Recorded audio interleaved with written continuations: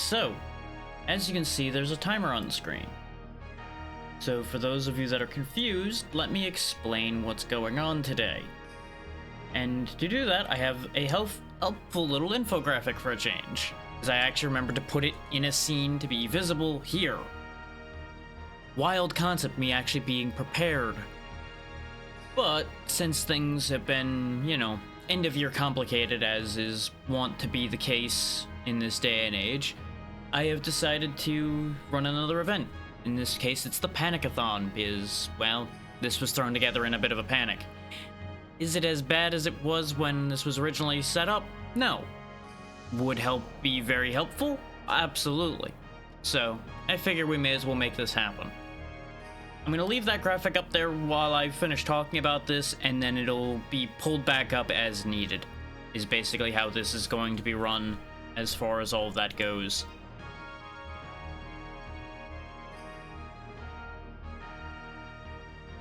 Now, it is worth noting, obviously, that I didn't have any huge plans for this.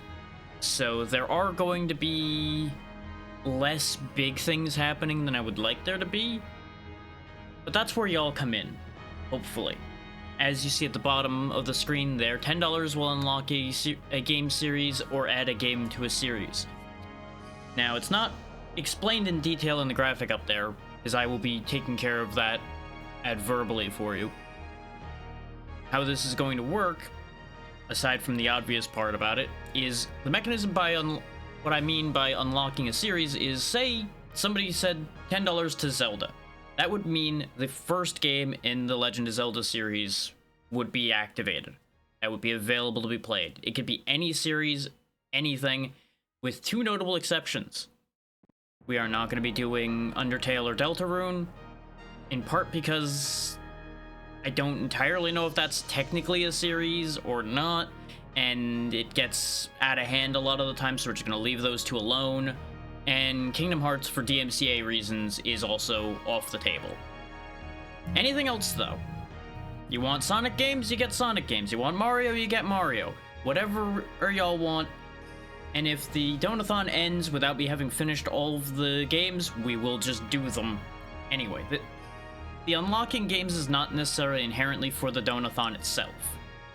That is just something to help you guys have something to put money towards, because I want to make sure you guys get something for every bit of money you give me.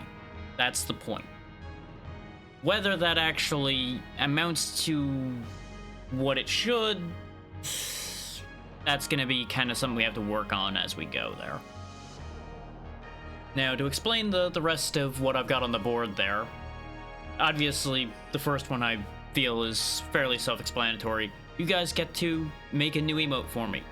You tell me what it'll be, and I'll make it. And that's exactly how that'll work. Wheel of Pain is something interesting, and I'll show you guys what the Wheel of Pain is quickly here. Except it's capturing the wrong window now. Thanks, OBS. Why are you capturing that window now? Is it because that's the active tab? Here, let me do a thing right quick to fix this, because apparently OBS wants to be a pain in my butt. Nope, still capturing the wrong thing.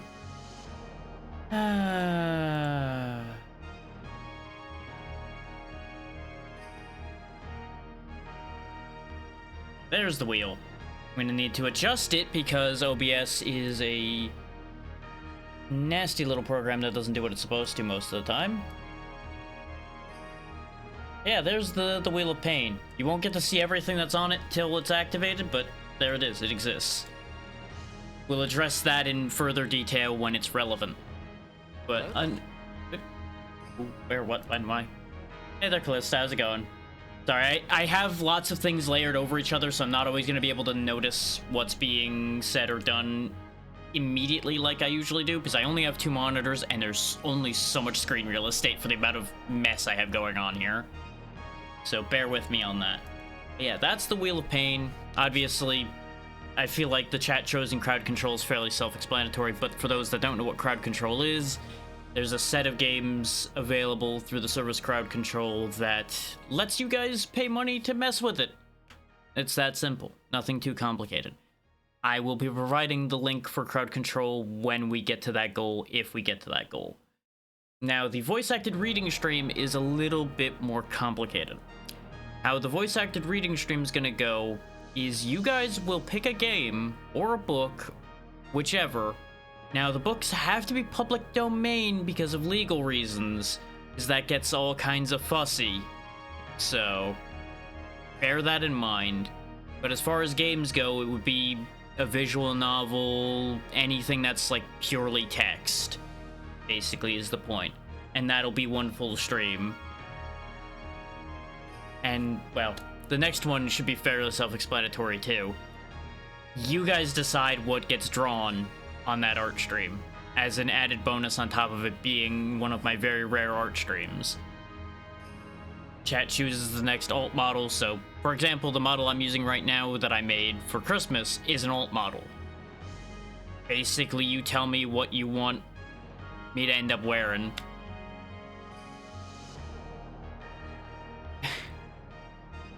I appreciate that, Callista, thank you. And of course, game giveaway is pretty clear, and a 12-hour stream is pretty obvious. I don't think I need to explain those.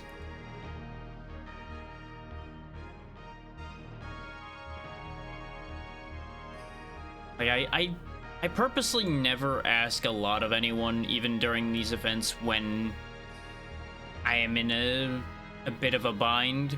Because I don't want to put people out on anything. So anything that happens and anything that's done is greatly appreciated.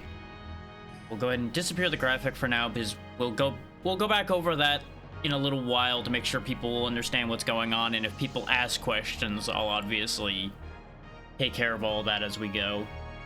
But it will be, for the most part, just business as usual here. Let me actually hop into the Discord for the open call I promised. And I'll just sit there muted until people appear.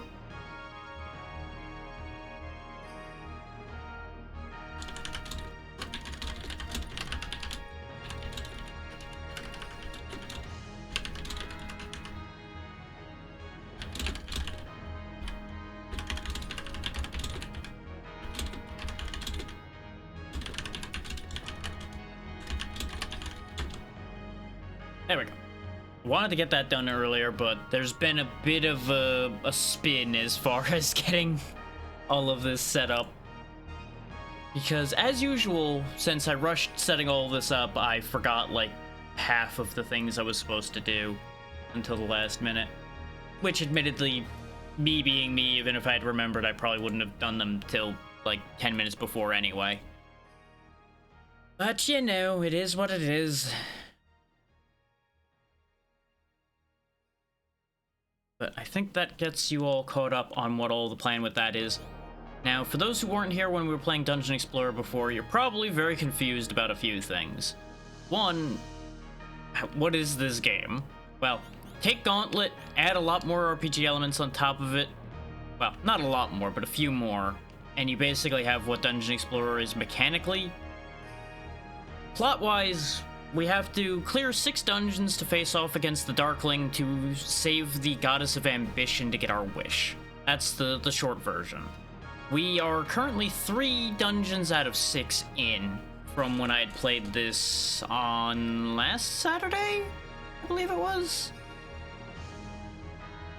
We are playing as the mage out of the pile of characters by virtue of just a handful of decisions made along the way, basically.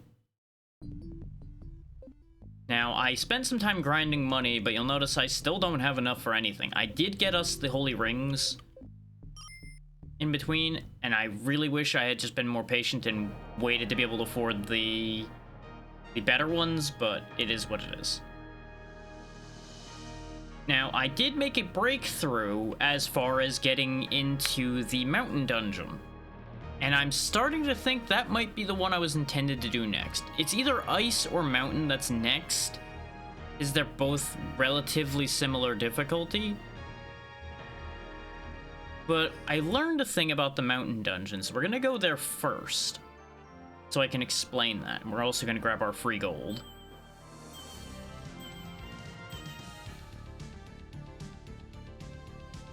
Now, if we head on down here to this bridge over here on the right, bottom right specifically, we got some work to do to clear our way through here, which will be good for experience.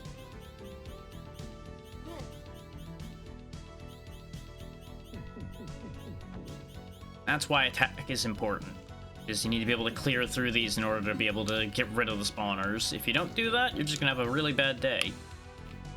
And I guess technically some of the faster characters probably could just rush through and avoid the spawners, but that's a whole other plan, really. And of course the ninja with invisibility could also just sprint through and not be targeted. Actually, no, I think we missed a spawner, didn't I? Nope, I did get that one. I just wasted health. Look at me go. Off to a fantastic start.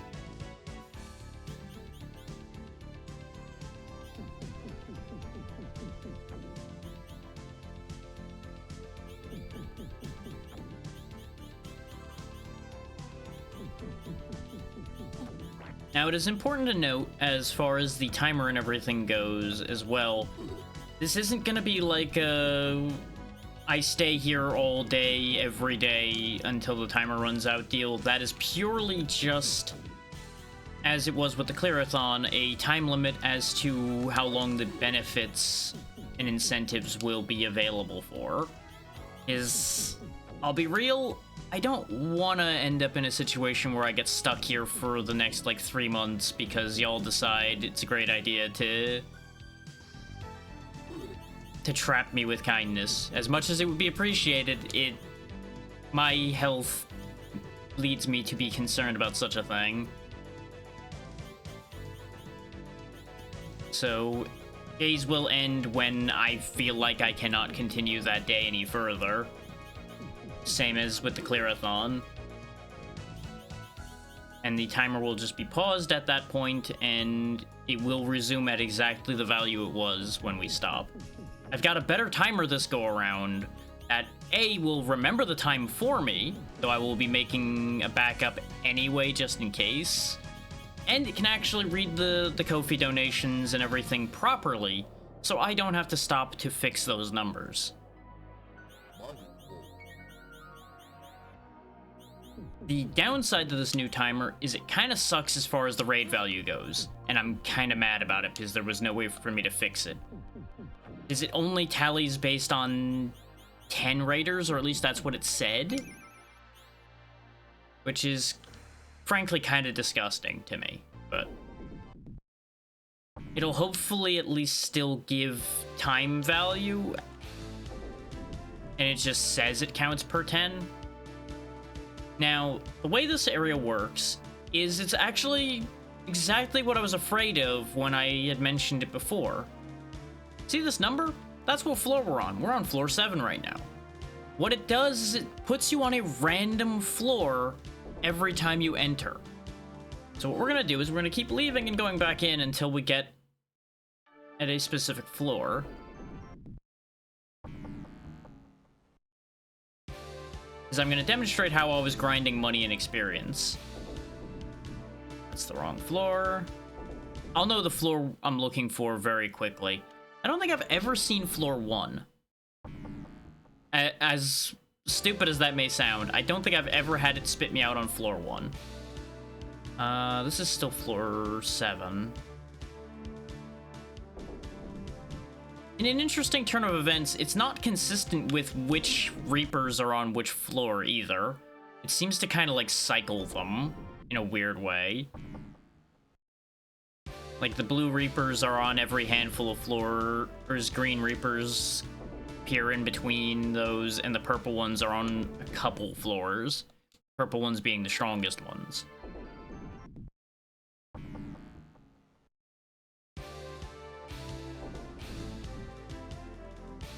There's the purple Reapers right there. They're real bad for your health.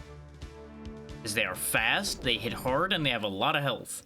They're still going to be an issue even at this point. And I keep getting different music when I come in here, so I think the different music is a clue. Yeah, because we've got a different floor here. This is, I believe, floor... No, this I think is floor 2. I think this is floor 2. This is either 2 or 4.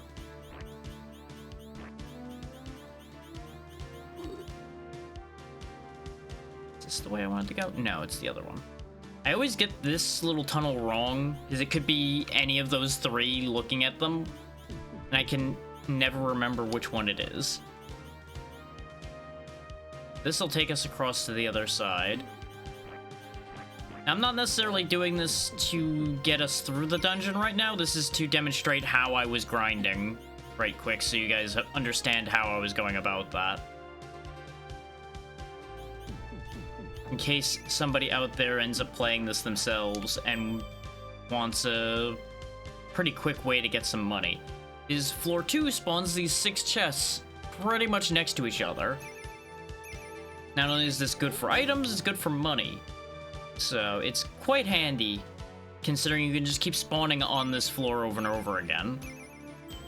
Now, admittedly, if you end up on floor 4, you could probably just find your way up to this floor. Okay, we got a defense increase. Not what I was hoping for. I was really hoping for a power glove. I went down the wrong tunnel again.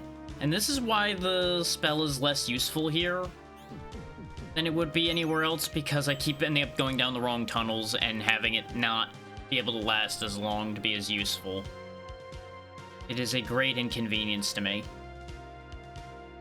Let's try to actually make headway through here. Oh yeah, the other upsetting thing about this place is so many of the rocks shoot at you. And there's hidden paths. Or semi-hidden paths.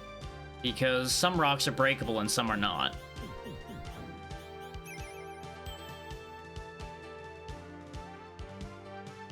Now, in order to get to the up staircase, we actually need to go over here. Is past the number 2. Which I can't believe I didn't notice the numbers when we were here toward the end of the last Dungeon Explorer stream we did. But I think we just never happened to be in the part of the room where the number was. So I would actually be able to see that. There we go, level 48. Fun fact, by the way, I made it to level 50 and died. And I had like 6,000 gold at said time when I died. It was so sad.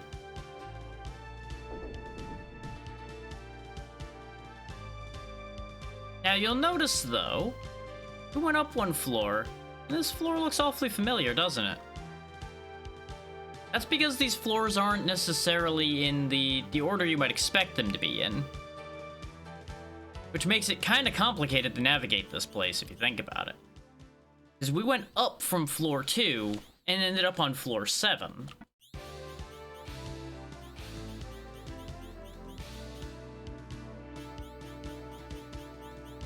Now, I'll be honest, I don't know if there is actually a rhyme or reason to it. I assume there is.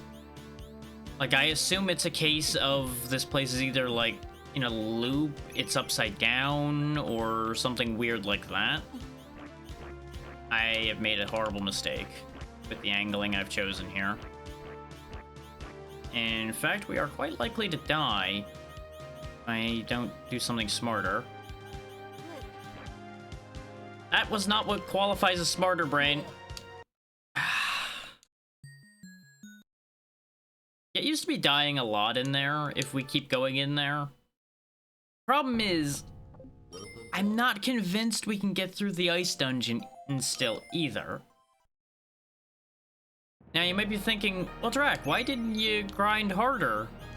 Grinding is not exactly efficient right now, as I realized in a very unfortunate way that there is no very effective way to grind at the moment, because the only dungeons we have access to are the 3 I'm having trouble with. So the only way to grind is going partially into any of those dungeons and just doing the best you can, which is why we at least have what I do have.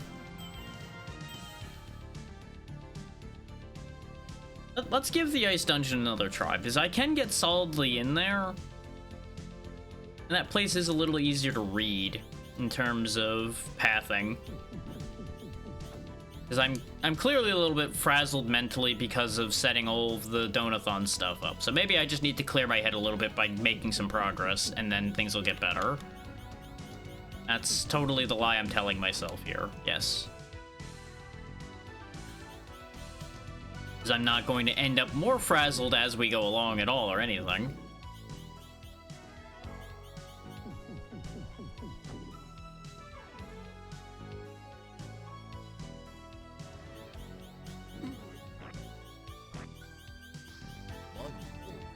I shouldn't have needed to cast that, but reflexively, once enemies started getting close, I'm like, nope, set them on fire, burn it all, burn it to the ground.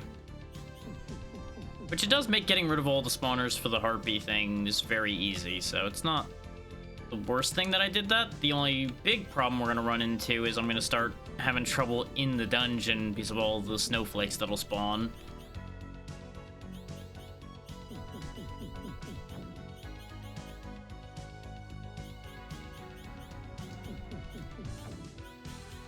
And I looked back over the statistics, and I really have set myself up for failure a little bit here, I think. By the power of hindsight. Because, I, for some reason, thought that the mage capped out higher than he does in other stats. He actually caps out at 16 for attack and defense, not 18 like most everybody else does. And his biggest thing is he has 20 intelligence, which that's good for his spells, but that's only good if you have spells to cast. So we are kind of RNG reliant, is kind of what I'm getting at there. Because we need spells to pop out of the chests.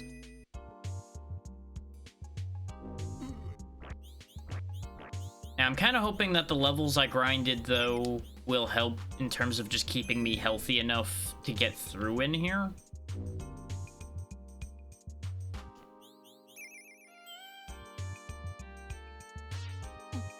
Wrong end. Okay, at least we got a heal potion. That will actually go a long way toward making this way more viable to get through. And an extra spell will be a huge help as well. Remember, of course, that we can only carry 9 of those. So we kind of have a guaranteed limiter as to our power as well. Which is not the worst limiter to have, but it's not great. After all, this spell is very useful considering I can just do this and not have to worry about the enemies that we'll be opening access to.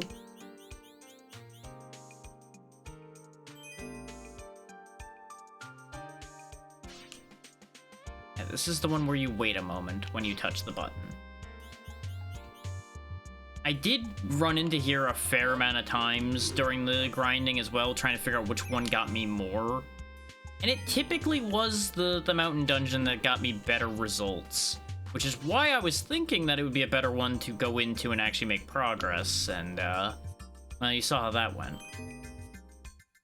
This is still regular snowflakes, I think. Let's try to save our other 2 casts for the green snowflakes that'll be coming up soon.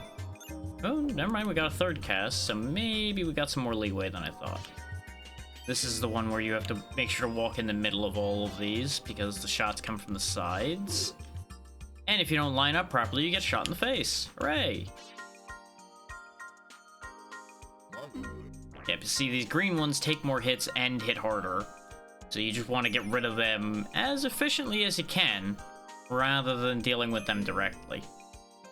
Or you're just gonna have a bad day.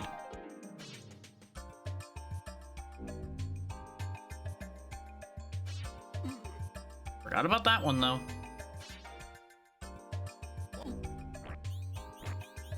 That heal potion's gonna really come in clutch soon. Though bear in mind, we're also, like, pretty low on food now, which is a big concern. Because once you run out of food, your health starts draining. And all the healing in the world ain't gonna save you from that. So we may end up having to bail out of here without completing it. Which, honestly, I suspect no matter which dungeon I go to, that's still gonna end up happening a few times.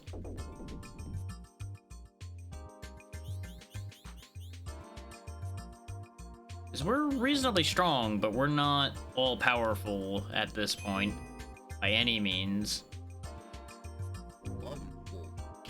This is the other thing I wanted to save spells for, was dealing with the ogre pile.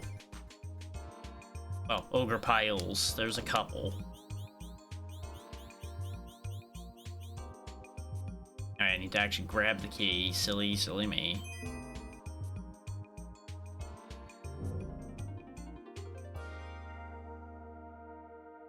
Ah, there's the one that's active. So this one's also active, isn't it? It just got itself stuck.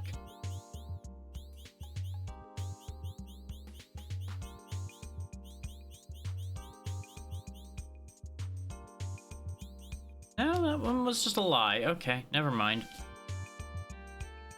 Oh, I did not want to be standing here for this. Well, too late. We're dealing with it from here. It doesn't last long enough to drain the whole spell, which is kind of handy. There we go. That's where the head was. This one's not the one that gives you the lock to activate, though. This is the other one. This is the one you need to activate. Get back here, you. I did not mean to activate it like that, though. I was busy chasing it, so I ended up activating it immediately, which is not what you want. You don't want that at all.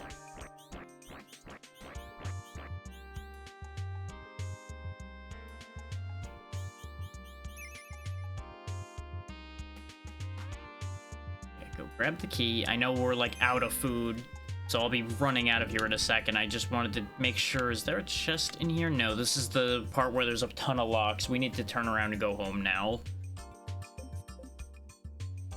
Because that's the big weakness here, it seems, is if you don't get any food chests along the way, you just run out of food very easily in here. Food and health, usually. We're gonna end up taking some food damage on the way out of here, I think. Just because I cut it a little too close. So we might actually die, which will be of great inconvenience to me. We don't have too far to go, though, so it shouldn't be the hugest issue. Yeah, because we're already back on the first floor. This place is long, but the parts we're going to be getting to, for the most part, aside from the run where we actually start making real headway and actually, like, get through it, probably aren't going to be that deep. But as you can see, the hunger damage isn't the biggest issue, now that we have a decent amount of health. When we were still, like, in 100 health or so, it was an issue. Because that would be 100 seconds. That's not exactly long. Also, could have swore we cleaned all these out, so why are there spawners back again? I know we went through this exact scenario before with this area.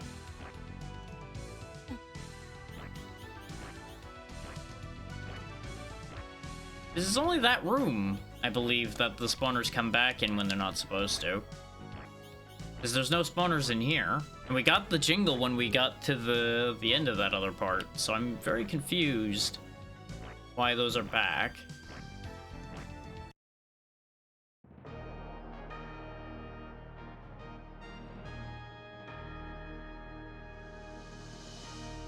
Let's go ahead and save the levels we've gained and everything.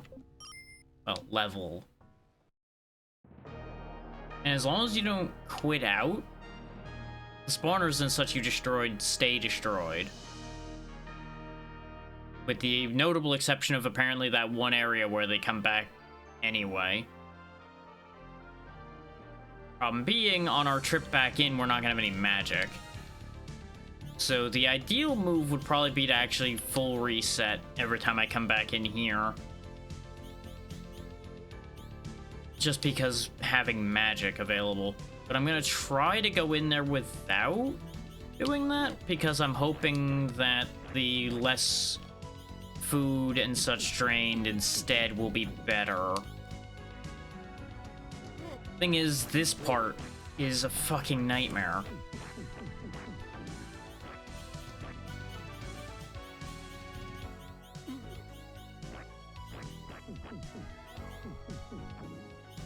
Like, we end up losing a lot of health and food just in this room alone because of how clogged with enemies it gets immediately.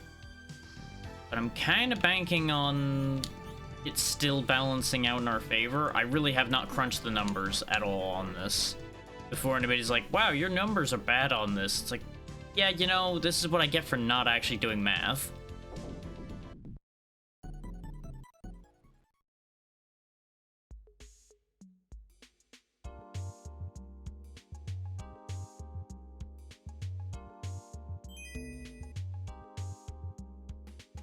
Let's see.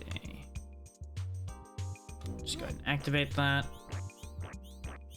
Ow, ow, ow, ow, ow. This is why you use magic to deal with these problems. Like, the mage is no slouch in combat necessarily, but the sheer volume of enemies is where it starts to become a problem. Like, he only has a singular projectile, where the abilities of some of the others give them multi-shot, so there can be a drastic difference there sometimes. Okay, we got full health again, and we do have a cast of our spell back, so it's not the worst. The only problem is every time we have to use up one of our potential chests to get things we need, it's one less chest giving us money, which means our money doesn't go anywhere. So in terms of, like, grinding gear, you end up actually kind of stuck. And that was the problem I was running into when I was grinding the other dungeon as well. Because the other dungeon was giving, like, 75 gold a chest, which I think is the highest amount of gold any of the areas we have access to survivability-wise gives. I didn't actually crunch the numbers super hard on this dungeon just because I was getting so sick of seeing this place.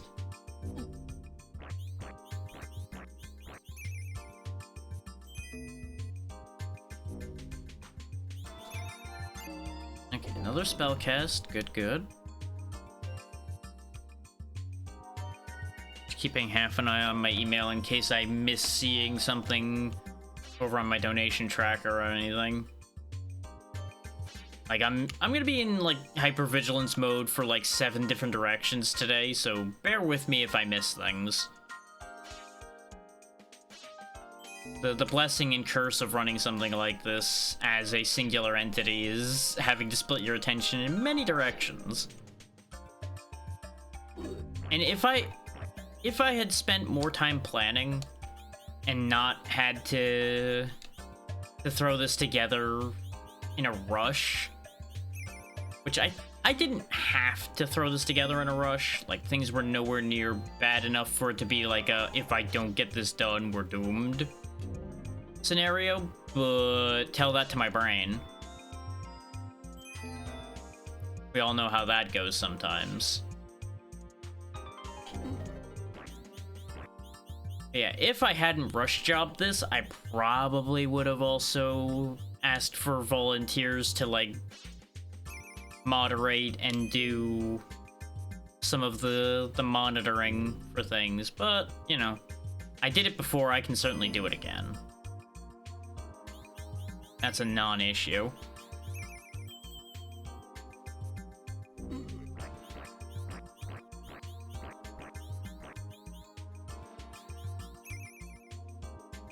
Grab the key. You can't open things without keys, you silly man. Good. Good. We're already almost out of food again, though, because remember, taking damage drains your food faster. Which is why we are, like, hemorrhaging food constantly. Hit the wrong button.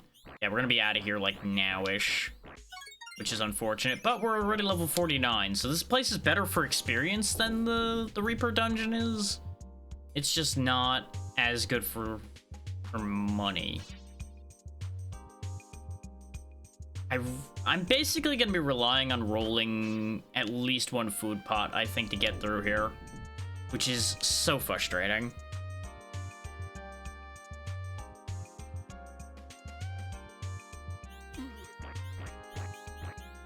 Oh, I think the snowflakes might drain extra food, too, because I just watched my food plummet when those things touched me.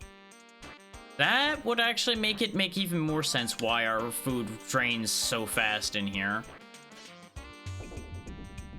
Because I knew Monster Contact drained food, but I did not even consider the fact that some monsters drain more food than others.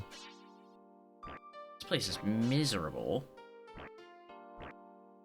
I knew I didn't like this place. Now I'm having more reasons not to like this place.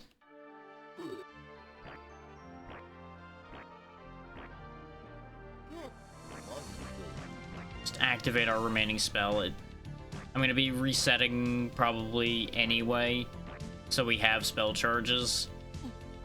This way, I just burn my way through here instead of having to fight my way through. And that very well might end up being the strategy we take, is we burn one spell charge to just plow through. Yep, it's the Panic-a-thon there, Natra. How you doing? Scrambled the event together, so it seemed a fitting name.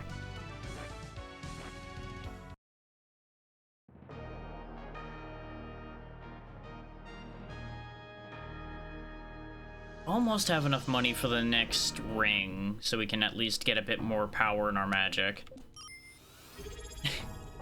Thank you for the subscription there, Natra. Much appreciated. That is the first one toward the tally. Just let me actually pull up the board so I can see it to check things. Yeah.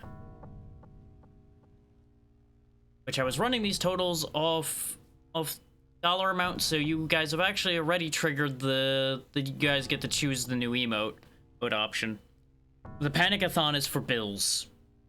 We're running tight on money at the end of the year here, so I'm trying to raise money to not be basically broke. That's the short version. So yeah, since a $5 donation and one subscription are the same, you guys get to tell me what you want the next emote to be. So let me know what you want there. Need be, I'll put up a form for that later, but feel free to start pitching ideas and I'll get a poll together later.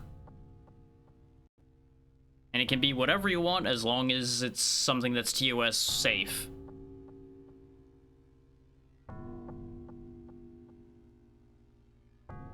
The next threshold is one more subscription away, and that will get you the Wheel of Pain.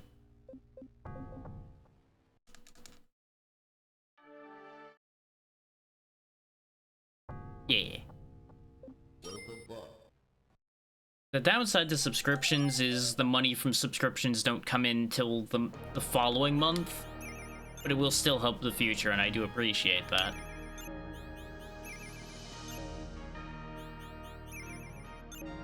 Because, you know, Twitch is Twitch. They will not pay you out immediately. Oh! I did not see that till now. Thank you for the huge donation there, Natra. This is why I was worried about the thresholds for the Panic-a-thon here. Well then.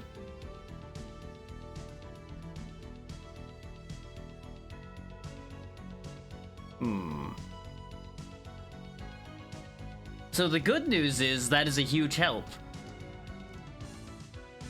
No, I didn't. Let me just pop it on screen and you'll understand why there's suddenly a problem with how I've done this. Because you'll notice the highest one was 100. So you've already hit the highest one I put on the board because I shot low this time. And boy, did I make a mistake shooting low.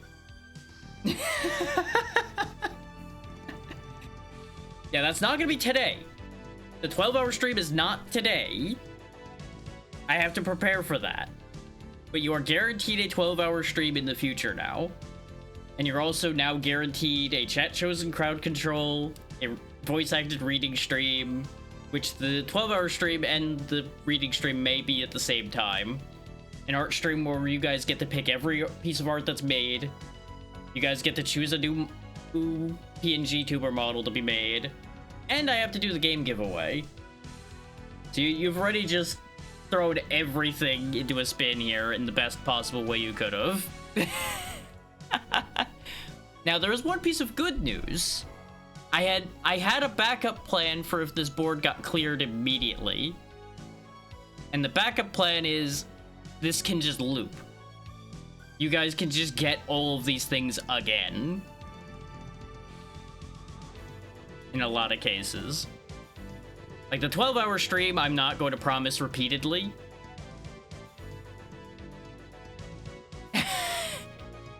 I can relate on that one there, Natra. I do very much appreciate that you chose to drop some of your Christmas bonus here. That will make a massive difference.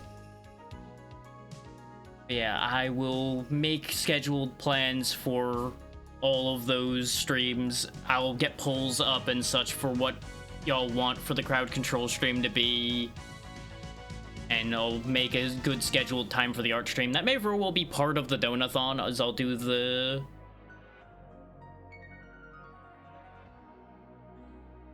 art stream during that. And did you want to unlock any games to be played there, Natra?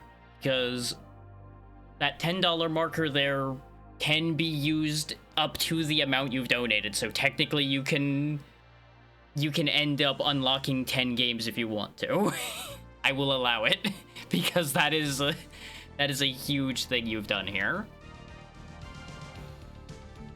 And they don't have to all be in the same series either. You could just pick like 10 separate games. They just have to be parts of series. No individuals that are solo games.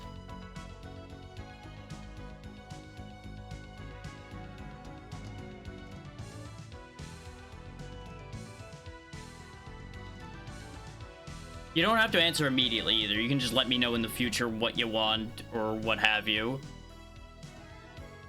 And you could forego the choice if you wish. But I'm just saying you have options. And this way you get everything out of what you've given money for you possibly can get. Yeah. You know, I never said I was gonna be the only one panicking.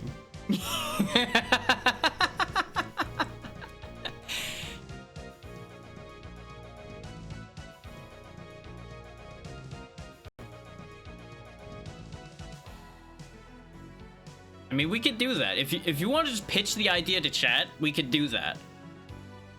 I'm down for the idea of chat getting to pick the games for that.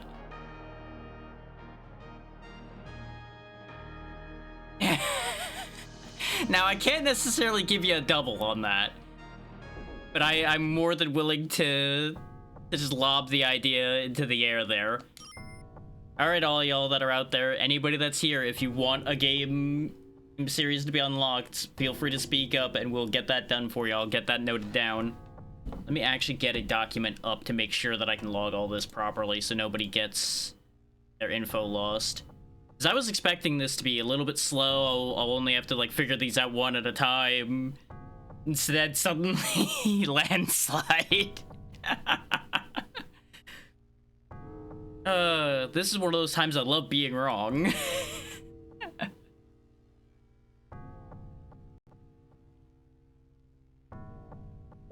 me go ahead and just reset the game right quick to get our spells back.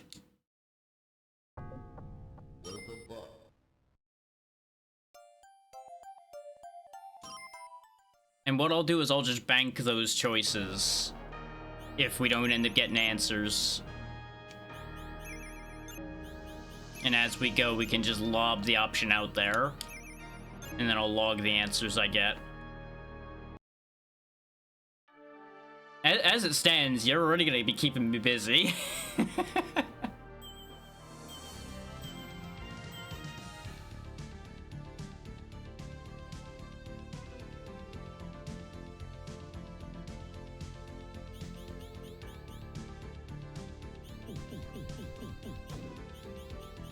Yeah, the one big mistake I made setting all this up is I did not assign a sound to Ko-fi donations because I did not figure out how to set up a sound for it.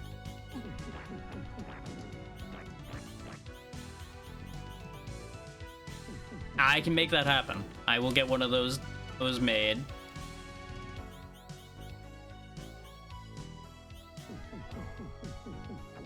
You got it.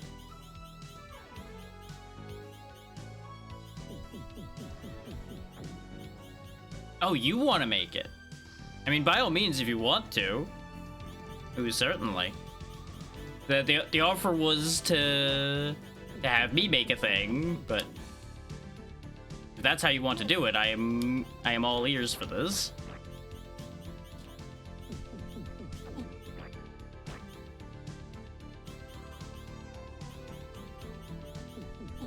It feels a little strange to have you give me money and then you make a thing.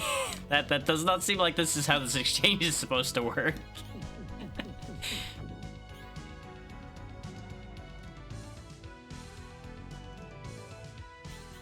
You know, we all do things a little odd around here. I respect it.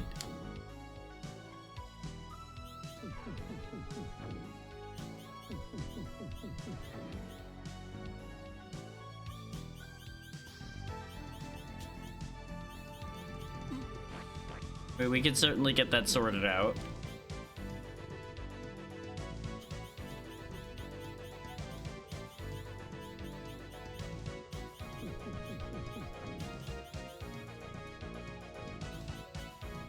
I gotta say, you do good work, though. I didn't realize you made those yourself.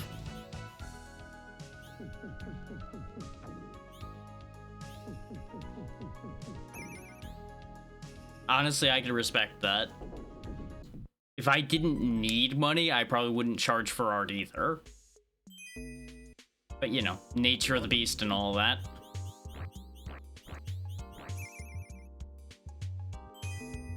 I have honestly been so much happier when I make gift art and such instead of necessarily commissioned work.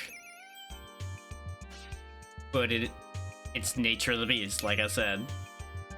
Freelance life is you gotta do things for money you may not necessarily intend to do for money.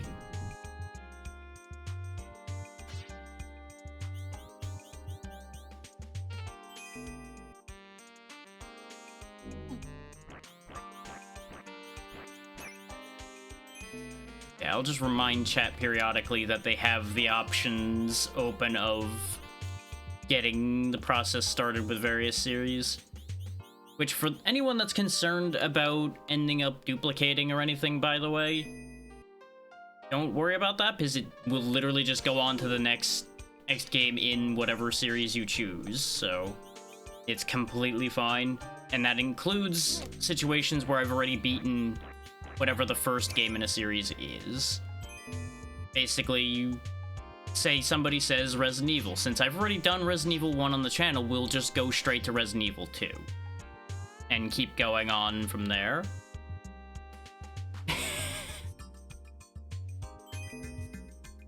you just get that inspiration bug in your brain and it's just like, yes, I must do this. I know exactly how that feels.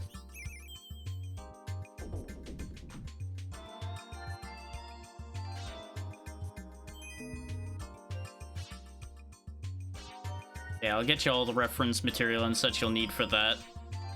At here soon. Yeah, I know the feeling with that problem too, and let me tell you, it's not been as bad here with them as much. Because it's very easy to tell the pattern of speech that they have. Is they'll open with like the exact same things every time. So I just tend to nuke those from orbit on sight. And they've definitely just quieted down in general, I've noticed. In the past couple months. Not completely, of course, they do still appear. But yeah, it is a natural concern to have about trying to roll up an offer or anything.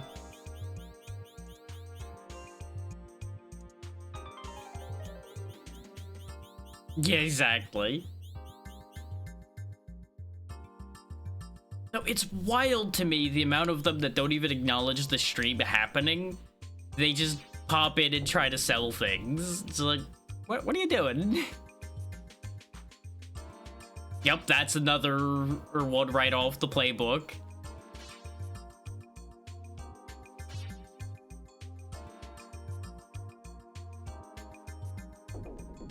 The other common one they do is the very generic "How are you doing today's?"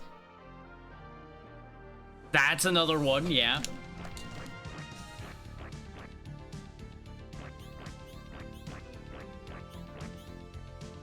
The most recent one is the "Hey, can we talk on Discord" one that I've noticed. And they'll just come out of nowhere with that. It's like, here, add me at this, and it's like, you do realize that no, that's not how that works.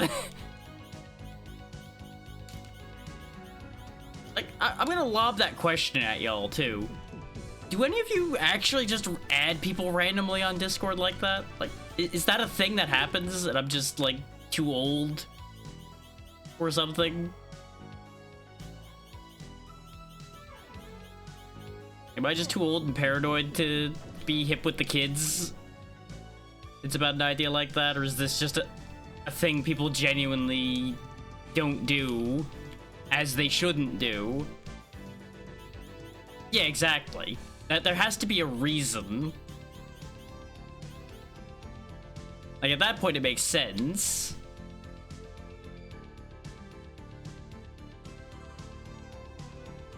Like, personally, I've had enough of a struggle convincing myself to ask people to add them on Discord to send them things that I literally made for them. It's like, oh hey, I made you this thing for a giveaway. I need to be able to send it to you.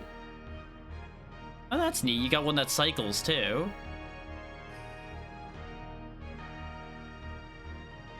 I swear a couple of those look familiar too.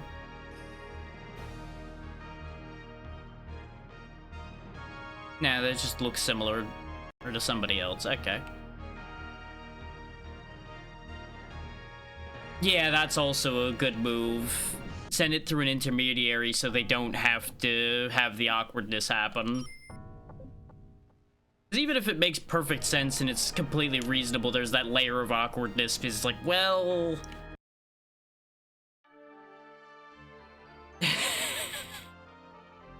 That is fascinating right there, what you've done.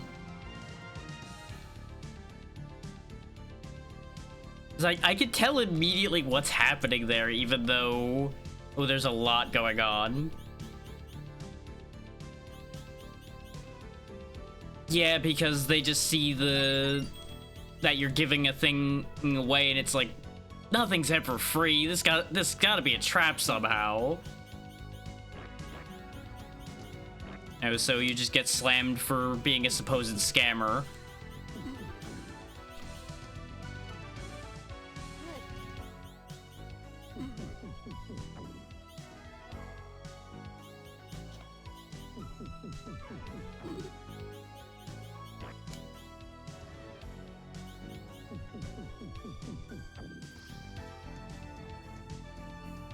Cut our way through here again. I forgot to restock our spells, but we also have less to fight through, so it's worth a try.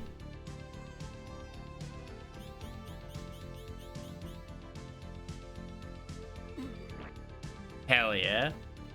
You're still gonna get credit anyway. I'm gonna, at the very minimum, give you the artist attribution for it, because you deserve it.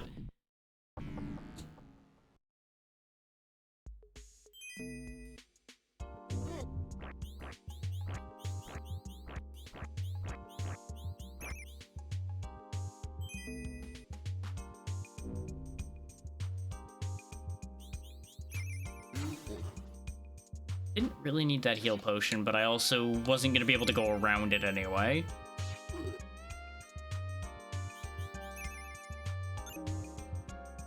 Oh, really? You know, you got a point there. You got a point there.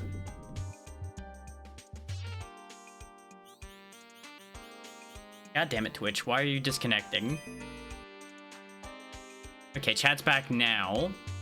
So it looked like the Firebot chat never disconnected, so I think we're fine either way.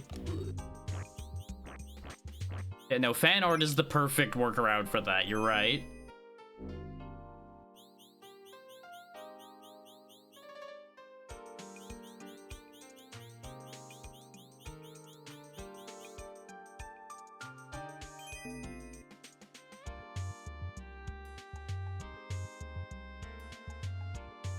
I agree completely. I feel like people have gotten too used to things being at a cost, or that there's some like hidden cost attached to it, because that's happened so much that people that are just genuinely making gifts and things like that end up getting painted with the same brush. Yeah, exactly. I've heard so many horror stories recently of people that set up giveaways and then try to push people into buying commissions via the giveaway, and it's like, no. That's not what a giveaway is for. A giveaway is for you to give a thing away, not to try to give them half-assed product and then try to make them pay to have you fix it. That's not how that works.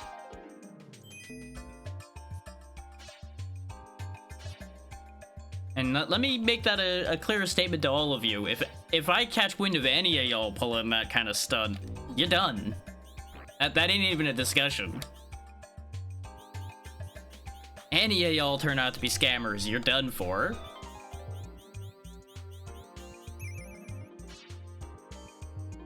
I have a zero tolerance for that kind of bullshit. That's how artists have such a bad name these days. Is in a lot of people's eyes. It's because of shit like that.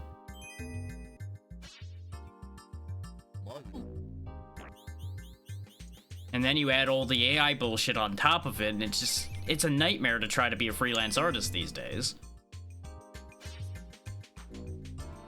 All because people can't have a good thing. They have to ruin the good thing somehow. Active amulet doesn't really help us here. I was hoping it was a fasting amulet to solve the hunger problem.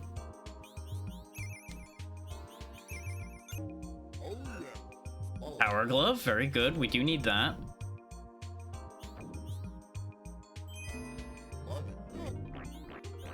Stepped a little too far forward again. Trying to be quick so the hunger doesn't get us. But I think it's gonna be too long before we get to the next chest. So I think we might still be SOL on that deal. The good news is we can afford for the next rings if I want them.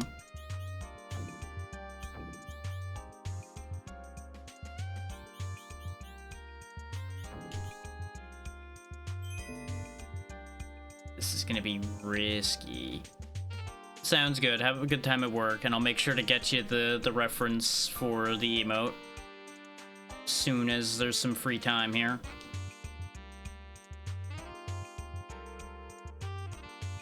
Yeah, no, we need to back out of here, otherwise I'm going to die to the giants I spawned there. Or, more accurately, I might survive them and then die on the way out, which would not help.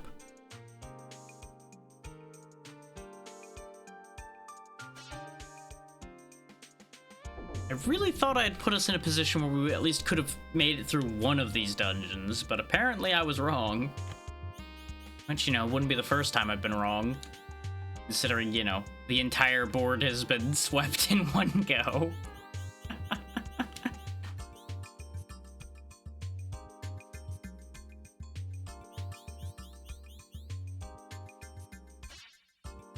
Oh, speaking of, since the Wheel of Pain has been activated, I should also mention how that works. The Wheel of Pain will now activate on every bit of money given. It could even be just a handful of bits and I'll count it.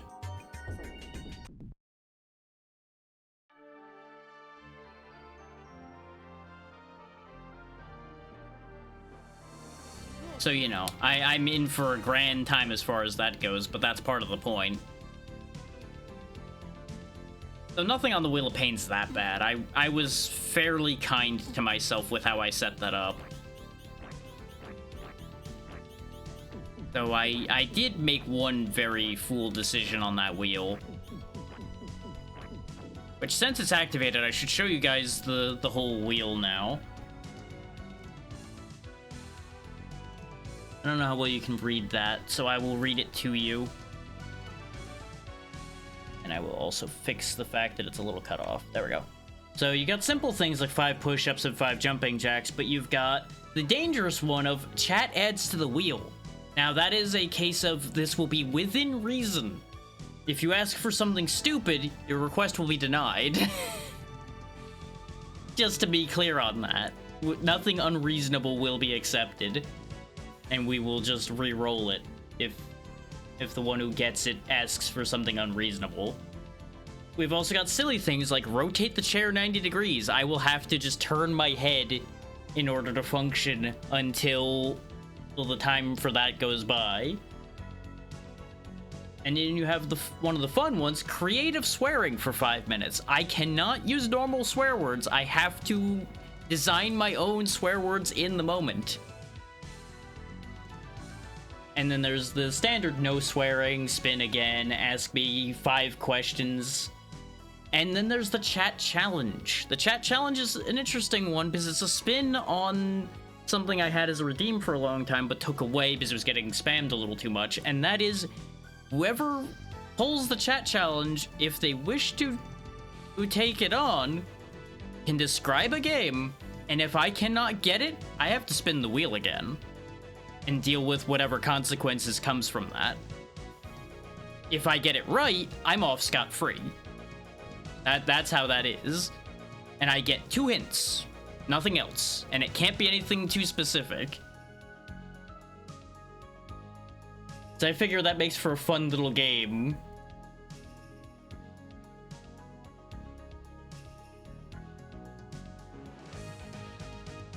So that's all that the Wheel of Pain has. And we'll see that in the future or not as it ends up turning out.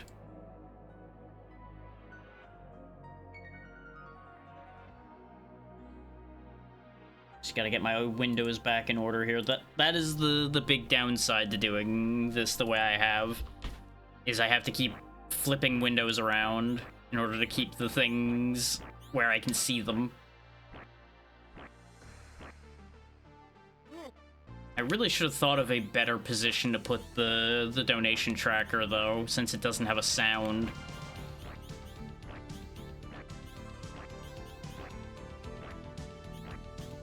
Because you would think I would have learned from last time.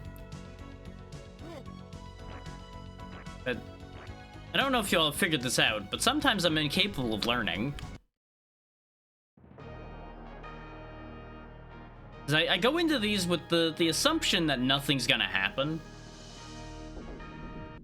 And I know that, arguably, that's a foolish assumption. And I say arguably because I never want to assume that y'all are gonna give me money.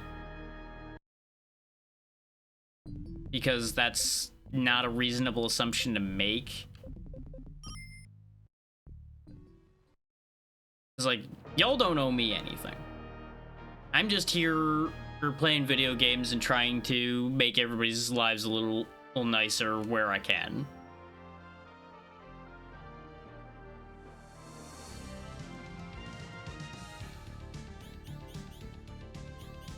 I did that thing again where I forgot to restock my spells. Oh well, we're already here. We got decently far when I didn't do it, so we'll just not do it again this time.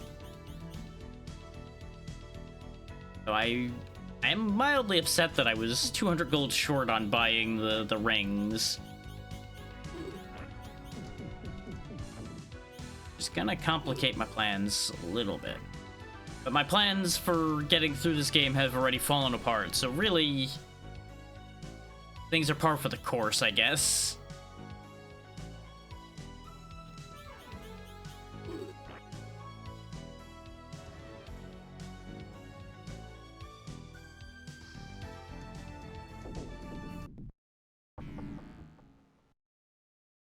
Yeah, no, the funniest thing about the board being filled immediately, by the way, is literally last night before I started that collab with Char and Nugs, I said to myself, I should double this.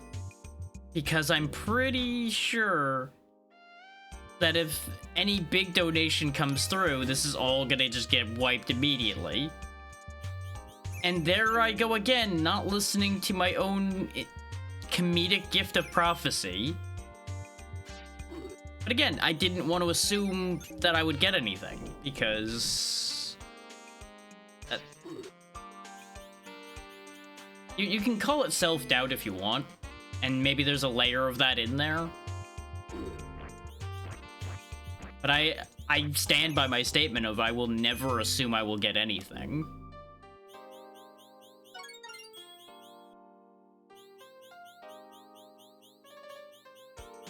Because, to my mind, that should never be a given. Like, is it reasonable to assume your community will be supportive? Absolutely. But I will never assume that that support will take the form of money. Especially not these days.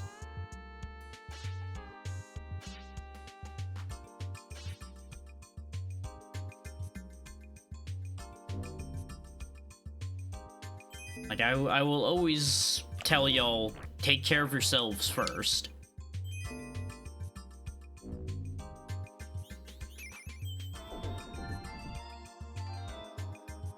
Now, that may sound on some levels hypocritical, because my business model as a streamer, because it kind of has to be, is predicated on y'all giving me money.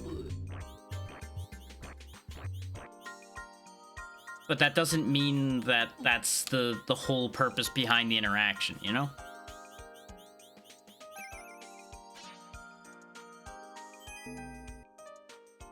I don't know. Maybe I'm not explaining myself properly on that. Maybe what I'm saying doesn't make sense.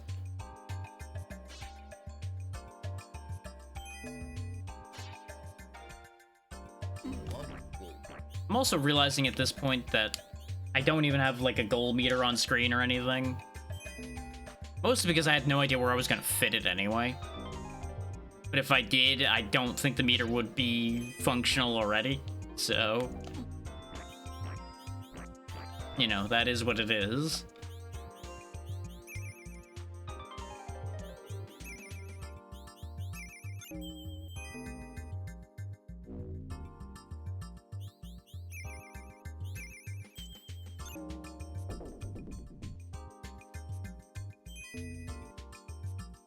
So while I'm running around in here, though, I'll lob this one to y'all. Whoever picks a game next, since you have those 10 free game choices thanks to Natra, whatever that one is, that'll be what we do tomorrow. Provided it's something doable. Like, if it's something that would be complicated to set up, might not necessarily end up immediately being tomorrow. But that would be a very unlikely scenario, because there's very few things I can't make something work within a few hours.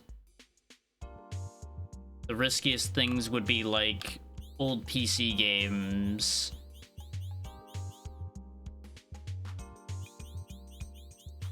And part of the reason why I'm doing the game series in release order, by the way, is to prevent ending up getting locked into a situation where somebody asks for a remake, or like they ask for something specific, like on the Switch or something, which would not be viable.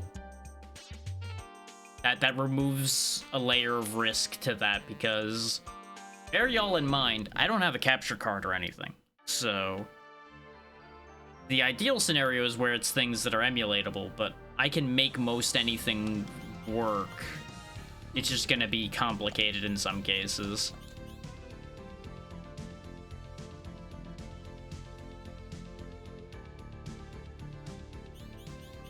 Like, if it has to be a different version of something to make it work, then that'll be what happens to fulfill what y'all want. And if it ends up being something that just cannot be done, for whatever reason it cannot be done, I will reach out to whoever's request it was and give them the option of picking a replacement. Which, on a similar note, if you want to offer a backup option when you put forth any option, that is also completely fine. For anybody that makes any choices.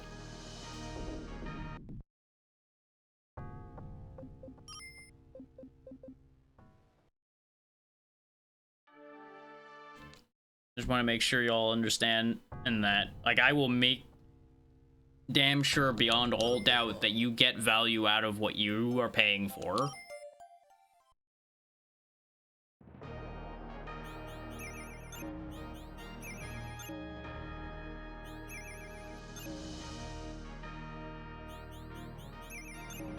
Like, there's very few things in this world that I will worry about more than making sure that I give back for anything I get. And maybe that's a silly thing, but it genuinely is a thing for me that I will always make sure to try to give back to anyone that does anything for me or gives me anything. I could get us 3 more intelligence, or I could save up for 4 more defense. The thing of it ends up being that is 3,200 more gold to get that. Whereas the ring upgrade would make our spell last longer and do more.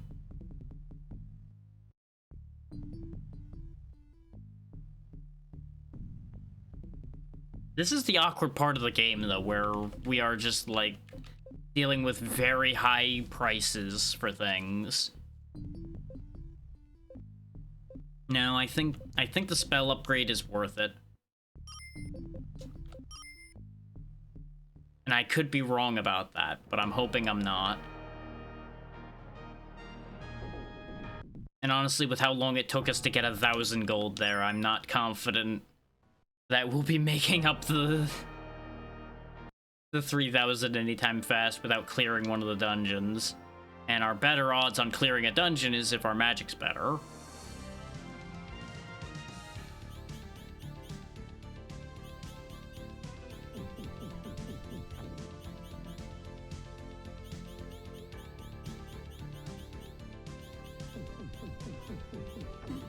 I think there is also a trick for getting items for free.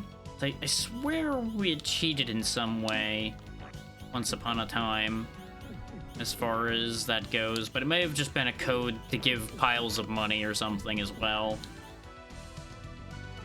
Genuinely don't remember. It's been so long. And that meter's definitely shrinking slower. Hasn't necessarily made the meter longer, it just makes the meter decrease slower. Still not necessarily enough to get through that room and clear all the spawners without running out of magic, though.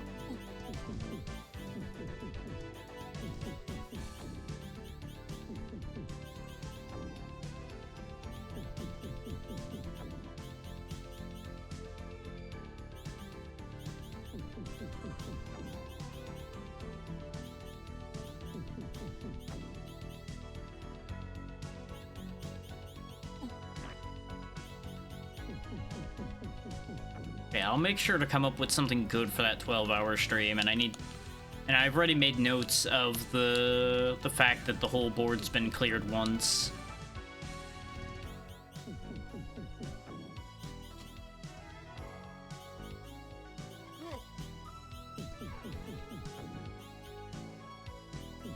And I'm already eyeing the fact that we have 15 hours on the board already, and I'm like, huh.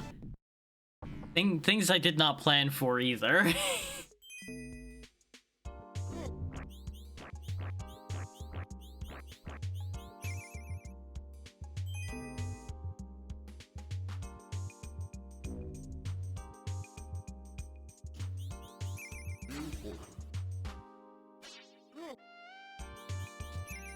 Which, as the days go, there may end up being adjustments made to accommodate the reality of the situation.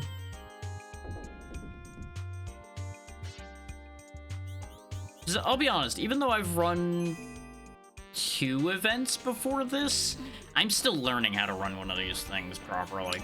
Just to be very upfront with all y'all. There's very much a lot of making this up as I go along happening here.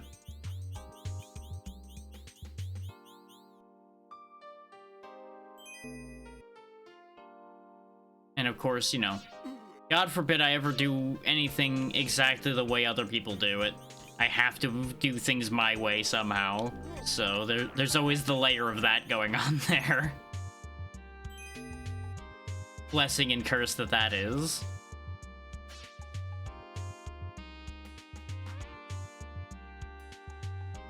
Oh yeah, it was in that room. It's like, it would 110% be simpler if I just, like, had you guys unlocking games in series individually, like, one at a time. I would just offer you a specific series. But no, me being the I love options guy, I'm just giving you all the options at once. Which is gonna make the tracking on it interesting, and, you know, anybody that has choice paralysis like I do also kind of gets a little bit thrown under the bus there, and I do feel bad about that part of it. Because, like, you know, people give you money and then you give them choice anxiety. It's like, yeah, no, that does make sense.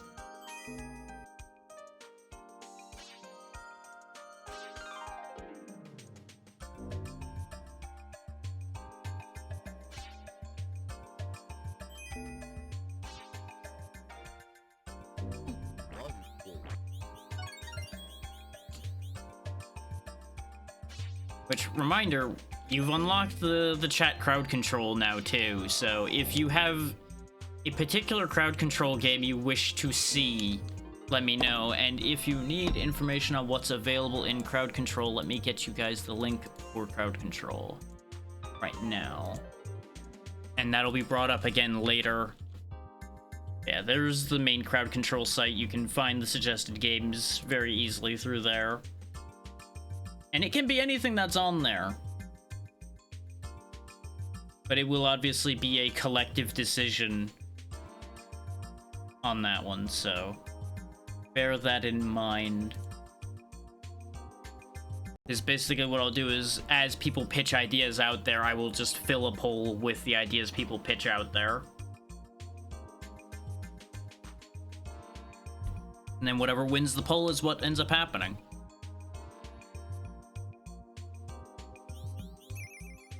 And I will say this as well. If, as a fun thing, if we end up hitting the chat chosen crowd control goal again before that poll gets completed, which that'll involve either $15 or 3 subs to reach that, I will let you guys have crowd control at some of the cheapest options I can make. Like, I will cut the cost down to, like, a coin for everything. Which, that will be a nightmare, but it'll be funny.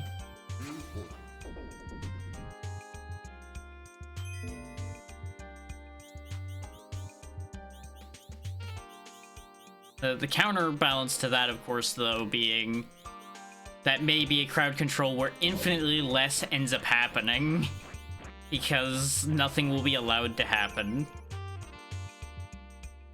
And I will be going into that knowing full well that will be the reality of it. But I just want to warn y'all about that being a concept right away. Like, hey, crowd control that cheap is gonna mean a lot of trolling happens. So don't bank on me getting anywhere in whatever game you pick if we end up with cheap crowd control.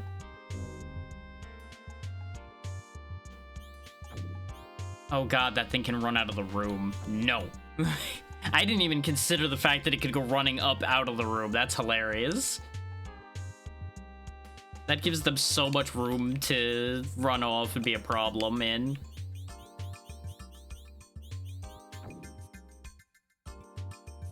Actually, this works great. This gives me a great idea. Give me the key. Now I hide in my little fortress, except they spawn on the key thing, so it's not perfect. But it does reduce the amount of them that get to attack me at once.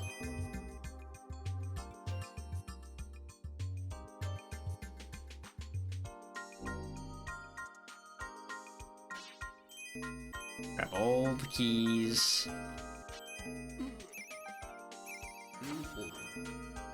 Yeah, I can't pick up all the keys at once, so we have to come back for one of them.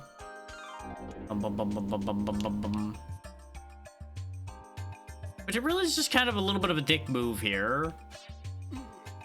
Do it this way, where you have to come back for one key.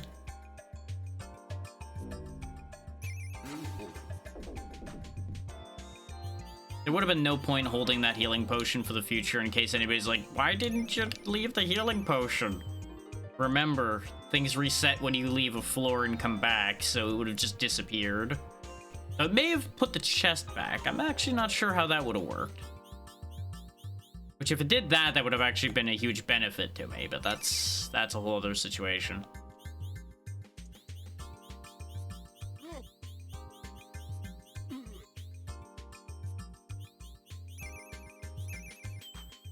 I wonder if those guys are always gonna drop gold. I would assume not, since they drop a chest, but we've seen only gold from them so far, I think. Which I don't mind, I need a lot of gold. But the amounts of drop up gold so far, not really doing much for me, you know? And of course, then you have the ones that are coming from the spawners, which I am assuming don't drop anything. Because it was always the last one in a batch that would drop something, and if they're coming from a spawner, kind of hard to have there be a last one in that scenario, you know? Ooh, camp pot. That'll be very handy. I'm gonna go ahead and willfully move forward, though, until I take some more damage before I use the pot. Not gonna take damage on purpose, obviously, but you know, we gotta push forward a little bit.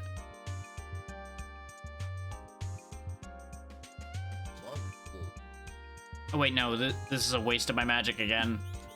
I remember making this mistake before. A lot of those aren't actually in range for us to even get to without going up and down some stairs, so I've scorned some of my magic. But look at how many of them there are. Like, it is so nasty in this part of the stage. Which is all the more reason to have reserved some of the healing power of the camp pot. Is the fact that we're gonna get beat up by these guys a bit.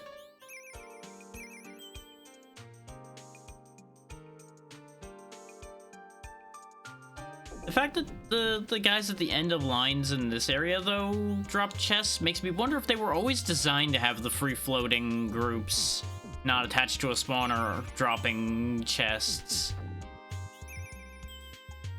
Because that would start to help make it make sense why you get so little gold from individual chests.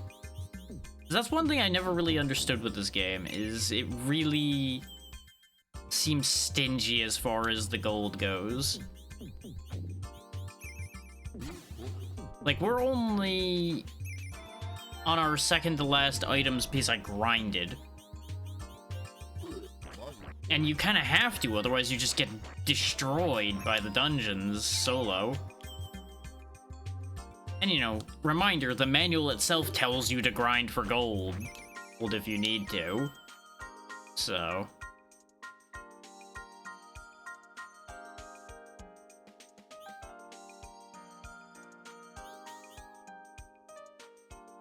that's a whole thing.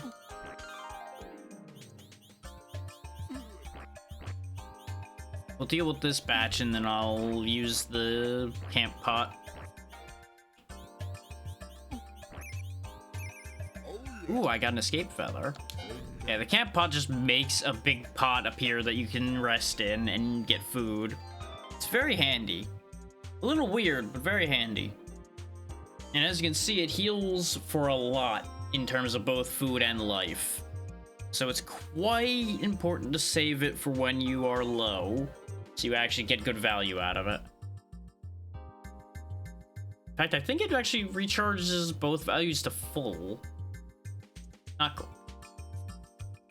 It was just short on the food, but that's still a lot of food and health. That's why camp pots are like the best item in the game. The only problem being, of course, you have to be able to place it somewhere and get in it. So, you know, it's not without its downsides. Wait, did I go back? I went back, didn't I? Sure did. It's a good thing I was paying attention as much as I do. Because I looked at the staircase near me after I popped out of the camp pot. I'm like, oh yeah, that's where I came from. And then immediately started wandering on my merry way. Docks. Oh, there's flickering. If you need to look away, y'all do so. If you've got any kind of light sensitivity or anything. I understand completely. It's not super bad, but it's not great.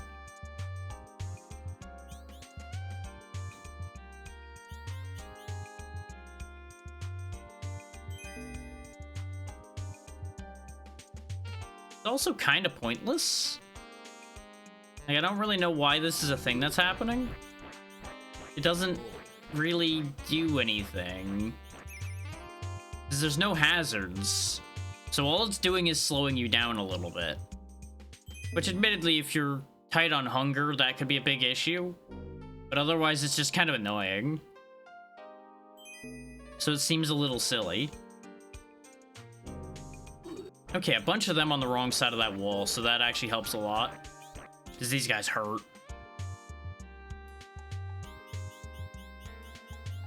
No good, they're not that smart either, so we can actually just snipe them around this corner. Very good. Like, if they didn't have items showing up, that would actually make this way harder. It'd be mean as hell, but it would be harder. Okay, we can see again, and we're back in this part. Okay, I know where we are now. We are getting a little low on health, though, so if it gets any worse, we might end up escape winging out of here. Oh, hey, it got worse, and I got slowed. Nice. Oh, yeah, there's a bunch of them. Get me out of here.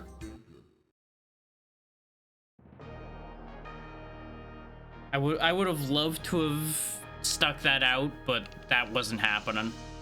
That is also such a shame, because we are now back to no spells, and we really didn't gain too much. Like, we gained some max hit points, but that's about it.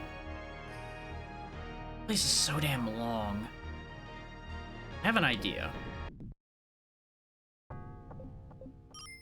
Since we gained a couple levels, and we gained stronger magic, it might be better to go back to the mountain.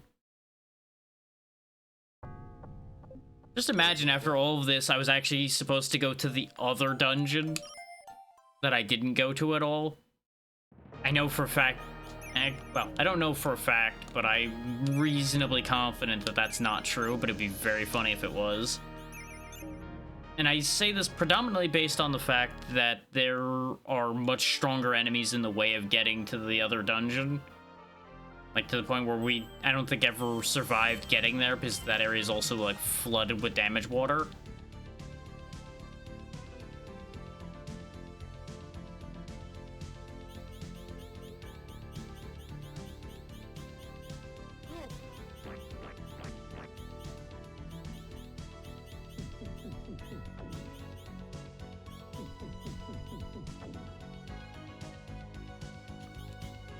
I'm gonna try to save all 4 casts of my spells, or at least 3 out of 4, to go into this dungeon. Because what we're gonna do is we're gonna try to actually go to one of the areas with the strongest Reapers, and see if we can just, like, push our way straight through that dungeon. Because I have to assume the areas with the strongest Reapers are where the boss exit's going to be.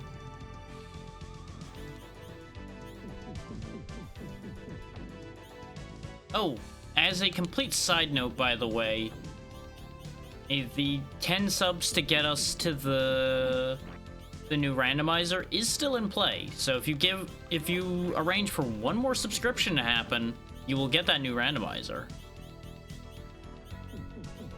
And I am willing to combine said new randomizer with the crowd control thing, since there are a few games in crowd control that have randomizers. Or that I have not done. So, consider that as an option.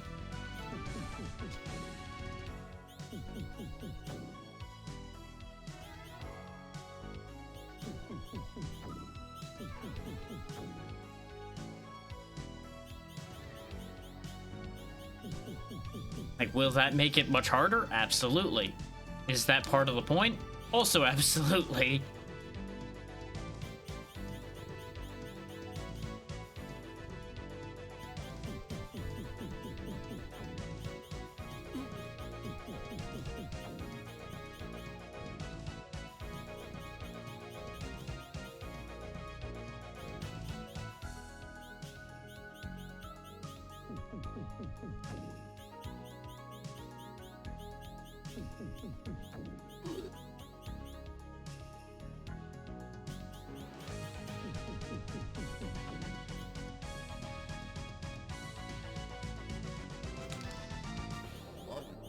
I reflexively cast that spell. I didn't intend to, so I only have 2 spell casts instead of 3. Well, 2's still better than usual, so I guess I'll take it.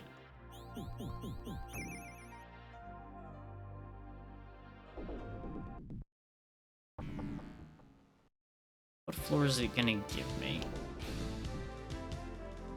Now, it put me on a relatively normal floor, so I guess we'll go through this floor and go from there instead.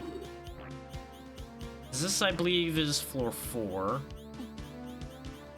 We already know what floors are near floor 2, so maybe this will lead to one of the ones that I would be thinking of.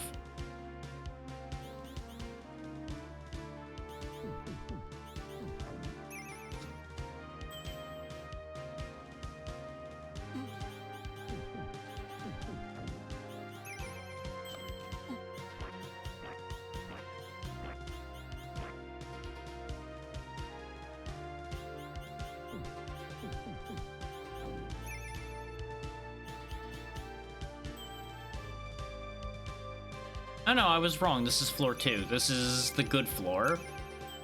How do I keep getting these backwards when I literally went on these floors so many times? You'd think I'd have this memorized at this point. Holy amulet. That's good for curing what ails you, but it's not going to help me right now because I have nothing that ails me. In-game, at least.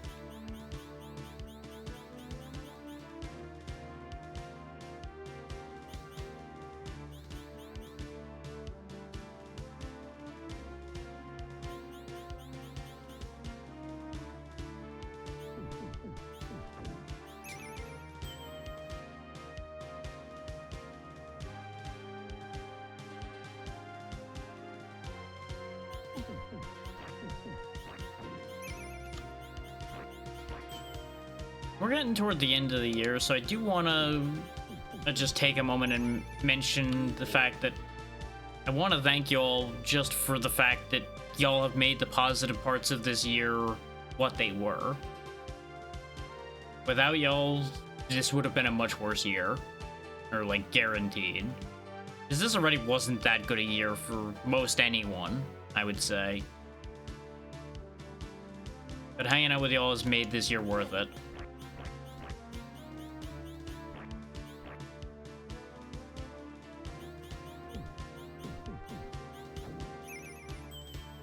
And I may not be the best at expressing such things, but the point still stands.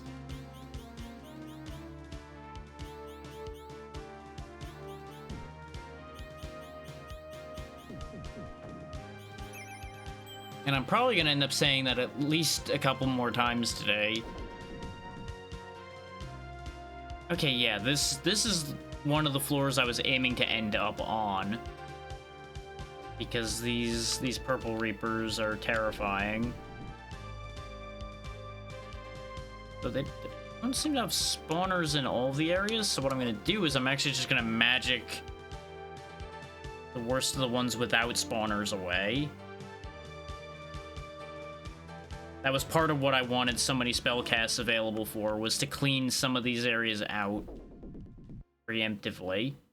Oh no, they did have a spawner here. I was wrong.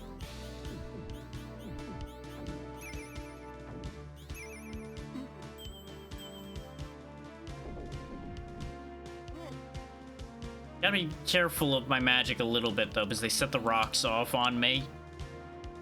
Which is not really what I want too much. There's a lot of teleporters here. How do you get to that chest? Okay, we did not get to the exit this way. Down here. That takes me here. Okay.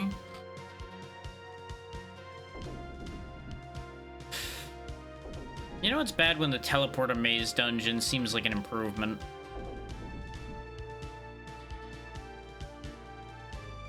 Oh, so going back is a bad idea. Because it'll spit you out in a portal that doesn't necessarily go back where you want it to. Okay. God damn it. It's a fast way to burn through all my food, isn't it? We did this already. No, we didn't. Okay, this is floor 5. See the sign for 5 right there. Even though 5 is more dangerous, there's infinitely less reward here. Oh no, this is 6.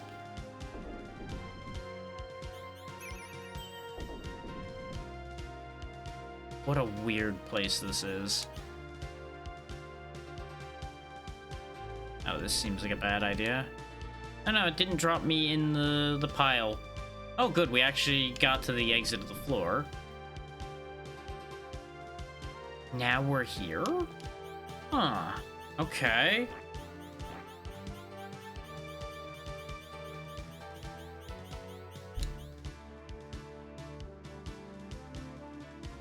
Now here's gonna be our biggest problem to try and actually get through here. And that is, not confident in getting back out without an escape wing at this point. Because in theory, all I have to do is get to each of the doors to the previous floor again. The problem with that being,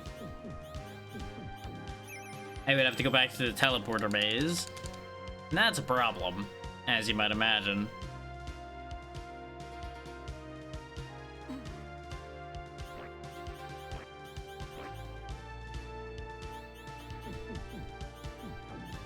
Unless they did a cheeky thing, which they might have. And we should check that, actually, before we commit too hard in here. Since we've made a lot of money. So I wonder if they've done what I think they've done. And most of you will probably figure out what I'm suspecting. If I go back through this, will it take me back to the entrance? No, it does actually connect. Now that's interesting. Does that mean there's 2 separate copies of each floor? Is it's either there's 2 copies of each floor, or there's 2 instances of these particular teleporters? It is not a one-way trip ordinarily.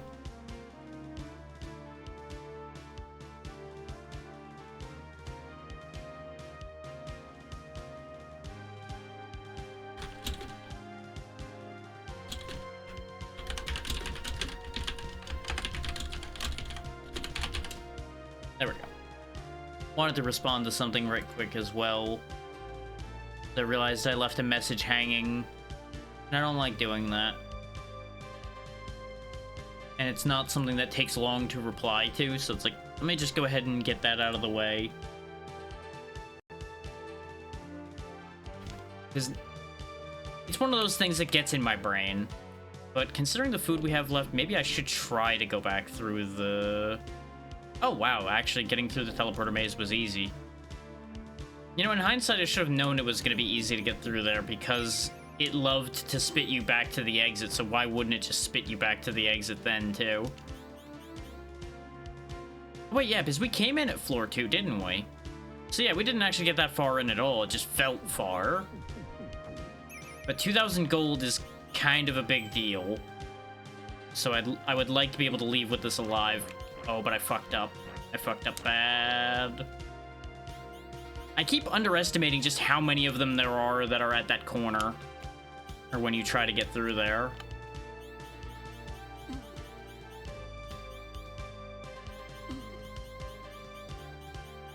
Really could use a healing item. Gold doesn't heal my wounds, it only heals my heart, except it doesn't even do that. We're in trouble. Oh wait, I have a heal potion. Okay, we're fine, we're fine.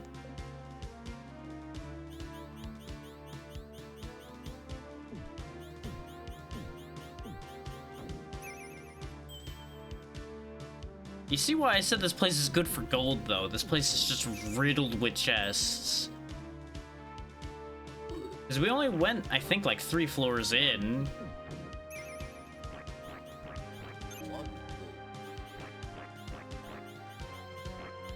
Of course, we're also clearing the whole place out. So, there is that. Big healing potion again. Okay. Might be worth doing a bit of money grinding before we leave here, then. Because we're too low on food for me to be comfortable trying to go through the whole place.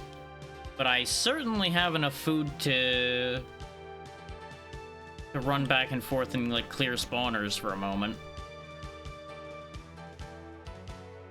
Except I did all the spawners on this floor already. So I'll have to leave and enter again. So that's fine.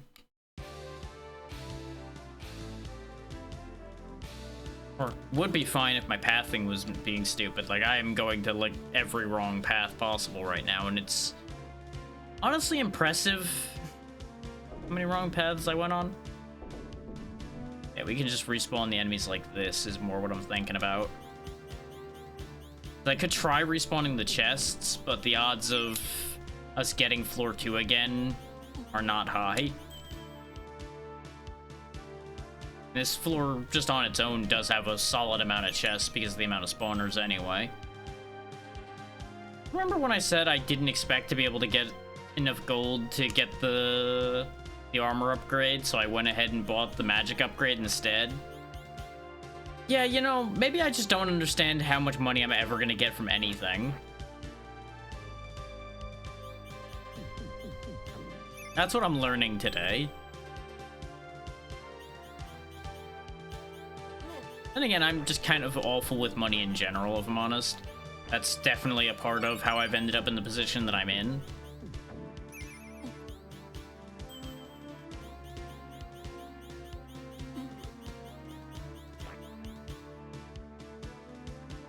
I really need to become better with money. And I'm getting better. I've gotten better in the past couple of years compared to where I was before. But I also was working much worse jobs that paid better. So, you know, the retail therapy loop kind of comes part and parcel with working shitty retail jobs.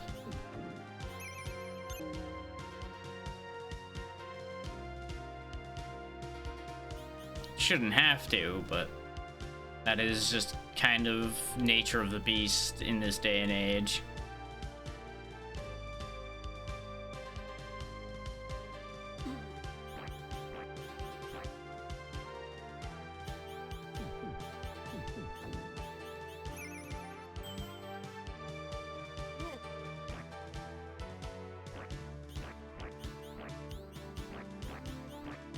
I am taking an unnecessary risk.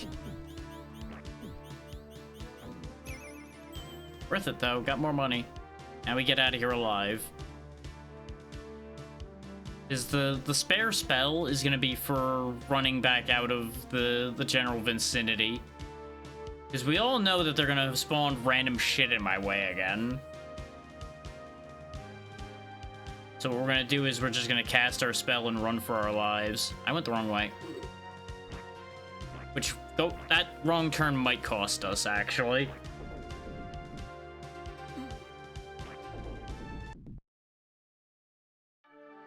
Since we are probably gonna take more damage getting out of here than we usually do getting out of the ice area. Not that I pressed the wrong button first. I ended up opening the inventory trying to go for my magic.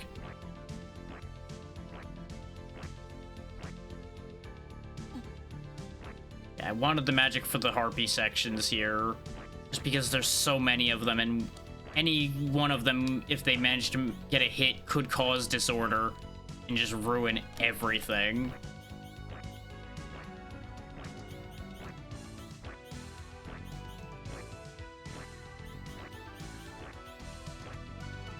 On a time limit here, kids. Get out the way.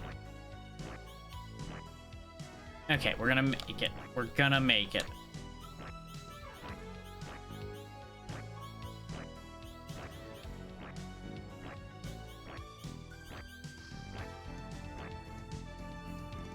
I'll definitely make it back before I run out of 30 ticks of health. Whew. That almost went horribly wrong. Worth it, though. Now you see how I was able to die in there so often, though, is you overextend just a little bit and you're suddenly SOL in there.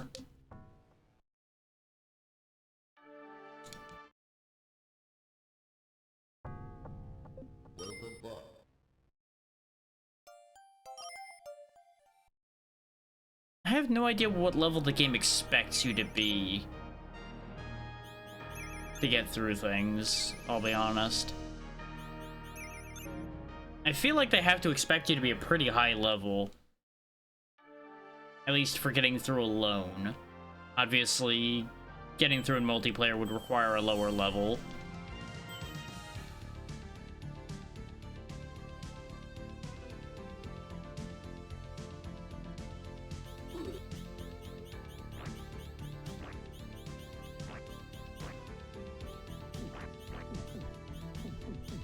I need to be more aggressive with how I start this, because when I was doing this before, I was aggressive with how I moved and I was able to lock off that one spawner quickly and keep things under control much faster.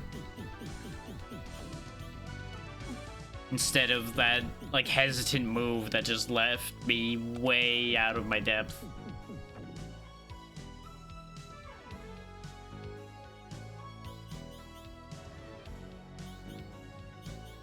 It's important when you're trying to block off a spawner or really do anything that requires a decisive move that you don't half measure it. If you are indecisive at a decisive moment, you will just end up wasting that opportunity. More often than not. A little caution goes a long way, don't get me wrong, but it has to be at the right times.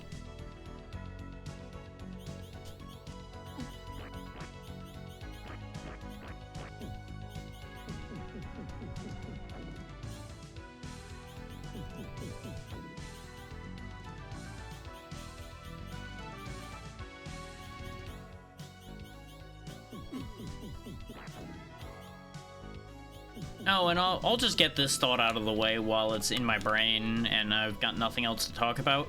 Don't expect me to have, like, any thoughts on the Game Awards or anything. I didn't watch it. I did see a couple people posting about some interesting things that came out of it, and that's about all I got out of it. Like, apparently, there's actually going to be a new Mega Man game, which is absurd. But I will withhold thought on that until it actually is a fully formed game that is out. Because, I'll be honest with ya, I don't remember being that impressed with, I think it was Mega Man 11? Was the last one that actually got made. So I don't know if that's gonna end up being happy overall anyway. Don't get me wrong, as a Mega Man fan, I'm happy to at least see them make another game, because it gives hope for the IP in general, as long as it doesn't flop. If it flops, then they'll obviously take that as a excuse to be like, nope, never making a Mega Man game again, ever. And then that's the end of that.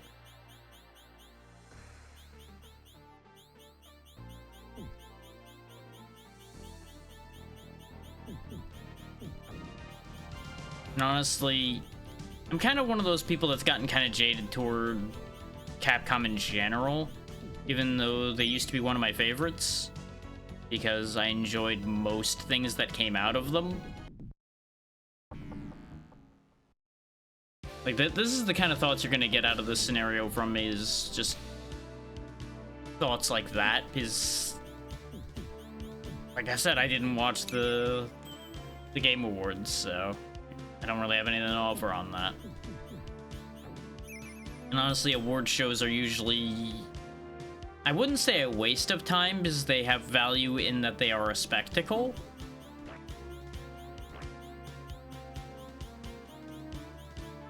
But I can't help but feel that award shows like that are kind of bullshit to begin with.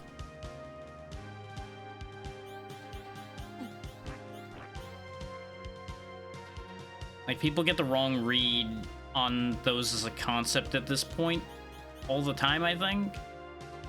And this goes for all of the various VTuber awards and things like that that have stirred shit up, and the Game Awards and everything related to any of those. And that is the fact that they are, at the end of the day, more popularity contest than measure of merit.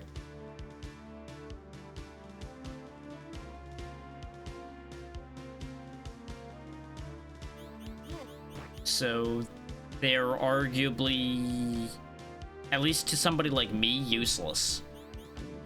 Because I couldn't give a fuck less if something's popular or someone is popular. Is the thing good at what it does? Is the person not a piece of shit and actually good at their job? Yes, then I'm down. I'm in. 10,000 people like this person, but they're a horrendous asshole? Well, that's a shame. They suck. Goodbye. Easy.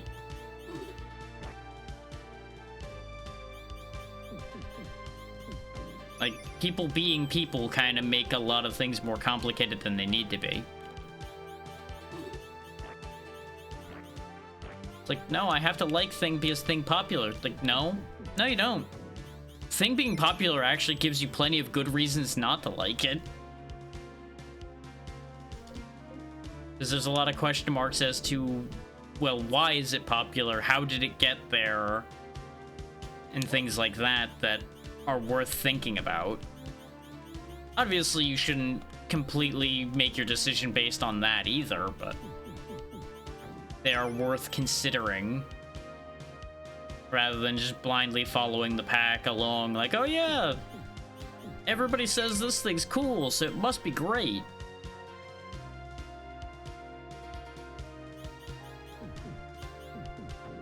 Now, admittedly, I do have to point out the flip side to that, too. Just because everybody says something's awful also doesn't mean it's awful. There are notable exceptions to that, where there are things that are just, they are correct, this is awful. Like, turns out the amount of people that agree murder's bad might actually be correct, you know? Maybe murder's a bad thing. But it's usually, like, more exceptional examples like that that I would say, like, yeah, you know, maybe the general populace is correct about that.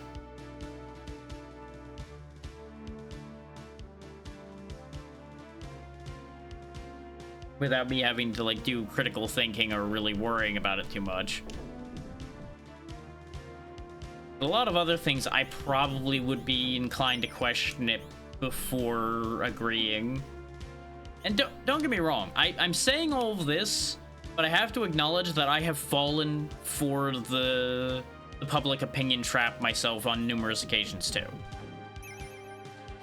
What I'm stating here is a statement of how I intend to approach things, not necessarily how I end up always approaching things.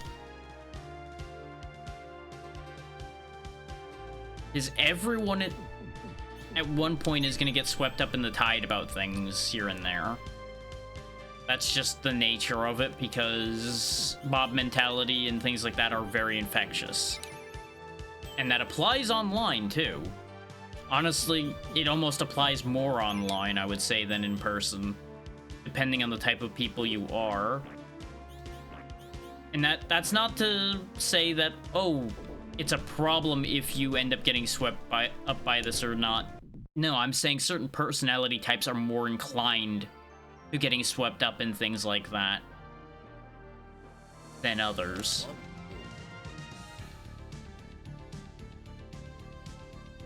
Like, that's just a psychological thing.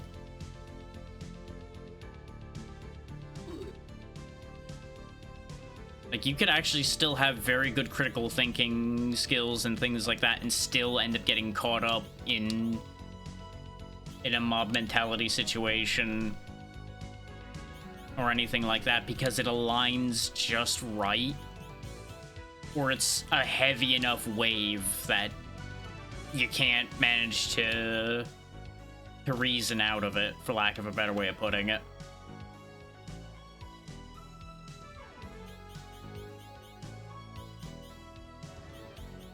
The end-all point behind all of that being, as usual, just careful how you respond to things. Don't let other people guide how you respond to things. It's like the statements I was making about AI and such earlier is a perfect example of that. Because there are a lot of people that will immediately go on the attack about things like that, and I don't disagree with being against AI, because I am vehemently against it, as you all know. But I've seen too many cases of an allegation coming out, and then everybody goes on the attack without checking it. They just assume, oh, this person who is reputable said thing, therefore thing must be correct. No. Like, I don't care how reputable a source it is. Fucking check it. Do not take anything at just face value, especially these days. Like, there ain't a goddamn person on this earth that is infallible. Especially not me. Like, especially if I'm the one who said something, I implore you all to fact-check the things I say.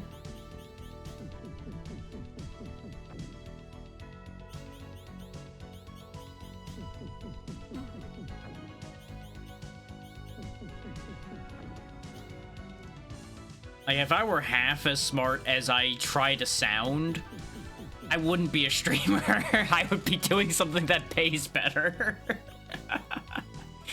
I wish that was more than half a joke there. Less than half a joke? I don't know which way I actually wanted that to go.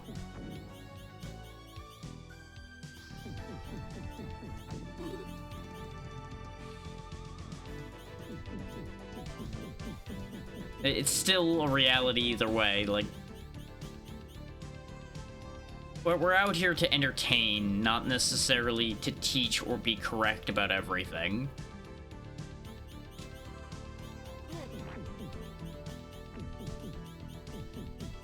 So I, for one, want to make sure you all remember that we're gonna get shit wrong. And I know I've brought this up on numerous other occasions, but it's a point I feel very strongly about. And I don't have a lot of those, honestly. I know that may sound absurd, but I genuinely don't have that many things in this world these days that I feel that strongly about. But making sure not to just be a follower and fall into these... I don't want to call it a cult, because that's not right, but that's kind of the kind of mentality I'm talking about, where it becomes a particularly bad issue. Like, I just want y'all to make sure to exercise your your critical thinking and make sure to check things.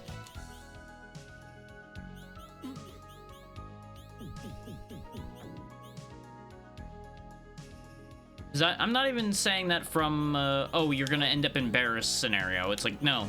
Embarrassment's the least of the issues that can come from just following somebody along and assuming that they're telling you everything incorrectly and honestly. There's so much damage that can be done.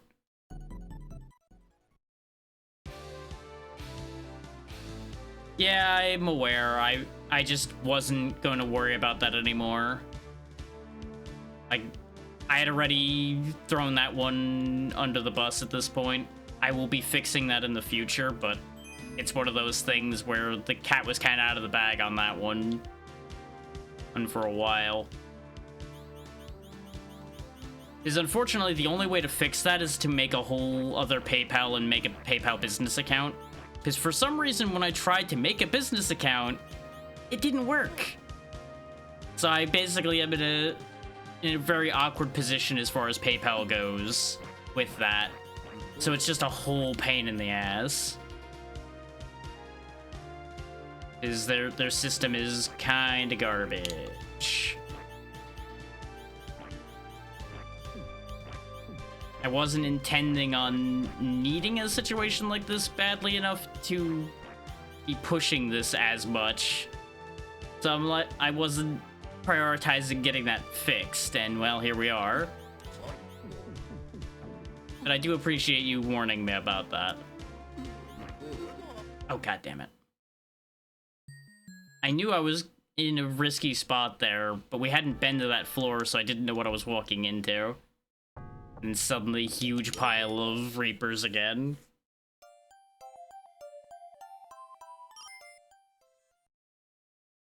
So, interesting thing is, Kofi's supposed to be better about that than just PayPal directly.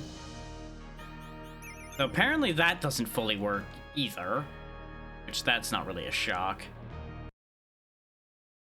But it's one of those things where it's like, if the point to having your whole other service here is to have protection as far as these things go, then, you know, why am I even bothering to go through a secondary service at that point? Yeah.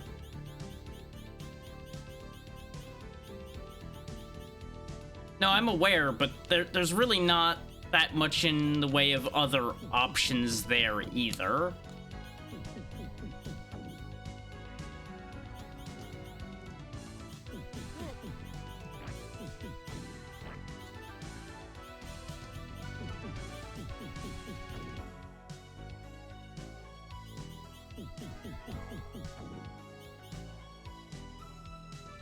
Just correct me if I'm wrong, but if people use a card or such, it would also give their information in there as well, so there's not really a good situation there.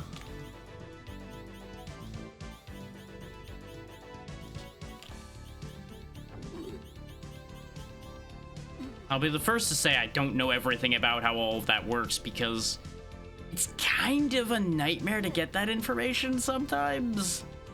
Like, trying to research that is like pulling teeth.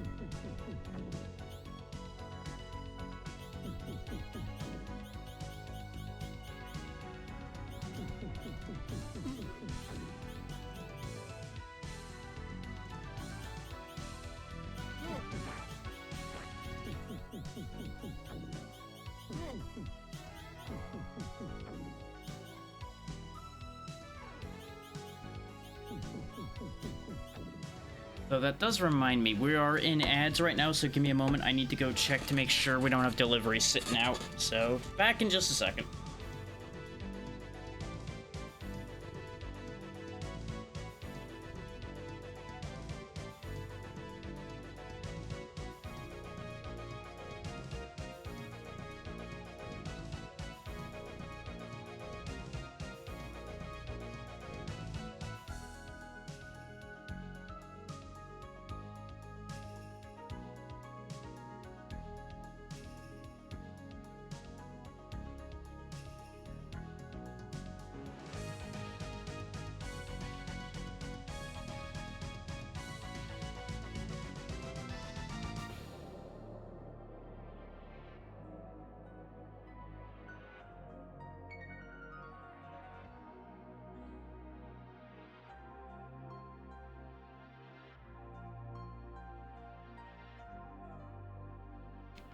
Okay, nothing out there. We're good. I still have a couple things that I know people are waiting on coming in, so I gotta keep an eye out.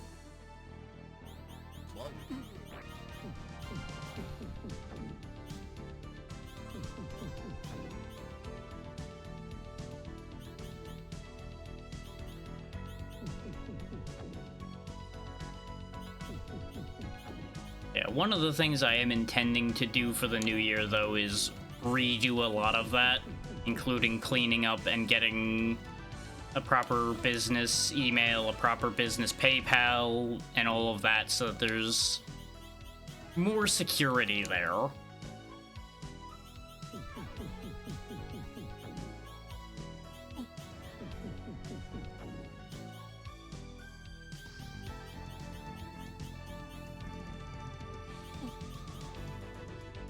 Because while I've never been the maximum anonymity streamer to begin with, because, you know, I started as a face camera and everything, so it's not like that's a big secret either. Getting the whole name out there is a problem.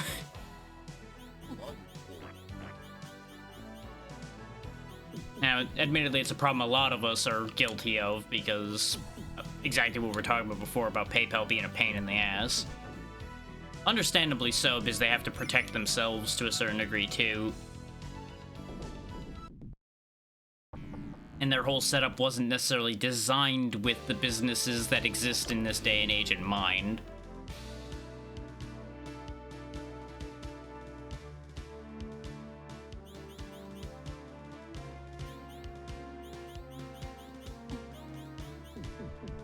And honestly, if I knew of a better way to take donations, I would set that up in a heartbeat. But I don't know enough about what's out there these days to be like, oh yeah, I'll use this.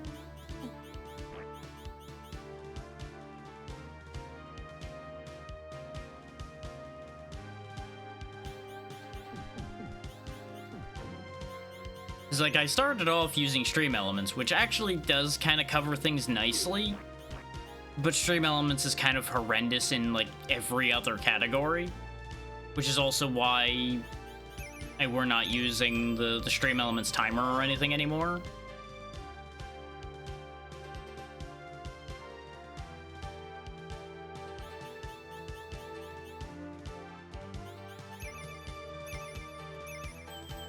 But they also were bad about actually paying out, was one of my biggest issues with them.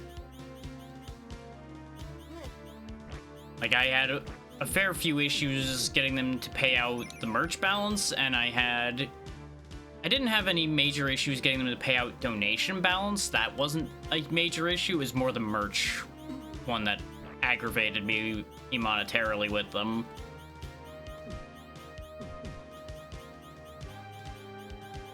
Which already started me splitting off from them, and then you kept having the service outages all the time and with their stuff of a while back, and that was just the end for me. And then all kinds of other shit came out about them, like, you know, I already had technical problems with you, and now this just makes me less inclined to even bother. So it's like, what other options do I have? And as mentioned, have not had much luck finding better options than either going directly through PayPal, which that's back to the same issue, going through Ko-fi, which is slightly better, or like, I know things like Cash App and such exist, but I don't know how that all looks or works. So I don't know if that would be a viable alternative or anything. And another nightmare is trying to find one that would accept enough different payment options to make sure people have ways that they're comfortable with to use to do the thing.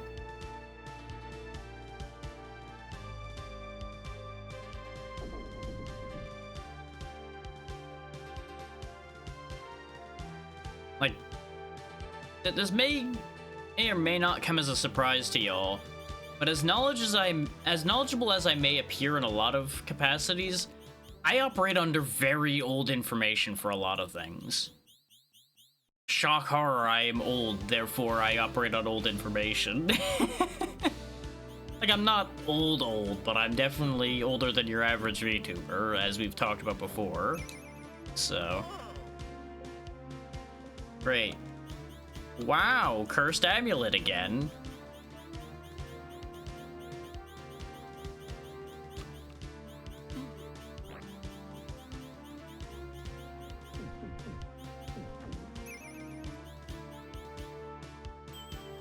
Wait, what was that notification? I cleared it away having glanced at it and then realized... Oh yeah, it's that, okay. Deal with that later. Oh, fun fact, by the way, since that notification was next to the one I was double checking, the YouTube channel's actually hit 100 subscribers, so... Oh, that's another thing to be happy about right now.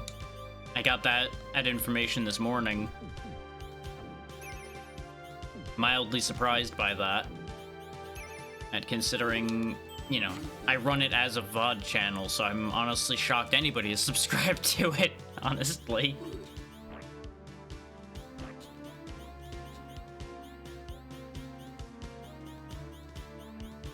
So that's another thing to thank you all for, really, at the end of the day. Is while I'm posting things there, it is still up to all of y'all that gets any action at all, considering all it is an archive of presumably some of which things you would have seen already. So to me that indicates that people are at least interested in seeing the stuff they might have missed, which makes me happy.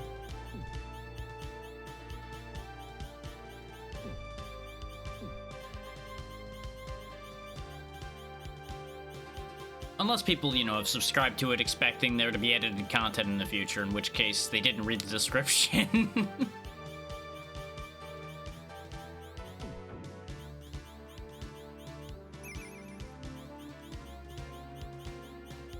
I'm pretty sure I say straight up on there, like, hey, this is only ever going to be VOD storage. Occasionally, like, maybe shorts will appear here, and that's about it.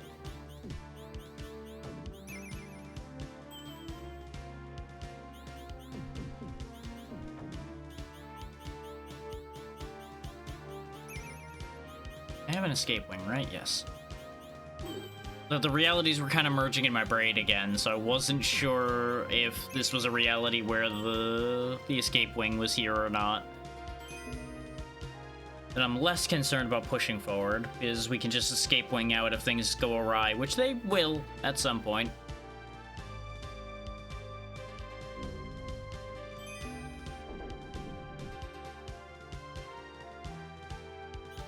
So, to loop back to the whole PayPal thing, there is one other bugaboo with PayPal that I have, and that is, and this is partially the fact that I'm trying to find angles to dig out of the financial hell that is freelancing harder, and PayPal basically makes it next to impossible for me to consider the idea of even doing less safe for work art as an option. Because let's be real, that sells a lot better than safe for work art in a lot of cases. It's the classic statement of sex sells. And it doesn't even have to be directly that, but you get the point. And PayPal, among others, take a very dim view of that these days. They may have always, and I think they actually have always, but they've been making a much bigger stink about it of late. So it's like, well, can't really do that then.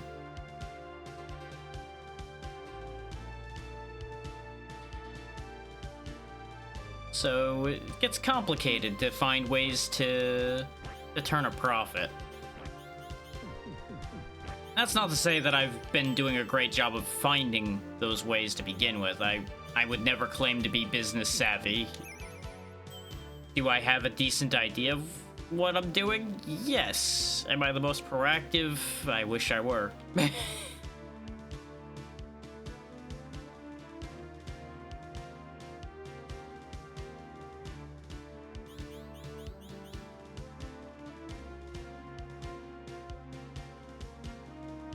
You know, at the end of the day, a lot of us have work to do in those various veins, figuring out exactly how we want to handle these things and what options we actually have.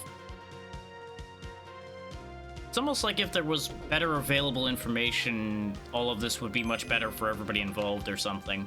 Wild concept, that.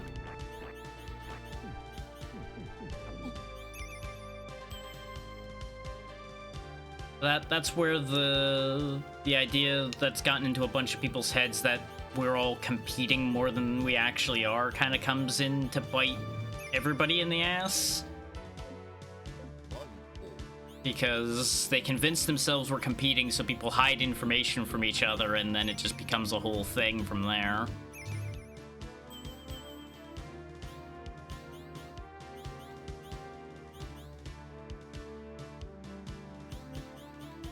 Which I understand some of the logic that people go into that line of thought with. Is depending on how you look at it, yes, technically you are competing with others. Because you are competing for the same pool. But you have to remember, more often than not, you are only palatable to specific sets of people. And not everybody's going to be appealing to those same sets of people. So at the end of the day, people are going to go where they are happiest anyway. So no matter how hard you try to compete with others, you're going to end up with people going to what's best for them anyway. So treating it as something to fight over is just asking to give yourself both pain and misery you don't need. Not to mention, more than likely leading you to push people away that you probably would have otherwise gotten along great with.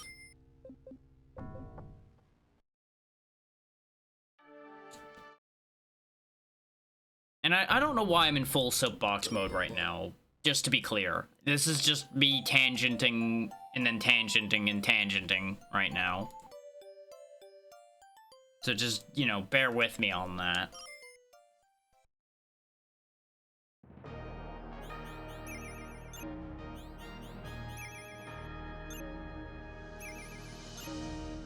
Because, you know, in my brain, it's all connected. Whether it's actually all connected in a way that makes any sense to anyone else, that's going to be for other people to be able to answer.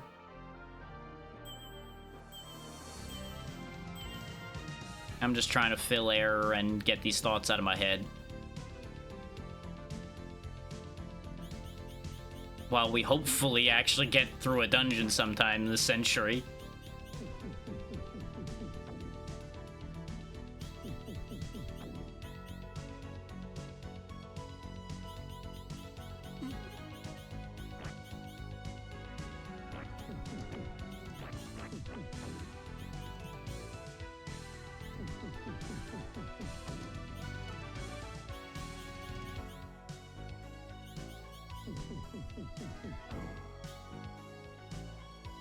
I'm not even gonna bother clearing that spawner. That one's not gonna be a big issue.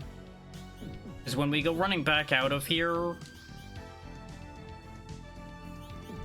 Oh, actually, no, I should turn around and destroy that, because I think if I don't destroy them all, then all the spawners come back, now that I think about it. Yeah, see, they're all already back, so I've already made a horrendous mistake here.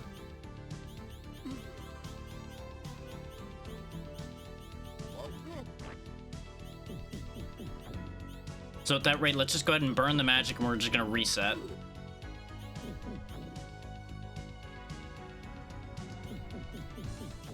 Like, this is just an oops, I fucked up. Forgetting game mechanics again.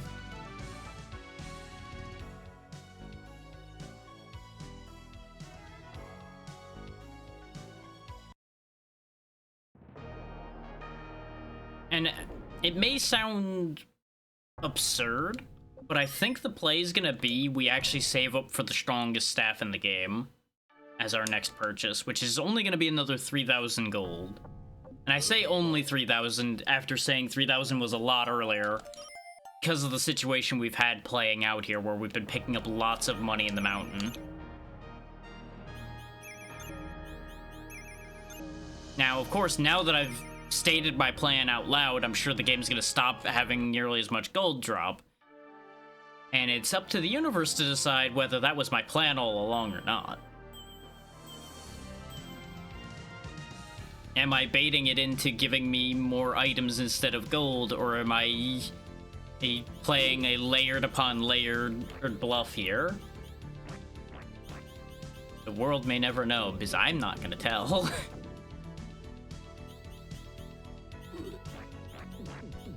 There'd be no fun in telling.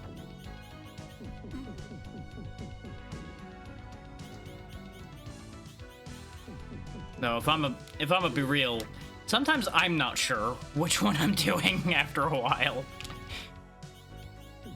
You add enough layers to your bluffing and it starts to become very hard to be sure what you're doing anymore.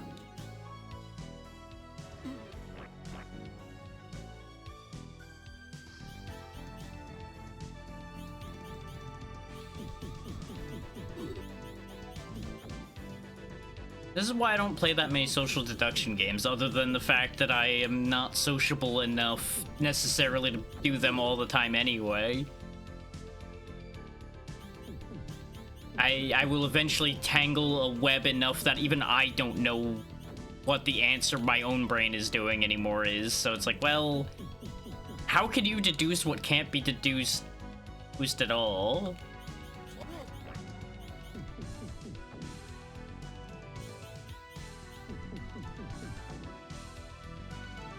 Though then again, there was also the fact that every time I've played any of them, I got away with way too much. So it's like, you know, maybe this isn't that interesting.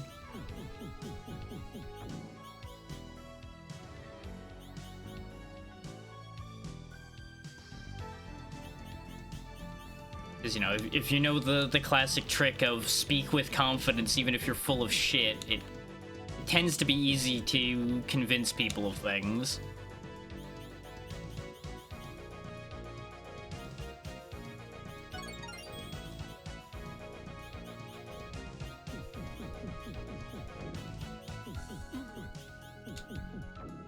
And if you think that has something to do with why I remind people so consistently to trust but verify about things, you'd be correct.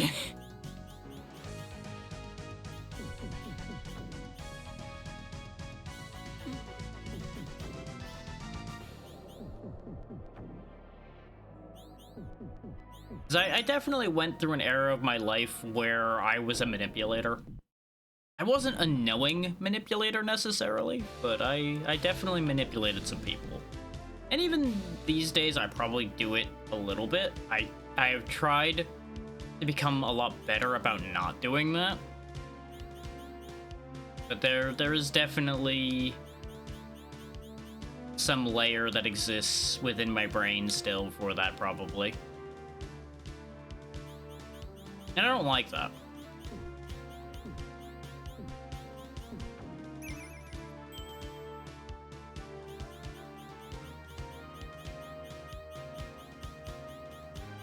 Which is why I go out of my way to try to be, like, extra upfront, and that's also just how I operate to begin with. The manipulation is more a learned thing than a natural thing. At least in my case. I don't know why I'm airing all of that right now, either.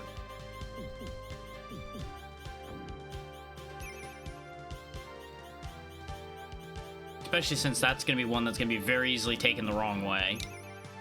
But, well, it's out there now. I've said it.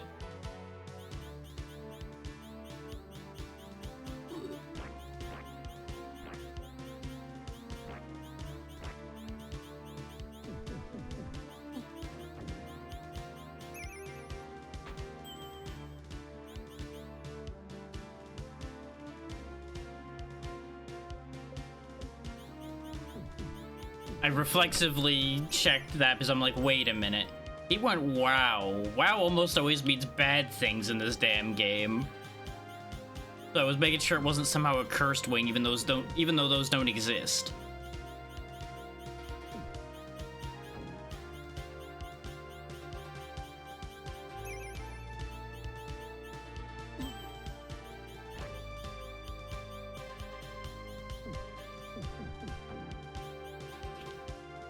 Okay, that chest was just trapped. You know, that might be the game responding to my bluff in a way I had not necessarily considered would be an option.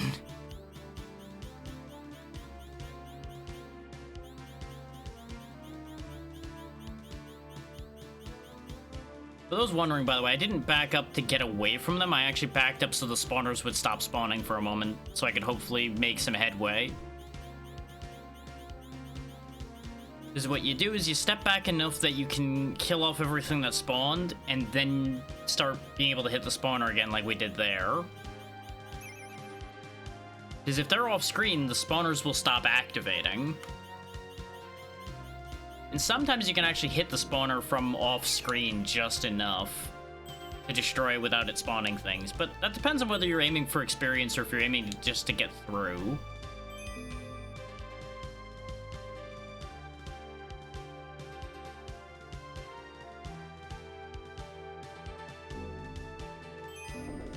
Right now, I'm primarily aiming to make headway just so I can get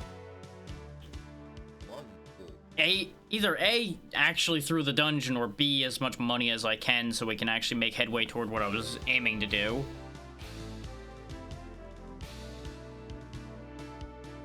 There's spawners here. I don't know why I'm standing there trying to clear that. That ain't gonna work.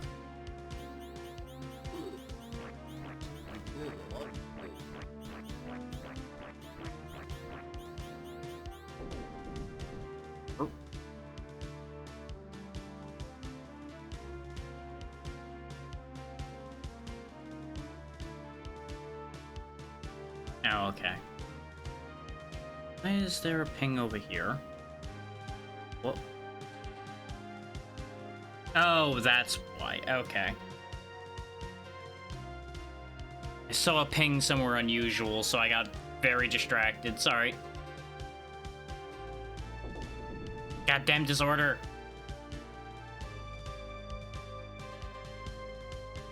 For those who don't know what disorder does, in case you forgot from last time, it reverses your controls, but not always necessarily the same way. It won't always, like, turn left into right or up into down. Sometimes it takes away your attacking, sometimes it makes side to side go vertical. It's a mess.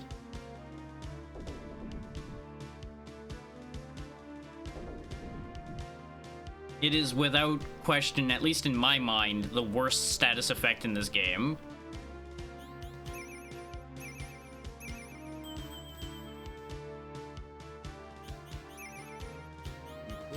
Oh good, I got the you can't stop moving effect now. Because that's another thing Disorder can do. Enjoy running in place until it wears off. Because that's one of the ones where you can't attack as well.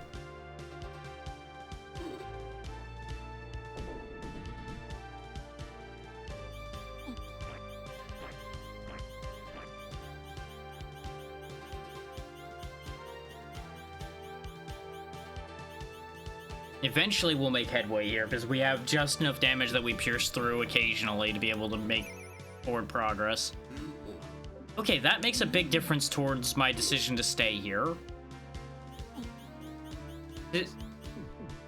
It's like a complicated game of blackjack to a certain degree to go through these dungeons, if you want to think about it that way. It's like, okay, these are the cards I have in play here. Oh no. Oh no. I drew one too many cards. Help. Help. Help. Okay, I just got disordered twice. We're out of there.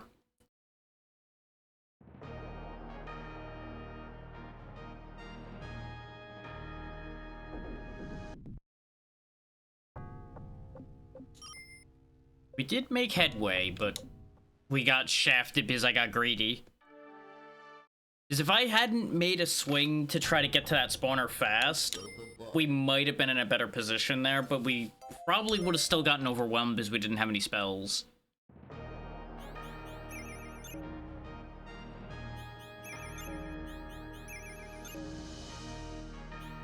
The good news is, and I'm going to make sure I'm not getting my numbers wrong here, we are now Yeah, only 2,000 away from the Nova Rod, where we're gonna 4 more attack, which will make clearing all of those enemies way easier. The alternative being we save up 1,600 more and get the Master Robe, which is the last armor, and get 4 more defense. Or save up the same amount and get maxed out intelligence, which I'm definitely thinking go for the Nova Rod.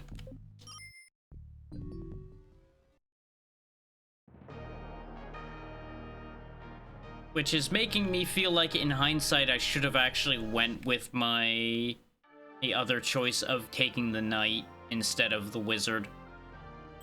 Since the Knight... Actually, does the Knight have the highest... No, the Knight doesn't necessarily have the highest attack stat. I think it's either tied with the Beast for that, or... A couple of them have really high attack, and the Knight in particular has Tri-Shot, which I've brought up numerous times, which would be great for clearing crowds and still hitting spawners. Though the double axes from the Beast would probably be just as well there, and the Beast has more defense and health, but the Beast is slower.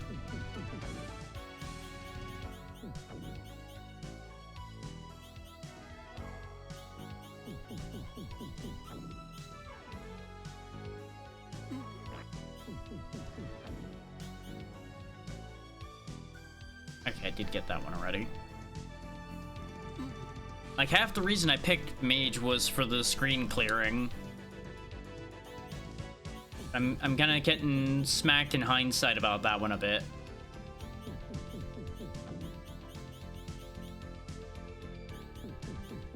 And while technically, yes, I could go back through and redo everything with the Knight, and it would actually probably be faster. I don't really want to do that, though. We're kind of hard committed at this point in my mind.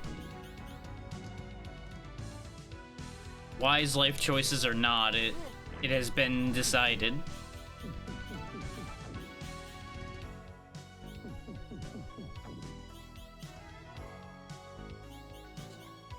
About the only thing that would change the decision at this point is if we cannot get through.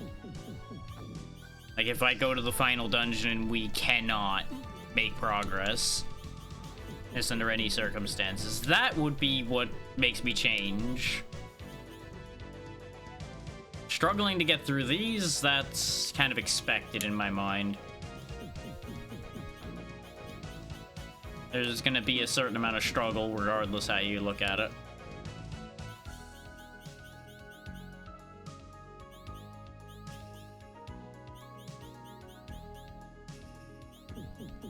I also keep having this thing ticking in my brain like there's a regional difference situation with this game where the US version's particularly hard or something. I don't know if I'm remembering right about that or not.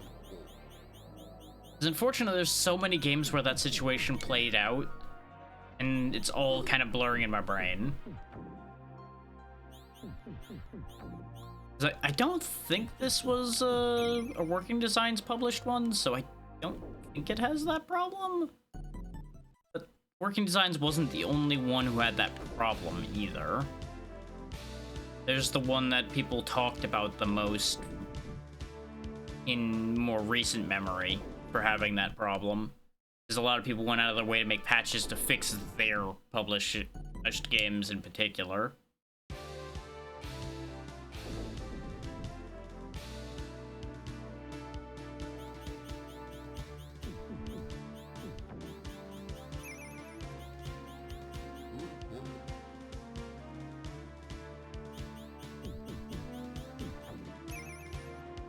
Which I seem to recall when we did Pupful Mail, I had done the unworked version. At least I think we did. I don't remember if we did it or I just talked about it a lot during that. I feel like I did, because I feel like I would have made that decision to make my life easier.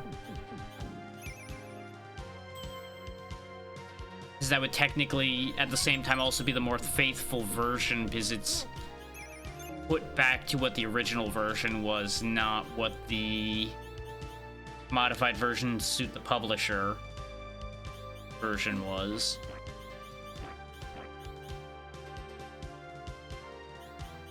It's been long enough since we did Pop Full Mail that I can't remember. And with how rough the end of that game ended up being, I would certainly hope, to a certain degree in my mind, that I actually was playing the harder version just so that makes more sense. But I'm pretty sure I'm pretty sure the statement rings true in my head of me having said that if it wasn't the unworked version, I don't think I would have gotten through it. Coming to mind, so no, my brain disagrees with itself, which is nothing new.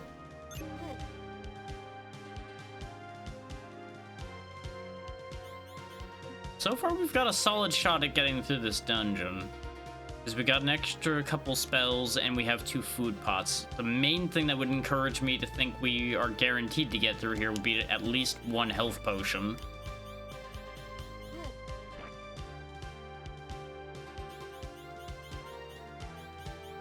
Thankfully, the bullets from these things don't do a lot of damage. So I can kind of just take those just to get through them faster. But as long as we keep on as we are right now, I'm pretty confident we'll at the very least get all the money we need. The hardest thing is going to be, once again, getting back out of here. Or intact. Because we don't have an escape wing this time around. So if I make a dum-dum, we're gonna be in trouble.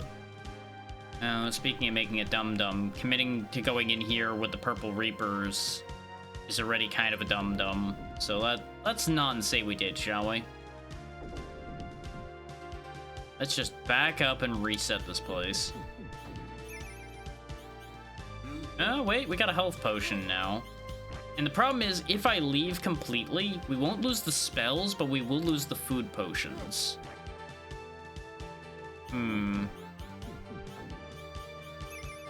Now I have a quandary here a little bit. Is if I commit, I run the risk of losing what we'll be gaining along the way. If I bail out, we reduce the risk, but only potentially. We're not actually like guaranteeing reduced risk in that position.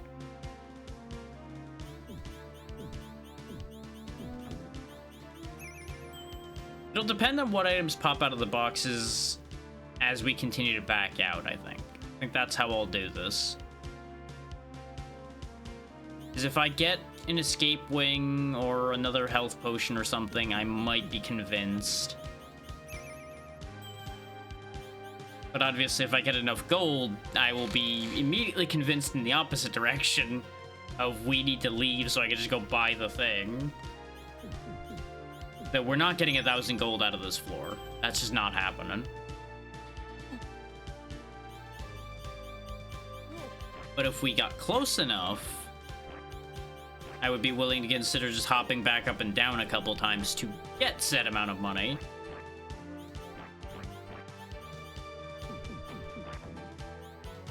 I'm being super stupid and greedy with my positioning here. What am I doing?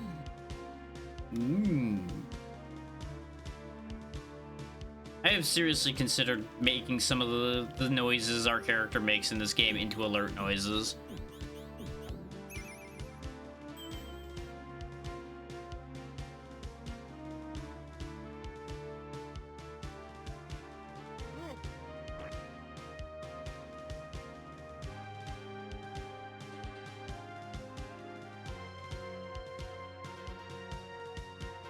Based on the nothing we've gained, we'll go ahead and just run back through this floor again. And as soon as I stop going the wrong way on every turn here. Actually, no. No, I have a better idea. We're gonna go back out the main door, because what I can do is I can just eat the other food potion. Because remember, you can go over 1,000 food. See? We have 13,000 now. I mean, 1,300 rather. If I had 13,000, I'd be very happy, because then I wouldn't have to worry about food basically for the rest of this game unless I died. But now we'll be going in with basically full health and an extra spell and extra food, which gives us much better odds of getting through. I was kind of hoping to get a different floor, but this isn't necessarily a bad thing because we can get all those chests again in order to hopefully get a big payoff in items. Another food potion. Speaking of, just go ahead and eat it. I got room. I've been wasting so many food potions not just eating them.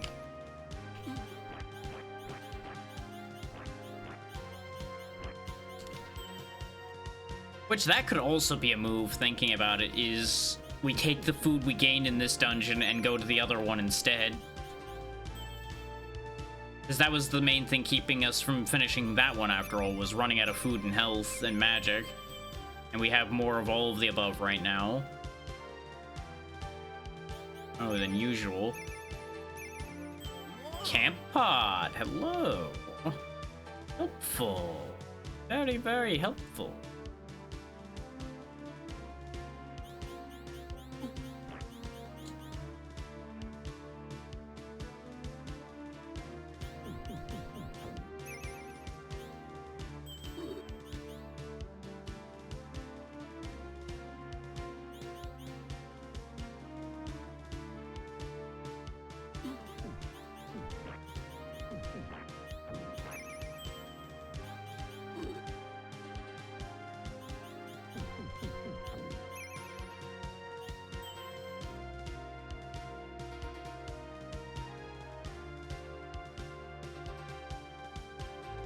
Brain is doing a thing.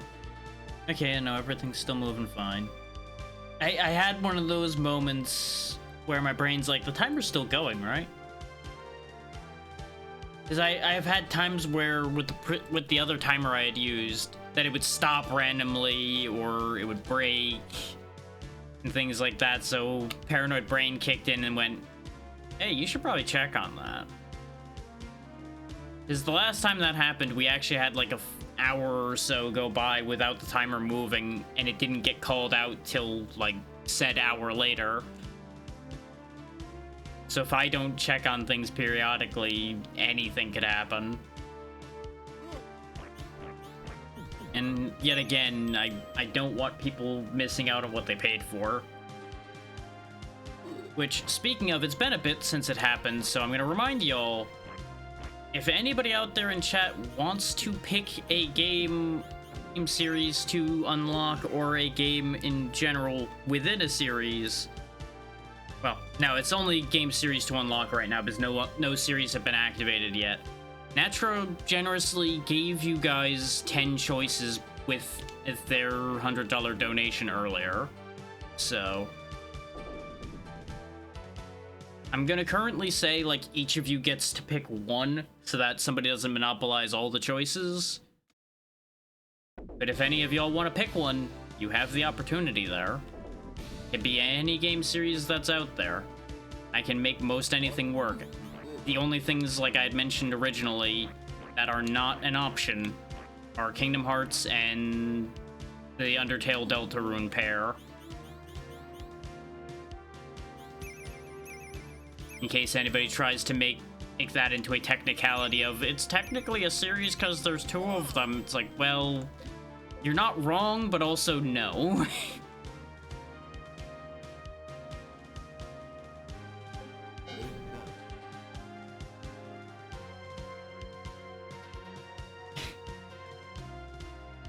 I see that $40 there, and thank you. Hope you've been doing well, bud, and thank you for that. Let's activate the Wheel of Pain.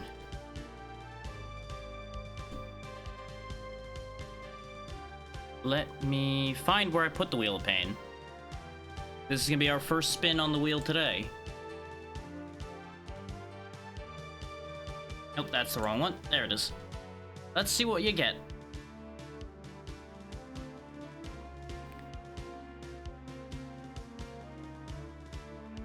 Okay, I have to see everything from a 90-degree angle for a bit. Okay, that's fine.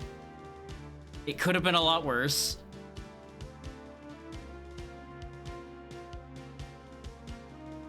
It's been a great time so far, aside from the fact that we've been struggle busing forward here in in Dungeon Explorer. But as mentioned, we had an incredible donation earlier, and now you've made a massive jump forward for us. So thank you for that. So that is the Wheel of Pain, and whenever we end up getting that crowd control determined, it will also be a very cheap crowd control. Since I promised that if we had looped back around to that, it would end up being made much cheaper, since the goal total had already been crushed by that donation at the beginning, because I foolishly made the goals apparently too low. And if you have any series you want me to start playing, you have 4 choices, since it was $10 a choice there, so let me know what you want, and if you want to also pass your choices on to chat, I will just increase the amount of free choices they have up to 14. That is entirely up to you. So far, no series have been unlocked, so you'd be starting at the beginning of release order on any given series, but we gotta start somewhere. Alright, they now have 14 choices. If anybody wants to take any of these choices, you are more than welcome to do so. I really thought people would have been a lot more prone to taking these. I really thought that was going to be something people were going to be really going for.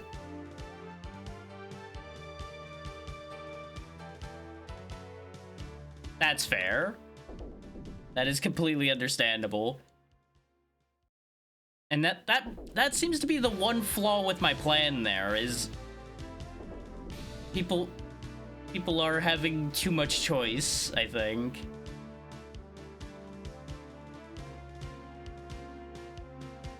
Which, as one who ends up in choice paralysis all the damn time, you'd think I would have considered that was a problem.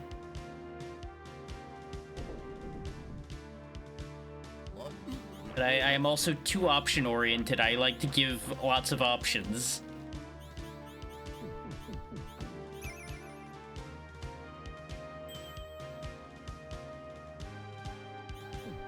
This is also why the pitch it to chat option exists, is so that people can just remove responsibility and be able to do that. Yeah, that's exactly how I end up playing the same handful of things all the time, too. It's like, I could play all of these things, or I could just go play this again for a while, and I don't have to commit to anything. I could just play this for an hour and be happy. Bonk, bonk, bonk, bonk, bonk, bonk, bonk. Holy Amulet, okay. I mean, I technically could put... No, because the Holy Amulet's only for poison, I think. It won't protect me from disorder, I don't think. I do have the money I need to get the Nova Staff now. So we could just go do that, but I have that camp pot, which I think I can go back into it. I never actually tried to reuse them. At least not recently.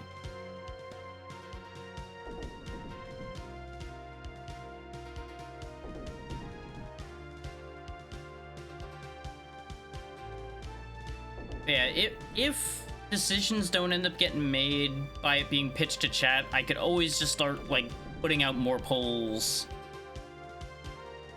on all the socials and such, and just give the general public more options, like, hey, do you want this series to start getting played through, or this one, and just, like, let the public have more control that way instead.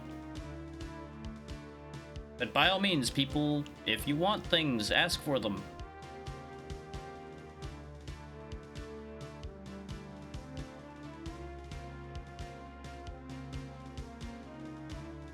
Okay, yeah, so I can reuse that, but the second I leave this floor, it's gone, so I figured I'd recharge my health quickly. God damn it. Forgot that was the looping teleporter.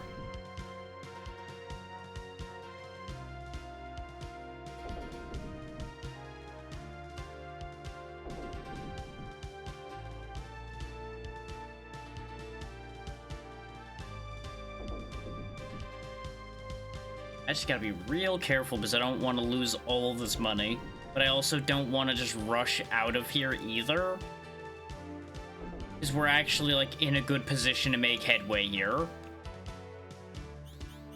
So I'm now in that awkward, torn position of, like, do I back out or do I keep going? It's back in that same gambling position I was talking about before, where, like, I'm sitting here, like, 15 in blackjack with 3 cards. Which way do I go? And the dealer's sitting on a nice number. Just gonna wait this disorder out. There we go. Oh, and I got hit with it again.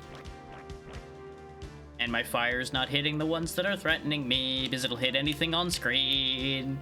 God damn it. Okay, you know what? I'm taking that as a sign. We're out of here. Remember, kids, gambling's bad for you most of the time.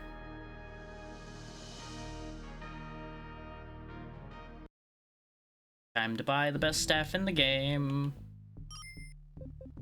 There we go. We are never gonna have better attack. We have as high an attack as we're ever gonna get. Giant green ball of doom.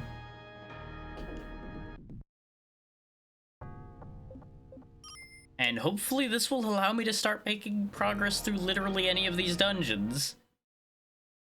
Well, actually, since we're already resetting somewhat anyway, let's go ahead and get a full set of 4 spells while we're at it.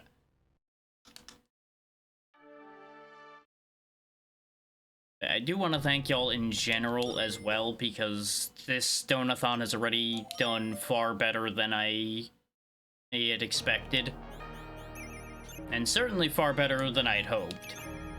Well, that's not entirely accurate. Hopes can be very, very high, but the realistic hope has already been passed.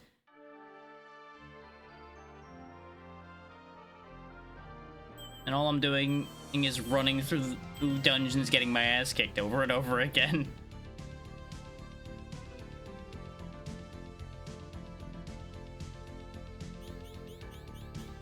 Look at how much quicker we get through these guys, though. 4 more attack makes such a difference. Even though it may not seem like it would, it does.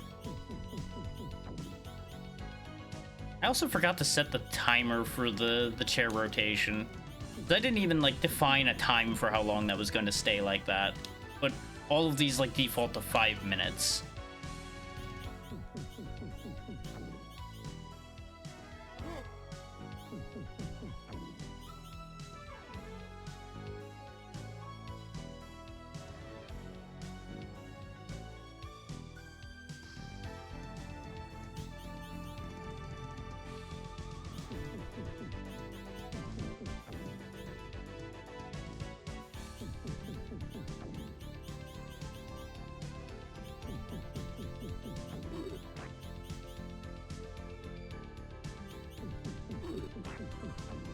Stop eating me. I looked away because my brain went, you're supposed to be looking forward. It's like, no, I'm turned 90 degrees. He's right now. I can't look forward. Forward is wrong. See, now I'm thinking about it, so now it's messing with me. When I wasn't thinking about it, it was all working completely naturally.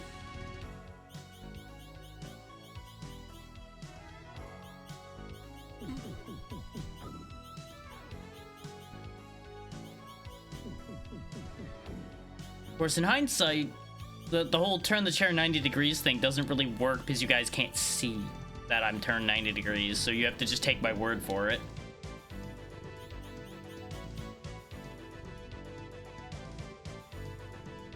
So the benefits of having a spinning chair is I can just spin 90 degrees and it isn't an issue.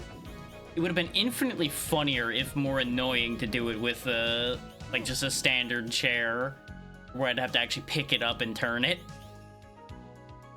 I suppose at that point I'd also be able to cheat and say, well, I rotated the chair 90 degrees. I never said I had to be 90 degrees.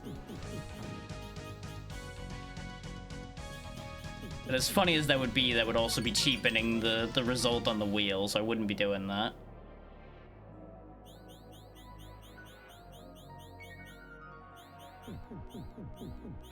Yeah, we're getting through the lizards a lot easier without using magic, so we are in a much better position now. I would certainly hope so, considering I have the best weapon I can get now.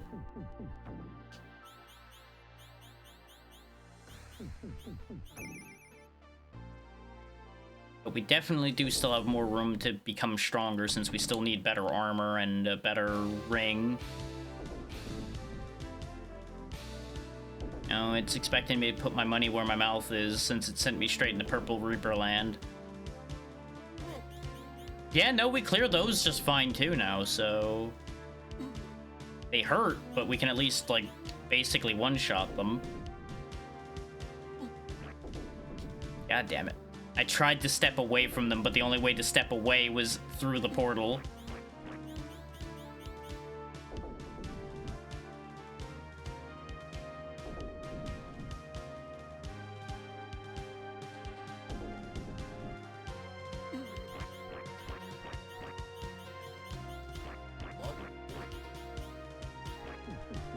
And there's the proof again that your magic gets stronger when you raise your attack as well. It lasts longer with the intelligence, but the damage from the spell is higher with attack.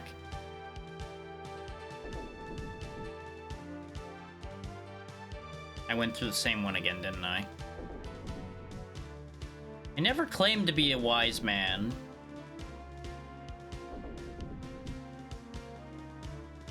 I just claimed that I should have wisdom because I'm old.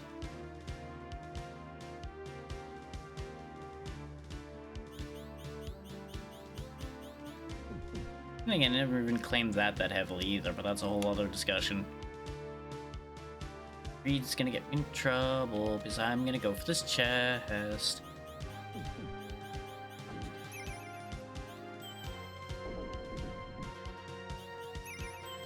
Money and money! Which admittedly I'm infinitely less concerned about now because I have a good weapon. I do still want the other stuff, but weapon was the, like, big ticket item. Because everything else will be faster with more attack. And I kept saying that the whole time, and yet I made decisions that were not that. Because I make good decisions sometimes.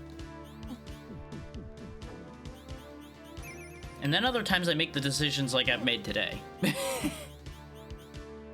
Okay, it's definitely been more than 5 minutes now, so I can rotate back to the correct angle. Also, I stop having to have my head turned.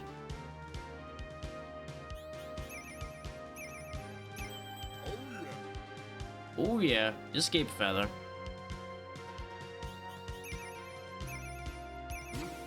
Food potion's nice and all, but I was really hoping for healing.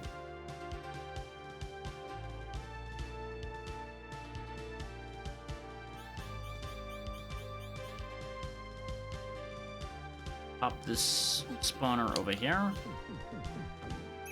Hey, health potion.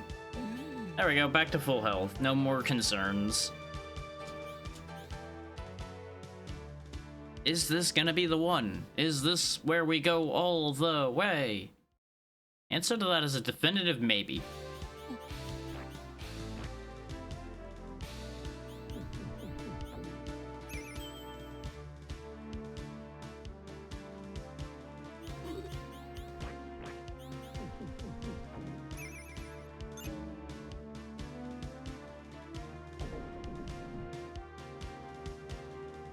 Actually, let me do a thing. This will be smarter than what I've been doing. Oh, also, goddamn, we're up to 16 hours on the timer right now. Good lord, y'all. Let me see if I can make this work.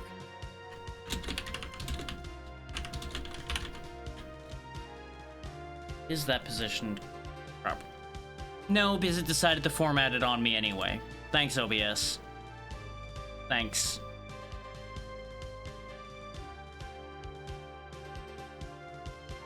Still not great.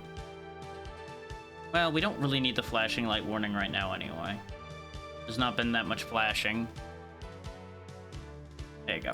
This way you guys know that you have those 14 free choices that people have generously donated to make available to y'all.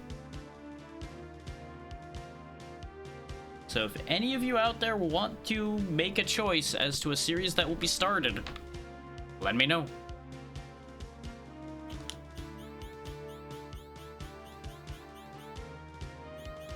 And that goes for suggestions as to what the chat chosen crowd control will be as well.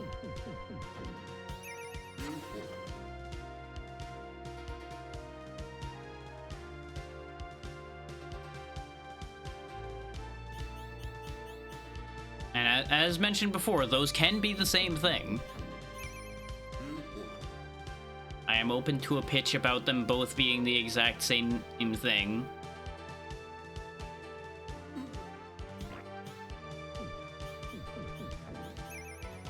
Is considering there's enough choices to reach them, that there are certainly multiple things I can think of that are in crowd control that are part of series that people could make work.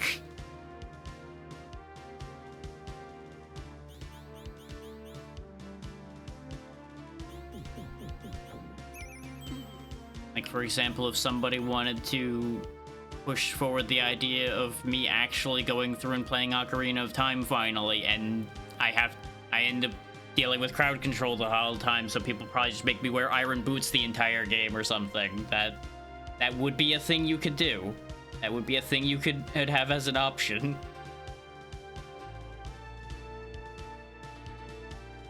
And there is also a newer form for the crowd control for that, which also lets you fling Link across the map, and it is as much a menace as you may think it is.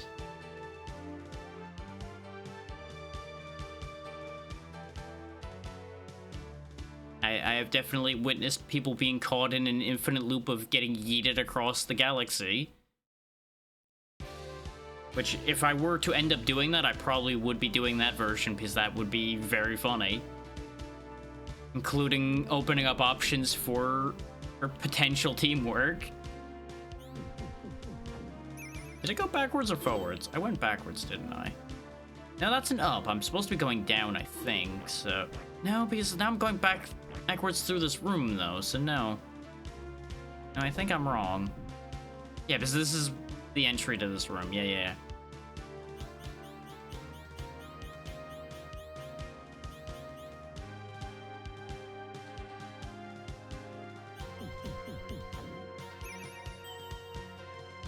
I'm sorry I'm having so much of a struggle here, by the way, and my brain is just kind of cooked.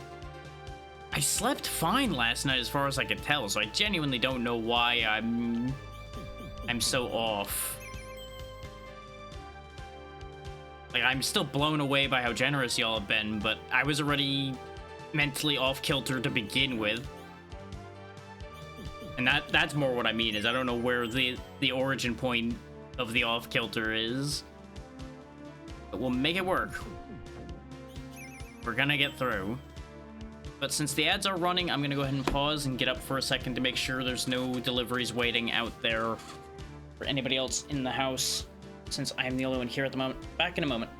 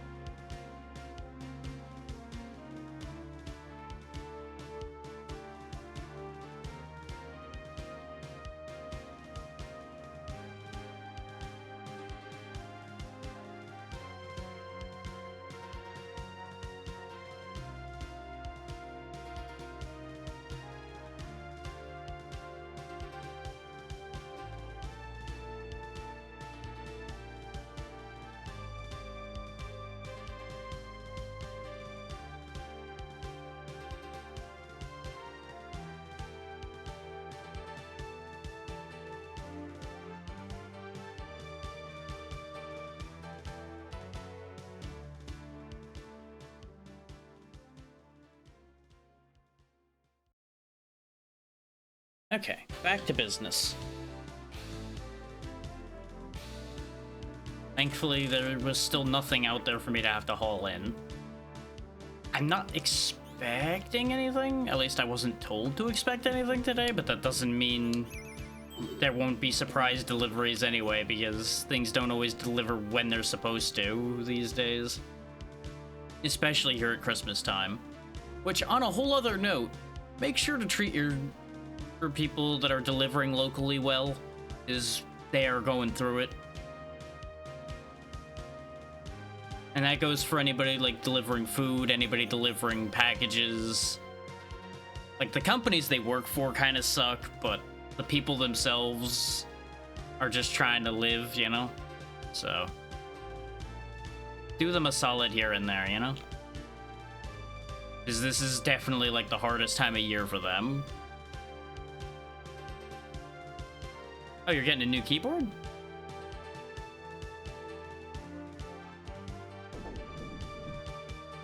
Anything fancy there, or is it just a keyboard you need to replace a keyboard that's falling apart?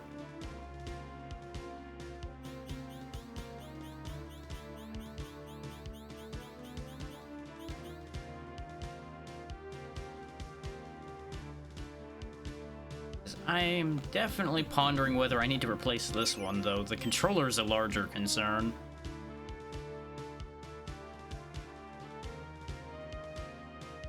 So that may end up getting solved by Christmas anyway, depending on how things play out.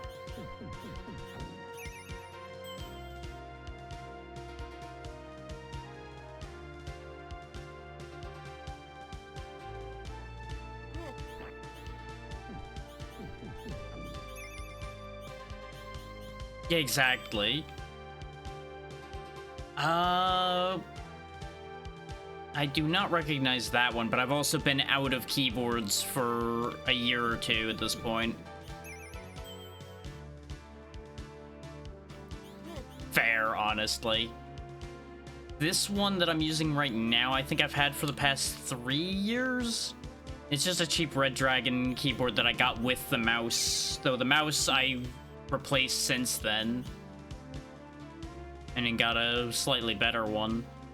Keyboard's still holding up fine, though. I keep debating replacing it because it's noisy. But I like them. I like my mechanical keyboards. The only thing is, like I said, mechanical keyboards are noisy. Just kind of unavoidable because of the nature of what they are.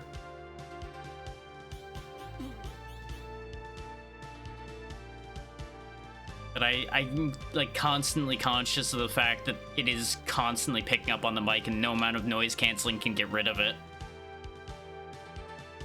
Because I cannot position the mic in a way where it'll pick up well but not pick the keyboard up.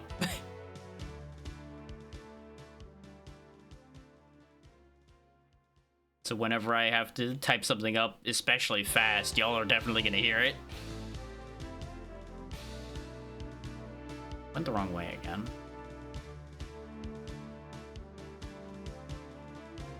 I've rat and amazed myself in my brain here.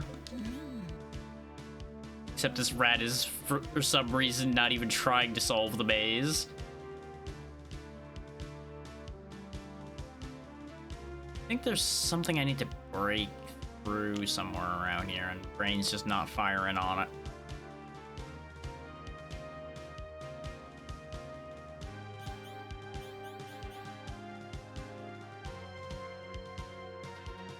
I'm pretty sure I had to go down back this way, and then somewhere past here was another one I had to break to get further forward. It would be very unfortunate if I have to escape wing out of here just because I can't find my way forward from this floor.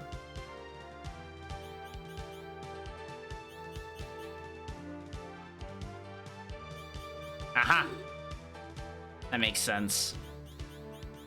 And I swear I shot at those before, but I think maybe I didn't shoot them enough at the time?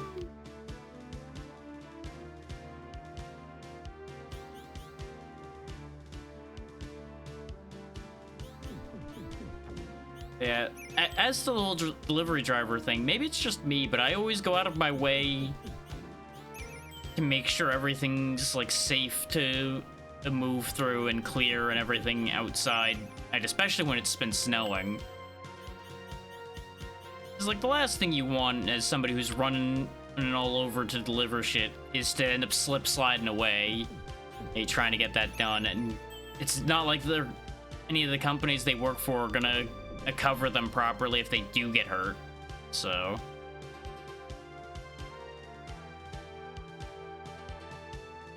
it's just a whole thing. So honestly, before COVID, I usually would meet them and go get the stuff from them. Ever since COVID, I've been kind of a lot less about that. Even though people keep saying the worst of that's over, there's still mixed thoughts back and forth about that, because even if there's not necessarily a threat actively, it made me hyper aware of that, I suppose is the best way to put that. It's like, there is consequences to this, even though it's much more reasonable to do that. They also interact with a lot of people and in a lot of places, so there's decent odds of picking something up from them. And it wouldn't necessarily be their fault. I'm not blaming them because, that is the nature of their job. That's where the back and forth in my brain comes from for that.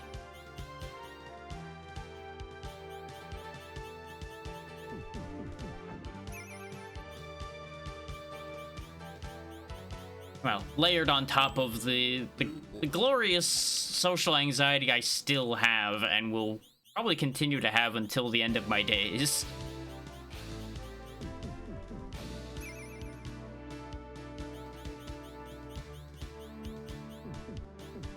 Is, God forbid I be able to get rid of that in any way, shape, or form, eh?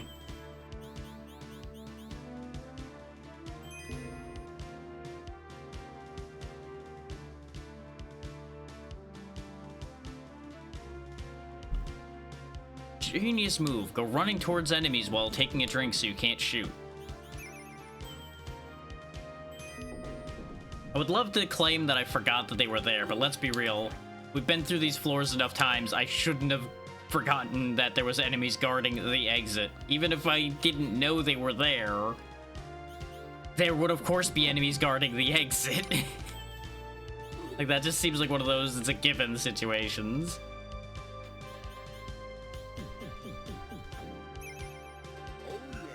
I swear if this is a power glove, I'm gonna be both happy and upset. Of course it's a power glove +2, now that I am clearing these things just fine. Of course it's a power glove +2 now. And do we all know why it was? Oh, that's right, because it's funny. Haha. God damn it.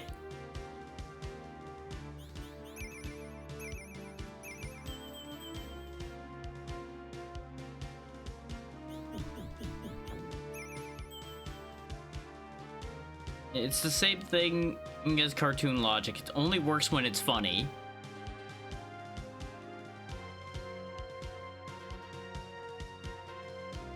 If it wouldn't be funny, then it ain't gonna do anything.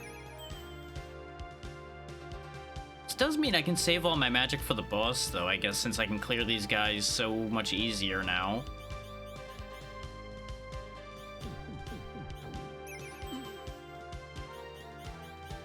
This place is kind of just a non-issue now that the enemies themselves aren't a major threat. They're still chipping me to pieces, don't get me wrong. They're still hurting me. But a lot less of them are getting to make contact, and they're all making contact for less time.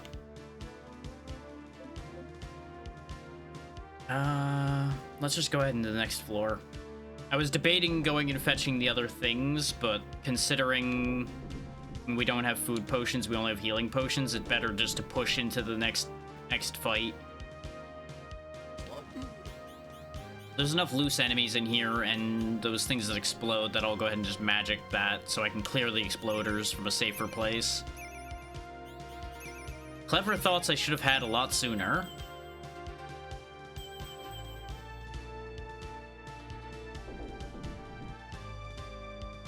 On the bright side, my logic of it'll be easier to get all the other gear once I have the best weapon is proving true, because we've already gained 3,000 gold.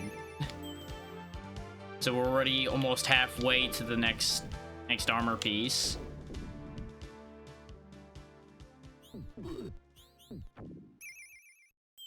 But more likely, I'm gonna go ahead and just spring the money for the ring. The logic there being the same as the weapon. I won't need armor if things can't hit me. If everything is dead, I cannot be harmed.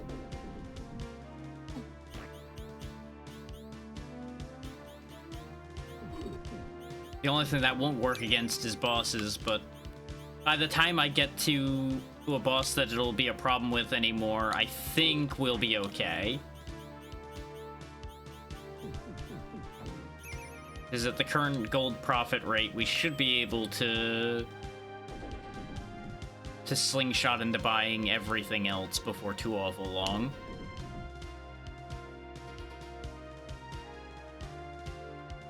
God damn it. Did that thing again where I went to the wrong teleporter.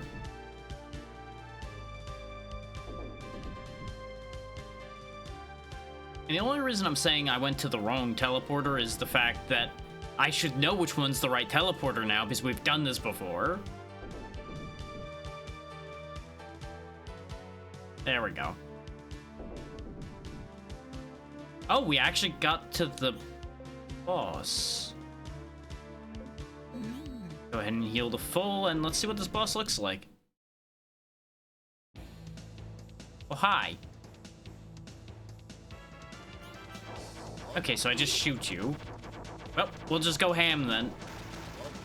One head down. Oh, that's the boss defeated, I guess. Huh. So I'm glad I had this spell, because it really made the heads break a lot faster.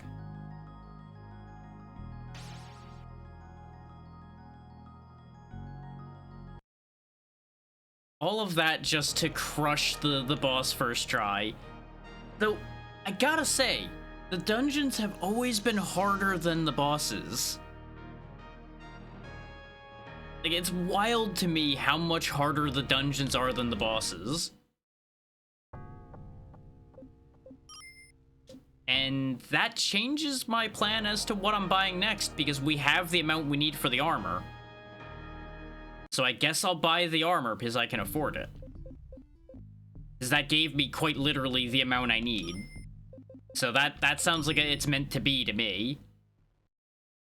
Still sad that it doesn't change my sprite at all. But we now have the highest defense and the highest attack we're going to be able to get in the game. So we've got that going for us. We've just got 2 more dungeons to clear. And that, well, 3 more. 2 more dungeons and then the final area. Time to go get some revenge on the ice dungeon.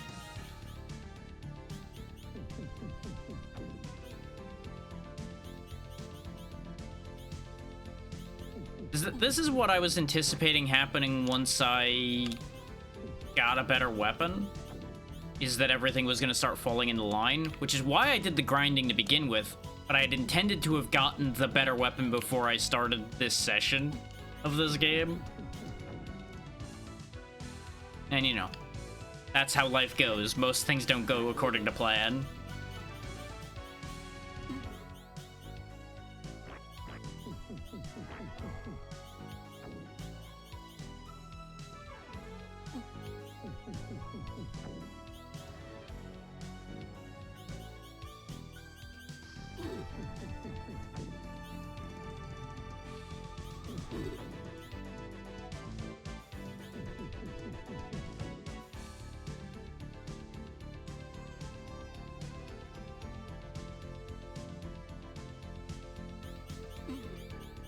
My short-term memory is not playing ball today, huh?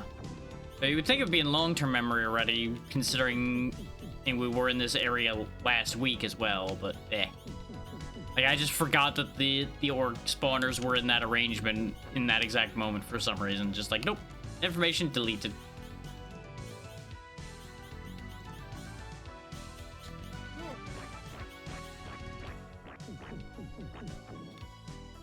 Wow, we are taking a lot less damage from individual hits now, too. Which, you know, we did go up 4 defense. I would certainly hope so.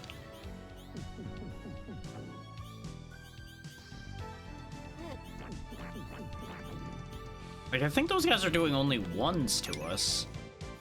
When I was just letting him kind of stand there. Now we shouldn't have to burn spells to deal with the snowflakes.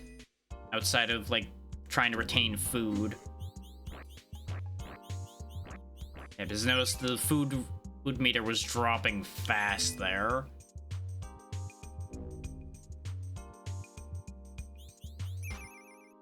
Backpack so I can carry more stuff.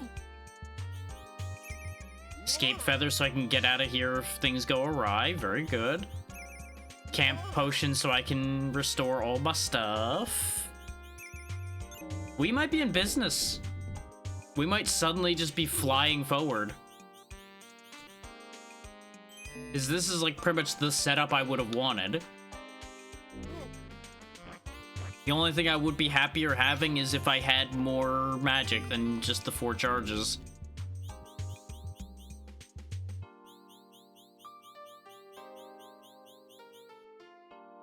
So honestly, at this rate, 4 charges is actually a solid amount. And again, it was in the earlier dungeons as well, because 1 spell would clear a lot out of an area, and now it is back to clearing a lot of an area because enemies don't take like 4 hits for me to clear anymore.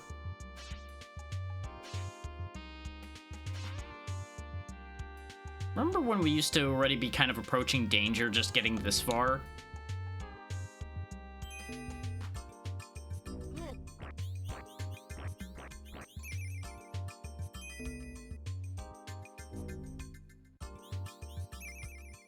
Why would you give me another backpack game? Why are you like this? But why, though?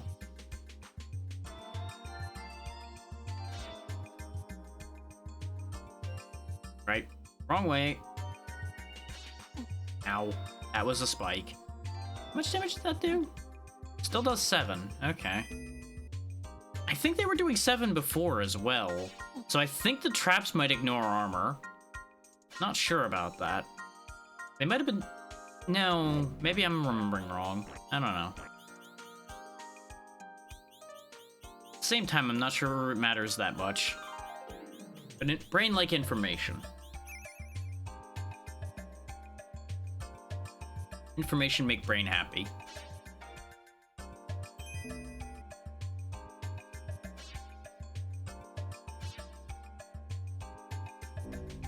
Open that up.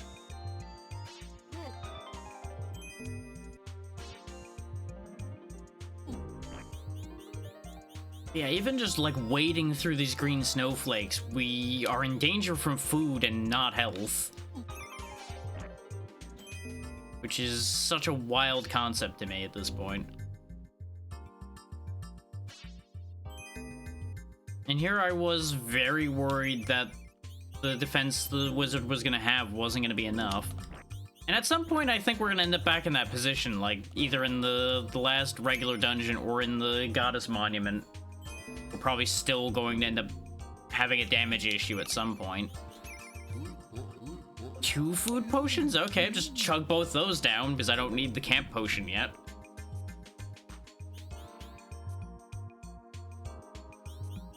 The concept of a camp potion still makes me laugh, too. Considering it's literally just a pot you jump into and just get healed. We're gonna go and magic these guys because they're still scary.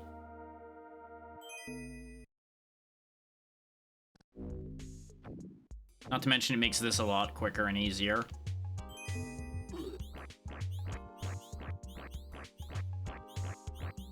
Yeah, we can definitely tank 1 set of them without any real issue. So I probably could have tanked both sets, but we also had like a pile of charges.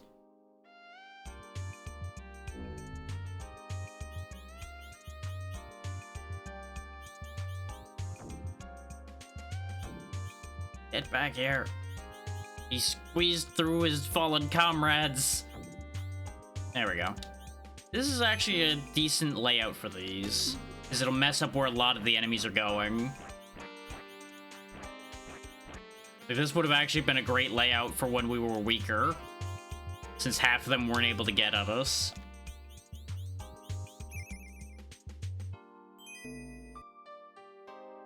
I could get 600 health back right now from the camp pot. Might be a good idea to go for, but I want to see what these are before I do that. Great.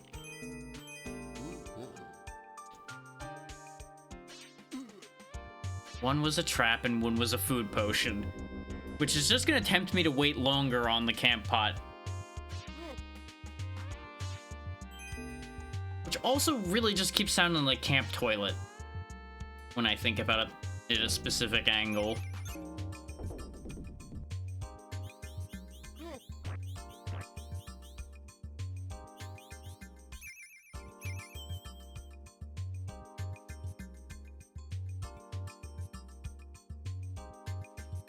I'm gonna assume that thing in the crystal up there is the boss.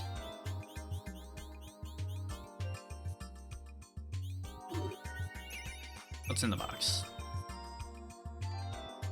I keep getting very tempted to say gold doesn't matter anymore, but we do still have the last ring to get, so... Gold does still have a purpose, just not necessarily a high purpose.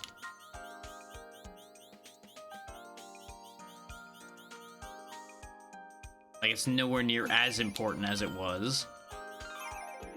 Which is also why it's just gonna keep burying me in gold now. Like, I've done that thing again where I say something that dooms me to a specific result.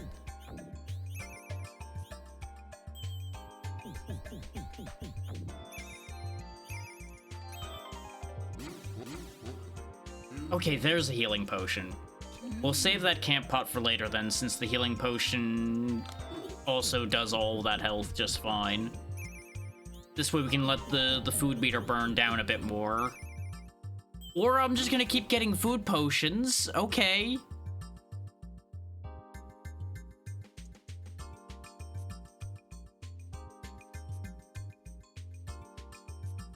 Okay.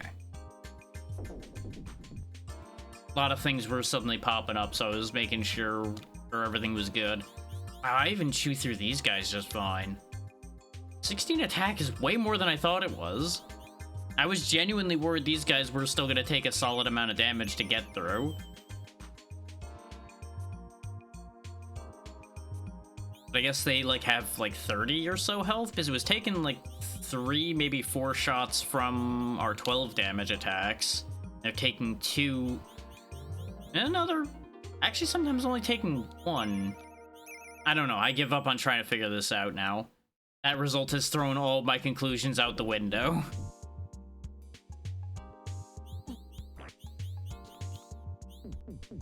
The attack calculations may also just be complete horse plop for all I know.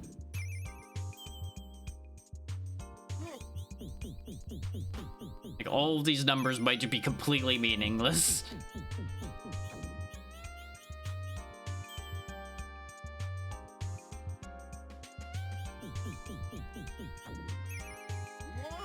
Honestly, a very funny but janky thing they could have done was code it so that, like, if attack value over this, enemy die on an impact. If attack value less than this, take insert amount of hits, instead of it just being numeric values. Just for fuckery's sake. I don't even know how viable that would be from an actual coding standpoint. It would just be, like, the most nuisance thing, though.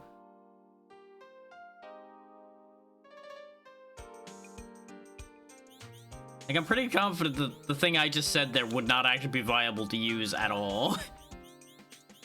But it would be just annoying.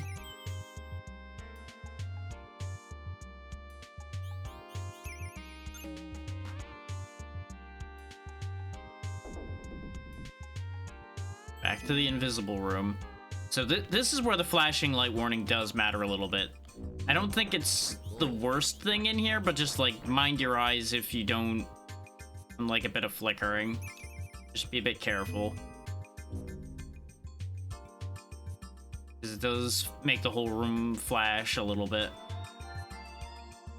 If you need to not look for this part, you ain't gonna miss much anyway. I'm just running room to room, grabbing keys, opening things, getting attacked by mobs of enemies, killing them, and then going and opening the next one.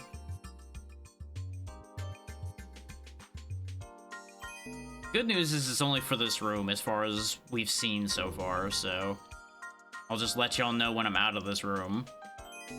Meanwhile, if you need something to think about, feel free to consider once again those 14 free e-choices that people have made available to y'all.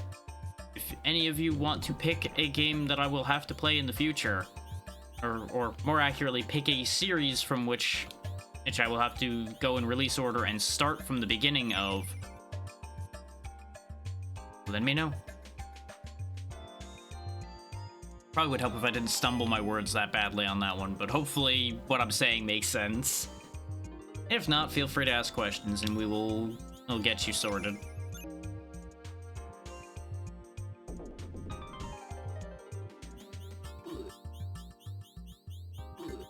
And I will brainstorm stretch goals and such to add further incentives in between this and the next part of the Donathon, which will of course be tomorrow.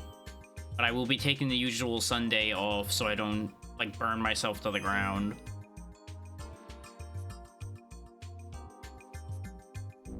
Not to mention I need to make sure to be able to keep maintaining everything else.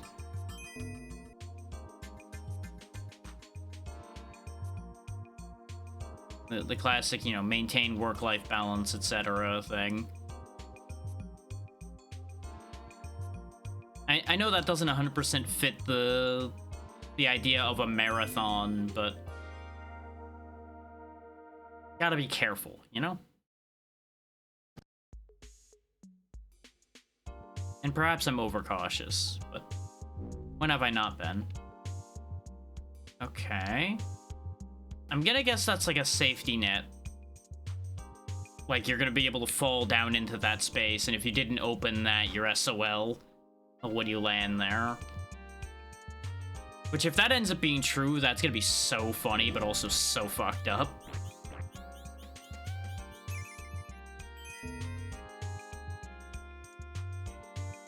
Now, where do I use this key? Or was this the key I was supposed to use to open that? Ah, never mind, there's another unlock there. Which this keyhole wasn't here yet. Okay. Okay. I don't fully understand what I've accomplished here, but I've done that, I guess.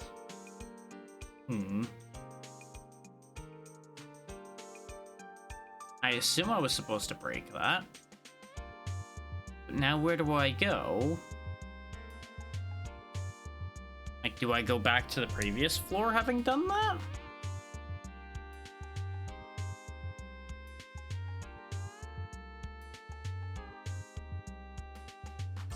There doesn't seem to be much of anywhere else to go.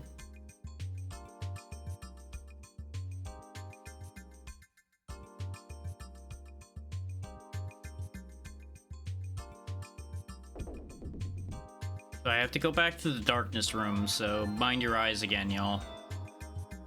On the bright side, it'll be faster because everything stayed unlocked, it looks like. I will again let y'all know when I'm exiting that floor.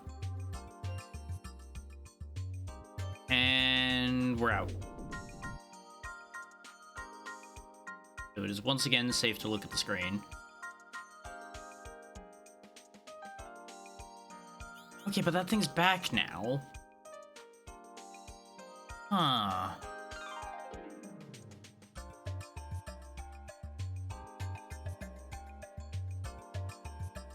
Like, if I didn't have spare supplies right now, I would actually just look up what I'm supposed to do here.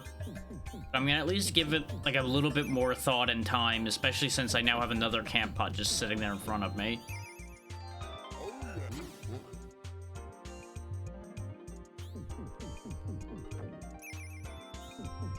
Like, I feel like I have to have just missed something on that floor I was just on.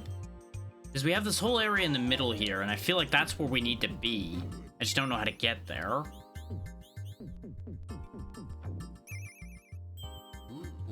Another food potion. Jesus.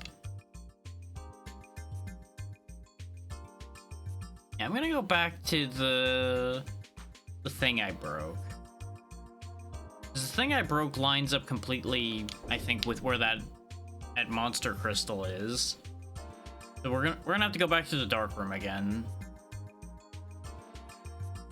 Just be advised on that one.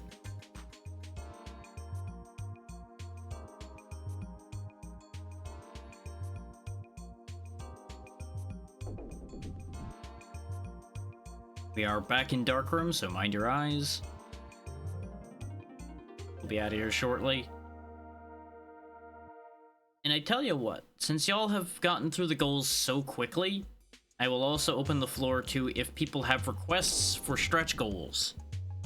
I am open to the idea. So feel free to fling those if you so desire as well.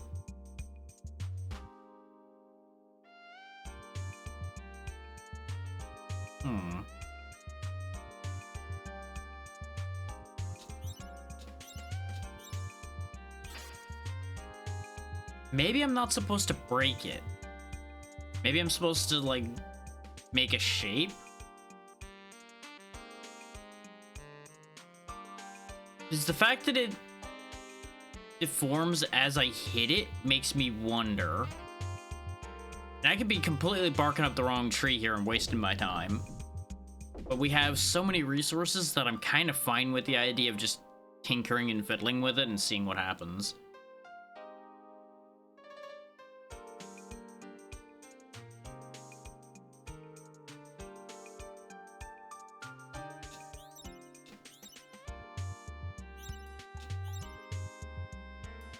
It almost looks like I'm revealing something.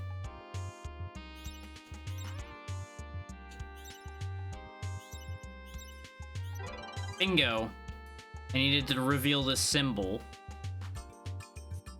Kind of figured it was something like that. And now there's a up arrow in the spot that I opened. You can't fool me, video game. I pay attention. Sometimes.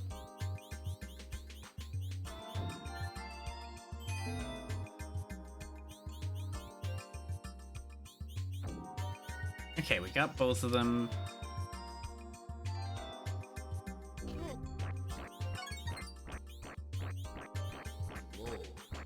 Not the slow again. No. Must speed that I already didn't have. There we go.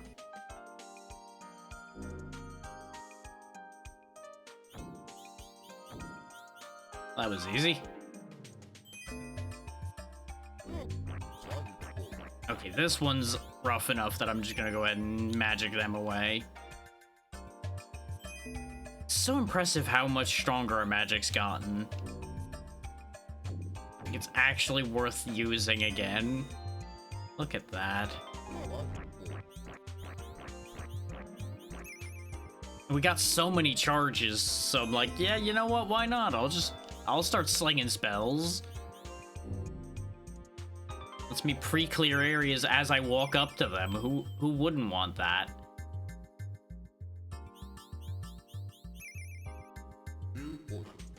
Healing potions, nice. I think we're gonna use one of our camp potions here in a moment.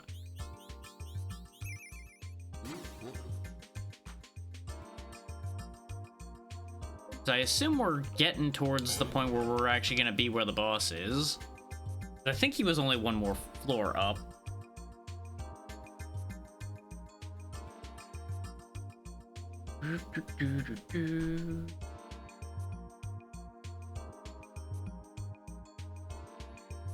We might actually hit 1,000 health before we finish this game. A wizard with 1,000 health just seems absurd. You know, go ahead and drink down the food potion too. Yeah, this looks like the lead up to the boss. Ooh. Defense up, nice. Healing potion, nice. So much stuff just right here, right before the boss fight. ridiculous. How strong is this thing?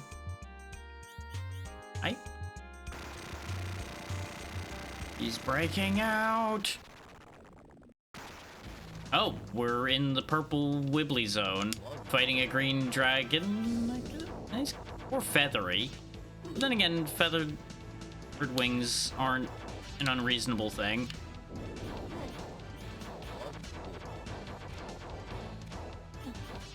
It's a good thing I have good armor, because he's hitting a lot because his attacks are homing. I'm just kind of pummeling him with magic because I can guarantee the hits with those, aside from when he gets distracted by his shots. And he's dead already. Yeah, I think I might have been a little too strong with the best weapon. Maybe just a little too strong. But at the same time, they made it so painful to even get there without it.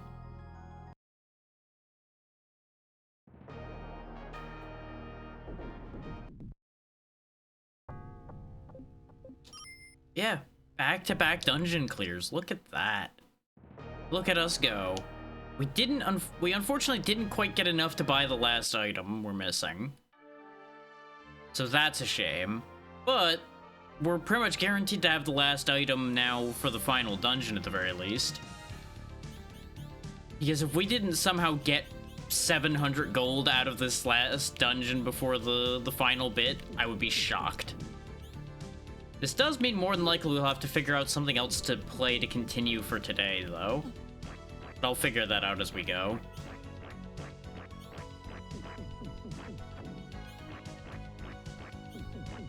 Because we'll probably just go into doing something simple for a few hours to wrap it up at that point, because we will be probably at close to 5 hours by the time I'm done with both these areas.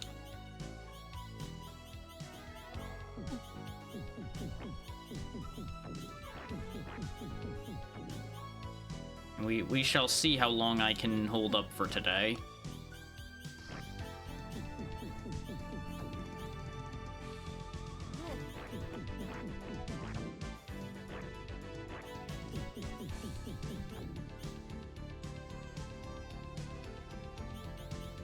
Remember when these lizards were making it like a no-go for me to be able to go through here, and now I'm just deleting them? It is delightful. Not to mention the health check of getting through this acid.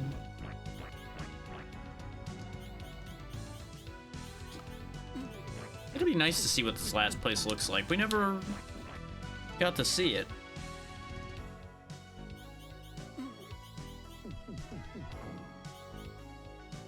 Lizard, lizard, lizard, lizard. Oh, I'm poisoned. My food. My one weakness that's left at this point. And I could just sprint through the area once he poisoned me. But I'm not gonna do that.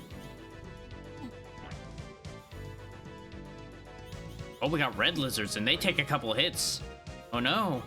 Danger, danger. We are actually, like, getting kind of low on health. So, genuine danger, actually. I've been screwing around, but it's actually a problem.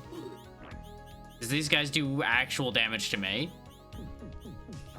So 16 defense ain't all that there is. Which we knew that. There's characters that can get up to 20 defense. So they had to have that defense matter for somebody somewhere. And I also don't have all of those healing items that I had anymore. Or because curse you dungeon reset, etc, etc.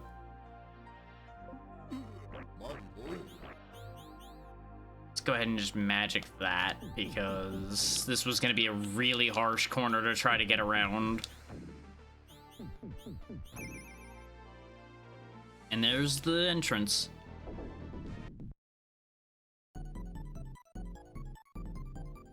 Pretty interesting. It's another just rock spire, unfortunately, but look at the water. It's actually really nicely detailed. Floor's all wiggly. That's something. We're also really low on health. Oh boy. Okay, they don't hit that hard. They do die quickly, so that's fine? Speaking of die quickly, these guys don't take too much to get through.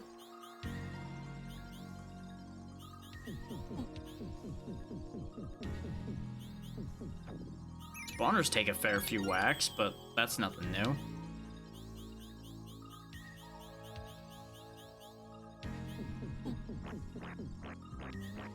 Oh, they hit hard. And we're dead. God damn it. I didn't react quick enough. I didn't let go of shoot quick enough to be able to move off that spot. I'm glad I saved. And the best part is, right before that death happened, I was about to say I should back out of here since we cleared the area so I could just go back in with full health.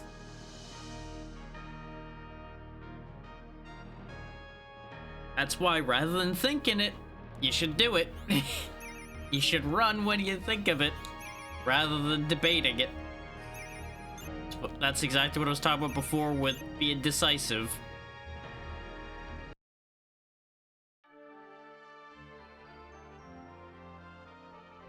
Hesitation is death.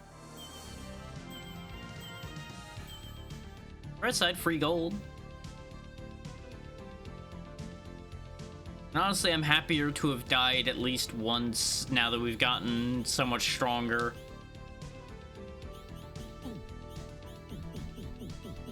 As a proof of like, look, see it. I'm not overpowered. I can still die. I'm just strong.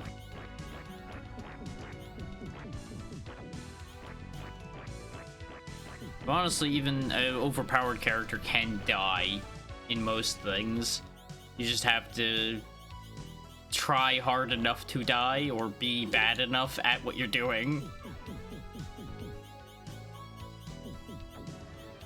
But I do think it'll be wiser to actually clear the area and then heal this time. Since those, like, fishmen, or... I don't know if they're meant to be fishmen or lizardmen or what those guys are. Whatever they are, they hurt a lot, even for our maxed out defense.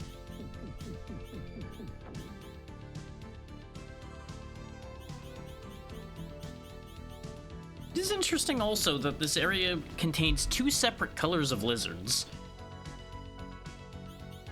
Like, I guess they wanted to put the third tier of lizard in, and it's like, well, we don't have any other areas to put them, so I guess we're putting both of them here.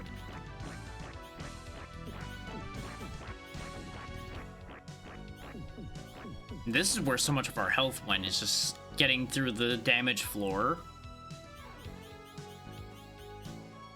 Which, when we don't have to stop and fight spawners on our way through it, it'll be way less of an issue.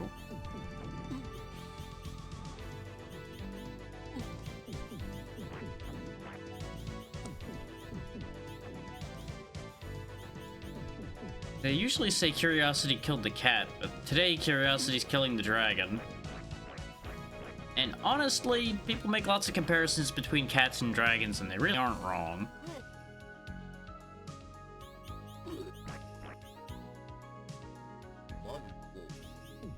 Just go ahead and use our magic since we'll be... Well, no, I shouldn't go using my magic completely willy-nilly here, but... using it on this room and the next room is probably not a bad idea, and we can save 2 charges for the dungeon itself. Just for dealing with nasty corners like this one. So we don't end up getting stuck for a while trying to deal with a crowd. And as we all know about me, I hate crowds. He says as he's doing a job that involves him entertaining crowds, but this is different. The crowd is not physically here in front of me, making constant ambient noise that drives me slowly up the wall.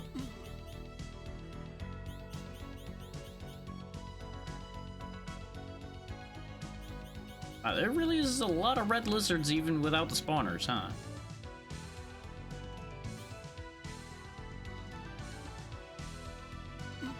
Just gonna run past you lot. I don't have to deal with you.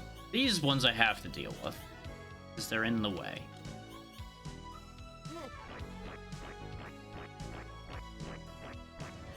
I just had to make sure I had enough health to be able to get out of the acid swamp section. As long as I got that, we're golden. Oh, that's not safe ground. I thought that was safe ground. Oh, this was almost really bad. It's still not great, but it could have been worse. Ow, ow, ow, ow. Please don't die to the ground. God damn it! I should have just cast the spell, but I'm like, no, I need to save it. Man, this area sucks. Remember when I said I was gonna have to be really, really strong to get through there? Yeah.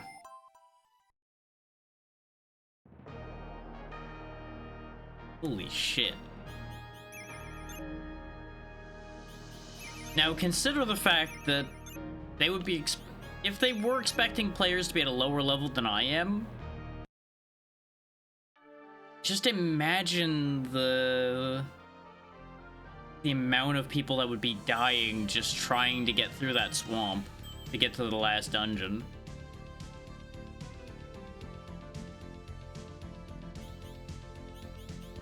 So I'm not sure that that floor takes damage based on your defense at all. I think it literally is either... Oh, fuck's sake. It might actually do percentage damage, is what I was trying to get at before I got hit with disorder and got all jumbled up. It occurs to me that that might genuinely be a thing.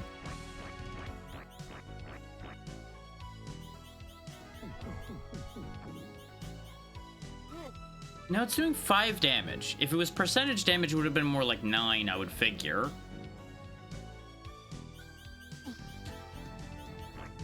So it might just be doing a flat 5.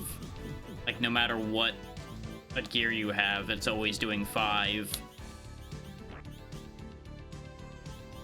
Which, that's reasonable-ish. Because that means by itself it would have to do over 100 ticks of damage to kill a 500 health character. And that's honestly not that out of hand.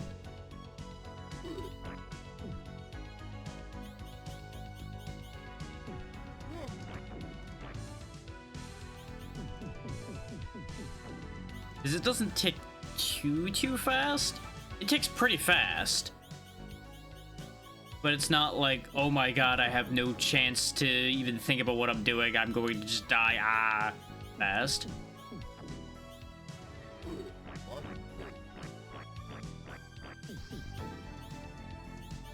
We're just gonna make use of the magic this time, so we can get through these acid sections a lot less problematic.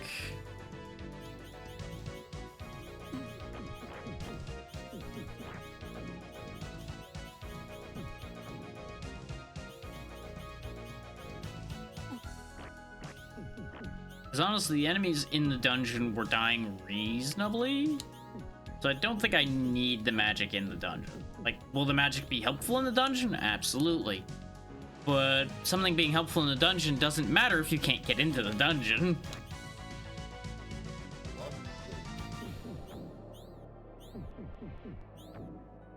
So right now, preserving health and everything. That was part of why I was saying I'll handle that at once I was done for the day, because I'm not 100% sure. The easiest way would probably be to just send it through Discord, because I don't think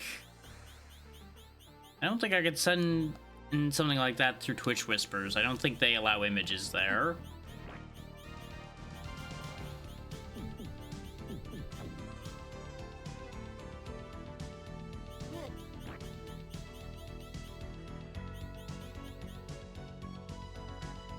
So if you want to just go ahead and add me temporarily at the very least on Discord, my name's the same everywhere, so it'll be easy to find. And then I'll get that over to you when I have a free moment. Okay, now that we've cleared through here and I have one spell left, let's fall back.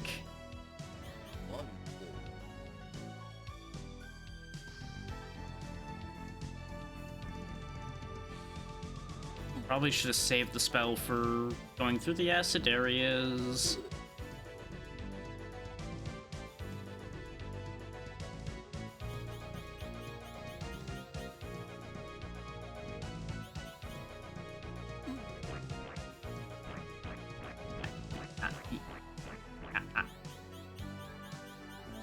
The best question is going to be, do I have enough health left to get out of here?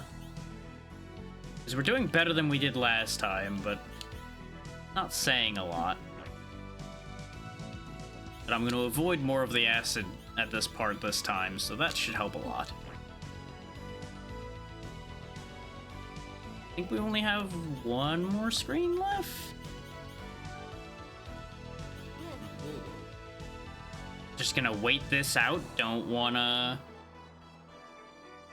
have to deal with reversed controls while I'm in acid. Ow, ow, ow, ow, ow, ow, ow, ow, ow, ow. Yeah, because this is where we died last time, and I had more health this time. And there's the exit. Okay. This is definitely gonna mean going into the dungeon with no spells, because I'm not gonna reset. Otherwise, we will be right back where we started.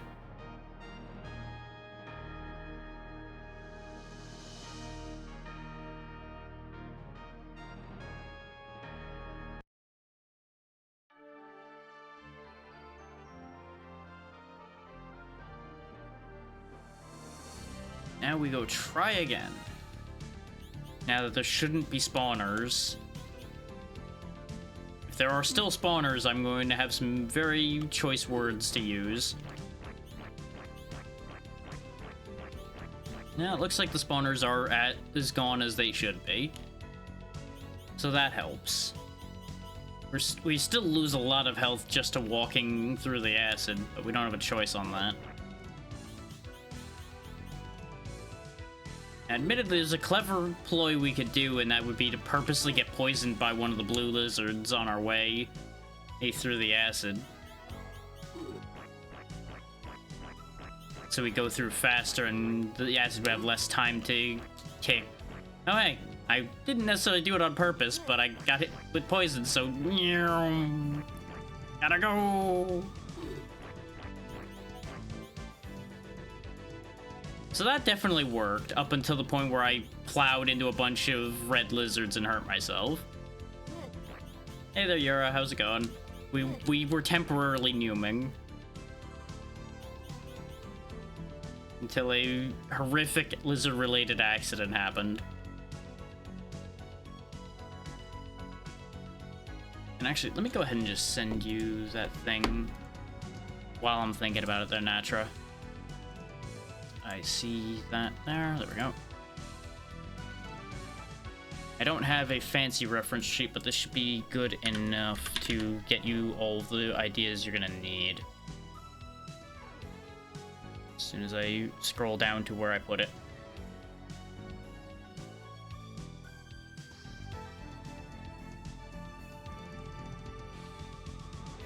You know, that works out, yeah. As long as you still made sure to eat something. It is important to eat things.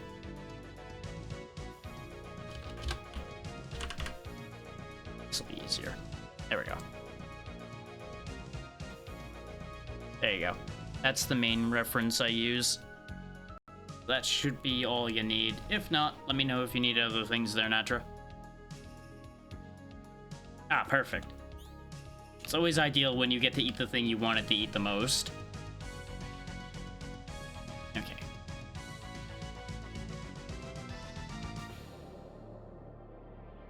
Now that's a thought I'm also very familiar with right there. It being less annoying on the stomach, being very important. Excellent.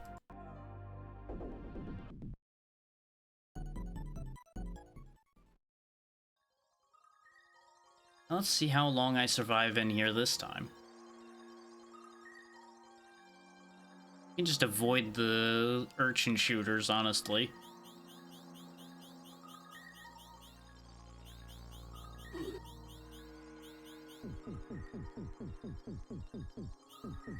These spawners definitely take more hits than the other spawners did. Like, I was thinking that at first, but I'm like, no, no, no, no, no, no. They didn't make the spawners stronger. Why would they? So the spawners are hiding the keys and the locks. Interesting. Also annoying. Can I hit the spawner from here? And I can definitely hit the things that were spawned by the spawner.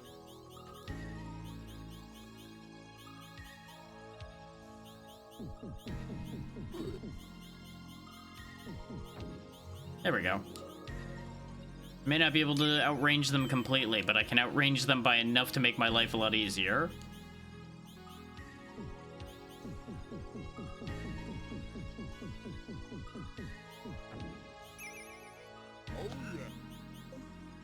Mind Glove. Well, that basically makes me the equivalent of as if I had the best ring in the game now. I'm only missing 1 intelligence. There's the key. There we go. There's the lock. There are these guys, because I know they're going to come right across that gap as soon as I push this in here. Or not. Never mind. Time's been flying today, I gotta say. I just saw the ad pop up again. I'm like, oh hey, it's ad time again already? God damn. Which, I suppose I should say this before the ad hits then, since it's been a little bit since the last time I mentioned it. Those 14 free choices down there at the bottom of the screen are still open, so if anybody has a game they want to see, well, more accurately, as I keep flubbing this, if you want a series started, let me know, because those who have donated so far have graciously given y'all the choices as far as that goes. So, the option is available to you. And it can be anything that is a part of a series. So, and honestly, at the rate people are choosing, you are open to make multiple selections at this rate.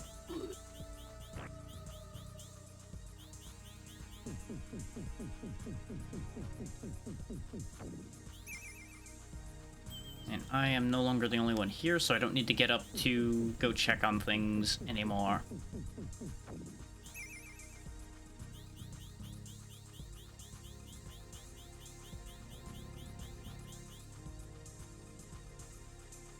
So we can just see about making some headway. Most of these places don't have anything so interesting going on that I need to worry about making sure people don't miss it during the ads.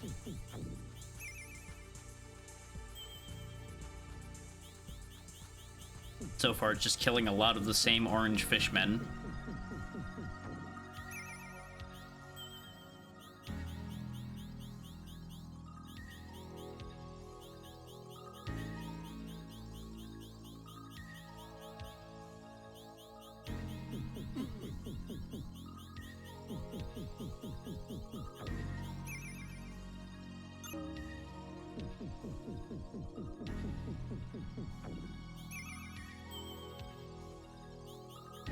And I will once again put on the floor the idea of if people have suggestions for stretch goals, since the goal board has already been cleared, I am open to suggestions, since we are still going to be here for a bit yet, considering the clock is still at 15 hours.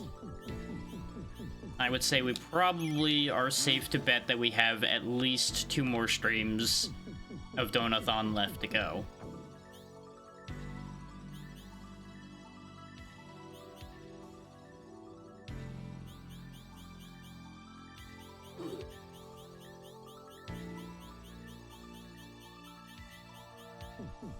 Okay, good. I am managing to land a couple hits in there. I was starting to worry that I wasn't going to be able to break through this without burning more magic. So I'm getting a few hits at a time here. We'll go ahead and just wait this out. Because as soon as one spawner cracks, we're going to be good to go here. There we go. Yeah, see, now the numbers start dwindling rapidly. Sometimes patience works out perfectly. Now, if I had a way to get out of here quickly, I would, just so I could get the the final ring, and then I wouldn't have to look at gold anymore, because gold would no longer have a use for us. But, by the same token, if I could just clear this place in one go, that would actually be ideal.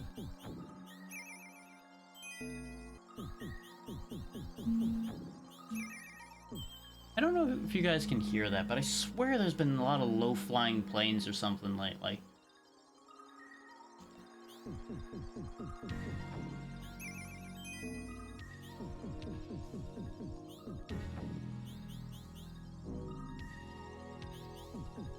Yeah, ideally you guys don't hear that, but you might. Oh, this is bad. This is bad. Use the magic. Don't have a choice. Can't attack. Gotta use the magic to not die. Otherwise they would have been able to just freely attack me and I would have just gotten ripped apart. This is why I keep a spell charge in the pocket. I didn't even realize those guys could hit me with disorder. But I just kind of started assuming everything in the game can, because after a certain point it seems like they all do. Like the big heavy guys give you disorder. Harpies give you disorder. Fishmen apparently also give you disorder. And I did ask for a fast way out of here to go buy the last item. We can do that now. Getting back here though is such a pain. I think we'll hold out at least a little bit longer because we have resources left. We could also break the spawner from here, so let's do that before we cross over.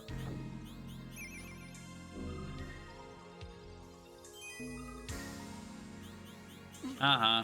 You don't understand how bridges work. Unfortunately, I don't understand how distance works either, apparently.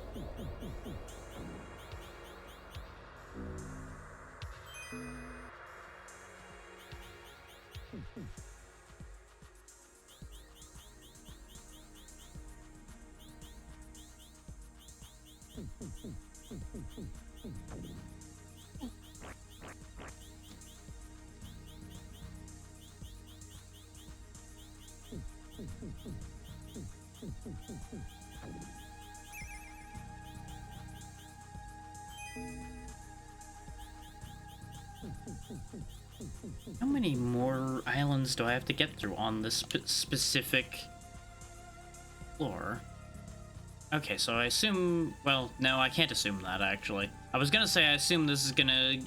That block is gonna send me down this way.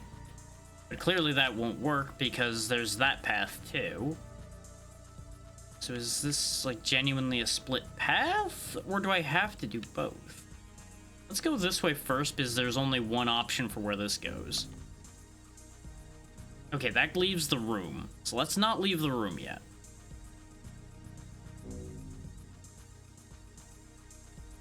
This also leaves the room. God damn it. Well, we're going this way first. I want to check something. Okay, the room stays as it was, because you're not going to a different floor, technically. That's what I wanted to make sure about. And it was going to be way easier to tell, like, immediately from the other one that the one that I'm on right now, than the other one. What the fuck? Suddenly all of the urchin shooters.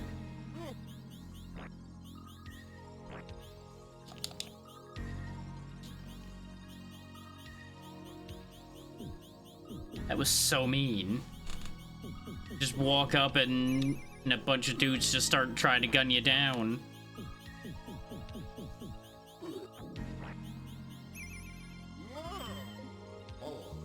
Okay, now we have more mind than if I bought the thing, so clearly I should stick with it if I can. Which I cannot, because we have not gotten anything to retain our life with. But now I have even... Ah! Thing is, one mistake and we're dead probably right now. All this power and I'm not gonna be able to use it. Oh, we got octopi now. May as well see what I can get to using One spell, though. Because it burns through so many enemies with the boost it has.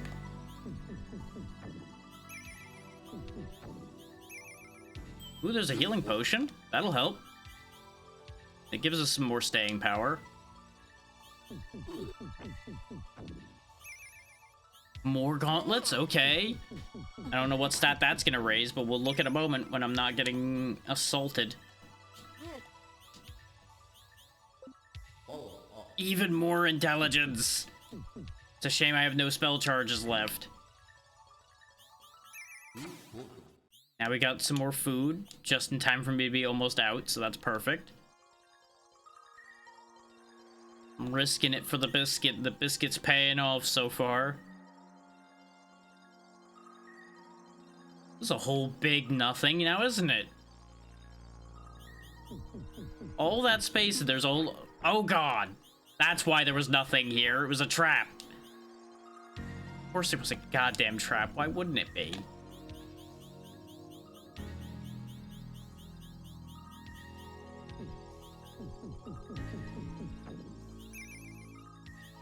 This whole area is designed on deception, it seems.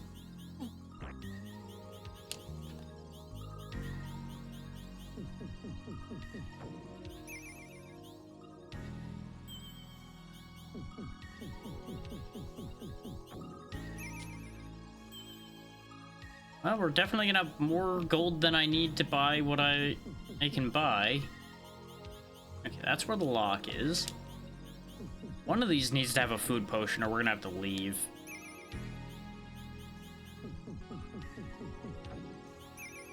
There's the key. Still one more chance. Ah, gold.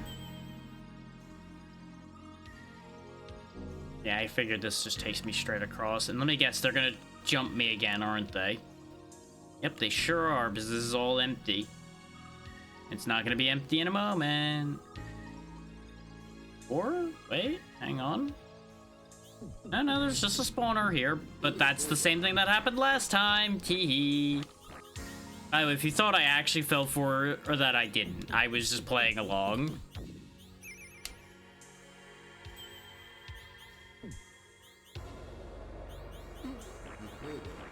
Oh, you bastards. Nope, we're gonna have to leave. Because I had nothing I could use to protect myself during that disorder that time. Oh, like I said, we can finally get the last item, so... we have everything.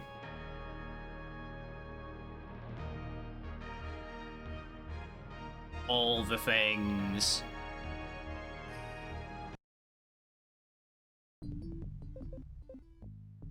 Angel rings. Oh, wait. No, I don't have enough. It was 8,000, not 6,000. Ah, I'm glad I didn't just run out of there and go, I'm gonna buy the thing. Oh. I knew there was doubt in my mind for a reason. Oh yeah, just in case, well, let me save first, and then I'll go up there.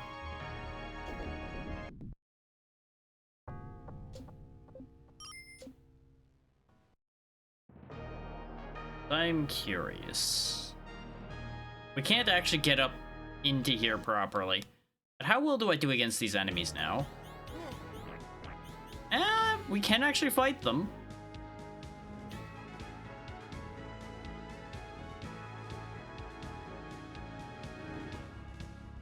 Yeah, welcome to the Goddess Monument. The final section of the game, which we can't actually do properly right now. Oh, I don't think.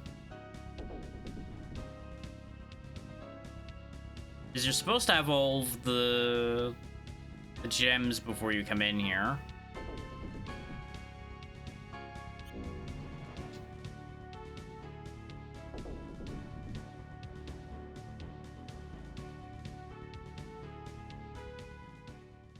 And no, it's letting me fight this. Which I'm doing without any magic because I'm a genius.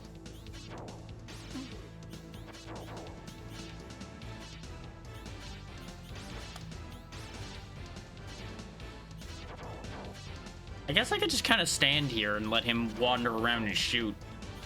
Because as long as I'm still shooting this way, I break his shots before they get to me, and he has very few angles to actually land a hit on me. So I can just kind of auto-win.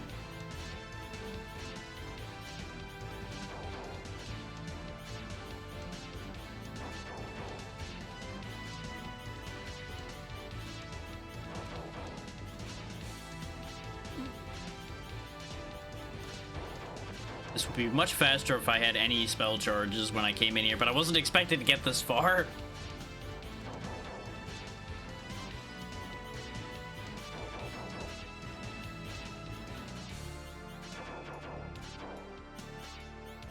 Maybe killing this thing will give me more money, though. There he goes. Oh, no, that was just his helmet. Oh, now he's got a new attack. That attack actually can hit me. I can break it too, but I have to actually be like properly aligned with it to break it.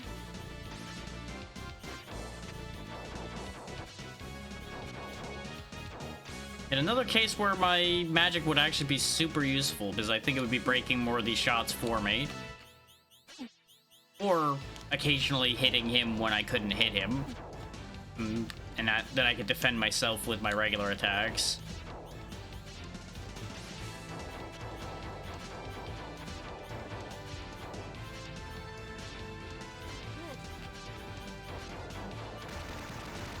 There goes another piece. Oh, he's just spraying fire now. He's losing it. He's gone wild. I'm so glad every character in this game has long range, because otherwise this attack would be disgusting for a big chunk of the roster. And could you imagine having to fight that thing in melee range when it's just constantly hosing out fire like that? Be absurd.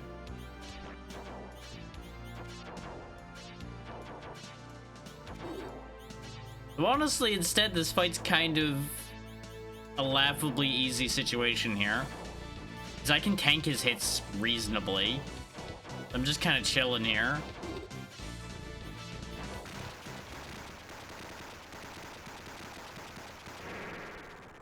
Yeah, that gave me a bunch of gold and a bunch of experience. Gold's still tallying up.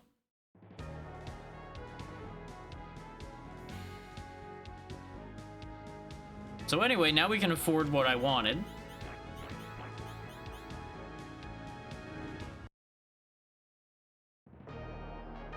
Wait, no, I think that might have been part of the thing now that I think about it. I think that was one of the things we used to do, was go fight that thing early to get money. Because as long as you can survive fighting it, you can just eventually kill it and get a pile of gold. So obviously doing that too early on is, like, nigh on impossible. Now, does that thing respawn? Because the gold doesn't matter at this point, but I'm just curious. Oh, you guys poison, huh? Good for you. Nope, it stays dead. Very good. Whatever else is going on in there, we're not going to do that until I've cleared the other dungeon, though. I just wanted to stick my nose where it probably didn't belong. And it just happened to work out.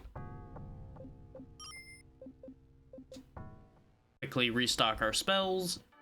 Because now with 20 intelligence, we should be able to just magic our way into the dungeon pretty well. The only thing... Grabbing a wire to charge my phone. The only thing I'm kind of disappointed by with this game, as far as the mage himself goes, is I wish the mage would get other spells. But I know that that would make him way too good compared to all the others at that point. Unless you gave all of them, like, a selection of spells, and that probably would be a little too complicated for a Sega CD game to a certain degree. you know, ignoring the fact that it already has a menu like that for selecting usable items, which you could completely just use as a spell swap menu. You just cycle to one more screen and you'd be there. But you know.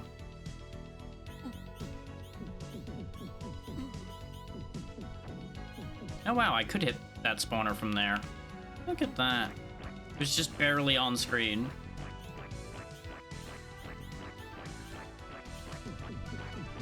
Making mistakes again. Don't fight a spawner from in the goo, you silly man. Why are you wasting health?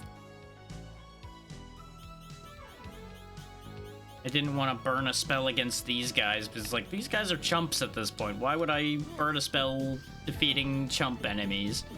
Answer, so you don't stand in acid for 200 health, you fool.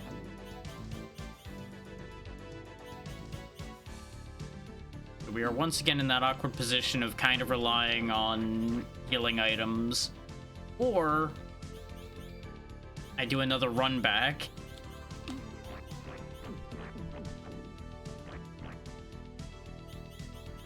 Because what I can do is clear all of these guys without using too many spells, and then just go heal and come back in.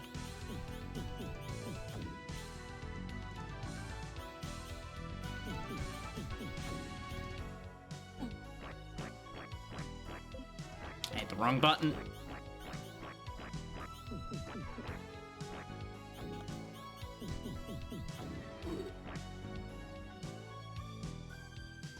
That's lasting longer, but it's still not, like, the longest thing it could be. I chose the worst routing.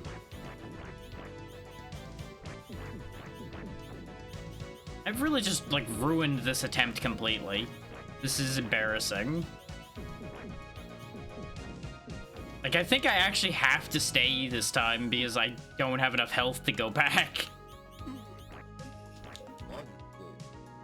Why am I hitting all the wrong buttons now? Why is this the thing that's chosen to happen now?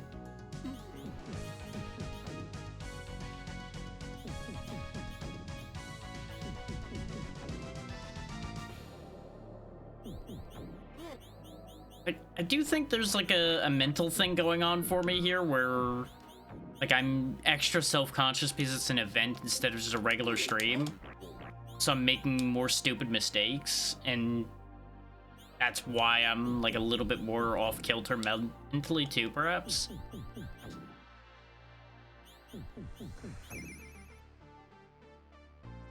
Hang on. Okay, it's just a notification over there. That's fine. It'd be very funny if this entire time Discord was popping up when I was checking those, but it isn't. I have 4 hit points and I'm going in here anyway because I'm a fool.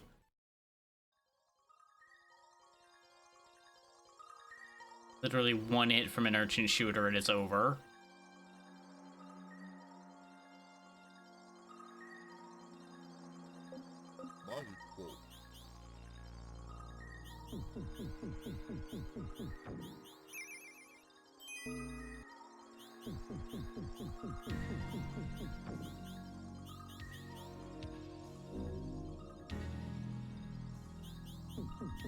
Can't believe I'm still gonna push forward with 4 hit points and hope for the best. Like I said though, I don't really have a choice. If I go back, I'm dead. If I go forward, I'm dead. But I have better odds of not being dead if I go forward. Because at least there's a chance of finding a healing item if I go forward. If I go back, I take 1 step into acid and I just die.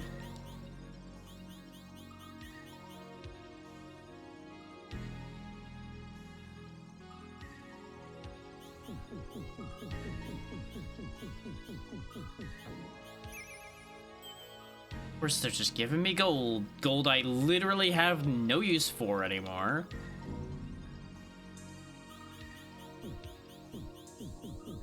Let's just go ahead and break these spawners from here, shall we?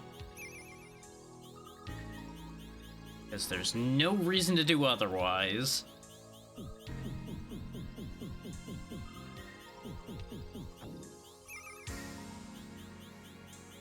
What do you know? Gold and a golden key again. What a shocker.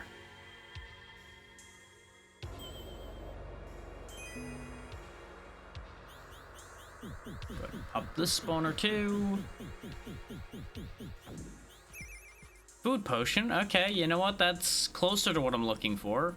It's not exactly what I'm looking for, but it does stall away food death, which is good. Food death is important to avoid.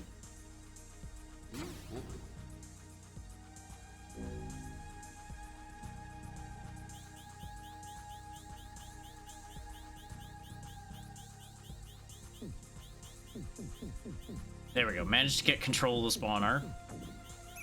It was risky angling it from there, but I was so... Okay, that works. Because y'all didn't see the luxury amulet yet. But what it does is, as you can see, it drains your food faster, but heals you while it's draining the food. It's not ideal, but it'll help.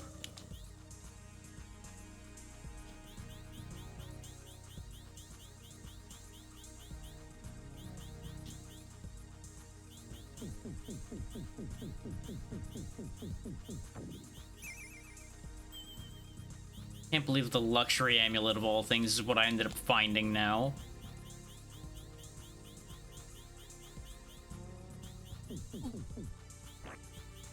Oh, okay. Hey there, Mel. You know, I'm not sure. They might be fishmen, they might be frogmen. All I know is they're a problem. And so far, it's been going well. Already ended up well surpassing my goal that I set on the board, so that's a thing. Gonna have to come up with more goals now.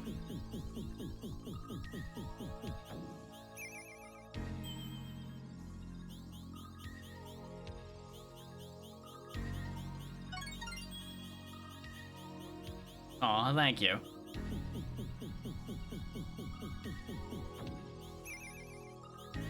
There's the healing potion we need. I just need to get to it.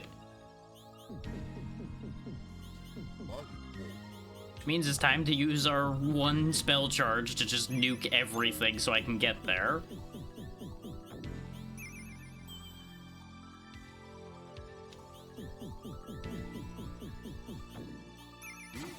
And we got a food potion as well to keep the food death away. Yes!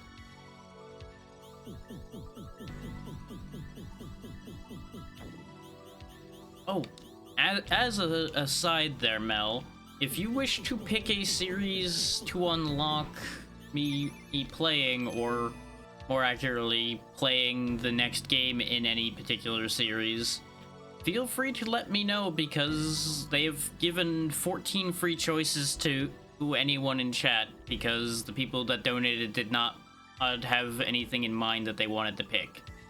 So the option is open. I'm giving them out one per person at the moment, though you may end up with extra options depending on how many more people end up either saying yay or nay to picking anything. So if you have something you want to see, let me know. That's kind of been the running problem, yeah.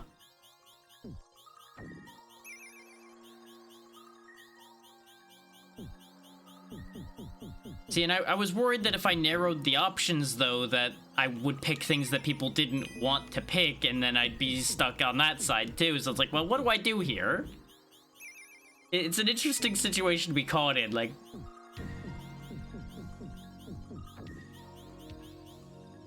And I'm by no means complaining about this either. It's just one of those things, I didn't think of this completely until now. It's like, yeah, you know, this makes sense, that this is a problem. But I for some reason thought that giving people all of the choices was better than limiting the choices. Which, no, it's not a for some reason, it's a matter of... because to me that would be the better choice, so I chose what would work better for me. Because given all the choices in the world, I would be happier than having to choose between a limited table.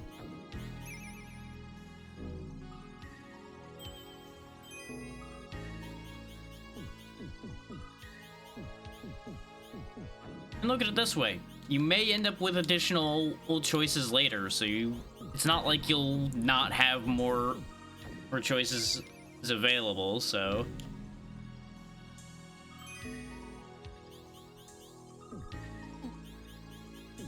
There's no, like, oh, I made the wrong choice, so now I won't get my other ones. There's entirely a world where you will get at least one other one.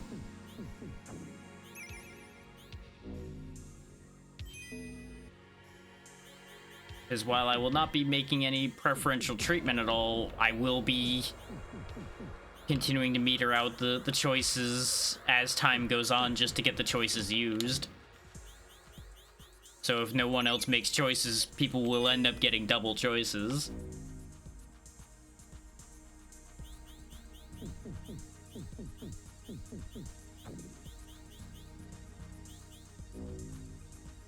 And as I ended up saying, if we end up getting out of the event with free choices left, I will just start kicking polls out into the social ether and see what happens with them. It's the first time I've called social media the social ether, and I'm just kind of, you know what, that's the perfect phrasing for it. That's what I'm going to call it from now on.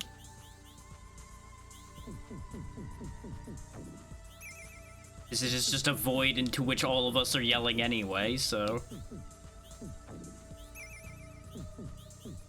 Thank you. Oh god, poison.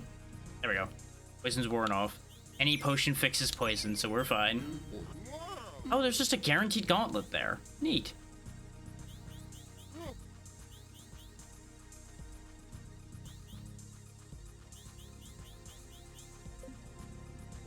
Yes, more attack power.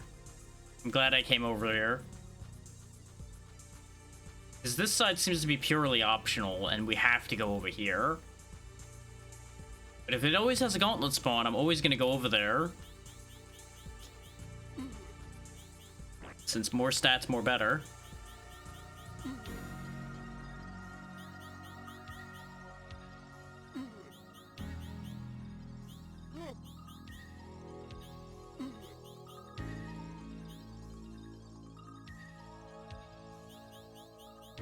Yeah, the only other thing I want to make sure to remind people about is games will unlock in order as far as the various series go, so bear that in mind. If you want to get to, like, the third or fourth game in a series, you're gonna need to coordinate with some people. or be the one that's donating for it specifically. Because obviously, you know, if you're putting down the money, you get all of the choices.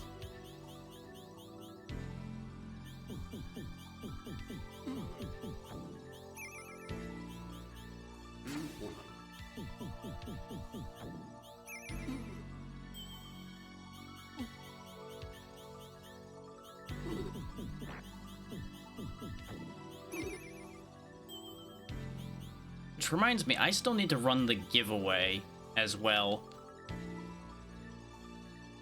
Do I want to run the giveaway now, or do I wait? I was so unprepared to have that get unlocked, like, immediately that I just completely forgot about it.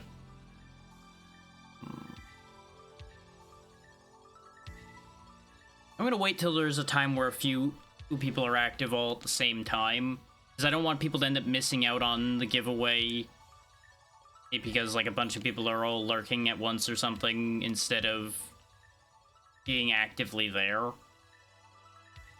So we'll wait a little bit on that.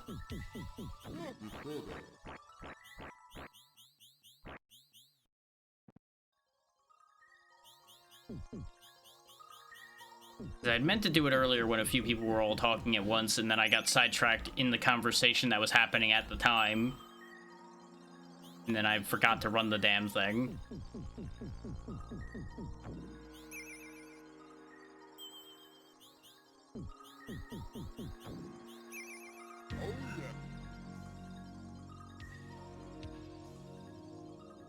Can you tell that I'm not used to doing these things? I'll give you a hint. I'm not used to doing these things.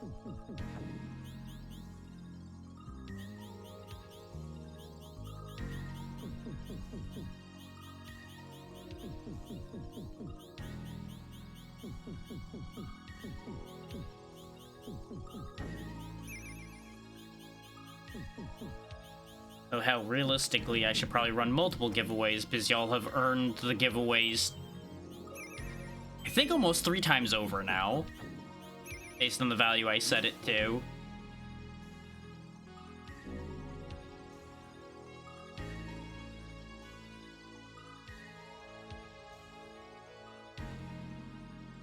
So you know what?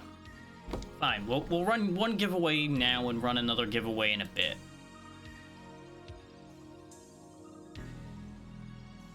We'll do it that way. Since I had already screwed up on that one.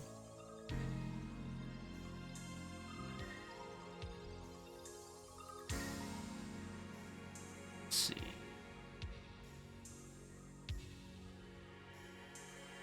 You know what? That's a good one, though, for a key up for. We'll go ahead and do a giveaway for Death's Door.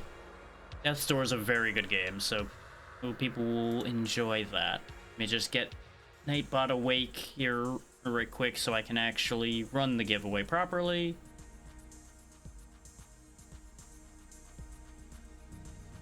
Next. Everybody can do this.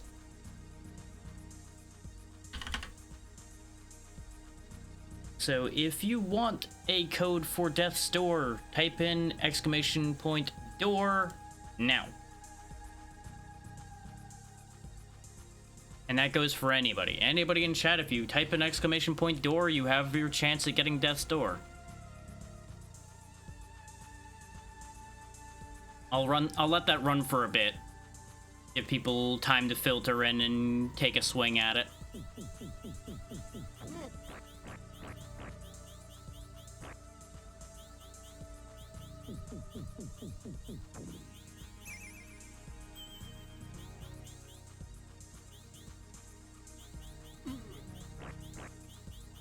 So I was given one code specifically as a giveaway option, but I've also got a bunch of spare humble choice codes laying about to give away as well. So I will give one of those now and then wait for the next giveaway to do the one I was given.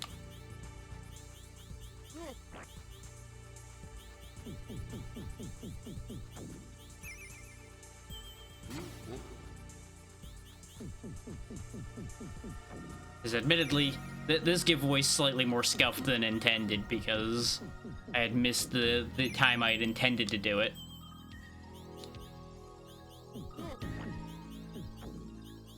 Yep, that is all you needed to do. I will make sure that your entry is listed there. Yep, you are on the list, so yes, you're good. And for anybody that ends up typing it, don't type it more than once. If you type it more than once, I do believe it will remove it because I have removed spammers in there. You got plenty of time to get your entries in. I'll probably let that run for like the duration of this life. This way we have a nice finite time for it to stop. Yeah, I know the feeling there. Sometimes a nap just throws your whole world into a spin.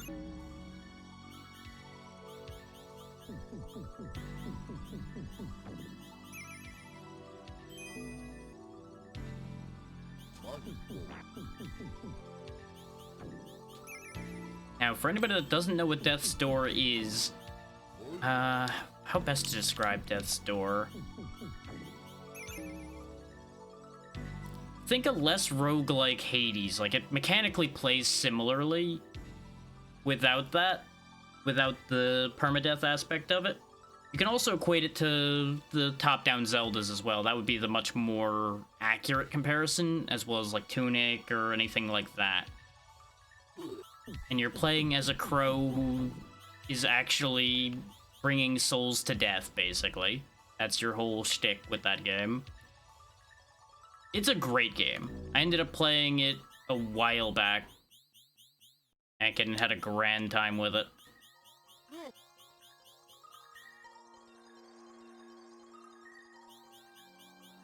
It's not ridiculously difficult, but it does have some real teeth sometimes.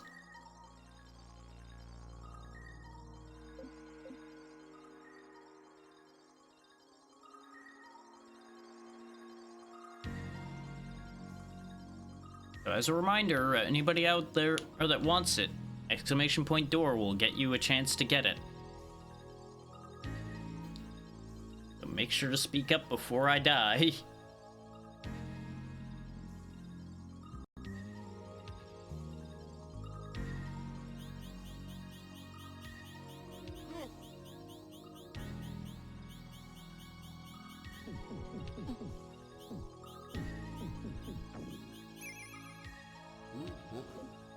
There we go, that solves that problem. I was getting a little worried I was gonna have to bail out of the dungeon, and I wasn't sure how I was gonna count that. It's like, okay, do I count leaving? Because that would make it a much quicker giveaway ending, but that would also be potentially unfair because then I have control of when it ends, which technically I have control of when I die, too, within reason.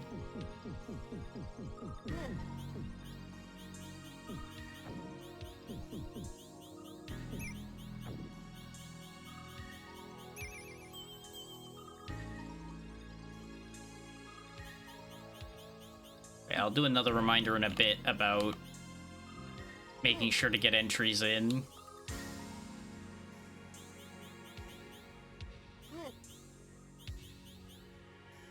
I thought when Nightbot said it was going to do a chat announcement that it was going to announce it's starting, but apparently it only announces when it's ending, which is interesting. At least I'm assuming that's what it'll announce. And I went backwards. Well, see, that was the thing I thought it was going to do automatically.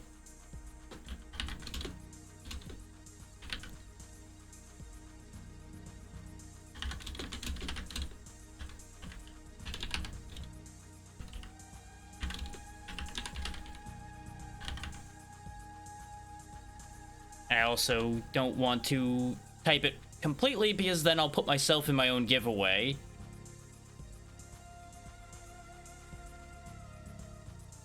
There we go.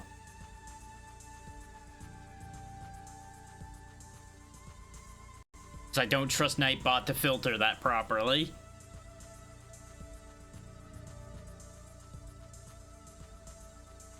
Like, wait a minute, I won my own giveaway, now somehow I have another code for the game, even though I was the one giving the code. What? How? Ooh.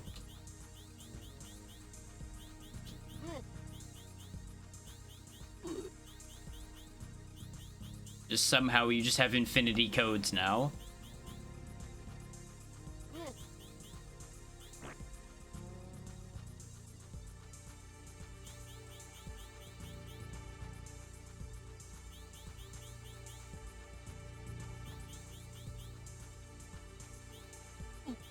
Exactly, and more.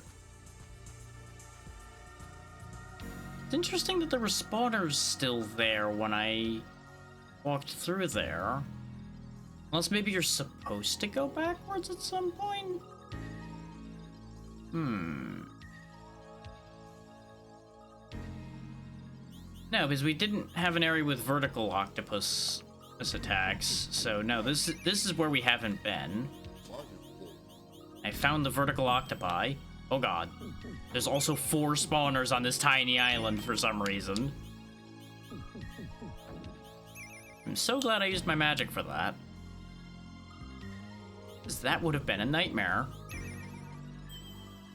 Okay, so we got a left and a right. Let's go in order here. Go left first. More vertical octopi. Whose eyes change color as they move. But, oh no, I was gonna say only when they're vertical, but no. They're changing when they're just moving in their animation. That's just part of their animation. No, I've been slowed. There we go. Healing potion and an extra spell charge. This was well worth coming down for so far.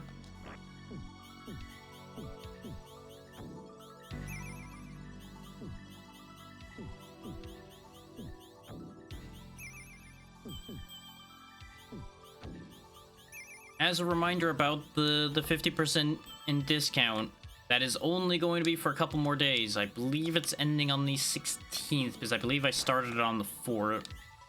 Actually, no. Let me double check that, because I'm confusing myself now. I was gonna say it started on the 4th and it goes for 14 days, but that would mean it ends on the 18th, not the 16th. Let me just double check my own expiration dates.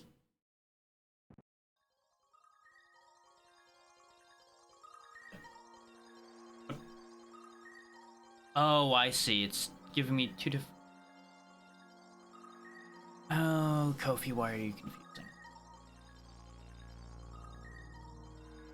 Not gonna worry about it. Not gonna worry about what I just saw. Yeah, it ends on the 17th. I was going on either side of it. That's the problem. I knew I was confusing myself there. And yeah, do what you gotta do there, Mel. It's always great to see you.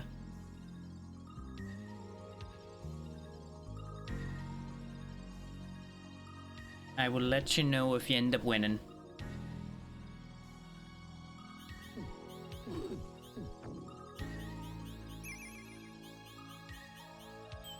If you just see a sudden Discord message from me that's just a bunch of... You know why. Hey there, Char. We're doing our best on that. Oh god, they've got spears now. Feel free to enter the giveaway if you want there, Char. Exclamation point door will get you a chance at death's door.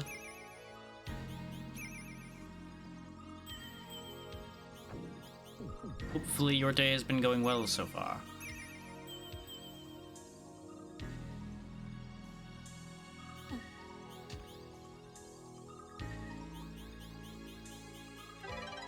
Oh wow. Suddenly all of the chests for getting rid of that at one enemy. Oh yeah, I have full health, so I can't pick that up. I was like, why can't I take this? Oh yeah, oh yeah.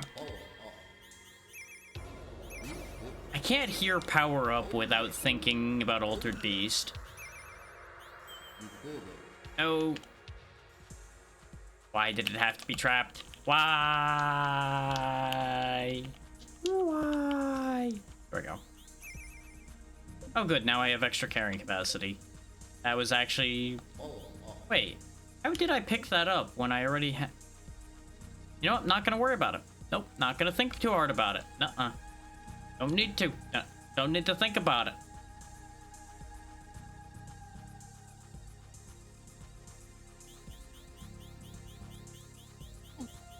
There's a time to think about it, and there's a time not to, and this is one of the second one. You know, if this place wasn't such a nightmare to get into, this would have been a great place to get all the gold I needed to buy all the rest of my gear. Because this place is chock full of money. And all the chests that are dropping from these spawners are worth more money, too.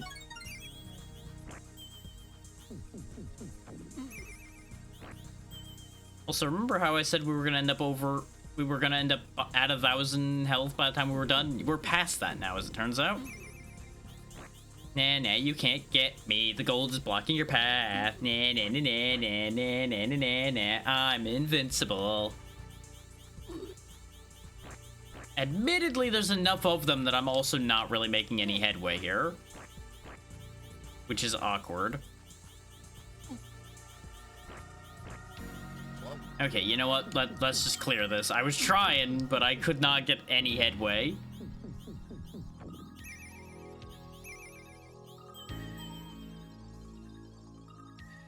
Well, on the bright side, if it ends up being that we have an unwinnable position, and with the mage, we might be able to, like, power her up a knight or something super fast. Is we'll be able to just buy him an entire gear set straight away. The only problem's gonna be not being able to level him particularly fast. Because the only place to go would be the area we'd be having a problem with. Which with gear won't be the worst thing, but the health will be an issue. It's like, for example, if we can't get through here with the mage, trying to swap characters wouldn't actually solve it here. Because I don't think a starting character would have enough health to even get here. So we'd have to grind levels on the way into here, which would be a whole fucking issue. That's right. I really kind of want to take the luxury amulet off, but my only other option is a cursed amulet, which is not exactly what you want. But I want to get rid of the extra food drain, so it's like, this is a problem. This right here, this is what's commonly referred to as a problem. So, goddamn all the chests in the world here. My god. Then again, if we keep getting food potions, maybe it won't matter that I'm draining my food meter faster. Or in exchange for health. This does mean it's gonna take longer for that giveaway to get triggered, because I said I was gonna trigger the giveaway when I die.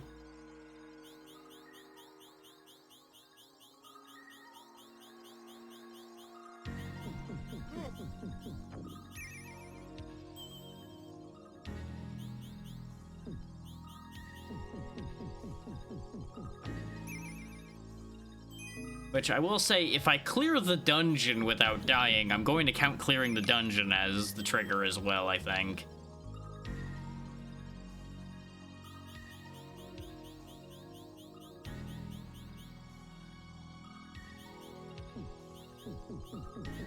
That would just make sense.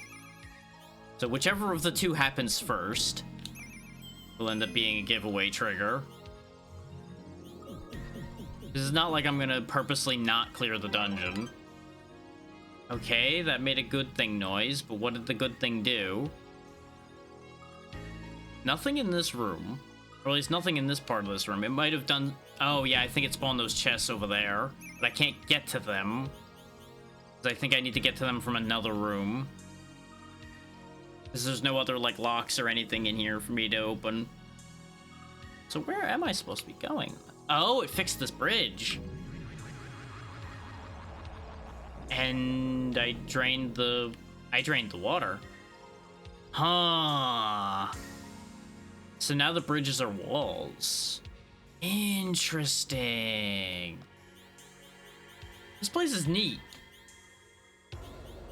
It's a shame that they waited till, like, the last dungeon that isn't the actual, like, finale to do something this interesting. Because that meant, like, the majority of players didn't get to see this dungeon.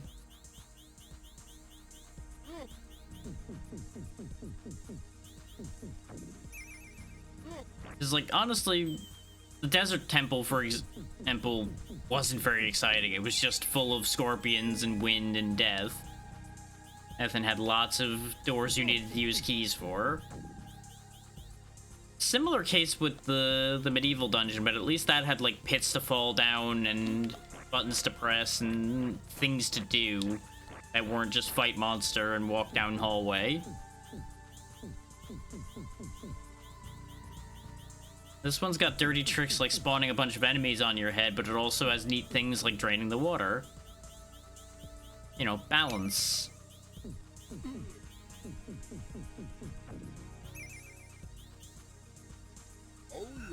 Oh yeah. Another mind glove, nice. I have so much intelligence. I have 25. We have never had that much before. And I thought I had a lot when I had gotten a little bit over 20, but now, nope, 25. New high score.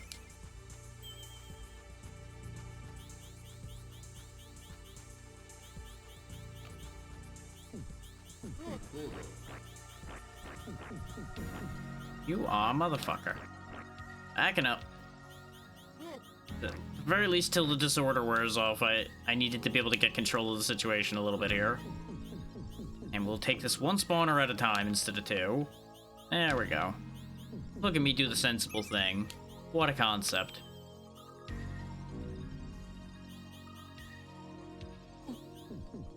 I say as I promptly don't do it this time. Oh, but I can't get at that one without the other one being activated. There we go. Problem solved. Sometimes the answers just hit it harder.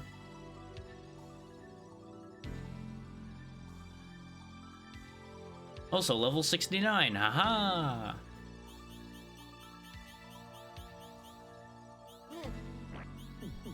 If I thought I could end the game on level 69, I would do it. But unfortunately, we have way too much ground left to cover to be able to assure that one.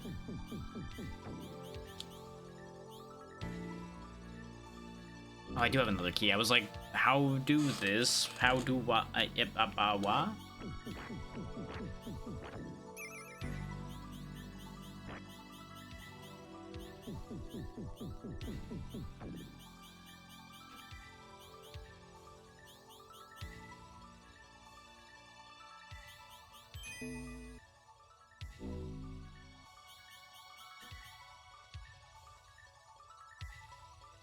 I assume I need to go this way. Mostly because there's nowhere else for me to go.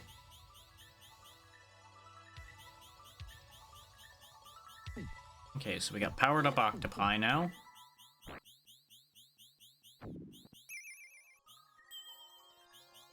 It's impressive that there's still enemies that are gonna actually be able to tank a decent amount of damage from us. But then again, we already proved that with the enemies that are guarding the last area because I went ahead and poked my head into there before I was supposed to. Which is interesting that they even let you in there without all the crystals. Kind of expected there'd be like a door for blocking that.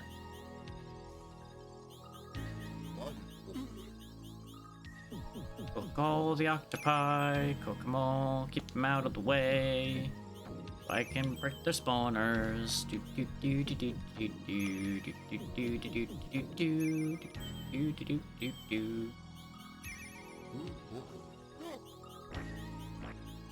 Okay, considering our food and health are both kind of low, we'll go and use the camp potion. I can also go back for this. Hey there, Amara. So far, it's been going great. Hopefully you're doing well too.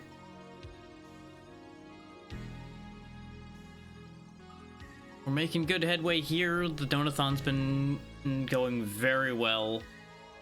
And while you're here, if you want to hit !door, you'll have a chance at getting a copy of Death's Door if you want. The giveaway will be running for a bit longer yet.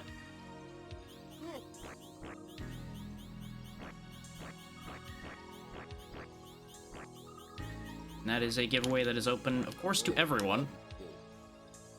I think I might have accidentally used an item. No, because the thing at the top was the cursed amulet.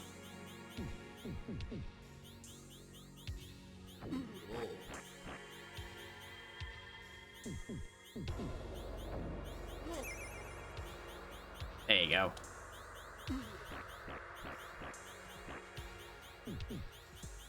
And that giveaway will go until I either clear the dungeon or I die, one of the two. So people have plenty of time left to put in entries. Just one per person, though. Hack.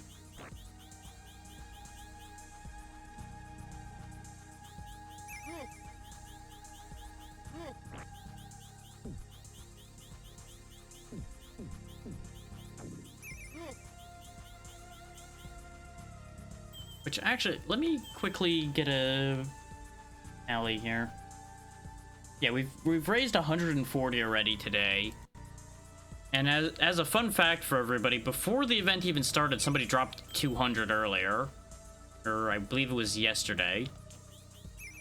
So things are going a lot better than they were. There's definitely plenty of room yet for things to get better or further, but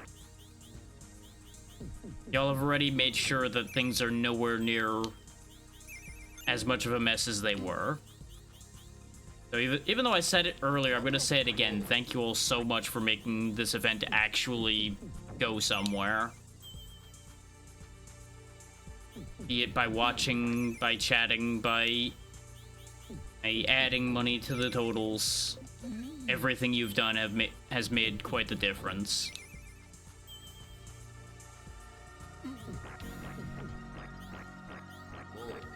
Oh god. This is suddenly taking a real big turn for the worse. I need to get out of the pile.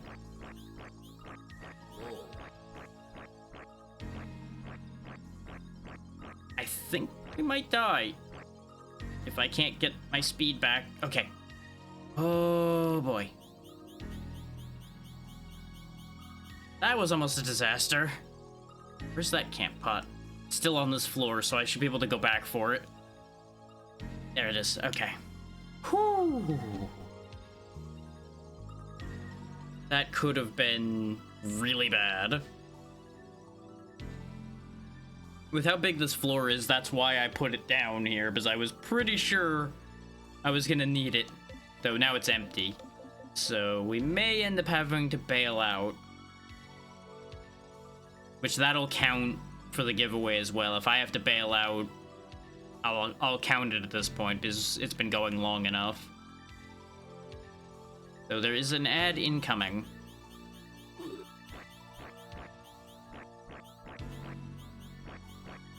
Yeah, no, I can't make enough headway to get through these guys.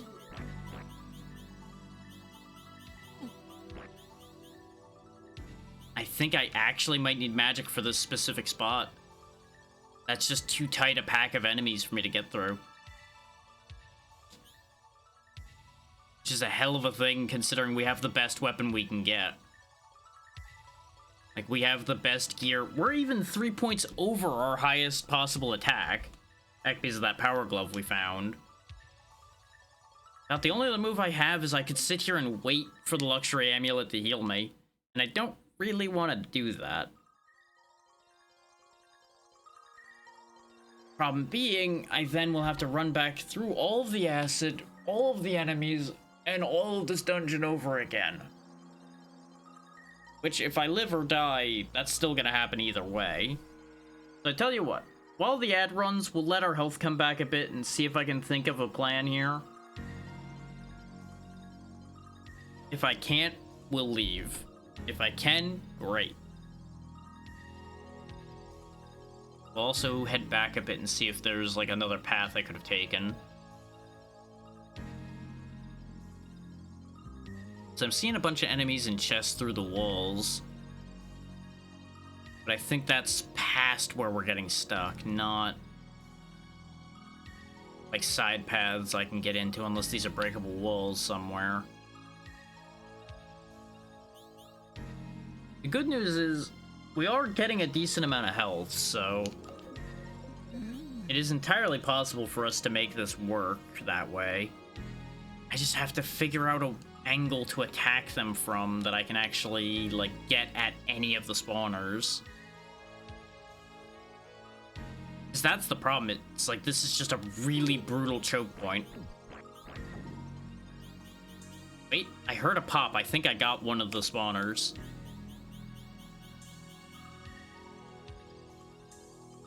Yes, I did. We're in business. I just need to not get greedy now.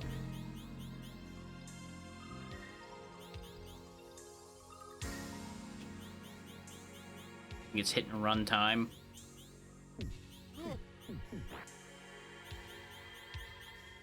Just hit it, avoid spawning too many, and then run for my life.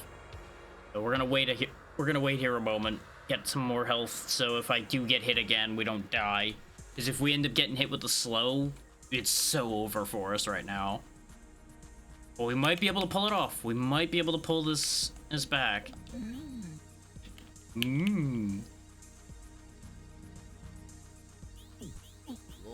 Oh, the slow. Oh, no, no, no, no, no. Oh. Why do I say things? The second I mentioned the slow, I knew I doomed myself to getting killed by it. I should have just left. Should have just goddamn left. We lost 4 levels because I didn't leave. But it's time to call the giveaway then. Well, I'll call the giveaway after the ad ends so people can hear me.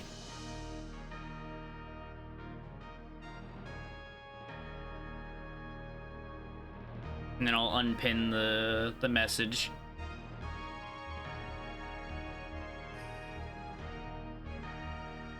Can't believe that's how we died, though. Ah. Well, no, I can believe it because that was the only way we were dying there, is dying to the slow. Still, I'm so mad. Alright, welcome back from the ads. As you can see by the fact that I'm back in camp, we died. So it's time to call the giveaway. I will choose a winner now. And Amara has won the giveaway. So I will get that code sent to you over on Blue Sky, because that'll be the easiest way to get that to you there, Amara. And congratulations.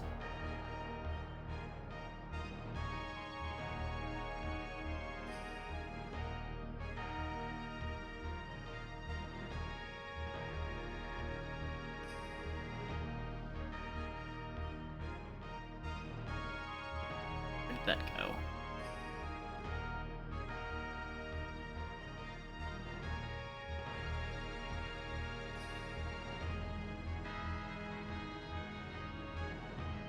Everything moved around in my list here, so I just gotta go find it right quick. Just had it in front of me. There we go.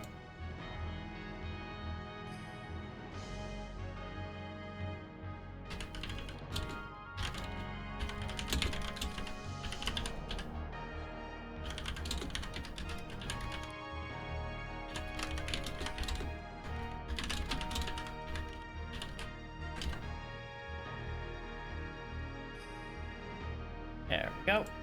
That has been sent off. You sure did, and I just sent you the code over on Blue Sky for when you're ready for it. Congratulations.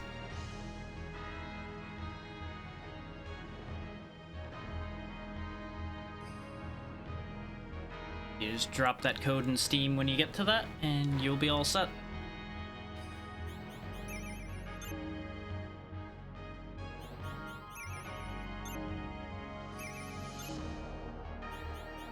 I will go ahead and unpin the giveaway message now because it doesn't need to be there. There we go.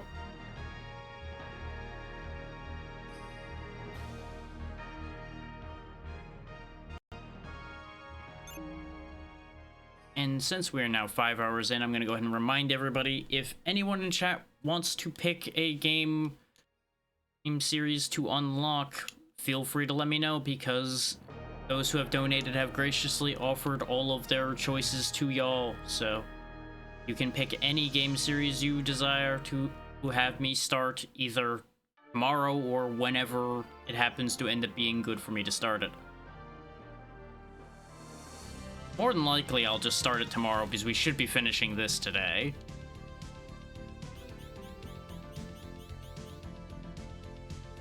And it seems only right to continue the event with things y'all have unlocked.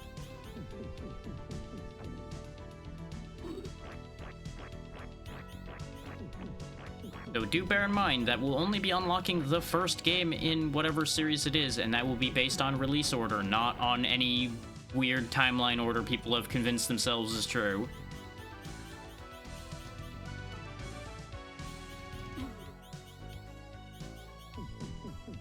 His release order's the only way I can concrete guarantee, like, hey, this is the first one. Because anything with a timeline to it tends to have people disagreeing about what falls in what timelines. I'm like, let's not fuck around with the idea of timelines. Let's just not.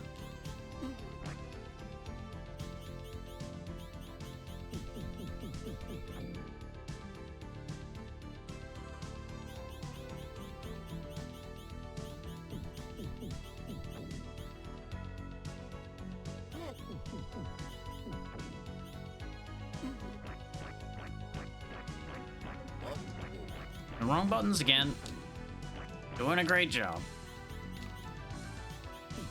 Then again, the run that we just had that almost got through the dungeon was the one I started that dungeon with 4 hit points, so maybe what I start the dungeon with doesn't matter.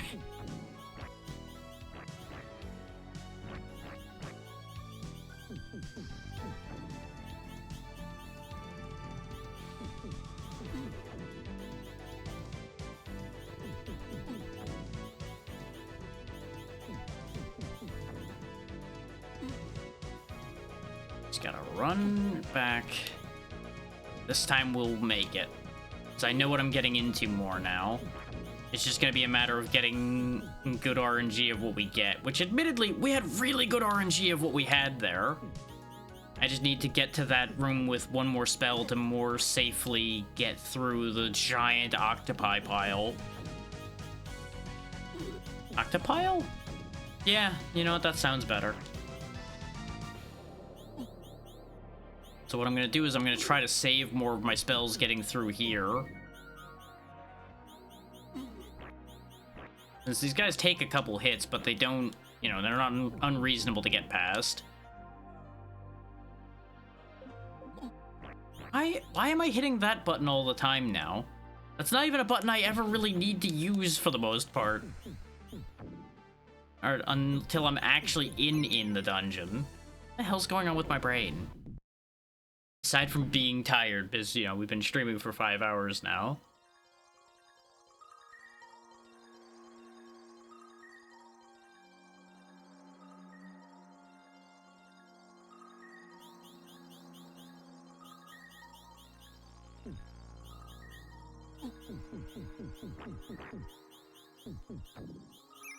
First, you know, I wish I could say that I know where I'm going, but unfortunately it's been long enough now since the earlier parts of this dungeon that, believe it or not, I've already forgotten.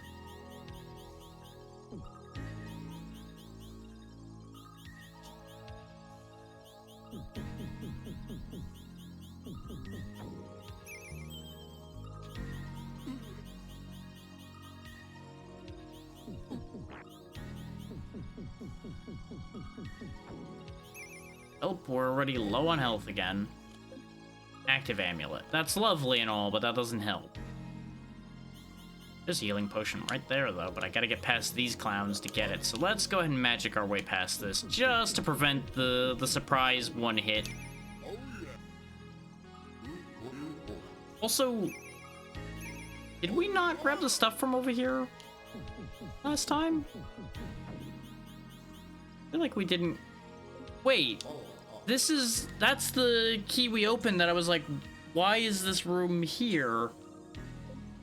So yeah, we didn't get this stuff last time. I am a fool. Because we kept going to the left because I knew that was where progress was, so I just went that way and then we didn't get all the goodies. Brain's sad now because Brain now know that I probably would have actually survived longer because I would have had more stuff. But then again, I also would have run out of inventory space, so I probably wouldn't have had necessarily more stuff anyway, so meh. Meh. Nah.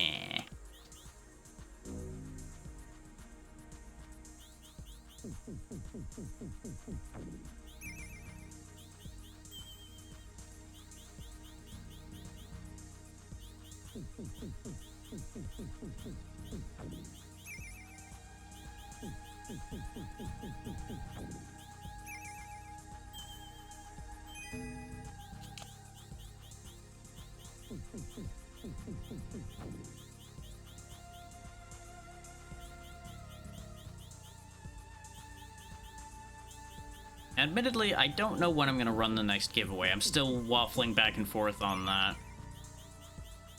I'm obviously going to run a second giveaway because y'all have given more than enough to have earned more than one giveaway. Because what I'll probably do is I'll just run a giveaway every 50. Because that's a nice, easy, repeatable one. So, for example, you're only 5 away from another giveaway. That's $5, that is. So one subscription, $5 or 500 bits would get you another game code giveaway.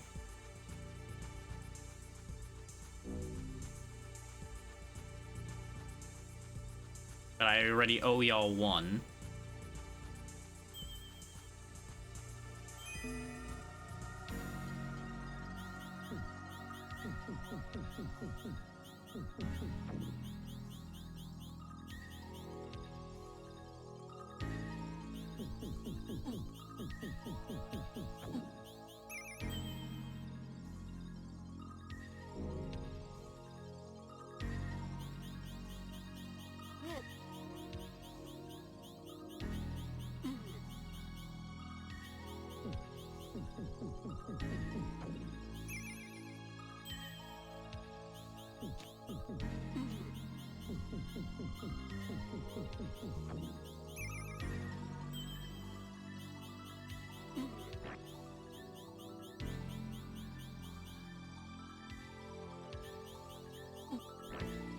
Was a bad position. Because now, yeah, I spawned all the guys over there.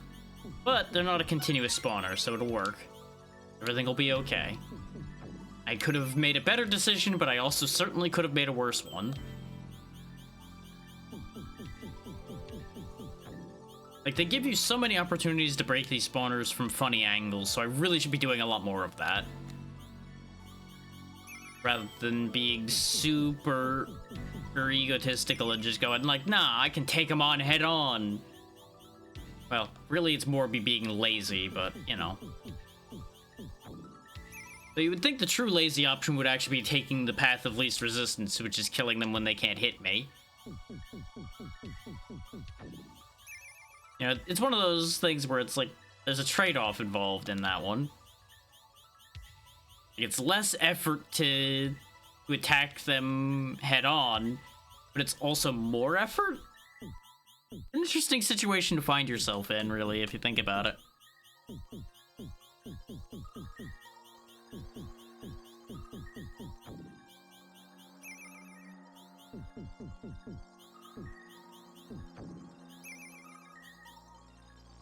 Already have a backpack.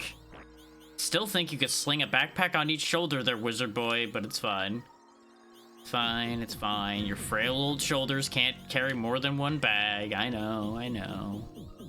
You'd snap like a twig if you put the other one on. Should I come over here and grab my potions?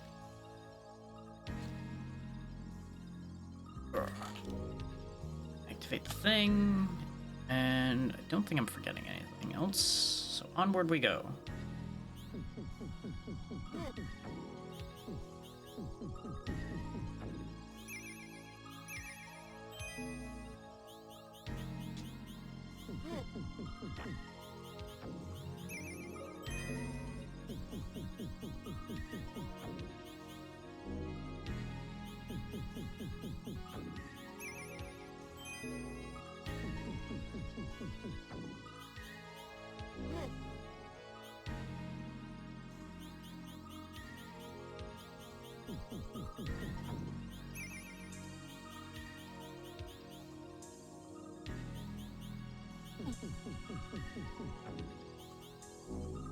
You know, I was just thinking about the fact that it's like, wow, I'll have this game done probably in the next hour or so. I thought like a little over an hour ago.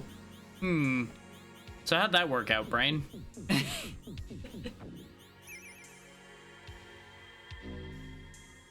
So we might not actually be getting any other games in today. But that doesn't mean y'all can't just pick something for the future, so, you know. If you wish to unlock a series, just speak up. We got plenty of free choices available.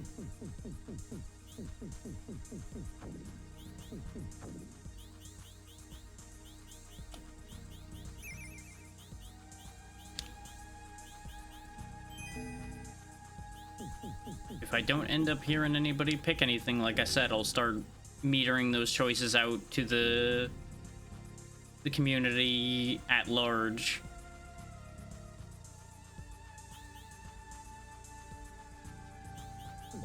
Like distributing them in the Gremlin Discord and such. As well as over on the Blue Sky. Twitter probably won't get any.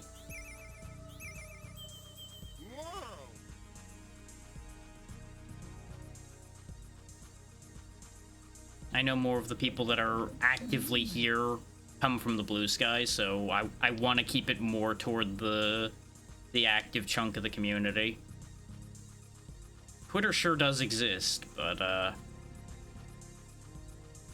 and I'm sorry to anybody that actually comes in actively from Twitter, but you are unfortunately coming from the worst platform.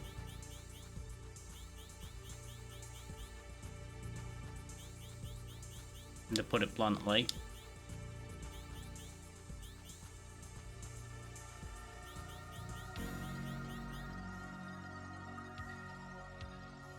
And yes, I will continue to refuse to call it X because it's a dumb fucking name. Chalked up alongside all the other dumb fucking decisions on that website.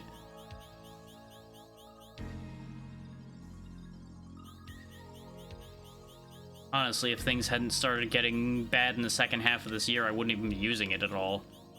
The desperation breeds strange choices sometimes.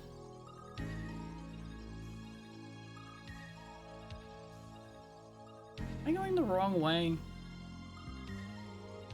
The one problem with this place is a lot of this place looks the same. Like, you could say the floor layout looks different all you want, and it does. But it's still hard to tell apart. I feel like, though, I'm going the right way. Just gonna go back. I can retrace my steps for a second here. Make sure I know if I went wrong, where I went wrong.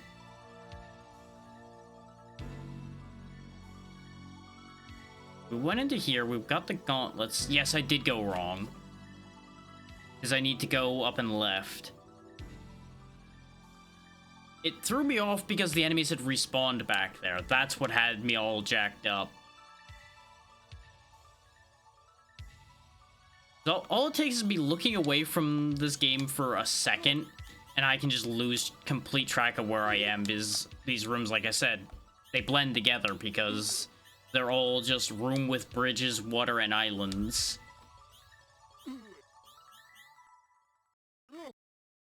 And that's kind of been like the universal problem with this game in general, is the rooms blend together because they're just variations with the tile set. But, you know, you can say that about a lot of games, so I'm not saying that that's like, oh god, this game is horrendous because it's this. It's like, no. One, it's a Sega CD game, so while it could fit more than some games of its time, it could not fit everything forever.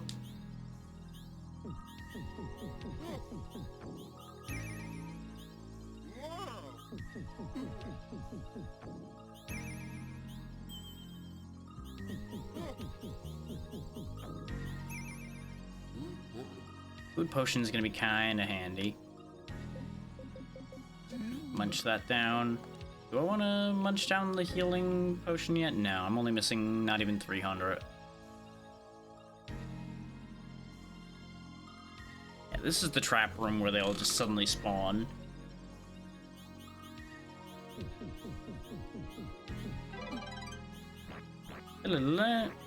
Puzzle solved. You activated pile of enemies. Hooray!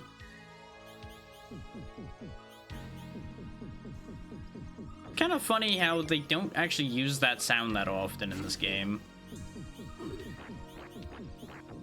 Like, they had a perfectly good puzzle solve jingle, and they used it like 3 times so far in all the dungeons we've been in. Because this game really hasn't had that many puzzles to solve. Well, admittedly, so, you know, where would you use a puzzle solve jingle if you have no puzzles?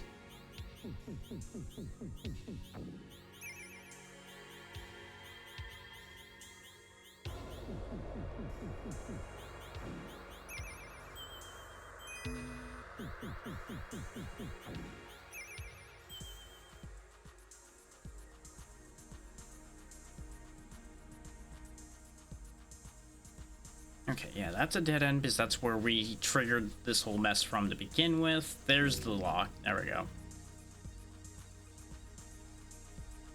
That's the kind of inconvenient thing about things like that, is it doesn't give you an indicator where the lock appeared. It's just like, hey, the noise means a lock appeared somewhere. Go find it. Which it makes sense because they kind of need you to be able to burn, you know, they need to make you burn food so that you're actually at risk in some way, any shape and or form there.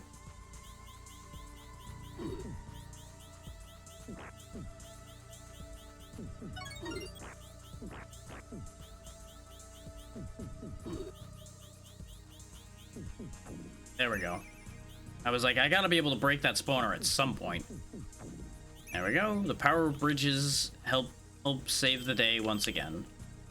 Also, the amount of garbage amulets I have at this point is upsetting. Power glove, though.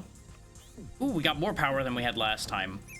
Admittedly, it's a whole one more power than we had last time, but one more power does make a difference. Exactly, Euro. We love bridges. Bridges are our friend. Including Jeff, though, you know. Really haven't had a reason to think about him in a while.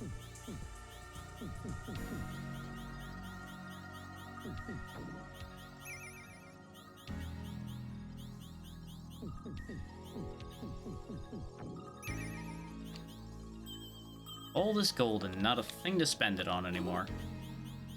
Could you imagine if I could buy camp pots and things like that?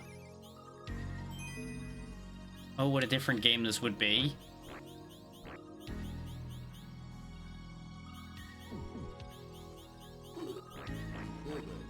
Oh, I knew I was gonna get hit with that because I was being greedy. Can't say I didn't deserve it either. Just gonna run in place while they walk in place. There we go.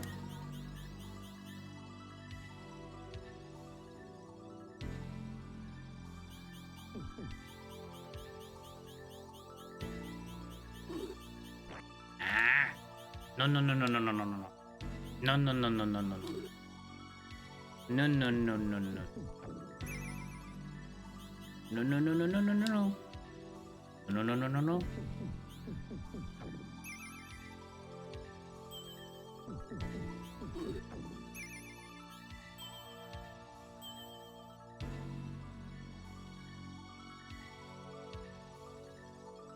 Wait, why am I going back here? We went down here, which triggered all of the mess we've just been chewing our way back through. Silly brain. Getting lost again. Though we are missing a solid chunk of health. Nah. We'll still hold on the camp pot for a little bit longer. I would like to hold it for when we get into the scary red octopi room again. So we can actually, like, get the full potential out of it. It as needed.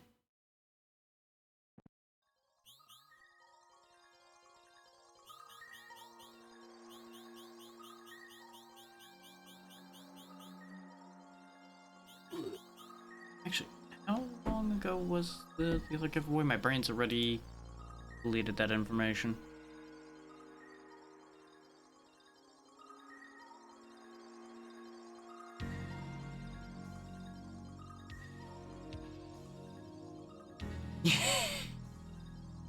Interesting emote you've got there. Oh, I see why you said that now. Trying to check when I ran that giveaway, and it's like, oh hey, you know what? We're not gonna tell you when that giveaway ran. Wait, no, I know how to do this. Okay, yeah, it's only been like half an hour since the last giveaway. Let's. At the same time, we got more people active right now, so maybe I should just run it anyway. What do we think? Do we want another giveaway now, or do you want to wait? I'll let you guys decide what you want and have happen there.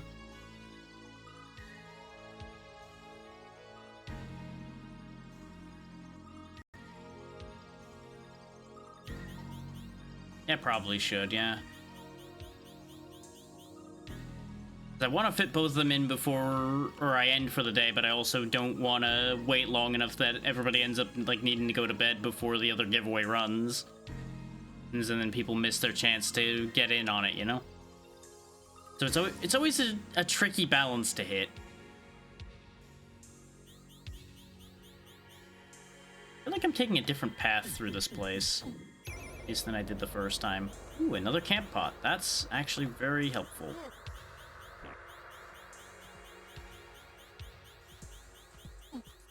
I could do one per stream, but y'all unlocked both of them today, so I feel like it wouldn't be fair to not do them the day they were unlocked. That's why I'm kind of torn.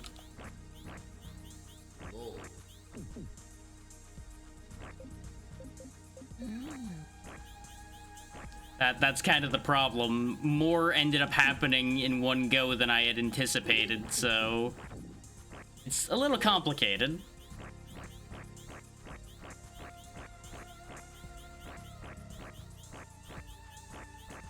I mean, technically, there was only one logged to be in there, but it's reasonable for y'all to get more than one since you've already more than... well, you've gone half again past what I had intended as the goals to be, so... That's why this is kind of getting played by ear. More than likely only a couple more hours, because I am already feeling tired. So I think I got off to a deficit today a little bit, so that's why the indecision's happening. I'm planning on playing until I finish this game, but there's only one other dungeon after this one. So there's layers of indecision into it.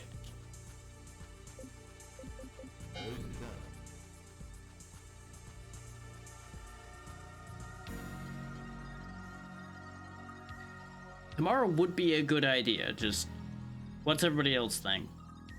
If I hear another tomorrow, I will just go ahead and go along with tomorrow then.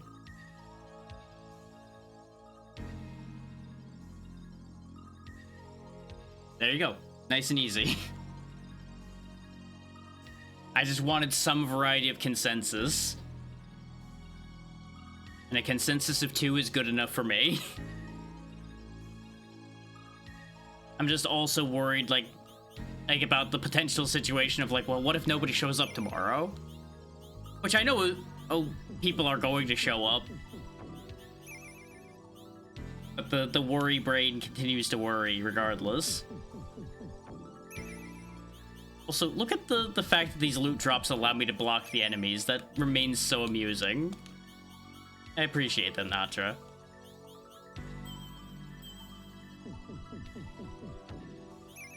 Which, considering you were a big driving force behind unlocking the giveaways, I would certainly hope you'd be there to at least have a chance at one of the giveaways you unlocked.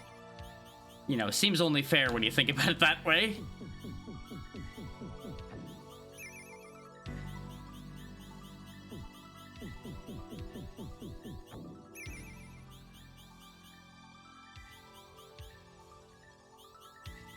Look at all this money that doesn't matter.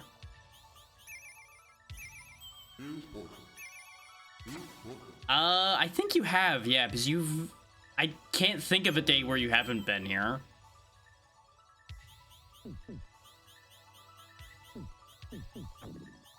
Which I gotta say, that has been incredible support that I appreciate to no end.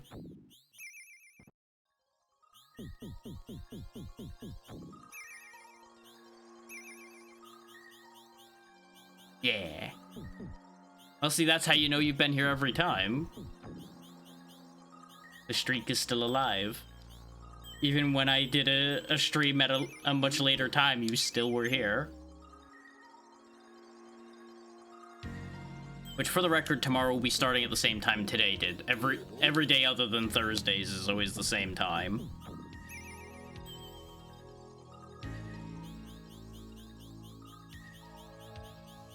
Thursday's always the weird one.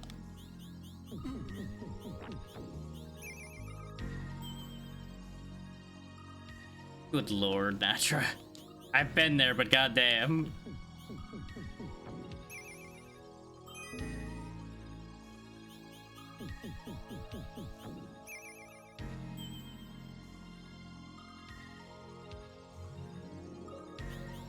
That is very specific. Like, almost impressively specific. If it was less concerning, it would definitely be impressive.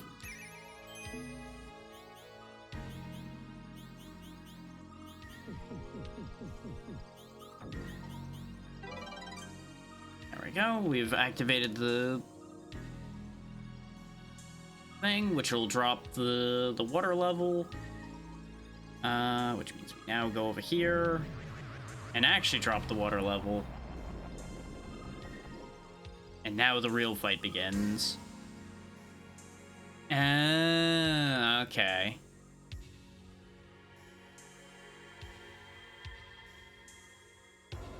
I mean, as long as your body functions on that amount, that's the important part.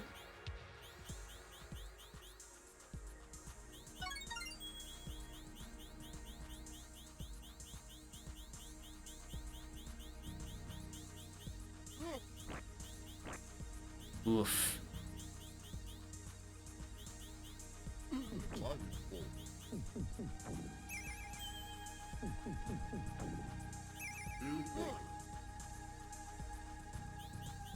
See, some people would be very happy to have that. Though I did know a guy in high school whose hair turned gray before we finished high school. Like, he was like full old man gray before we finished high school. It was shocking.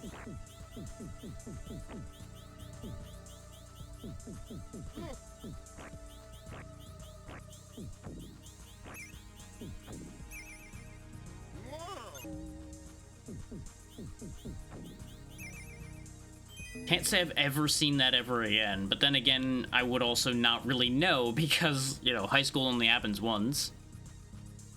God damn, Natra. I assume you've gotten one to replace that by now. Oh. Okay.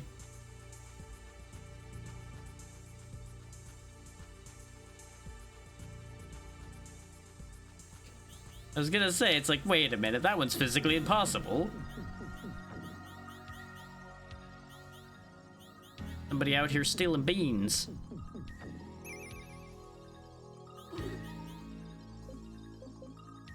Why do I have so many cursed amulets?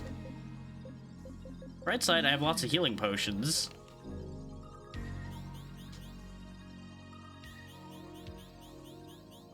You know what, that's fair. And you actually got me with that one because I wasn't thinking about it enough.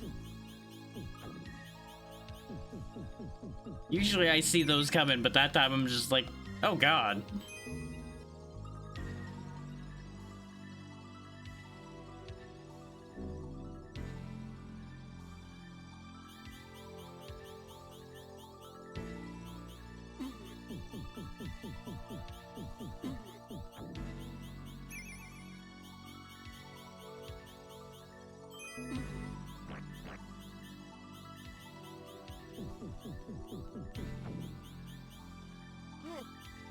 You know what I just realized?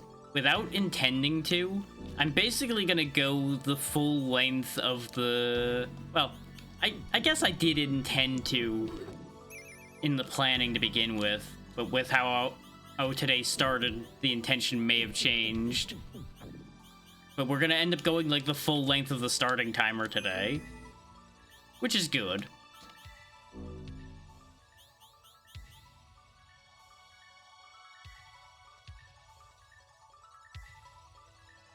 Yeah, the important part is you get some form of rest.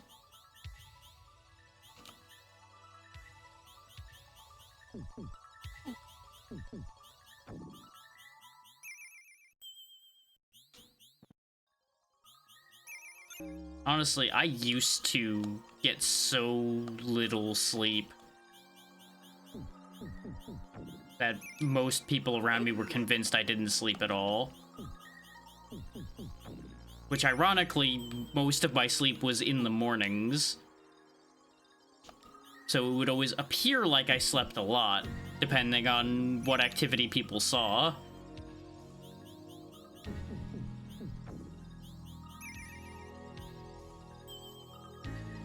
Interesting. That has its benefits and its negatives, I'm sure. Well, I don't know if it has that many positives, admittedly. Speaking of, I need to get rid of some of these damn amulets.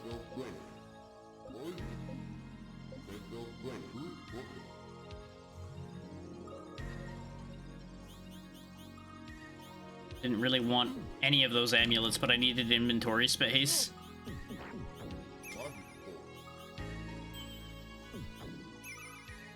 So now I'm going to be uncontrollably fast, which is going to be dangerous. Oh, nope, I've been slowed. Never mind, I'm now ridiculously slow. Which also works to my benefit with the magic, because otherwise we would have been in grave danger. Much like we were when we died earlier.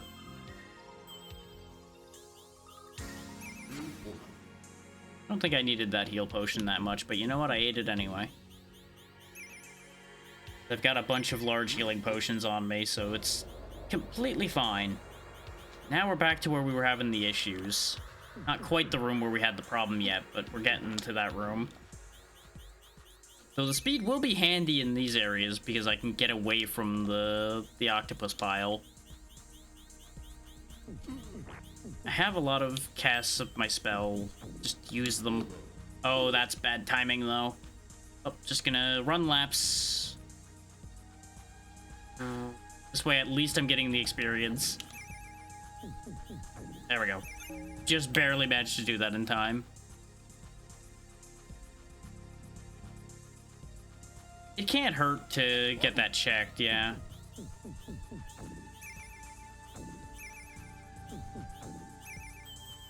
I've been fortunate that most of my sleep issues have at least been solvable by, like, adding some melatonin before I go to bed.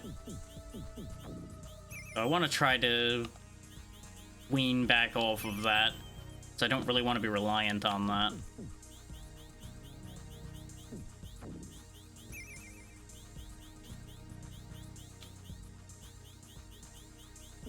But hopefully, if you do go for the sleep study, they find something that will help you. But if, at the same time, if it's been working for you, it's been working for you. +6 power, nice. There we go, we got back level 69, and we've managed to break past where we got stuck before. Maybe this will be the one. Maybe we'll get through this dungeon now. Oh, that's a positive.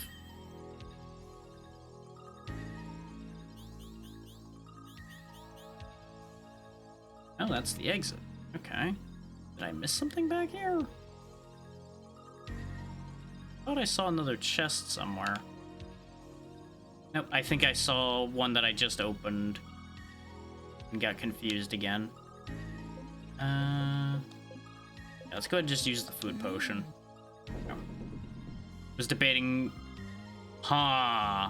Swirling Doom. So actually, this was shown in the demo reel, I believe.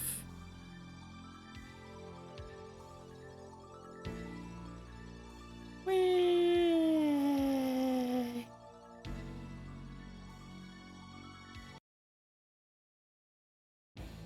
Oh, this is the boss. Uh-oh. Can't use camp potions in the boss fight. Ow, that's a laser. Oh, you make acid puddles, too. Absolutely least favorite boss so far, because I dislike these acid puddles.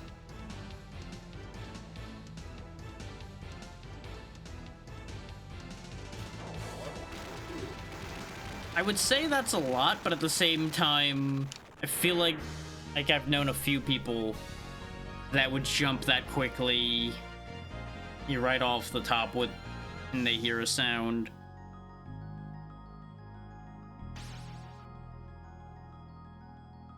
There we go. We have access to the final bit now.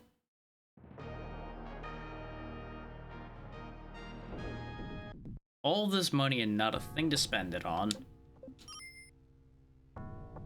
But hey, we're entering the final dungeon on level 69, so that's something.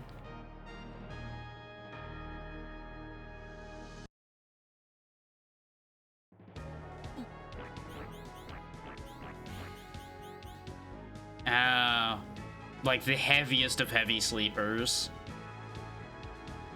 There are times where I wish I had that problem. But at the same time, reality kicks in at my brain, and I'm like, no, actually sleeping that heavy would be a lot more problems than benefits.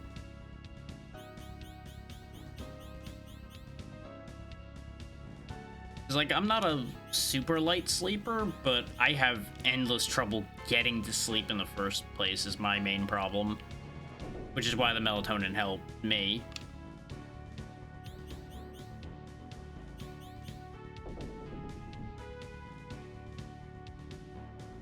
Yeah, that makes sense, because no alarm clocks or anything Oh, this is a really unfortunate spot.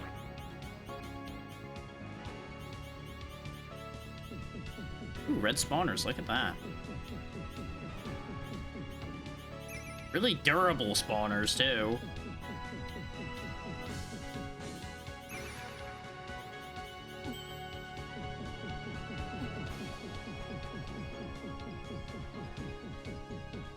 Now, the only downside is, in order to get through here alive, we're gonna have to lose that nice level we have. It's gonna be physically impossible to not kill things. Especially with the way this place is laid out. Huh. Oh, it is a teleporter maze. Of course it is. That I think I solved immediately? Question mark?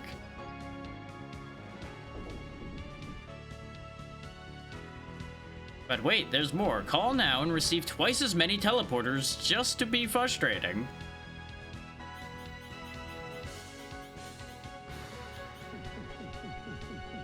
Is that a button in the middle, or is that just a random block?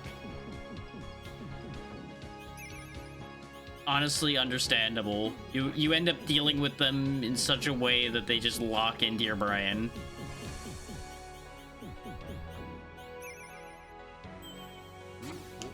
Okay, this isn't a button. Good. I needed to make sure, because if these were buttons, that was going to be a whole other headache. I'm so glad these enemies are stupid. If they were smarter and were able to go around to get at me, that would have been so much harder. And heal up. Go away, Windows. No one cares.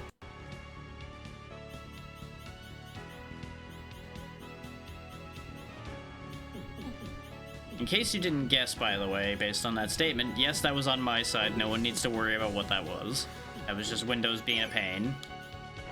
As Windows basically constantly is.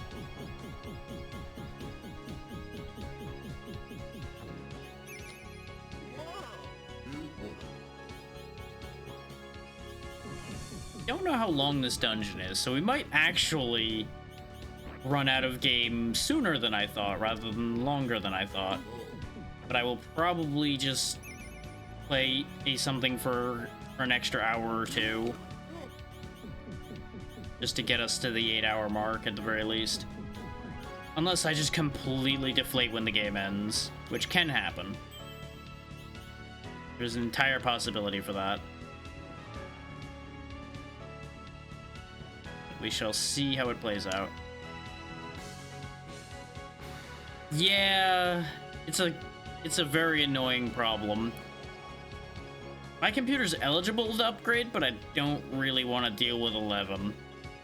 I have heard too many annoying things with 11. Not that are completely bad, but would annoy me personally. So I'm just like, nah. Now I'll just take the extended lifespan on 10 and just roll with it as long as I can.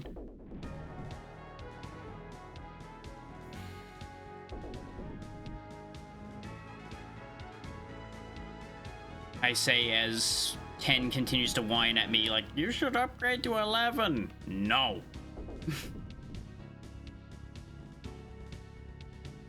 I also went in a circle.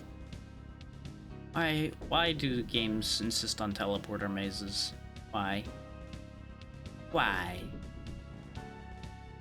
Well, we're going somewhere different now, and I think we're going back now. Wait, yep, take it back now, y'all. How about over here? Where does this one go? Possibly? Possibly somewhere? Eh? Hey!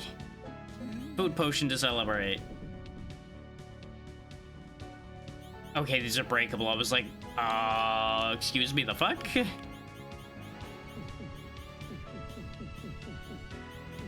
This is actually great, because this means all these enemy spawners are much more controllable than if they were just free and clear. So this is the best news. Takes extra shots to get to them, but that's fine. Now, the downside is by the time I clear these two, that one over there is, you know, a little crowded.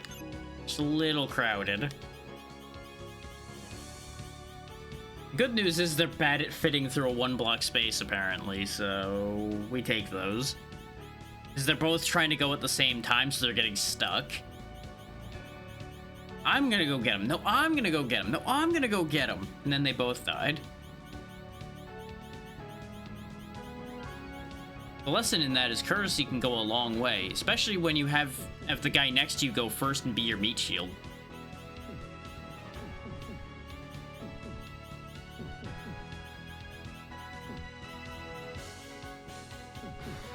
There we go.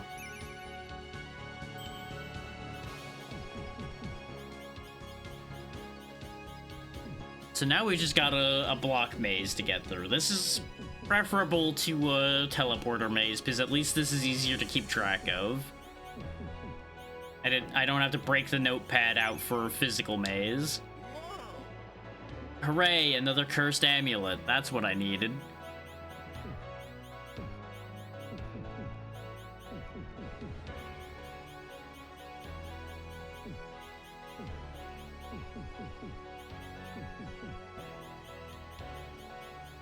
I suppose I'll have to make a playlist for this. There'll only be a 2 VOD playlist for this game, but I prefer to make playlists as long as there's more than one video. Just because sometimes it can be so hard to find part 2 of something. In my experience, in other people's channels, like, let me not make it a pain in the ass for you to find this. Making playlists is easy. It's like 2 button presses.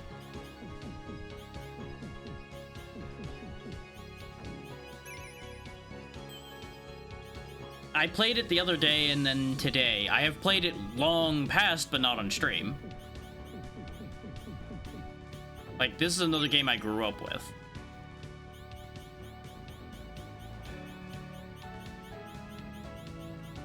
But I don't replay games on stream that much. Like, if I beat a game on stream, I probably will not play it again outside of unique circumstances. So once this game is done, it's done.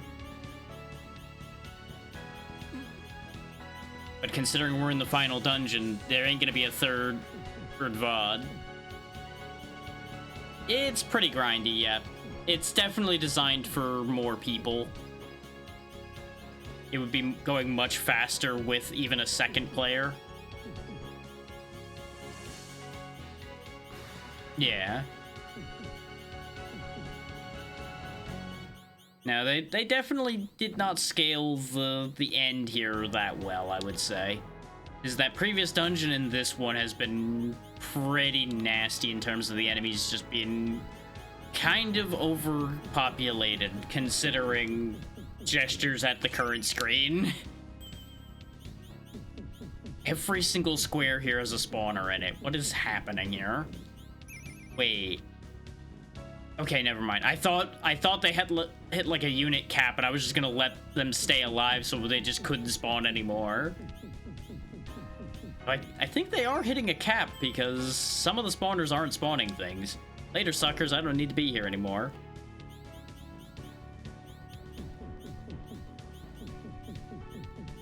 I kind of figured one of the corners was gonna have the exit. That's why I was just kind of pushing for a corner. And that's what I would have found out. Oh, hey, it's just in this random square over here.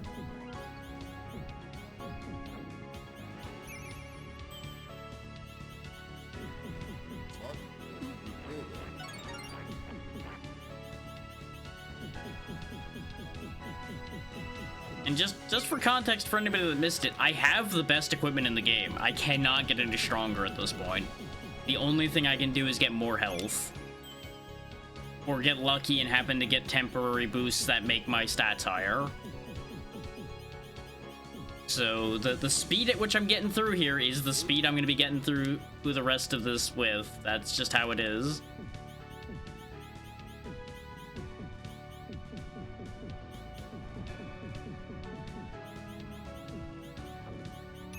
And considering this is on the Sega CD, I think this was after the point where they were making games harder for purpose of rentals. So this might have just been, like, hard because they expected you to be not soloing this. Or the mage is just actually not a good choice. That's always a possibility, too. Because I do think basically everyone else gets higher attack than him. So in terms of just using raw attack, we would be better off with anybody else. Our spell is just super useful. So that's the trade-off I decided to make.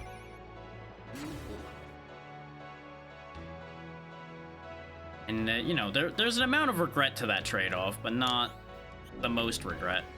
Okay, these are buttons.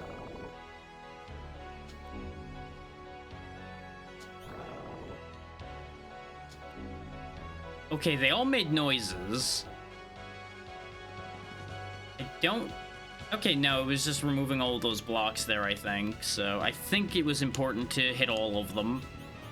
It just sounded like I was making mistakes with some of those buttons because of the brrrr noise it was making. But apparently it was fine? Question mark? Okay, these guys are just really tanky. Not tanky enough to survive being set on fire, though. Problem is, I'm running out of spell charges, so we're gonna run into an issue soon if I don't start getting some more. Hey, what do you know? You know that issue I mentioned we were gonna run into? We're running into it now. Also, to hell with these guys. I don't need to fight them anyway. Just realized that was a loop.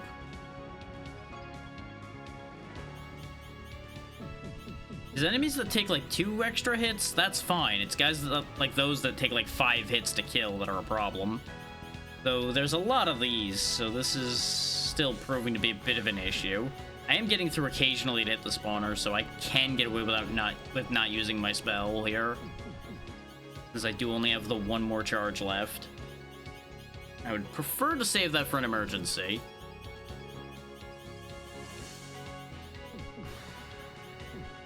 I do think they gave these spawners too much health. Because they have more health than any spawner previously has had. There we go, the spawner finally popped. And I get more useless gold, hooray! I love money I can't use. It's my favorite thing.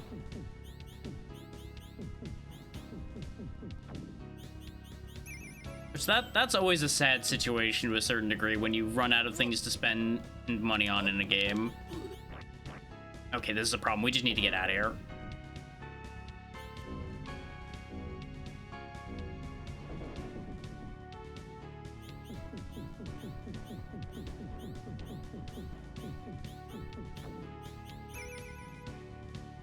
I already have one of those.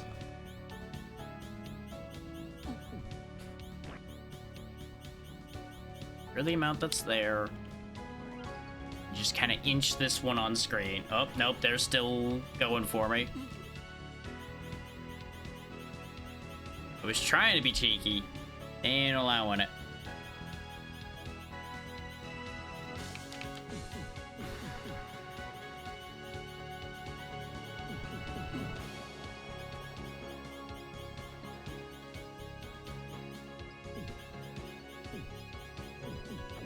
Okay. Wait, gauntlets. That might be exactly what we need. If those are power gloves, we might be in business here. Mind gloves. And it was only a +1. Come on. Being at the mercy of RNG for gaining strength at this point is sad. Like, don't get me wrong, that's not useless, but it's as close to useless as you can get. Without actually being useless. Because not only was that something for my highest stat, but it also only matters when I have spell charges. Oh, I went here for a dead end. Good. Good. Out, let me out. Well, this is a problem.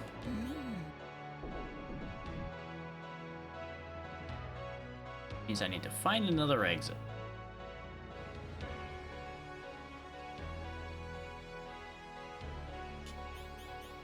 These are quicker to kill, so I guess I should pop these spawners and see if I get anything useful from them. I was hoping there'd be another exit around here, but apparently not.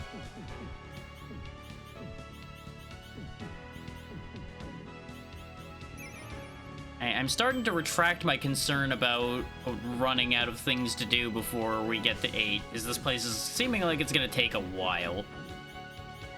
So we might not get to 8 o'clock, but I'm probably gonna be burnt by the time we're done with this place. Especially if I end up having to redo it, which might happen. I could die in here at any time.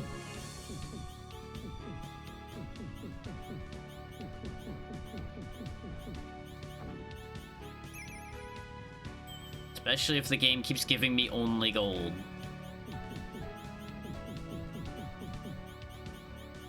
I might genuinely just farm these spawners for a bit. Especially since they're giving me more spell charges. They keep giving me spell charges, I'm absolutely gonna keep farming these.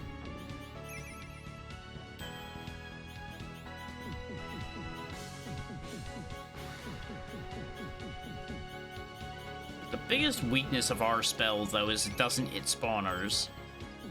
Most everybody else's abilities allow them to hit spawners better. Outside of, like, the elf who only has a shield and the monk who also is in a similar boat, because he has a close combat shield. And some of them aren't that effective for hitting spawners, like the ninja shoots forward and back. Which is not necessarily the most resoundingly effective thing, as you might imagine.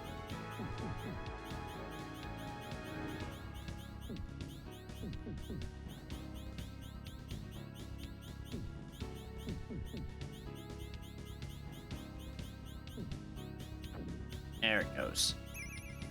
Just fucking money, huh? Oh, my magic's gonna get so distracted with all the other shit. There we go. Just bring us up here. It's less distractible now.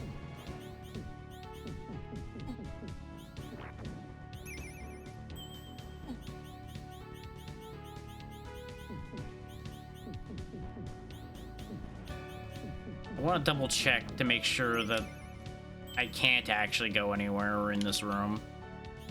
Making sure I'm not, like, missing a button to press or something.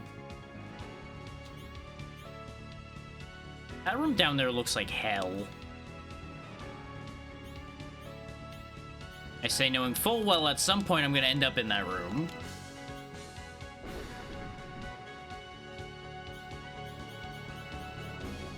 Oh! This is why you double check these things, because there's other ones I can hit from here. Which means I need to clear these guys out in order to be able to hit the other one just in case I need that.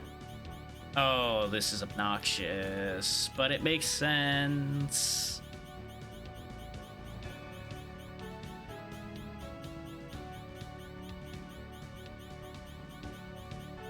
The worst thing is I'm not even gonna be able to get what's in this spawner.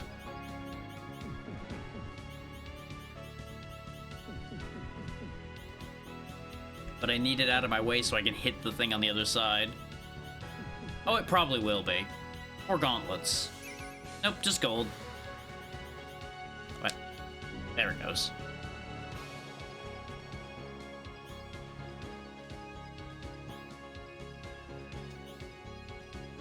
Trying to be cheeky, don't mind me. And I shenanigan this a little bit. Nope, they thought of that. Okay. I was trying.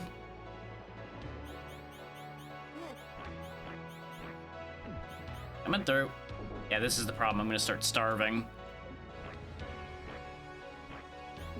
Because we haven't gotten any more food. We have a lot of health to tank the starvation with for a while, but I need a food item to appear. I can't eat gold, damn it. Gold can buy food, but you know what isn't here? A shop.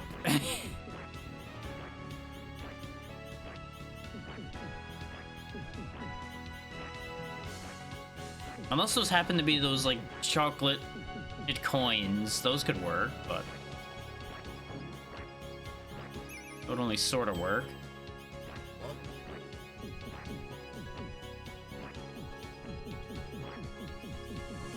And give me something. That does legally qualify as something. I should have asked for something more specific.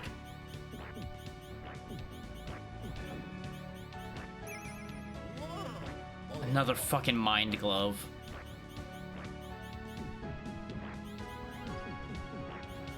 Yeah, I'm just gonna run the outside track here and open all the things I can open. And from here, I think. Well, all the things that look useful, as in not where all those gargoyles are. That doesn't look useful to me.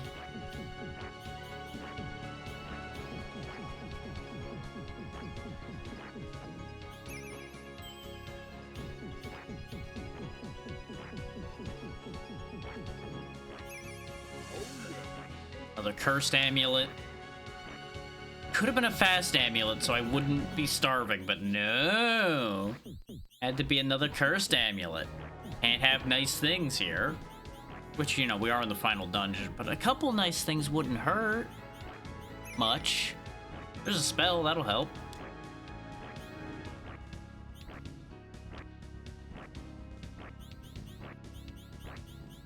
You know how I said I was gonna be shooting all the things along the way? Yeah, I completely blanked on that in the rush to get food.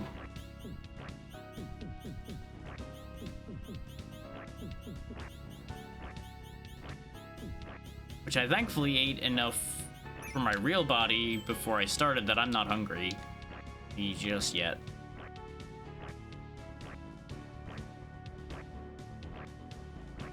Yeah, this is brutal.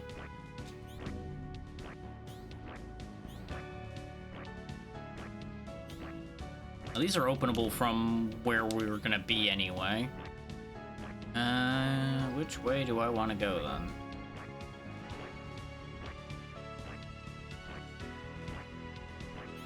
And technically I can be clever and diagonal shoot that one, but I'd have to shoot through all of this trash to do it. And that's gonna keep infinitely spawning, so the only play would be to try to kill the spawner and then do that. And that's also gonna involve chewing through all of the lightning guys, so I think that's just not worth it. Oh great, more of you guys. And this is back where we were, yep. More chests to potentially get what we need out of, though, so, you know, not the worst thing. Hey, you know how I said we might get what we need? Yeah. Oh, of course there's keys. Of course there are. So if I go the wrong way and don't get a key, we're just SOL. That's exactly how this is gonna work out.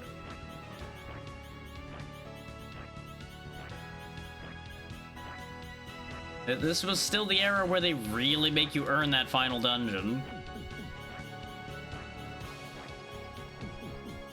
Which, if I'd gotten literally any food drops, this would not be so bad, but we just have not seen a single food drop for like half this dungeon.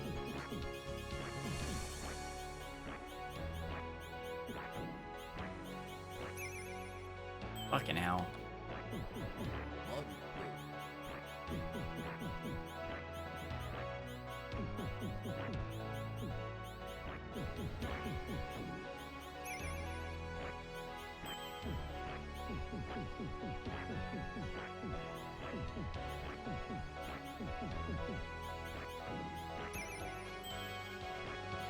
Yeah, you know, just some old dude with a stick.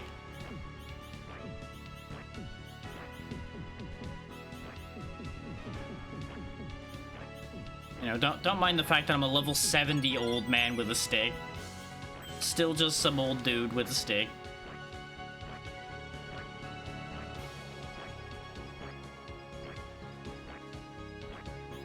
Okay, we can activate this.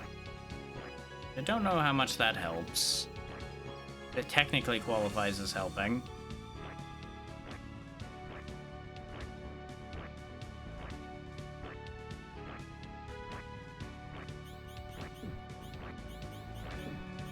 It really can be.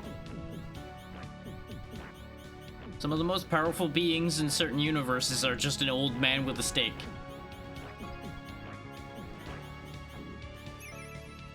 Unfortunately for me, they're usually an old man with a stick and a lot more magic than I have.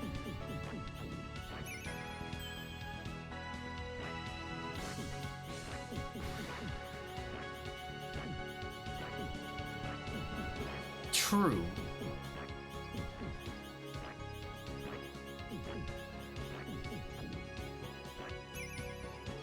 I wouldn't mind having a chicken house.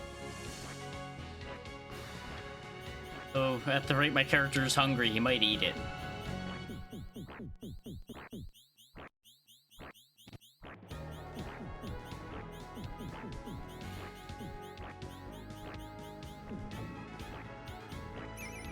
Why is everything gold? I feel like I got the damn Midas touch.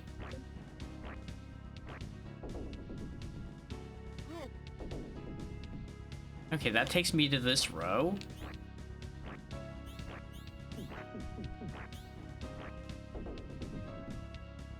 Oh, I have to imagine, yeah. The hopping house must be a nightmare. Or to be in for too long. You certainly don't want to be looking outside when it's hopping around.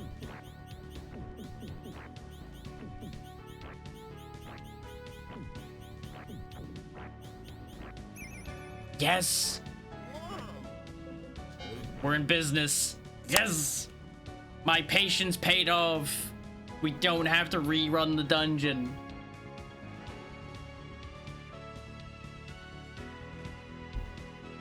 Stubbornness wins again. These things are so good.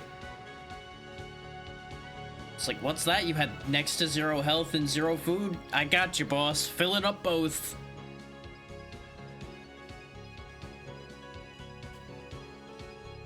Now, if only it also gave magic charges, this would be the best item ever made.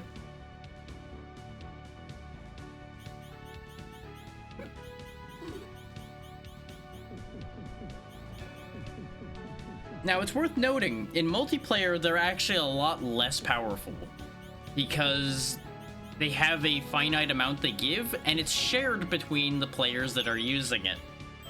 And I believe only one person can jump in it at a time as well. So if somebody wants to be a bastard, you could just, just eat everything.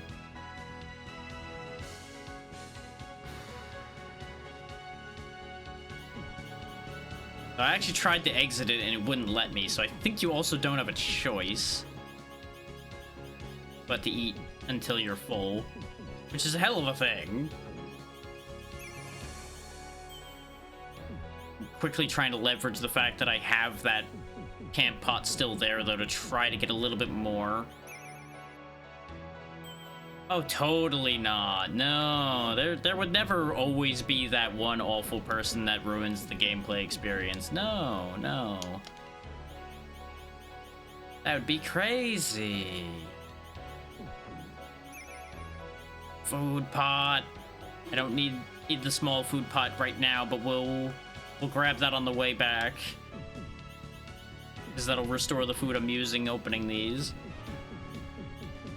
I mean, there's always a moment where it's worth being that guy because it's funny.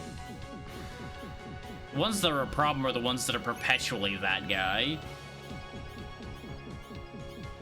Like, it isn't a bit, that's just their life. That's just who they are.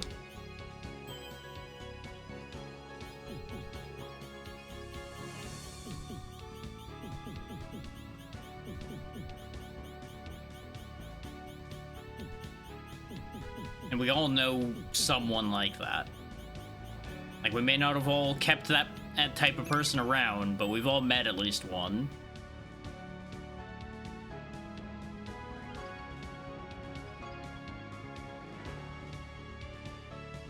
Really like to get a spell charge back. If I'm fast enough, I might be able to shoot that without having to deal with clearing that crowd out.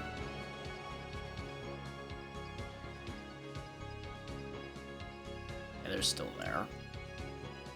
How did I get them all despawned a moment ago?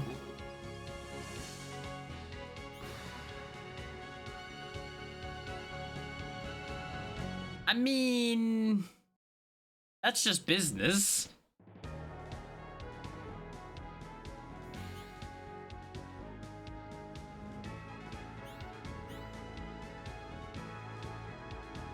Like, it's not your fault you considered the concept of melting the silver down to make things that are worth value.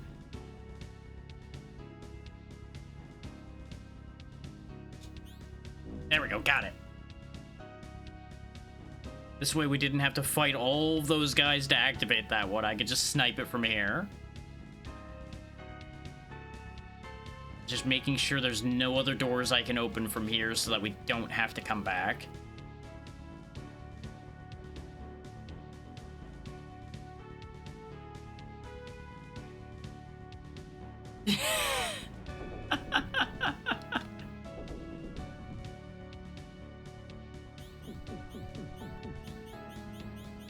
Next, I'll tell you that the dragon and turtle skeleton is endangered.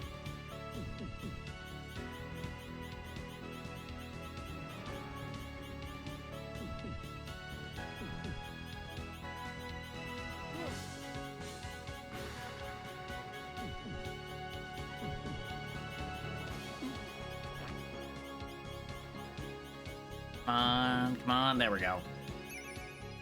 Just gold again, god damn it.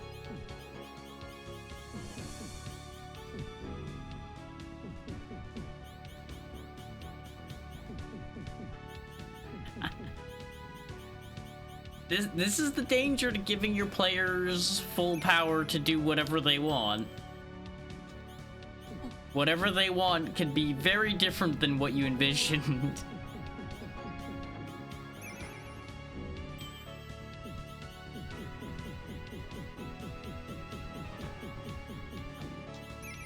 That is a solid way of handling it, though, is the danger comes to you, so now what do you do?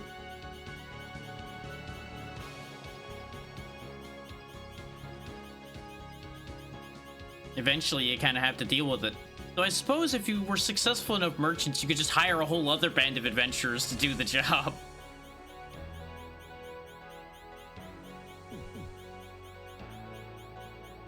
Just completely making it up as you go. It's a solid way to handle it as long as you can actually make it work.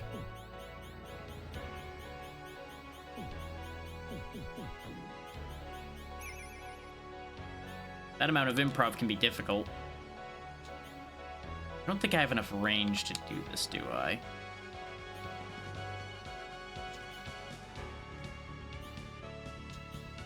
Yeah, I think they thought of this. I think I can't quite reach the spot I'm trying to reach from here. Dang it.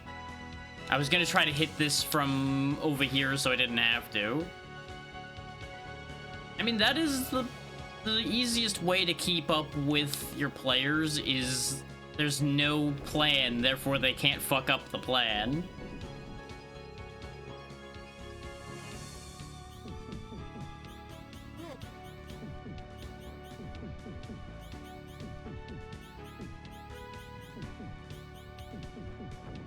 Yeah, that's the other thing, is you can much more readily build things around your players, which makes the sequence much better for them.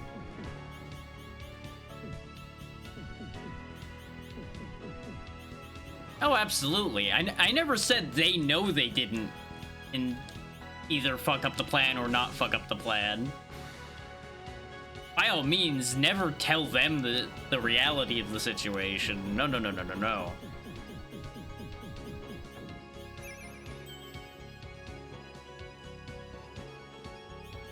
So it can sometimes be fun to play my plan is so complex that nothing you do could possibly you fuck up the plan, and then they just have to fight against that too.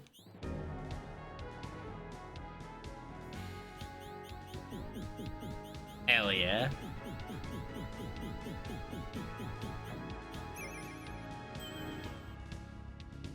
Okay, we're almost to the center of this circle, which the center of the circle seems to be my entire goal here. And considering that's not going to be the end of the dungeon because of some of the rooms we've seen, that's concerning. Also, pay no mind to the fact that the tiles down there are breaking horrendously because of the sheer volume of enemies. It's fine.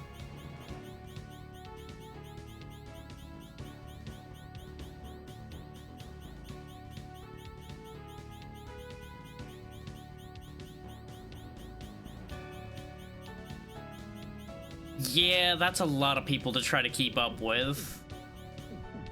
And try to keep interested, more to the point.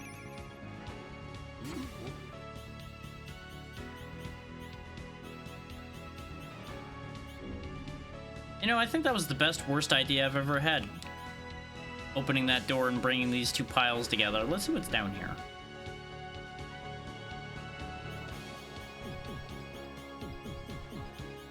Ah. Interesting. So why did you need a new battle system? I'm not sure I understand that one. Was it just to make sure that it was something easier to follow, or...?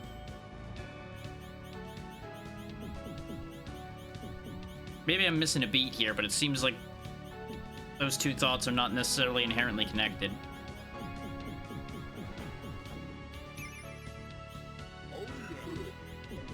Yes, a power glove.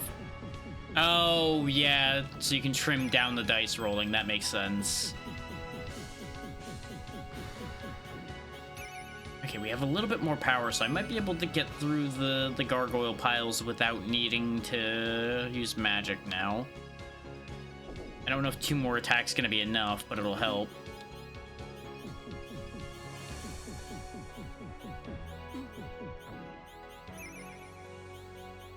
Oh yeah, they're dying 1 full hit faster. That's immense, actually. Stay angled, damn you. Because that should be an angle I can hit the spawner from. I just gotta get through enough of them. There we go, making progress. Making progress. Making toast.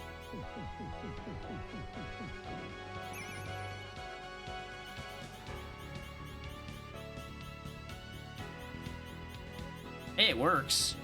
Honestly, simplifying can be very helpful with that. Because while some people thrive on the complexity, it can be a lot. Like, not a lot in that it would be overwhelming, but a lot in that it just takes a lot of time.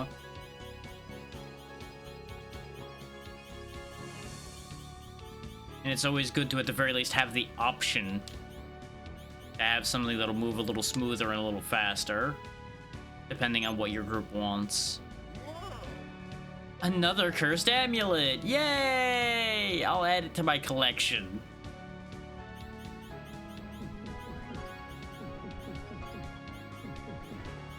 The amount of goddamn cursed amulets we have found today alone sets me deep in my soul.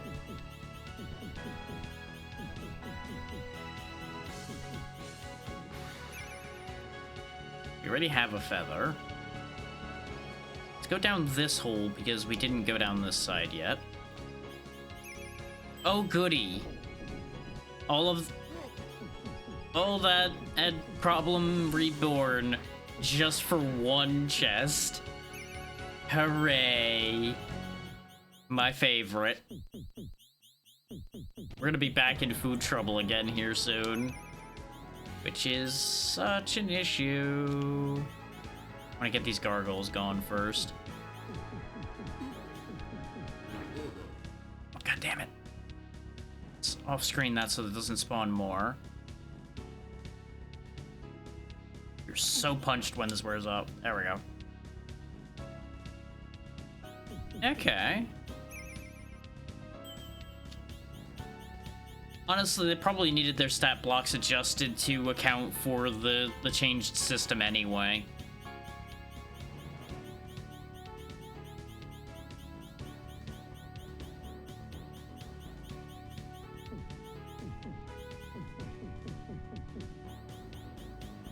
I could definitely see certain monsters becoming way more dangerous if it's a set damage system. Yeah.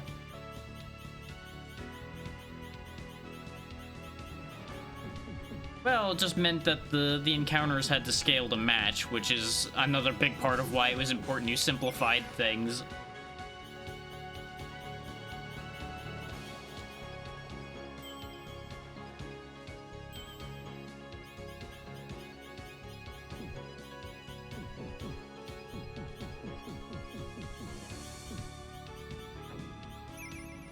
Stop it with the feathers. Why is this corner given feathers twice now? Is that one just guaranteed to be a feather? That would be absurd, but not impossible. Just gold, okay. May as well break these spawners from here just to see if they're worth anything. Actually, no, that's pointless. I'm wasting time doing that because I can't get to them without going down a hole, which means the item from them would disappear.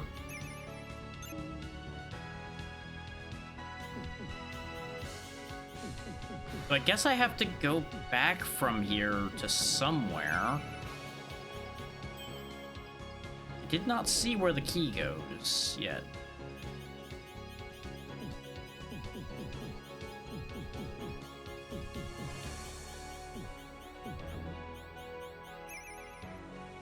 Thank you for more magic. I just need, you know, food. I can't eat magic. This wizard never learned to create food. Very useful spell, by the way, in some setups. There was also another key. Yeah, no, I can imagine. 3.5 is the only version of D&D I've actually done myself for any real amount of time, so I understand that character creation nightmare quite well. I technically was very briefly in a 4th edition campaign, but that barely got past character creation before life got busy for all of us, and we never actually followed through on that at all. And then I didn't do anything with it ever again, because I've just been not particularly interested, and also too busy with too many other projects to go toy with that and further. How did I end up all the way back out here on the outer edge? I just realized that. I was just kind of going along and suddenly I'm all the way out here. So, wait, can I go to the inside and outside by circling all the way around? Also, I'm gonna have to take a cursed amulet in order to pick up this damn gauntlet. Oh, good. I cursed myself with slowness in order to pick up a mind glove. Hooray. Thankfully, that curse was only temporary.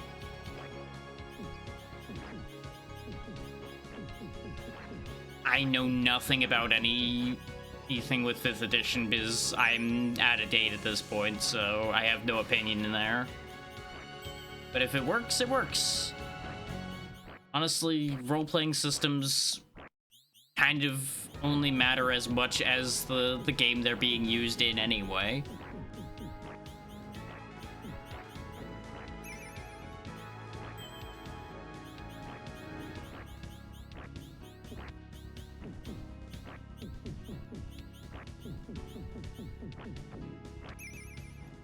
Stop it with the feathers. Give me the bird the feathers came from. I need to eat something. Healing potion works. That buys me time. Levels also buy me time. The amount of, like, tile breaking that's happening at this point is absurd. Did I ever go down this hole? No, I definitely did. This was the hole I kept jumping back down because I didn't know any better at first.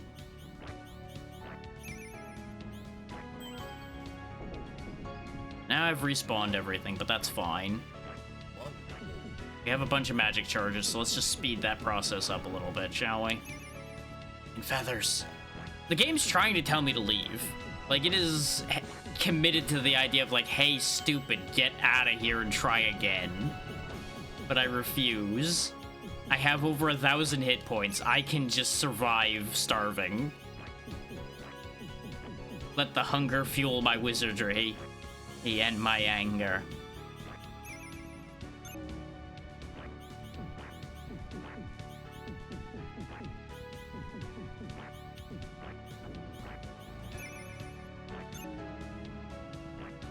Well, I know how to get here or somewhat now, so it would not be as bad to get back here. That's the one positive, is a return trip would not be as bad. It would still be bad, but it wouldn't be as bad. And I also have a lot more magic charges, so I could just magic my way through. Because I'd be able to retain the charges when I escape wing out.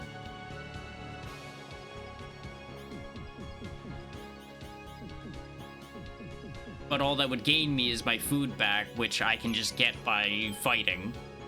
So there's not really a practical benefit to leaving.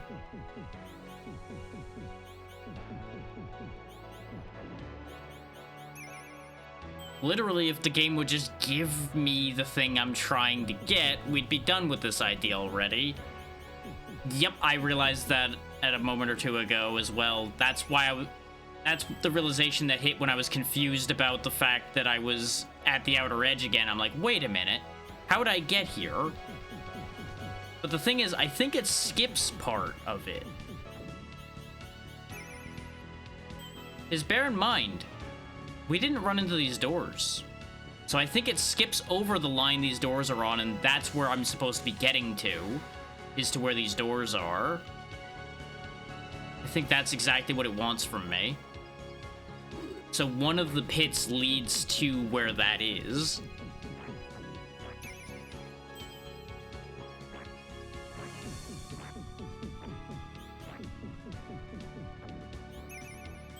But before I worry about that, I want to try to get my hunger out of the hole enough that we won't just die at the moment we get into more significant combat.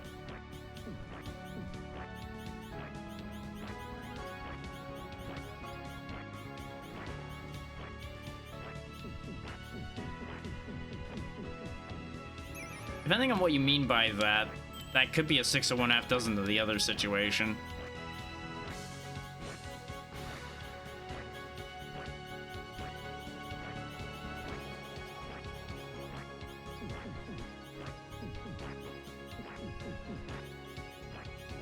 Spawner, otherwise this will never end.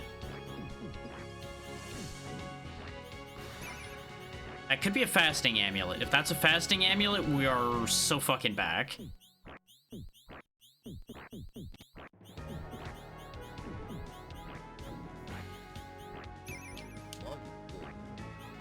Use another magic charge just to clean this mess up.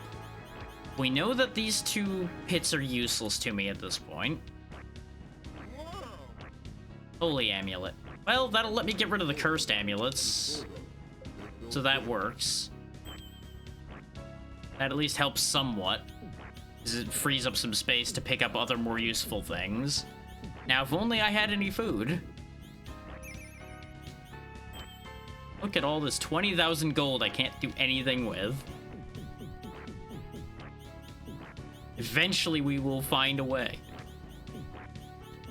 We got out of camping pot once, we'll get another one.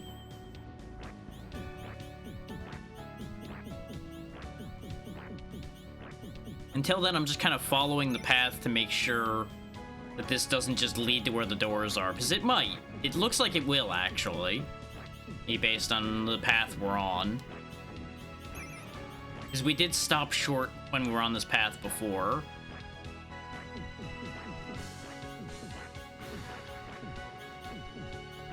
Because I believe I stopped to go into a tunnel, and then I turned around after the tunnel. Yeah, this does lead to the doors, because they'll be right here.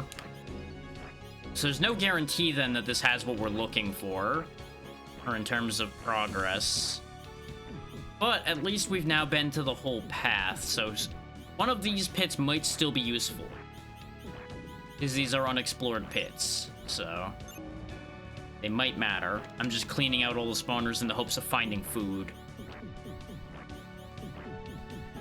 Which I know, oh the excitement of sitting here shooting more spawners, but blame the game, they've set me up for failure on the food front here, so I don't have a choice.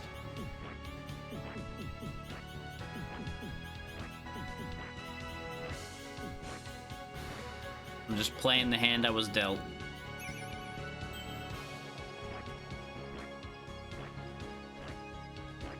Okay, yeah.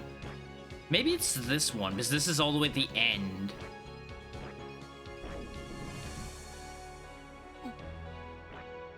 This is where I need to be. You know what? This is gonna open this whole room up, so how about we do this for a moment? before I open this pit up. Use my magic to my advantage. Now liberate all of the nightmares to fight me. Because we'll actually have a chance at thinning their numbers enough to do something here. I'm still losing. Gotta go. Because of the hunger damage and that is a nightmare.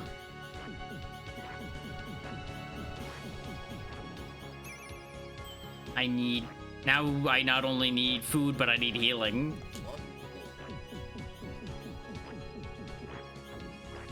I might have actually screwed myself by trying that. And that's gonna be such a tragedy to see if this happens.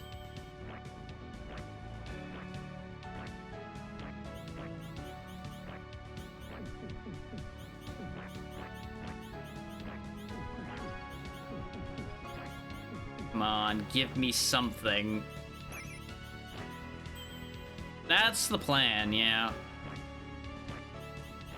Well, maybe not specifically at 10, but if I don't get anything in a few more spawners, I'm gonna have to. Then I lose all the levels I gained, and that doesn't help any. Food pot! Yes! Okay. It's like that slot machine that makes sure you're losing for... Okay, food's no longer an issue. We got a fasting amulet. I just need health now. I just need to get my health back. It's like that slot machine that lures you back in, and as you're about to give up, you get your jackpot that keeps you back in for a while again. Exactly. Like, I was making the blackjack comparison with the risk I was taking before, but now it's definitely gone more slot machine.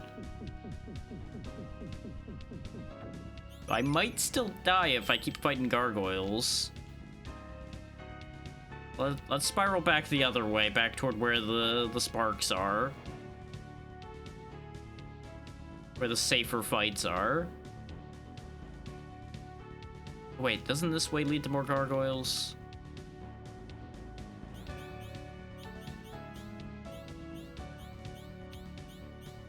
As I just inch my way up and shoot.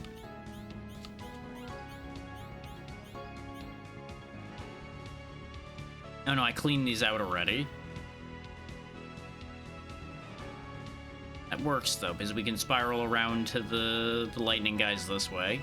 I think I killed most of the gargoyle. Oh no, this was the son of a whore. I'm on the wrong end of the spiral. So I'm gonna have to use my last cast of magic, I think, to get out of the middle.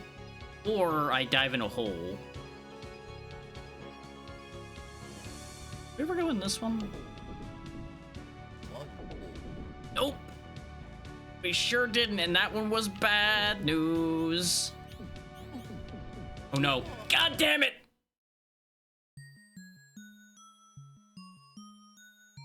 I got so fucking robbed there. He spawned and hit me. I saw it happening, but there was nothing I could do because I didn't want to drop back down the hole to where the other gargoyles were, so I couldn't immediately step back. God, I fucking hate that.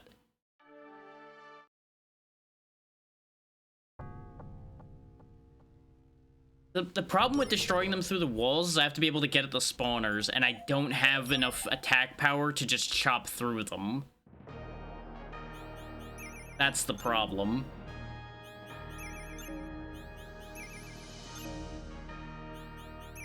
Is technically, yes, I could have done it that way, but it would take a very long time. The way I was doing it was the faster way, but it was riskier. What I should have done was go back instead of going forward, because I think the other way had lightning guys, and I just remembered wrong which way was which. But I should have disengaged as soon as I ran into the gargoyles.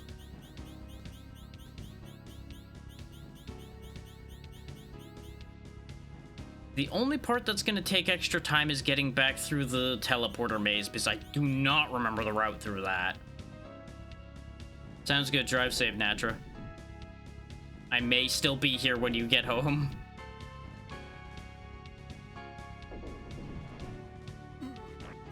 And by here, I mean literally in this dungeon.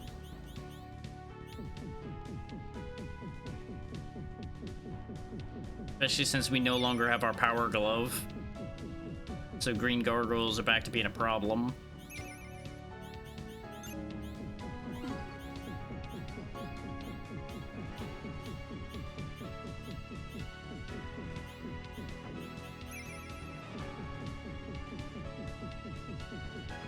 So they gave me some food this time. Ooh, gloves. Power glove. Yes, we're back at the same strength. Okay, this is already a much better run. This was the wrong teleporter. I already regret my decisions. It was like, oh no, we're in the center point, not the other one. So that might have actually been the right one.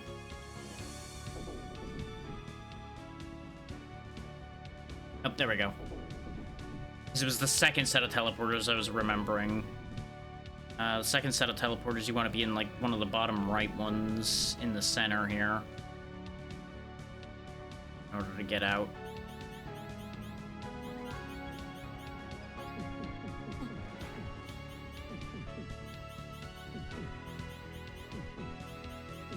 It's weird to me that there's those yellow gargoyles guarding the entrance and you just don't see them again so far. But they're stronger than the blue ones, so it's just a little odd.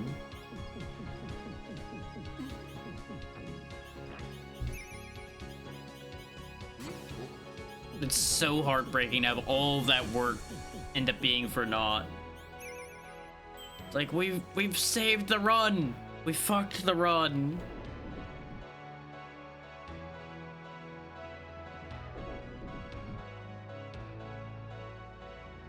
Oh, it was not that one that leads to the exit. Why did I remember that one being on the right one? I mean, it is on the right. Brain, don't tell me you did me like that. I would not be surprised if you did, but god damn it.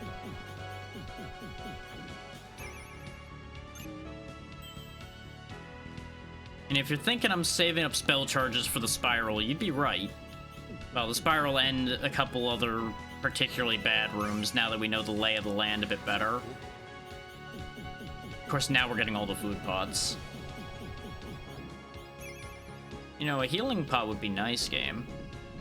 I know I sound ungrateful when I'm asking for something other than what you're giving me, but you keep consistently giving me everything but the thing I need, so you know, who's really the one that's wrong at that point?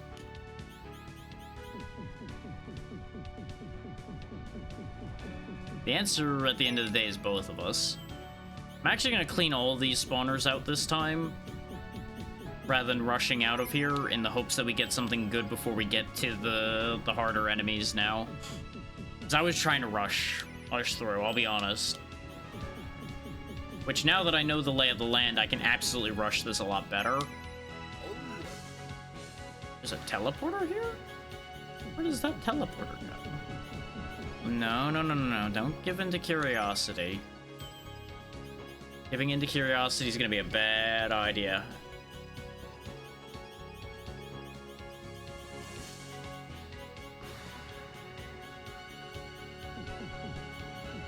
So if we're clearing out all this, it might be worth checking to see if there's another teleporter somewhere, too. But if they keep giving me feathers, it'll be fucking pointless.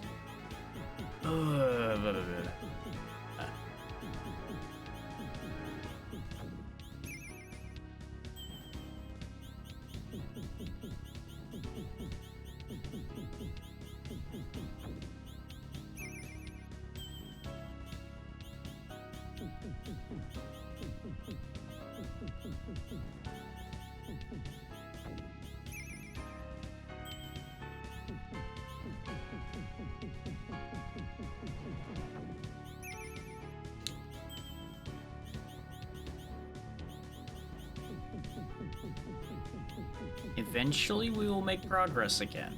Eventually. At least we're shooting different gargoyles and sparks than we were a few minutes ago.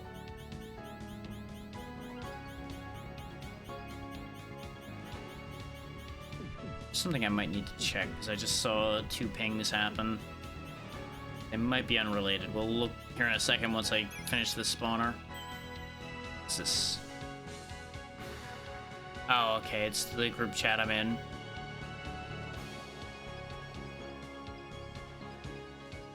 Let me go ahead and mute this so it doesn't end up giving me a bunch of pings now that people are waking up for that. Because that's a group chat for that at collab I said was going to be on Tuesday. Which will basically guaranteed interrupt this. Because I will not be able to focus on y'all enough to run an event like this while dealing with Repo collab. That's going to be a lot. Especially since I only know one of the people that's in that. There's going to be a lot of processing in my brain that's going to have to be dedicated to keeping up with that. So apologies for interrupting the event, but that's going to be how that's going to go. Well, actually, no, it's not guaranteed, because we're down to, what, 14, 15 hours? Or something like that? Yeah, we have 13 hours, so there's a chance where if no more time gets added, the event will end by the time that collab happens, but we'll see how it goes, because we have tomorrow and Monday to get through timer-wise before, or that would end up conflicting.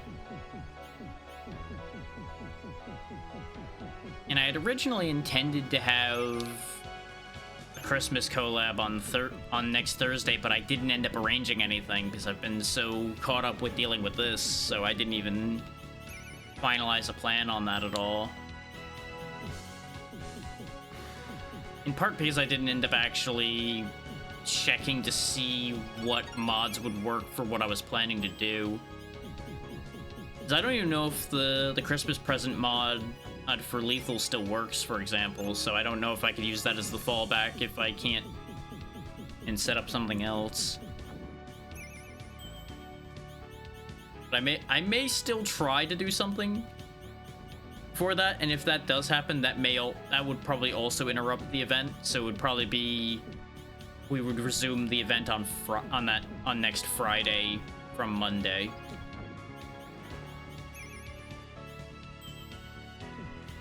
But it all depends on how long the timer goes for, too.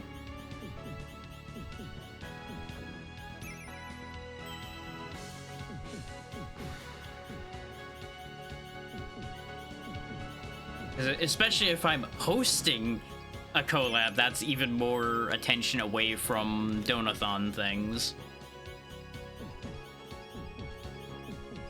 And I also don't want to be hosting a collab and then make my...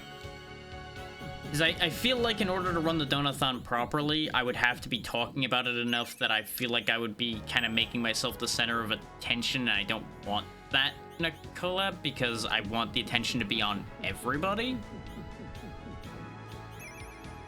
I don't know, maybe my angle on that's weird, but that's just my thought there.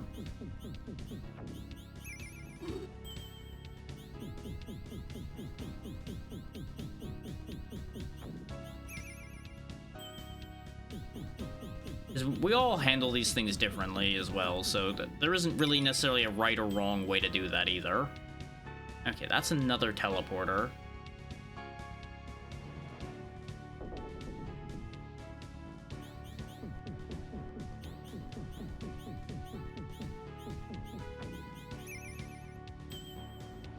It's like, as far as I can think of, the main issue I would have doing a collab and keeping this going would be the fact that I have to be muting a lot to thank people for anything that they end up doing. Which there could be quite a few things that could still end up happening.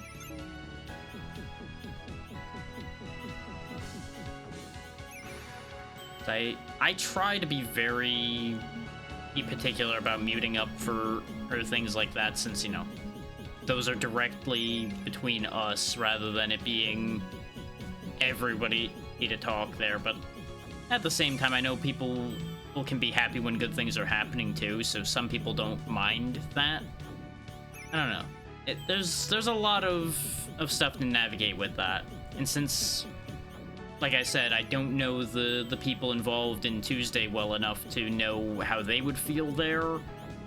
I don't know who I'm going to be getting for Thursday if that even happens either. So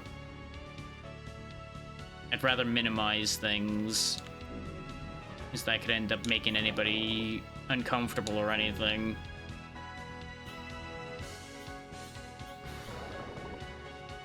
All the buttons, because I assume they're all necessary. I didn't count how many doors were in the way when we went through here before. Could easily be that some of those buttons don't matter.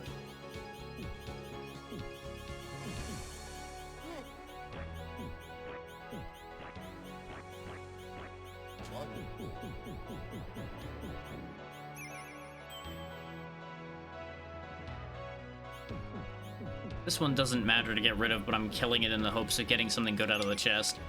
I got something very good. I got a camp pot, so you know, that was worth going up there and fighting that.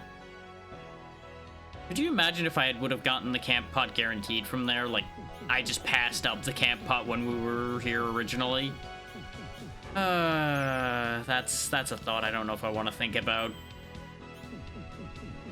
That's a thought that makes me sad. Focus on the more dangerous spawner, because my spell won't last forever.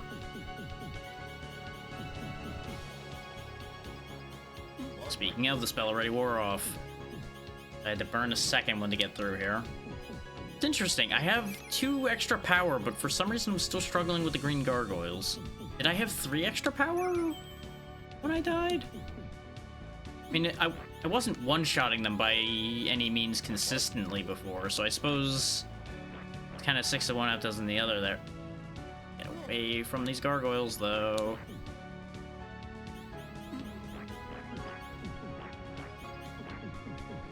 Come on, break the spawner! Fuck's sake.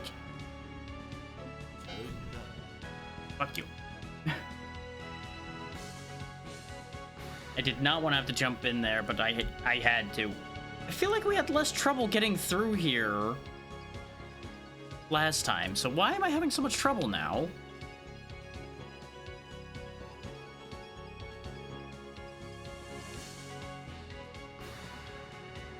Like, I'm sure a portion of it is I'm being less cautious,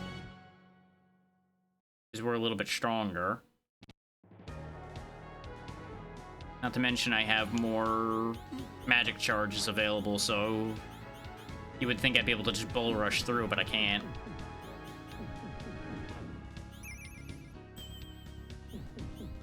Which, the spell might also have been getting too distracted there. That might be part of the problem.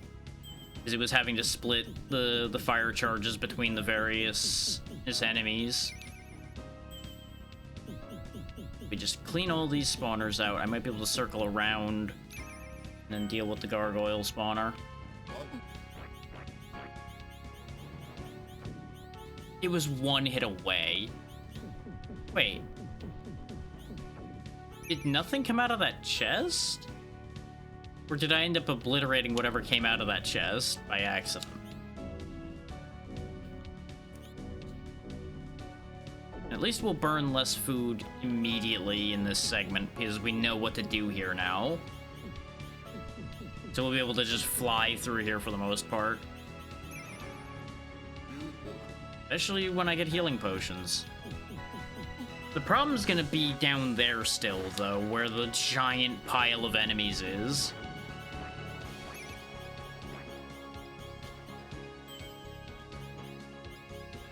If I have multiple casts, I can try to just, like, whittle them down to the point where I'm just casting at the spawner. Like, just quite literally spawn camp them, basically.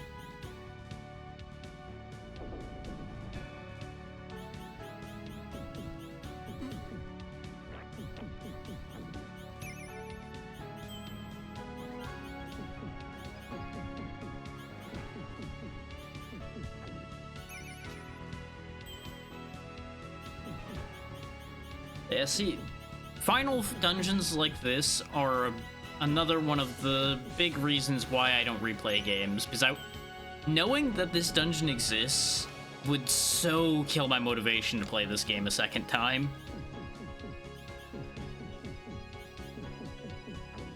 Because this dungeon isn't that long, if you really think about it. But it's such a pain in the ass.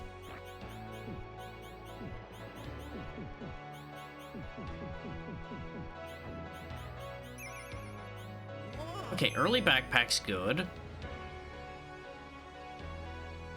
It's a long haul way. That just spits me out on the path. I don't think I have any reason to get spat out on that part of the path.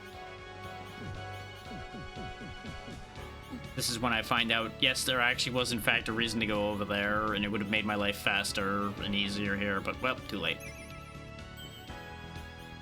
Yeah, it would have gotten me around this gargoyle spawner, so there's that.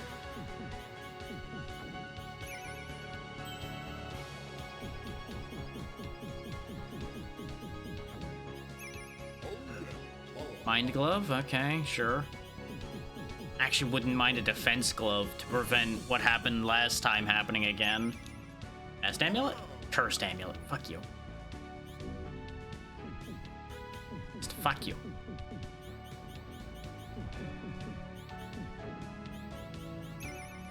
Another healing potion. Good, good. Let's use one of those. Since we were already down to half health. I already have a feather. Hit these while I can. I think I'm starting to understand more and more about how this is laid out, though. A lot of the pits are for going around the doors if you didn't open them. And you kind of have to go through some of the pits to open all the doors.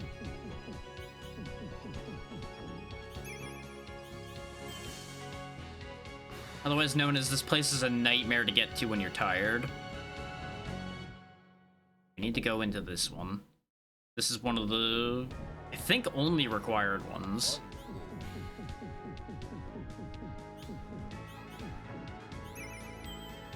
Because you need to be able to get to that. And arguably to the one to the left of me as well, though you could shoot across for it if you really needed to.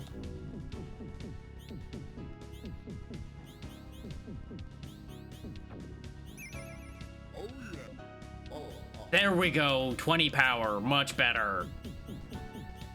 We're now a match for the strongest characters in the game. So if we still have trouble getting through here, there's a problem with the way this game is designed. As it stands, the spawners are still going to take way too many hits. It's honestly, but we should be able to get through the gargoyles better. A bit better. We're not cutting through them like butter still, but it's still an improvement. Because at least we're one-shotting the green sparks, so we can just chew right through those.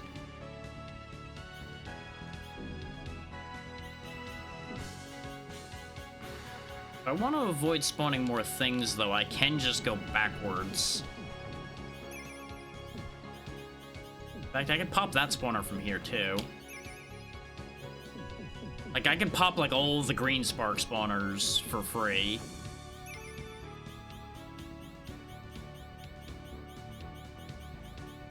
In fact, we're actually making enough headway through the gargoyles that we can actually just kill these spawners, too.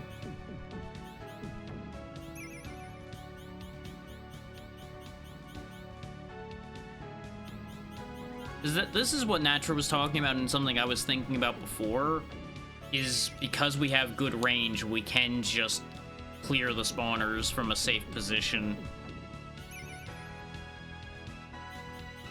But you need enough of the doors open that you don't have to worry about respawning them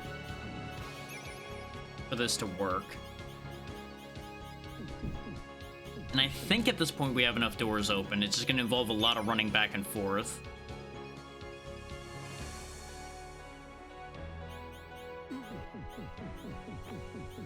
And it might not be 100% doable. We'll see here in a moment whether I can do what I'm thinking about doing.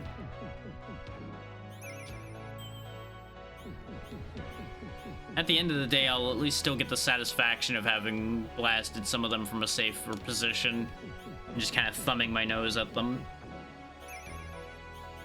Right over here is going to be the important part, is if I can reach that gate that I need to get through from here.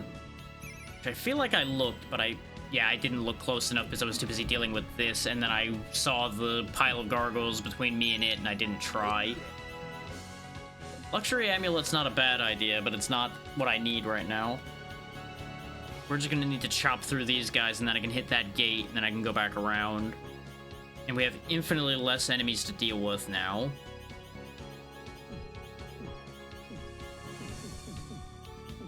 Technically, literally infinitely less enemies because we got rid of a bunch of spawners. Please cycle back over here and make sure that there isn't another gate that I need to hit. Now we're good. We're good.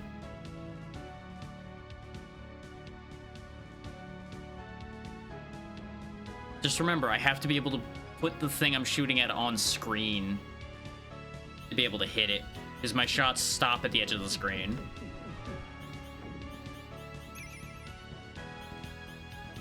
And I don't think items despawn unless you leave the floor, so I can just leave all of the items from these chests sitting there and then go collect them.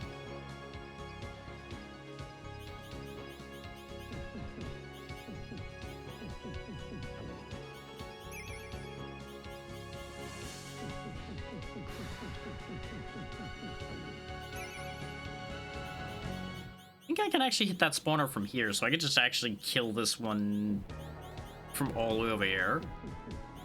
Sure can, I'm hearing the spawner noise. Nice.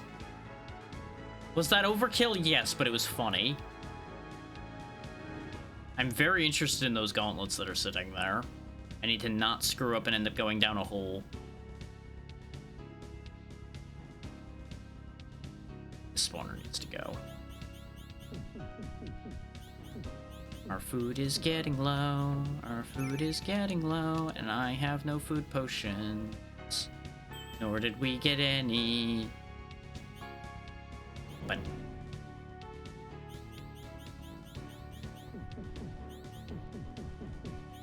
on the bright side, if we do end up having to do the grind, again, we're in a much better position to do said grinding. You know, game, you should just give me a food potion. Fighting me on that's gonna be pointless. You've seen my indomitable will at this point. Just give me what I desire. Because I shall never surrender. The only surrender is death. I need to hit that gate too, hang on.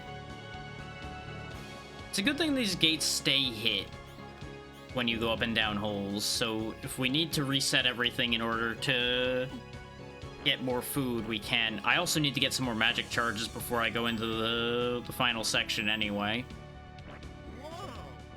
Okay, defense glove, that's okay. Not really what I wanted, but that's okay. Now, the clever thing, though, is going to be to go back to the outermost circle and start from there, because I could just shoot all of the spawners from there again. That would be the most efficient way.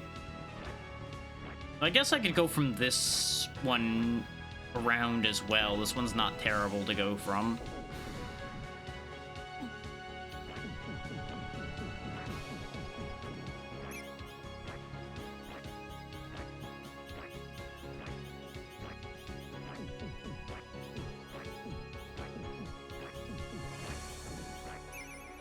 There's a healing pot. That'll be good. Once I'm not starving to death anymore.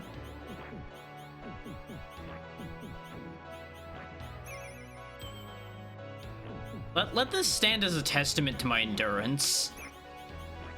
Or my stubbornness. Or both, really.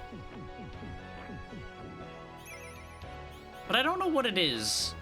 But unlike some final areas that are like a ball ache, I'm not that frustrated with this. And some of that may just be I'm still on cloud 9 from all y'all's generosity.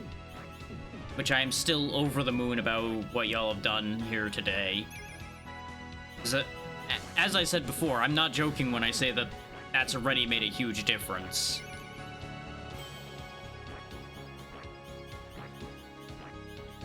Like, that is a lot of stress off my mind.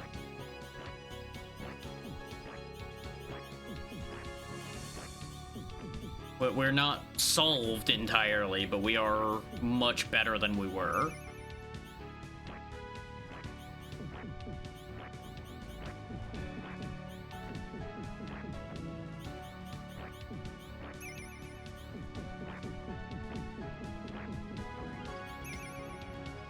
Need to see some food pots here, game. Come on. Come on. Give me the food pots. Give me all the food. I'm hungry. I wish to have the food. You will not be able to stop me from getting the food. If I could turn these monsters into food, I would. I will just eat the monsters.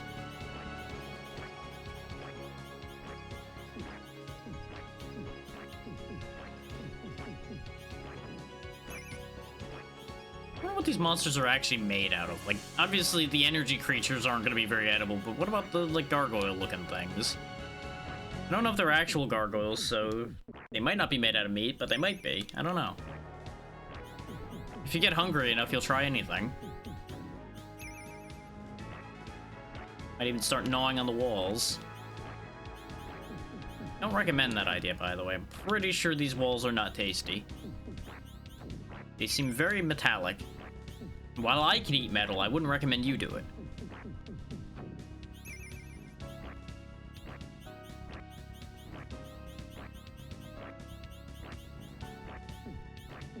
Okay, good, I can start hitting that spawner. Every time I start doing these long shots, I get a little bit worried that they're gonna be slow enough to get there that the enemies will respawn too soon. It's a lot of gold. A whole lot of gold and a whole lot of not food potions. The only thing not gold I think we've gotten out of all of this was the one healing potion that I just picked up. Everything else has been gold.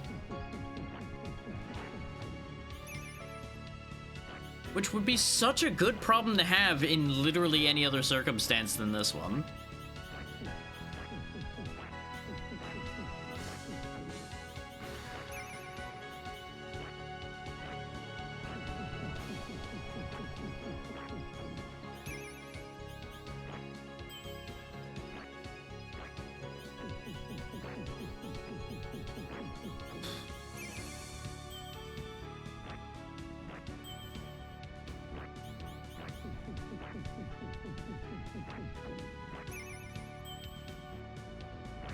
Oh yeah, it's been long enough by now that I should probably remind y'all again that there are 14 free options right now for y'all to pick game series for me to have to start, so speak up.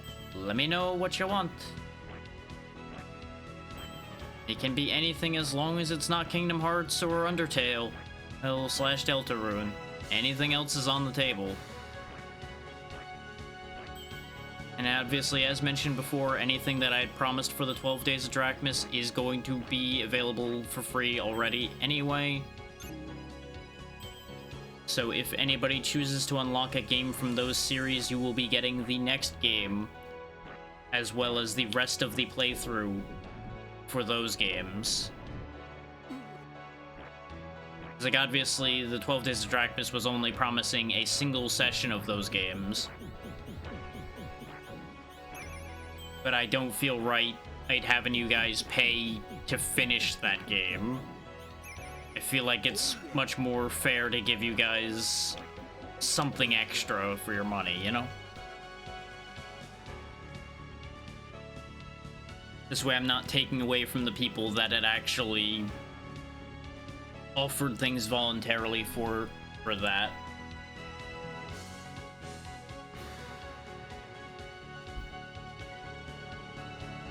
Like, I am doing my damnedest to try to be fair to everybody here.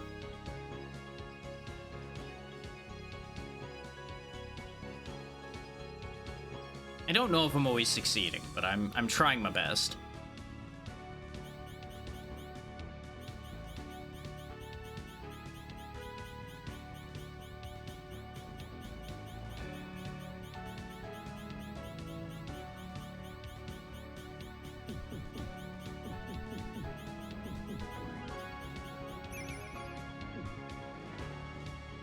go ahead and clear out all the spawners again. Now that I've got a full stock of food, all I need is a couple spell charges, and I think I'll be comfortable going into that other section. And then hopefully that'll be leading to the boss, which admittedly the boss I would like to have more spell charges for, because I don't know what that boss looks like. But one problem at a time. If we see the boss door, I may do some more gathering. And I'm sorry for all the grind that's happened today, but I've had to grind. You've seen how these fights have gone.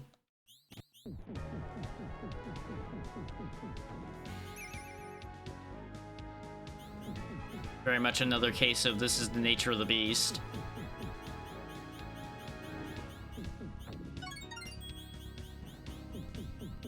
You would think eventually I would hit a point where I'd be such a high level that my health bar would be so high that it would be impossible to kill me, but we've already proven that to not be true.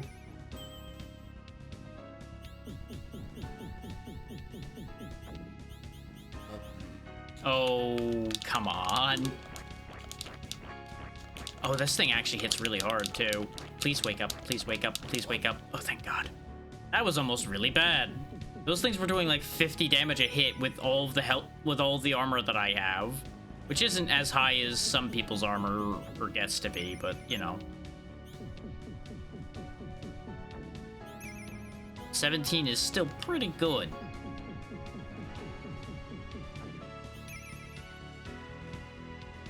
I also missed a couple inner ring spawners because of panicking.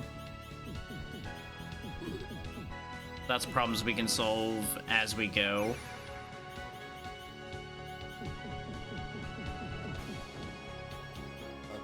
Not again! Come on! Don't kill me, don't kill me, don't kill me, come on. I don't know if I can use a healing potion while I'm asleep. I probably should have tried, because that would more than likely wake me up, since most other debuffs get removed by a healing potion. But I was kind of too busy panicking and mashing the button to really think that through too much.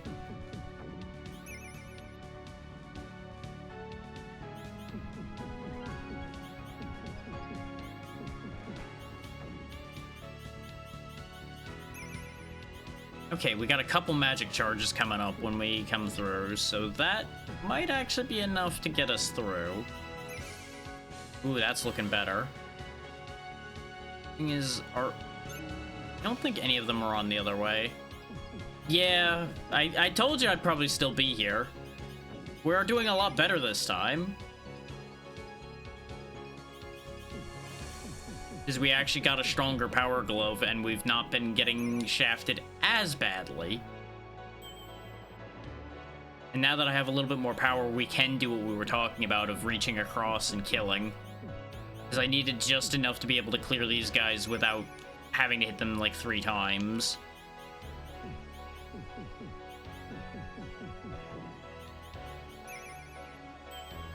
Need to stop giving me gold and backpacks, game.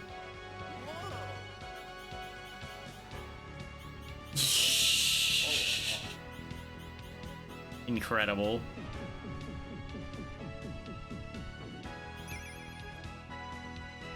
Yeah.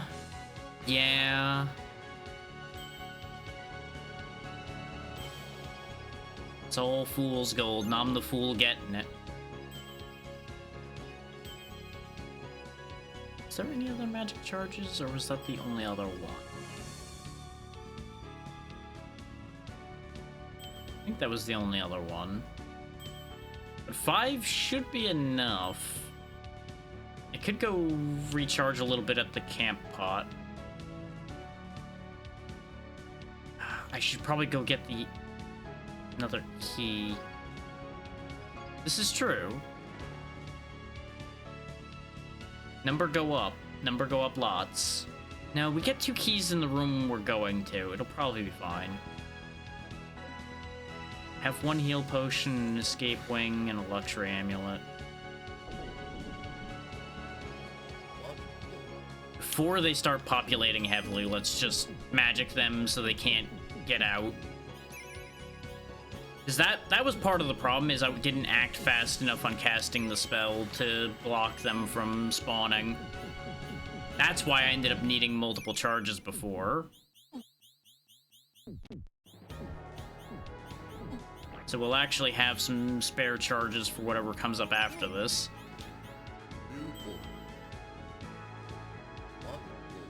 Like this. I definitely need to use one of the charges to deal with this. Stop putting me to sleep!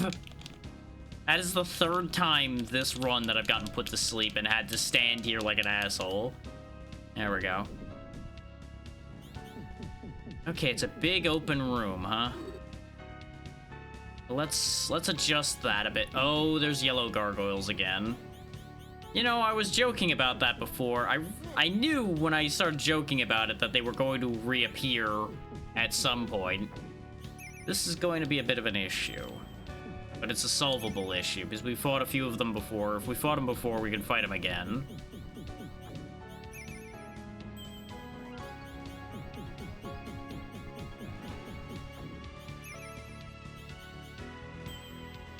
Just means I gotta be careful about when I open these pods up, because, that's gonna unleash hell upon me. And I would rather try to, like, trim their numbers a bit before I activate those. They really should have it so you can't spawn more backpacks once the only active player has one.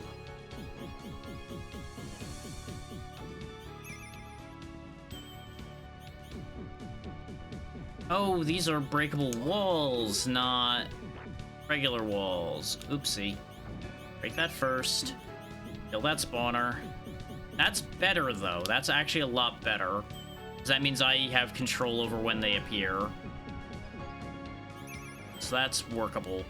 I just want to get rid of all of these spawners first. So I don't have any distractions.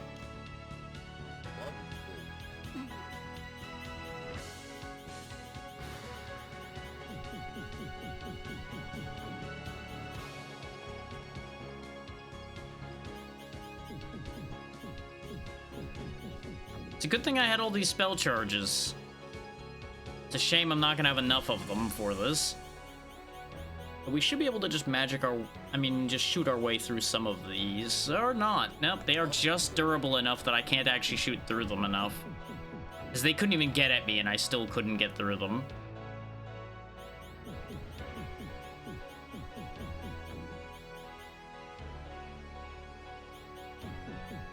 We might have just enough time. Yes! Did I not need to do that? Was that pointless? No, I needed to do that to open the doors. Okay. Okay, that's fine. Ooh. So there's buttons corresponding to all of the previous areas. Now, long hallway to the boss door. What do the buttons do? Oh, those are just indicators. Okay, that's fine. Do the doors come back up in here? They do not. Since these respawn, let me see about getting some spell charges for the final boss fight. Trying to do this might actually bite me in the ass. But I'm trying to be cautious. I gotta stop accidentally hitting the damn areas where the gargoyle spawners are, though. I keep shooting one too many shots and ending up opening that up a bit.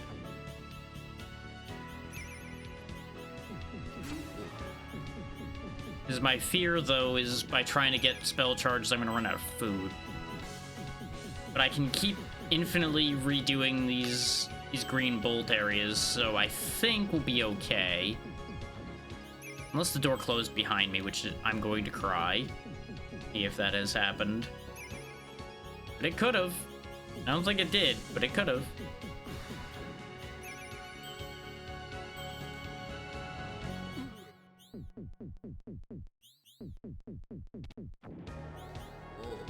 Slow is fine. Slow is okay. It's not exactly the best considering the food problem, but you know. We have enough health to handle a food problem. And I'm gonna be real with y'all. I'm gonna be very real and upfront with y'all. I'm going to save state before we go into that boss fight. Just because I don't want to have to go through this place again, and I don't think y'all want to see me go through that place again.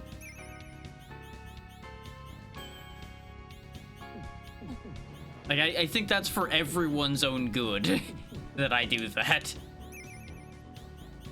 Considering just how garbage this place is to go through.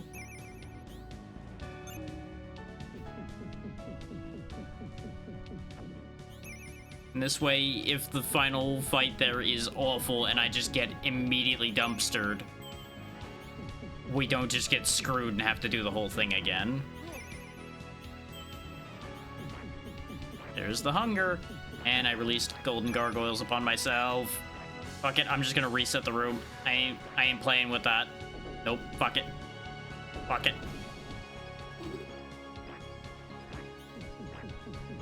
That is what's commonly referred to as not worth it.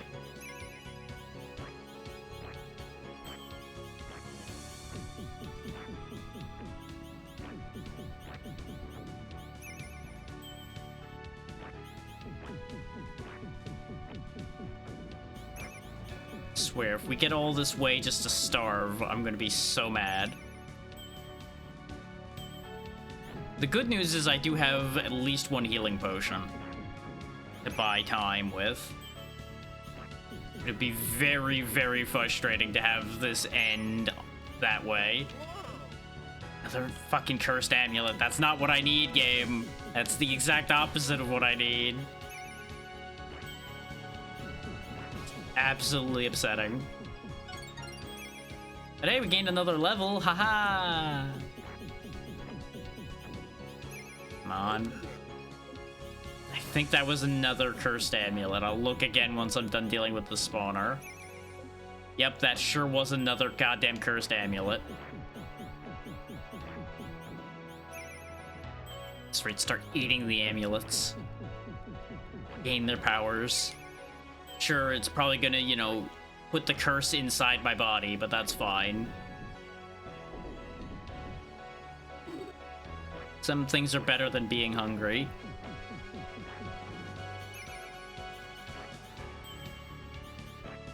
Like having a belly full of gold, you know what? That might be an improvement.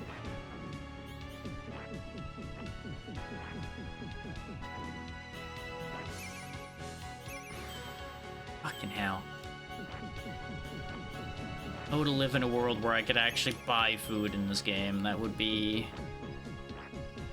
That'd be so nice right now.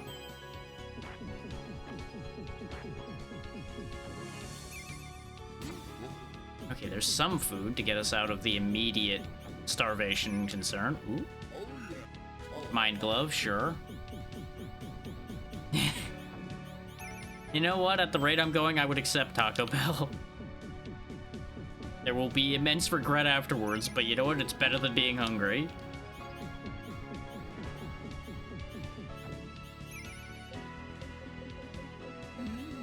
Okay, that's the food problem mostly solved.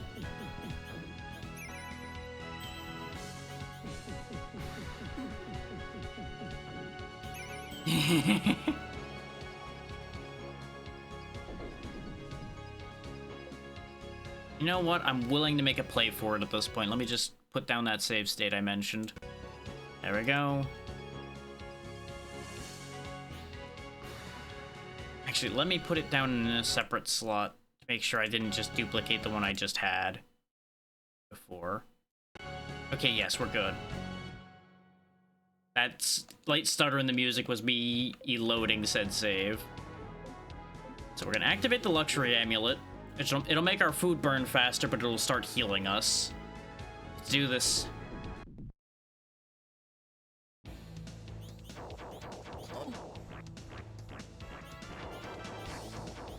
Oh, it would appear that my magic doesn't work on this thing. Well, that's upsetting. That said, its primary attack... Oh, nope. That's an attack that hurts. That's an attack that hurts a lot. It's already changed colors a bit, so I'm hoping that that's a sign that this is working. Oh, you stay stunned there for a while. There we go.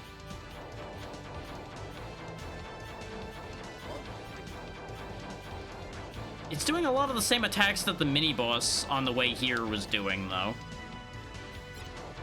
Oh, that's a black hole. Okay.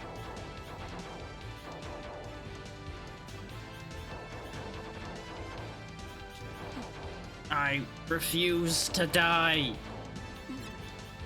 You are going first. I insist.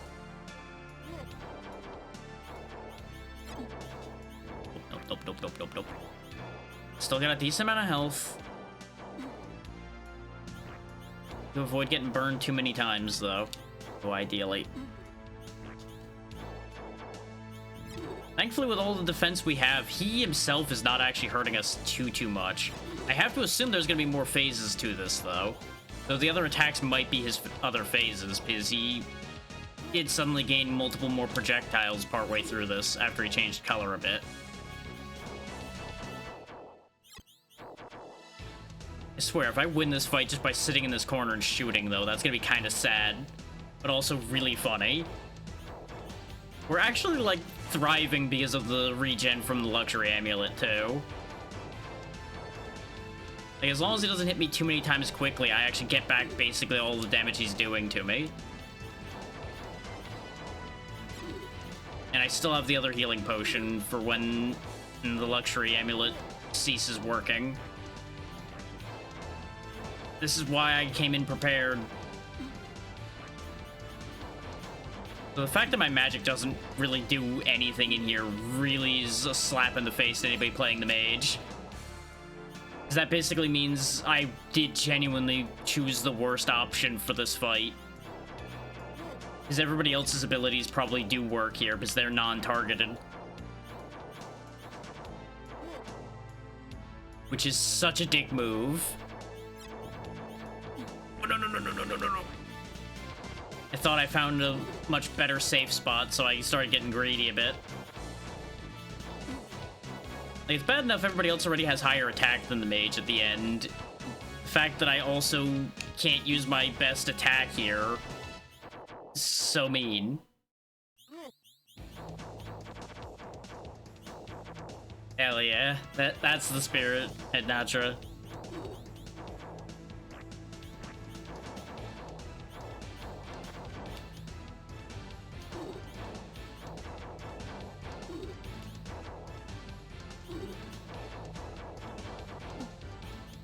How many hits do you take?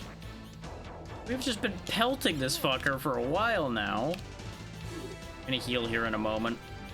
So we're starting to get low.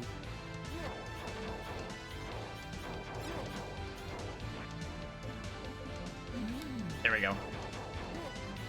Back to comfortable full health. I wanted to push my luck a bit just to make sure that we get a solid amount. Oh, I think the crystal on his head's blinking faster. I think that's actually his health bar, is the crystal.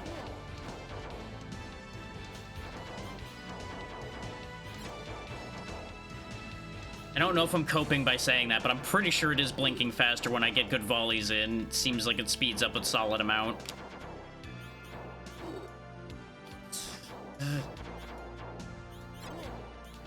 God, this fight would be a nightmare in multiplayer, though, because you'd have two people scrambling around trying to... At least two people scrambling around trying not to get destroyed by all of this nonsense that's happening. So I suppose he would be dividing his shots up at that point, so there's a benefit there. But almost certainly people would be dragging shots into each other. Pretty much guaranteed, unless everybody just agrees, like, okay, you stand in this quadrant, I'll stand in this quadrant, and good luck, everybody. Just stand there and fire.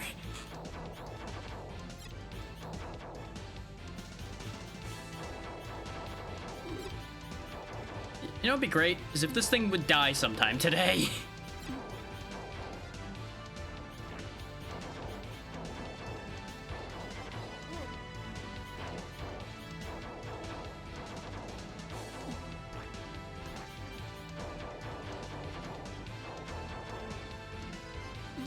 I swear, if the fact that I got hit by those couple grabs... Yeah, I'm starting to get that feeling too, because it doesn't seem to have changed again. I think it did change a couple times, but I don't think it was actually related to damage at all.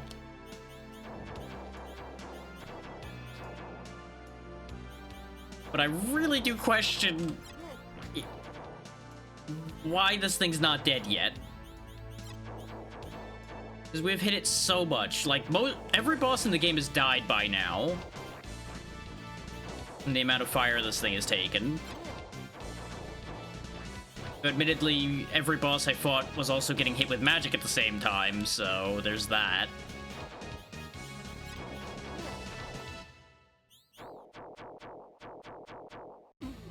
The shield arm reacts differently, I'm noticing, so maybe I'm supposed to break that first? Except this fucking black hole here is a problem. Okay, I broke that off, so he has one less attack now, I guess, but that seems to have just caused the same reactions to happen, so I don't think that that was worth anything, aside from, like I said, reducing his projectile count. And those weren't even projectiles that were particularly successful, so I think I just wasted my time there. Oh, now he's got a blade 8 arm, too. Unless maybe I need to break all of those, but that'd be really stupid. Speaking of trying, that was kind of stupid to begin with. Yeah, we're gonna lose this first round. Oh, I could have just destroyed that the entire time. God damn it.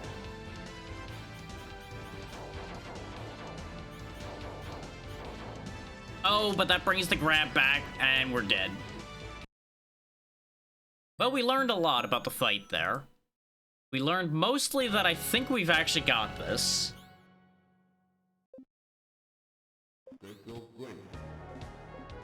This is why I said I was gonna put a save state down, though, because I was anticipating problems like this. Yeah, I'm just waiting to regen a little bit before I go in there.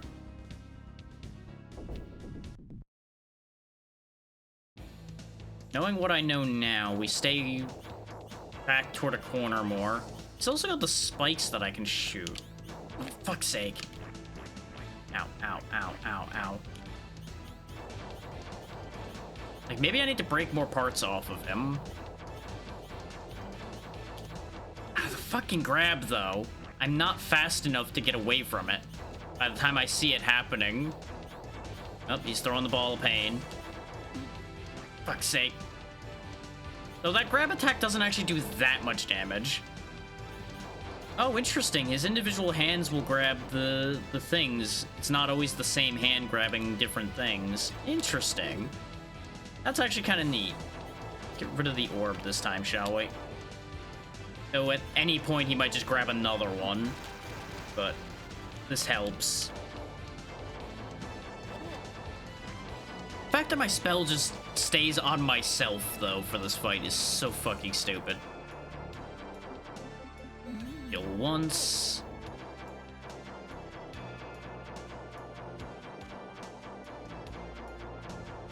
Oh, great. Now both have, like, crazy shields. Oh, and that one actually blocks shots.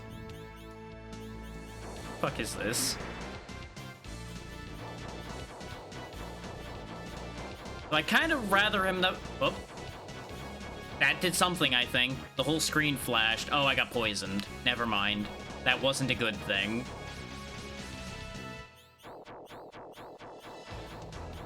These spikes take a lot of hits. Okay, I broke one. Oh, I think those might be where the shots were coming. Yeah, when I break those, that's where the shots come from. So apparently I broke those last time? Also, he gave me disorder now, so that's lovely.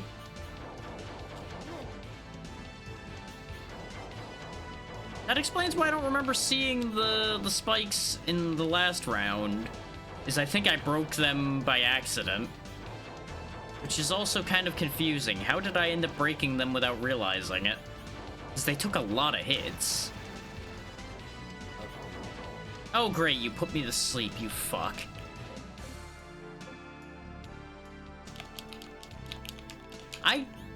You know, I thought I was happy that he had the shield. Now I'm a lot less happy about that. Is the shield, I think, is where the debuffs are coming from. I was happy because it wasn't actually, you know, something that was actively attacking me. Oh, that's why. The spikes launch when he changes color the first time. That's why. Okay, that makes sense now.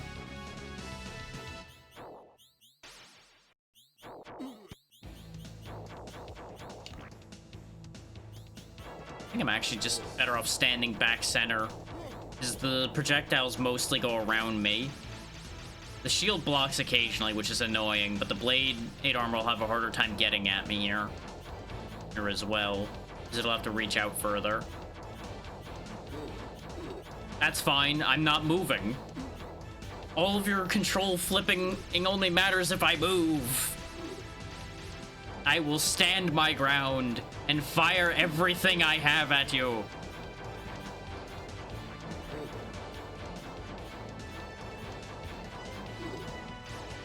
I have another heal, so I'm not too concerned. I'm gonna move up a little bit, though, to see if that makes some of the projectiles go around me more consistently. It seems like the yellow ones consistently go around, but the green ones consistently hit.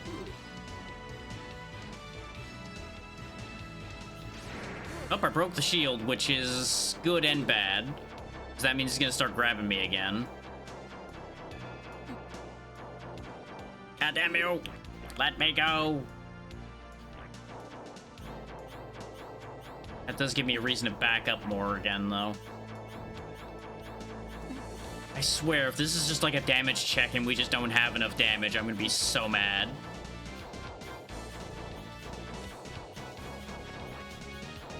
If we lose this round, I'm gonna look up what I'm supposed to be doing here to make sure I'm not missing something. Because the amount of health that this thing seems to have really makes it feel like I'm missing something.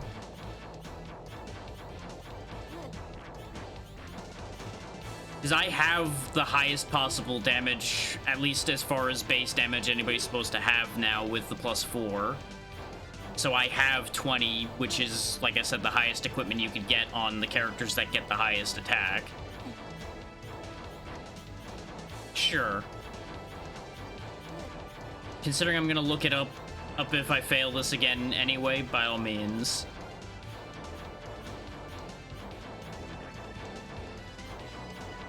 This is Dungeon Explorer, it's for the Sega CD.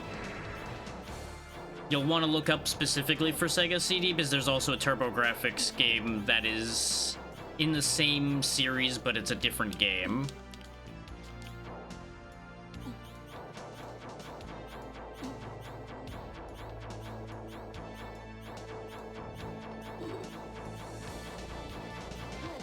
And I am running out of health again. We've just been hammering at him, so you would think if it was a pure damage check, he would have been dead by now. Well, unless he just has, like, an asinine amount of health. Poison's fine. Like, if I have to just grind for more healing potions, I'll do it. He has put me into spite mode at this point. Oh, I've been auto-walked into him. Right? Can't attack him. Yeah, that's what I figured. I figured it was a false flag having him glow red like that. That's kind of what I was getting suspicious of.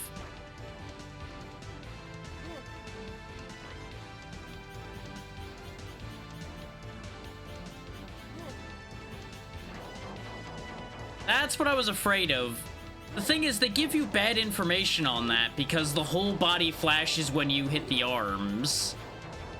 Well, I'm gonna have to try again anyway because I don't have enough health left. That is so stupid.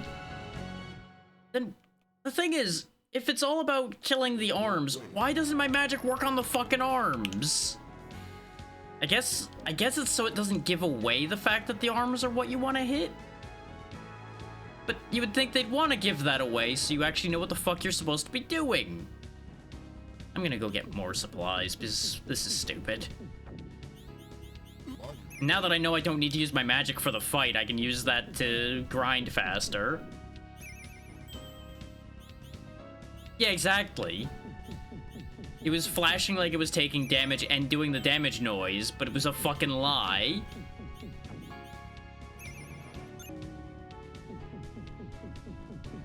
That is disgusting.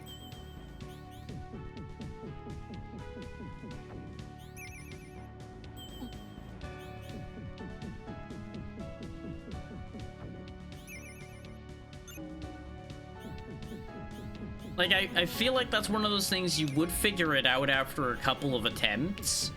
Considering on the second attempt I was already getting to that idea, but still...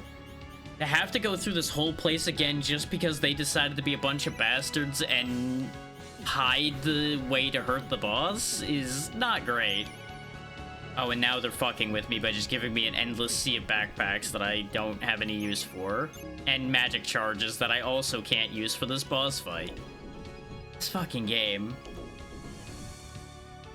This game's RNG is fucking insentience. Well, see, the problem is... Yes, that's a hint towards it, but it's also a hint in the opposite direction. Because you would think then that the whole body counts together, but it doesn't. And at least based on what you saw. So it's actually giving you false information.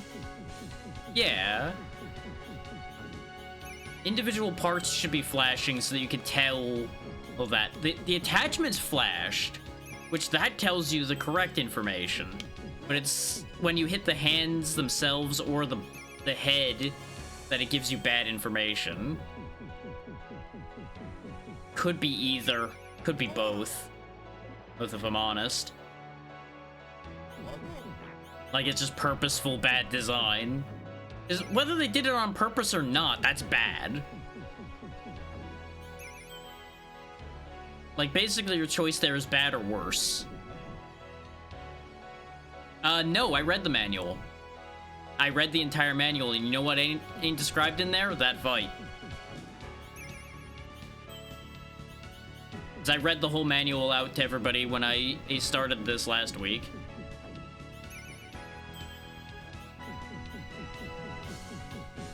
So I know for a fucking fact it ain't covered in there. Now, is there a hint to it somewhere in the world? Maybe. But there's no NPCs to talk to in this game, really, or anything, so... I got nothing for you. The only information we have is the intro text blurb, which also says the same thing that the manual says. Yeah, it's just they decided... fuck you. That's literally all that this is.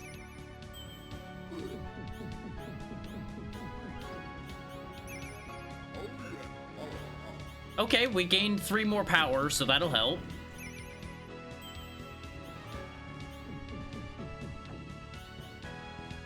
We have 1 more heal and more power. We have less food, so our health will start ticking down earlier, but let's give this a spin. We're gonna save state again to keep the renewed vigor here. Let's go fuck him up with our newfound boosted power.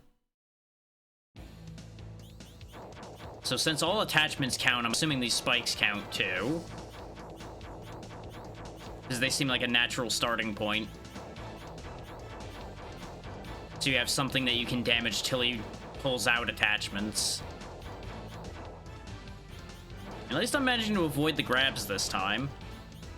Okay, he's getting a blade hand. I mean, I got through all of the game other than this boss fight without save states.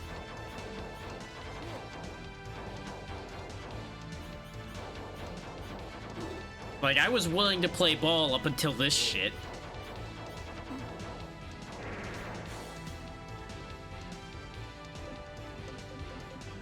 No, don't heal yet.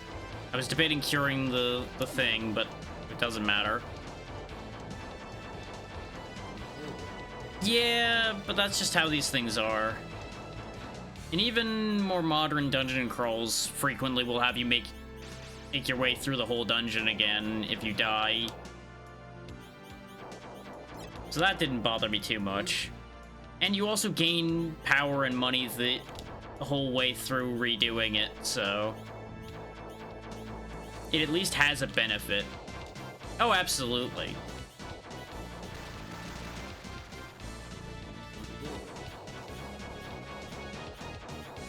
And, like, for this fight in particular, it's much better for everybody involved.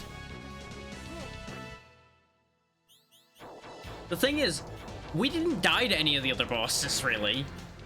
It was only this fucker that was actually a problem boss-wise. It was the dungeons themselves killing me all the time before or now.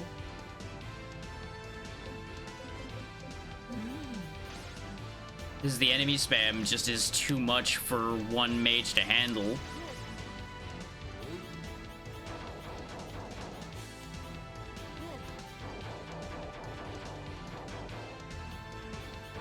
Like, that's why I ended up having to leverage so much grinded power to fight anything. Fuck's sake. Yeah, I would love to have the control to do that, but considering the arms wiggle back and forth in front of the head, I don't exactly have a choice.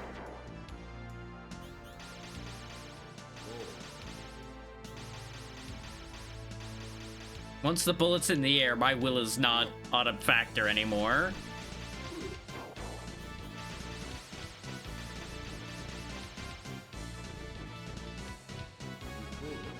God damn it, can't attack again. You know, it might almost be worth grinding for a damn holy amulet as well to keep these fucking disorders and shit in check.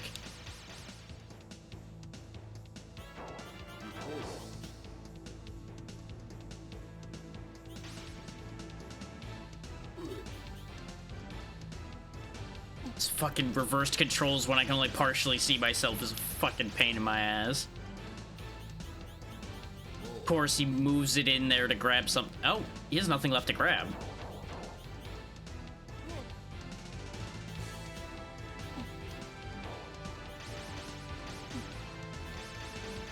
The fact that this shield goes invincible when it's charging up is also obnoxious as hell.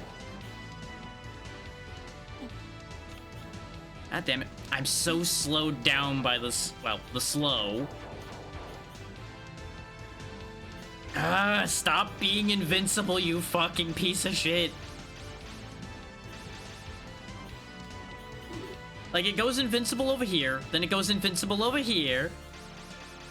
Like, this shield is just here to waste your time. Oh, great, I'm in its hand, being set on fire while I'm asleep. Great. Great, I'm just gonna take a nap here, guys, it's fine. Hey, he's shielding me, look at that, how nice he is. Hey, you have so small a window to actually do any real damage to that damn shield. Especially if he actually gets you with one of those effects.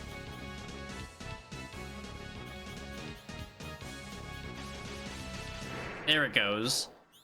Okay, all the attachments are gone now. Now, you said the arms need to die, so I'm just gonna fire everything at the arms now and hope for the best, then, I suppose.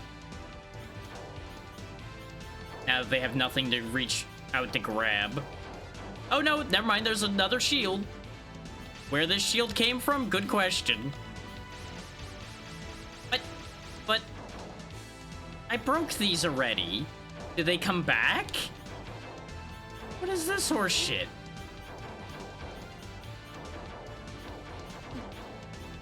Do I just get a time to damage the arms while the...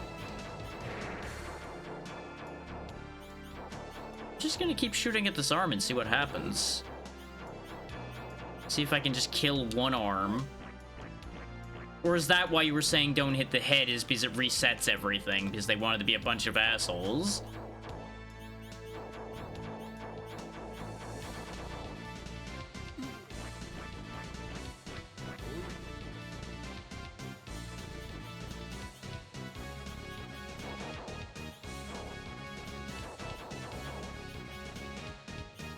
Okay, it's 4 per arm. I kind of assumed there was gonna be separate copies, but the other one kept pulling nothing out, so I thought it was done. It's again the game giving you false information. This game is just a pile of lies. On the bright side, though, that means there's no more blade arms. I broke it on both arms. Now, I think that's no more laser arm, too, because I think the left arm already had their laser. Now, I just need to break this shield. So if there's 4 per arm, I think there's one I'm not remembering then. Unless it's counting the hand itself. Oh, this thing. I guess this thing counts as an attachment, since that's something it pulls out. Because the left arm already pulled one of these out earlier. I'm asleep. No. No. Pain.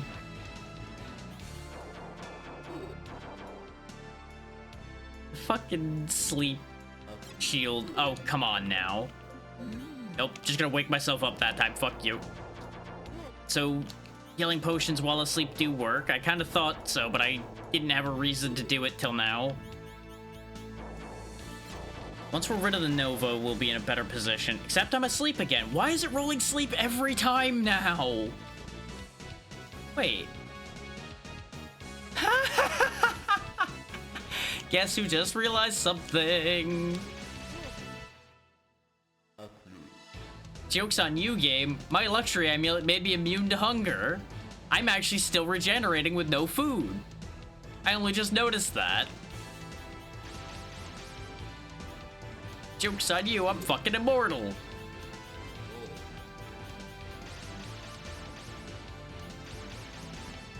I feel like that's a code oversight, but you know what? I don't care. I will use their code oversight against them.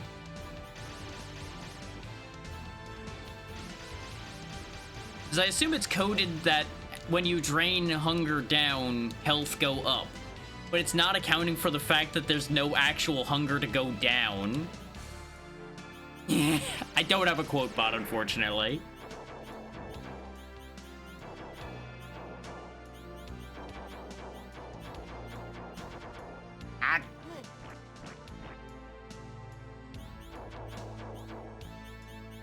I need to figure out how to add a quote function to Firebot, and I never sat down to do it, so it doesn't exist, because I don't have, like, the Stream Elements bot and all of that anymore. Okay, one arm down, and I still have a heal left, so I think we've just won this. Ow, ow, ow, ow. I'm slightly inconvenienced and warm now. Now rip your arm off. And then I'm gonna pummel you with it. Now I assume the head goes, because there's nothing else left to hit.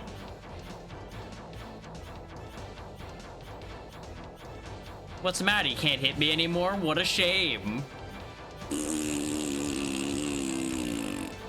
You deserve everything you're getting. Nah, nah, nah, nah, nah. Like, he is very slowly hurting me with those orbs, but I'm regenerating most of the damage they're doing. So if I somehow lost this still, that means this head has an asinine amount of health.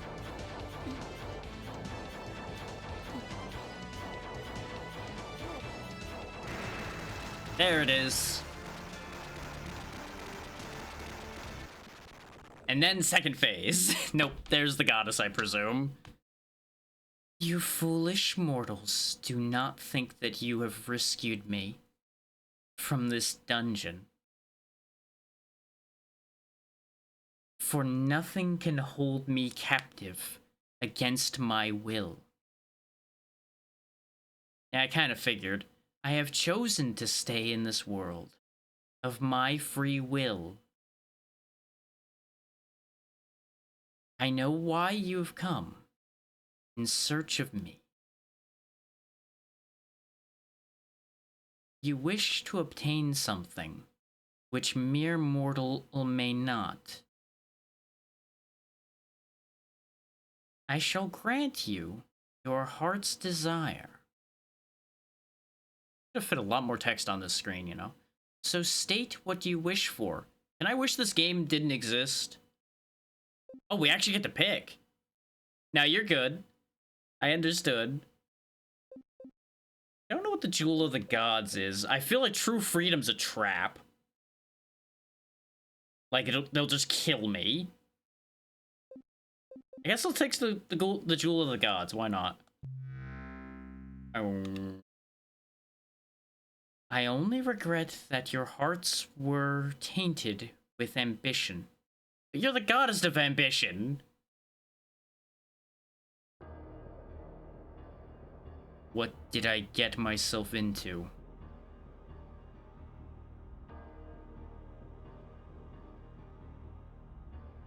When the goddess said, a jewel of the gods, I expected it to be a large, but this is too large.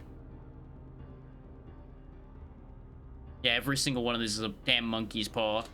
If there is anyone in the world who will be happy to receive this jewel, I'd like to see his face.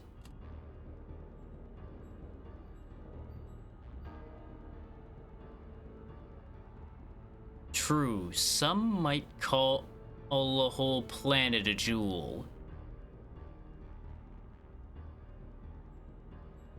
But to receive a barren planet with no other inhabitant. That's kind of what I was expecting. What am I supposed to do with it? Because you see, on the god scale, planets would just be jewels. Just little rocks for them to play with. There it is. There's our jewel of the gods. The pink shiny rock in space that does fucking nothing.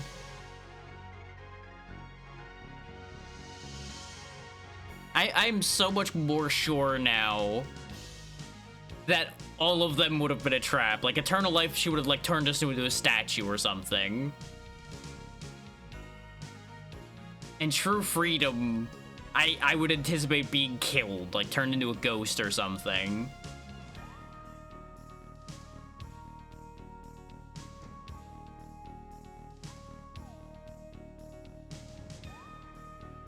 Oh, I'm going to.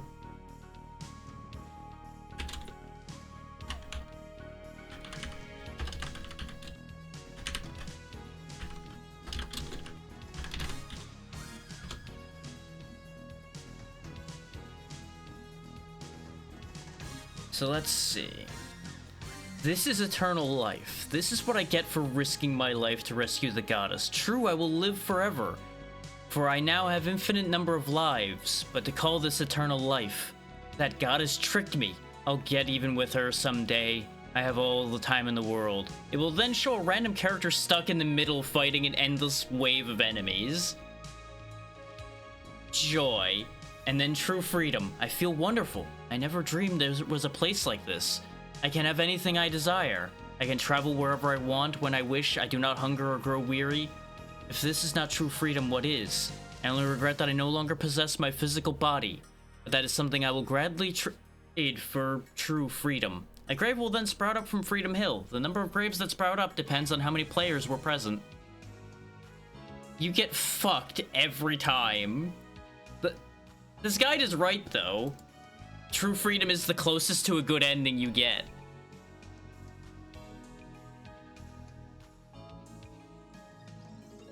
And I would almost say the Jewel of the Gods is a joke ending on the scale of what the endings of this game are. Like, haha, fuck you, have a planet you can't do anything with. But, like, nothing bad happened to you. You just have a planet you can't do anything with.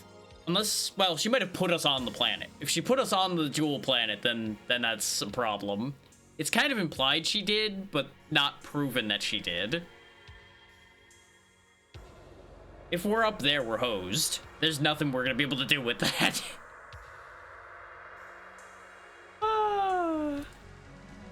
But hey, we made it through 8 hours, and it took me 8 hours to beat this fucking game.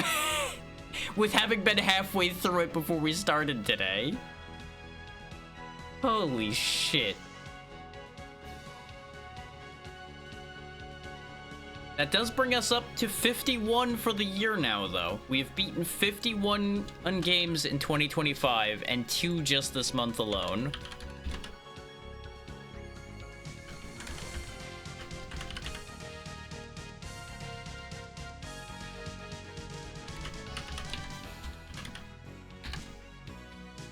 And I think I have beaten a game on, like, every system for the most part now.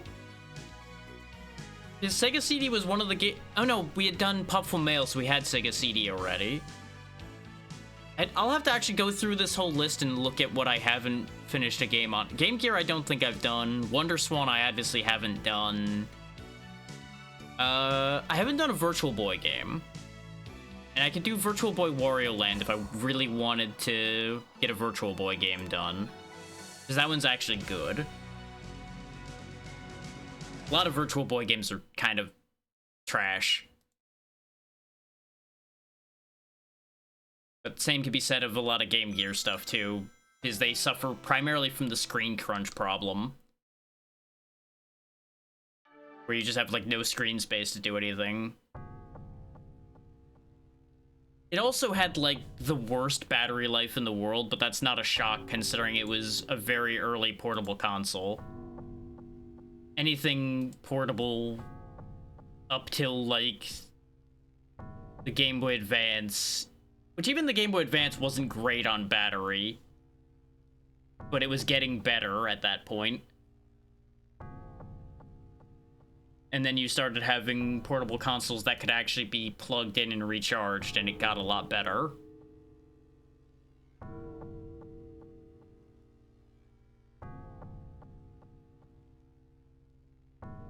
Absolutely.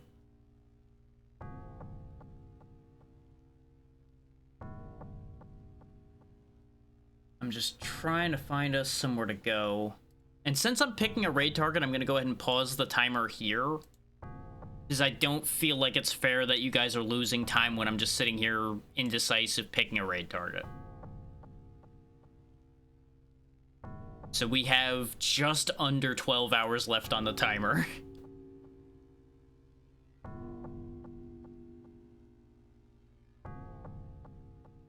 Oh yeah. Those were very handy for that kind of thing. I didn't personally have them because I was still... Like, I didn't have much time with the regular Game Boy, for example.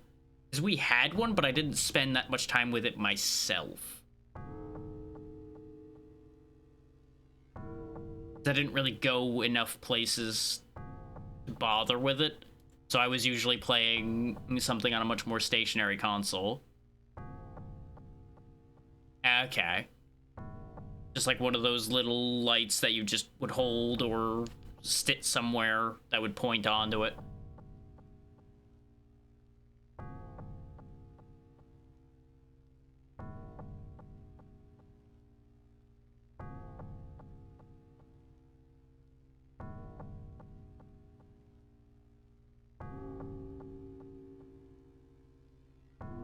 Ironically enough, I think I might have actually used the Nomad more than the original Game Boy when I was younger. And I didn't even use the Nomad that much.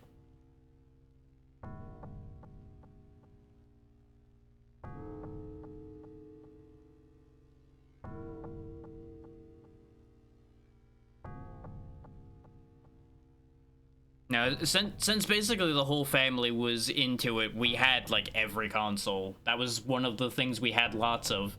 Not necessarily the most games for all of them, but we had basically every console.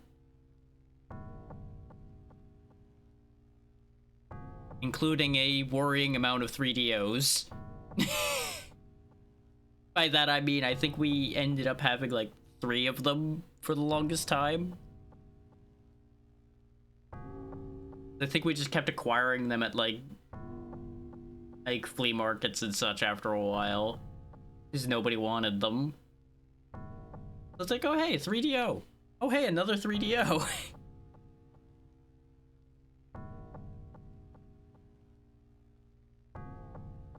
I don't even know what happened to my DS. I had one, and it just kind of vanished. I still have my 3DS, it's over there. No idea where the charger ended up. Also got a PSP. No, I have a Vita. I never actually owned a PSP, but I have the PlayStation TV of all fucking things. Literally never used it. just sitting over there. And I have one. Oh, yeah. See, the thing is, in the days of emulation, I have no use for getting the actual DS anymore.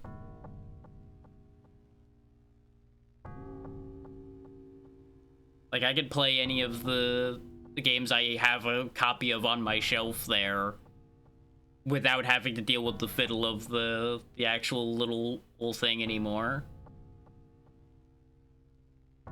Technically, I could play more than that, too, but that's a whole other thing.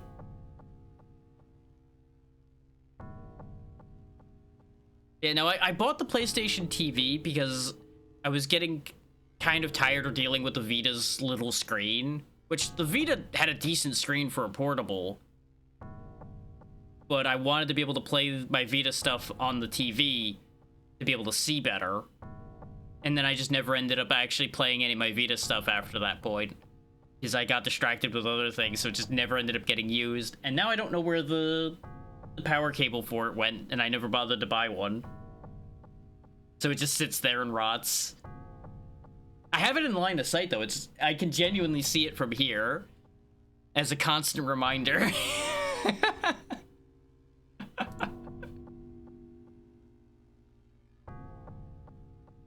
just sits there like, you abandoned me. Which my Vita is also actually on one of the shelves of my desk right under here. Oh, hell yeah. People could hack so many things on the PSP. I'm so sad that I missed out on the PSP. Because not only was there a bunch of games that I later learned are actually really cool on it, but there's just so much you ended up being able to do with PSPs.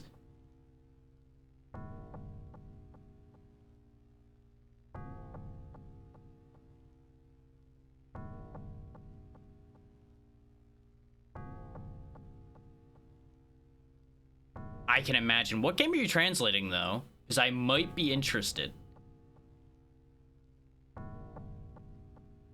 Because there are definitely a fair few Japanese-only PSP games still that would be very interesting.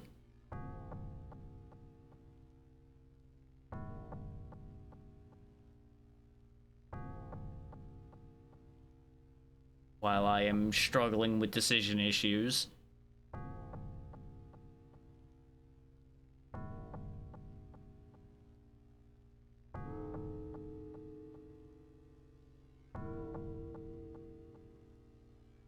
Yeah, that sounds about right for a PSP game. And translating images is a fucking ball ache. Because I assume you have to edit out the text that's already there. Assuming you can even access the image in a way that you can edit it to begin with. Then you gotta replace all the text there, make sure the font works. Make sure it's a font that the game can read. It's a whole fucking thing. I feel like I should recognize that, but it's not sticking in my brain.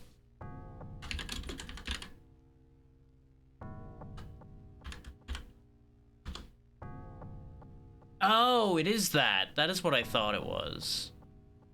Okay. That's the Monster Hunter spinoff.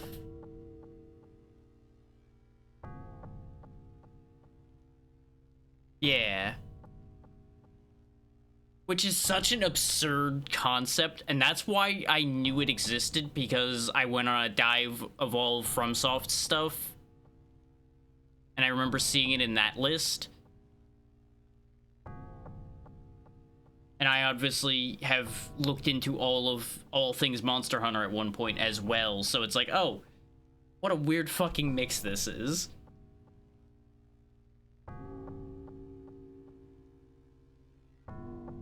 Like, the fact that that's even a thing just goes to show just how deep the rabbit hole can go sometimes.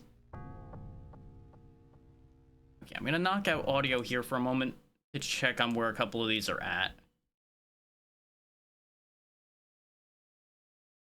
I feel like that became a more common thing as time went on, though there's still plenty of companies even today that don't do that. Even though they probably should.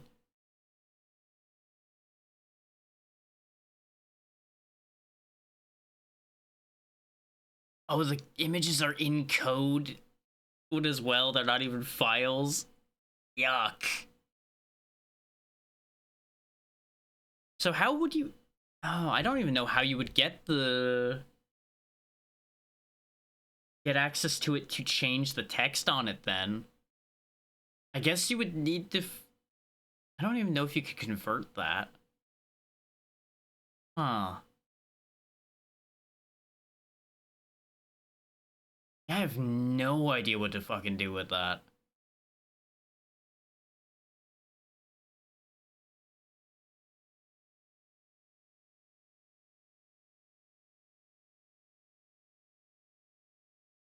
So is the text that's on the image in the code then? Or do you have to adjust the code and hope you get the right part? That's the thing I'm not understanding there.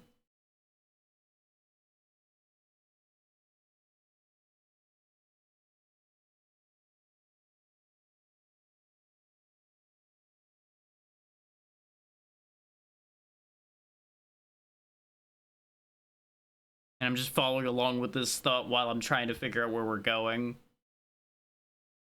I have so many options online, and my brain is just cooked enough that it's processing slow.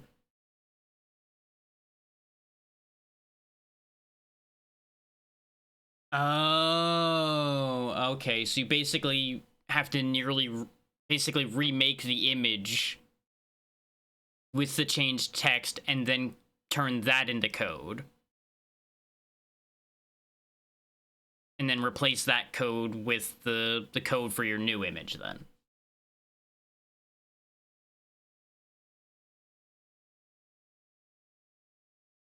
That might be better. It depends on how well that actually works. So I assume that varies. Sure.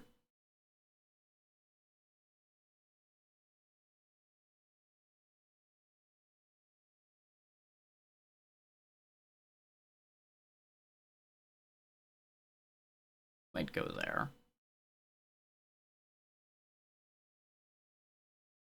Right, I do remember seeing people talking about that with translating other things, which means you're kind of hosed because Japanese fits a lot more in less characters by a mile.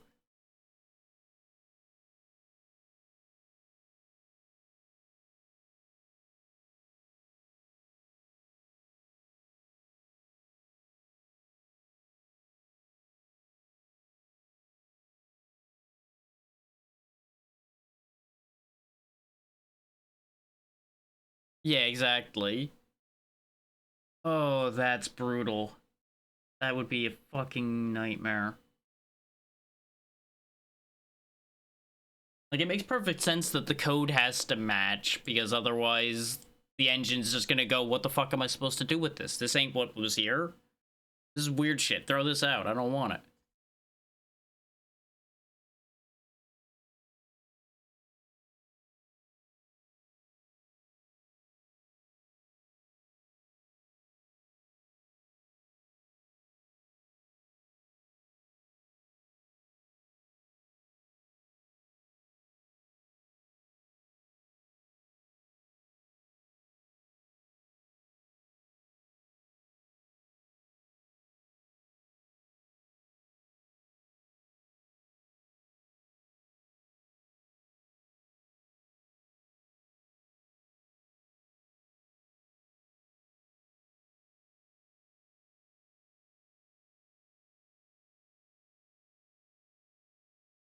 I hate being so indecisive. I have too many choices, and now I keep second guessing every move I'm making.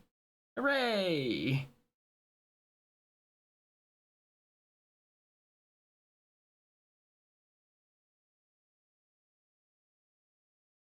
Doesn't help that a lot of the people that are on right now have like very, very large amounts of people in at the moment that are just like, oh god, if I go there, I'm gonna have to try to process a lot that's happening. Ah. That's just the internal monologue going right there. That's just what I'm dealing with right now.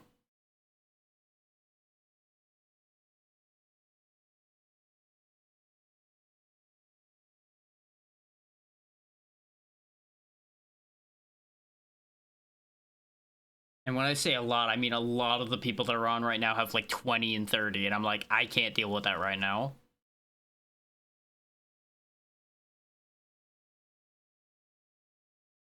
But I assume you might be able to use the partial translation at least as a basis to help work on the PSP version. Like, obviously, you won't be able to use it directly, but you can use it as a script.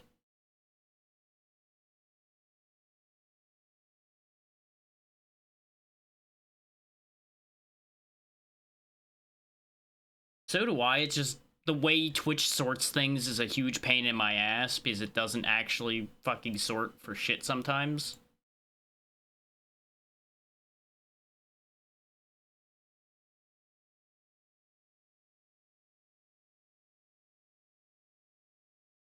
Oof. I was assuming you would be able to just read what has been translated in there and then adjust what you're changing to match that script was more what I meant, not using the code and such they actually have.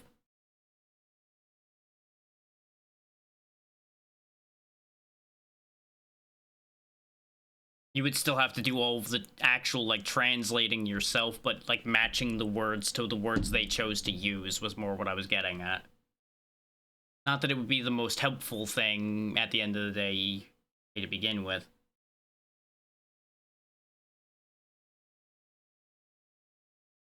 Stop reshuffling my list, Twitch. Fucking stop it! It's the most annoying thing that this does. I was just looking at a pair of them trying to make a choice between them, and one of them flew across the damn list because something changed. And now I've lost where they ended up.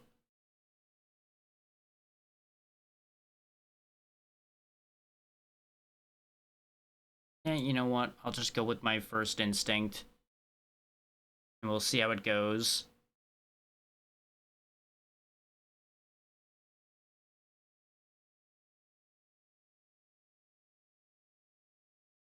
You know, it actually might be.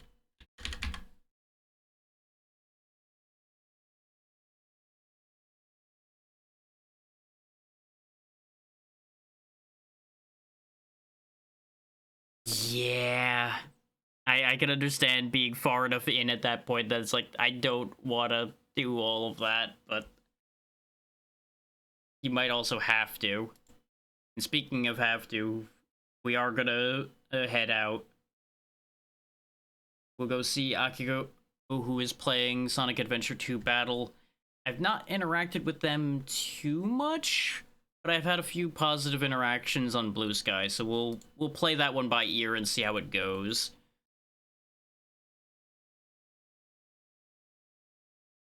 So, don't really have a lot to talk about with the schedule, considering, you know, we're gonna be doing Donathon until the timer runs out, so there's not really a ton of thing to do there. I would assume part of the thing with that one not getting translated is they also would have to work with FromSoft on that, since actually no, I guess they wouldn't have to work with FromSoft directly on that since it's their thing. There will probably be hurdles to figure out with that anyway.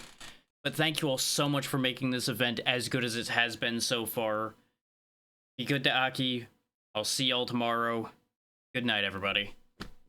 I would say more, but brain is just kind of falling out of my ass at this point.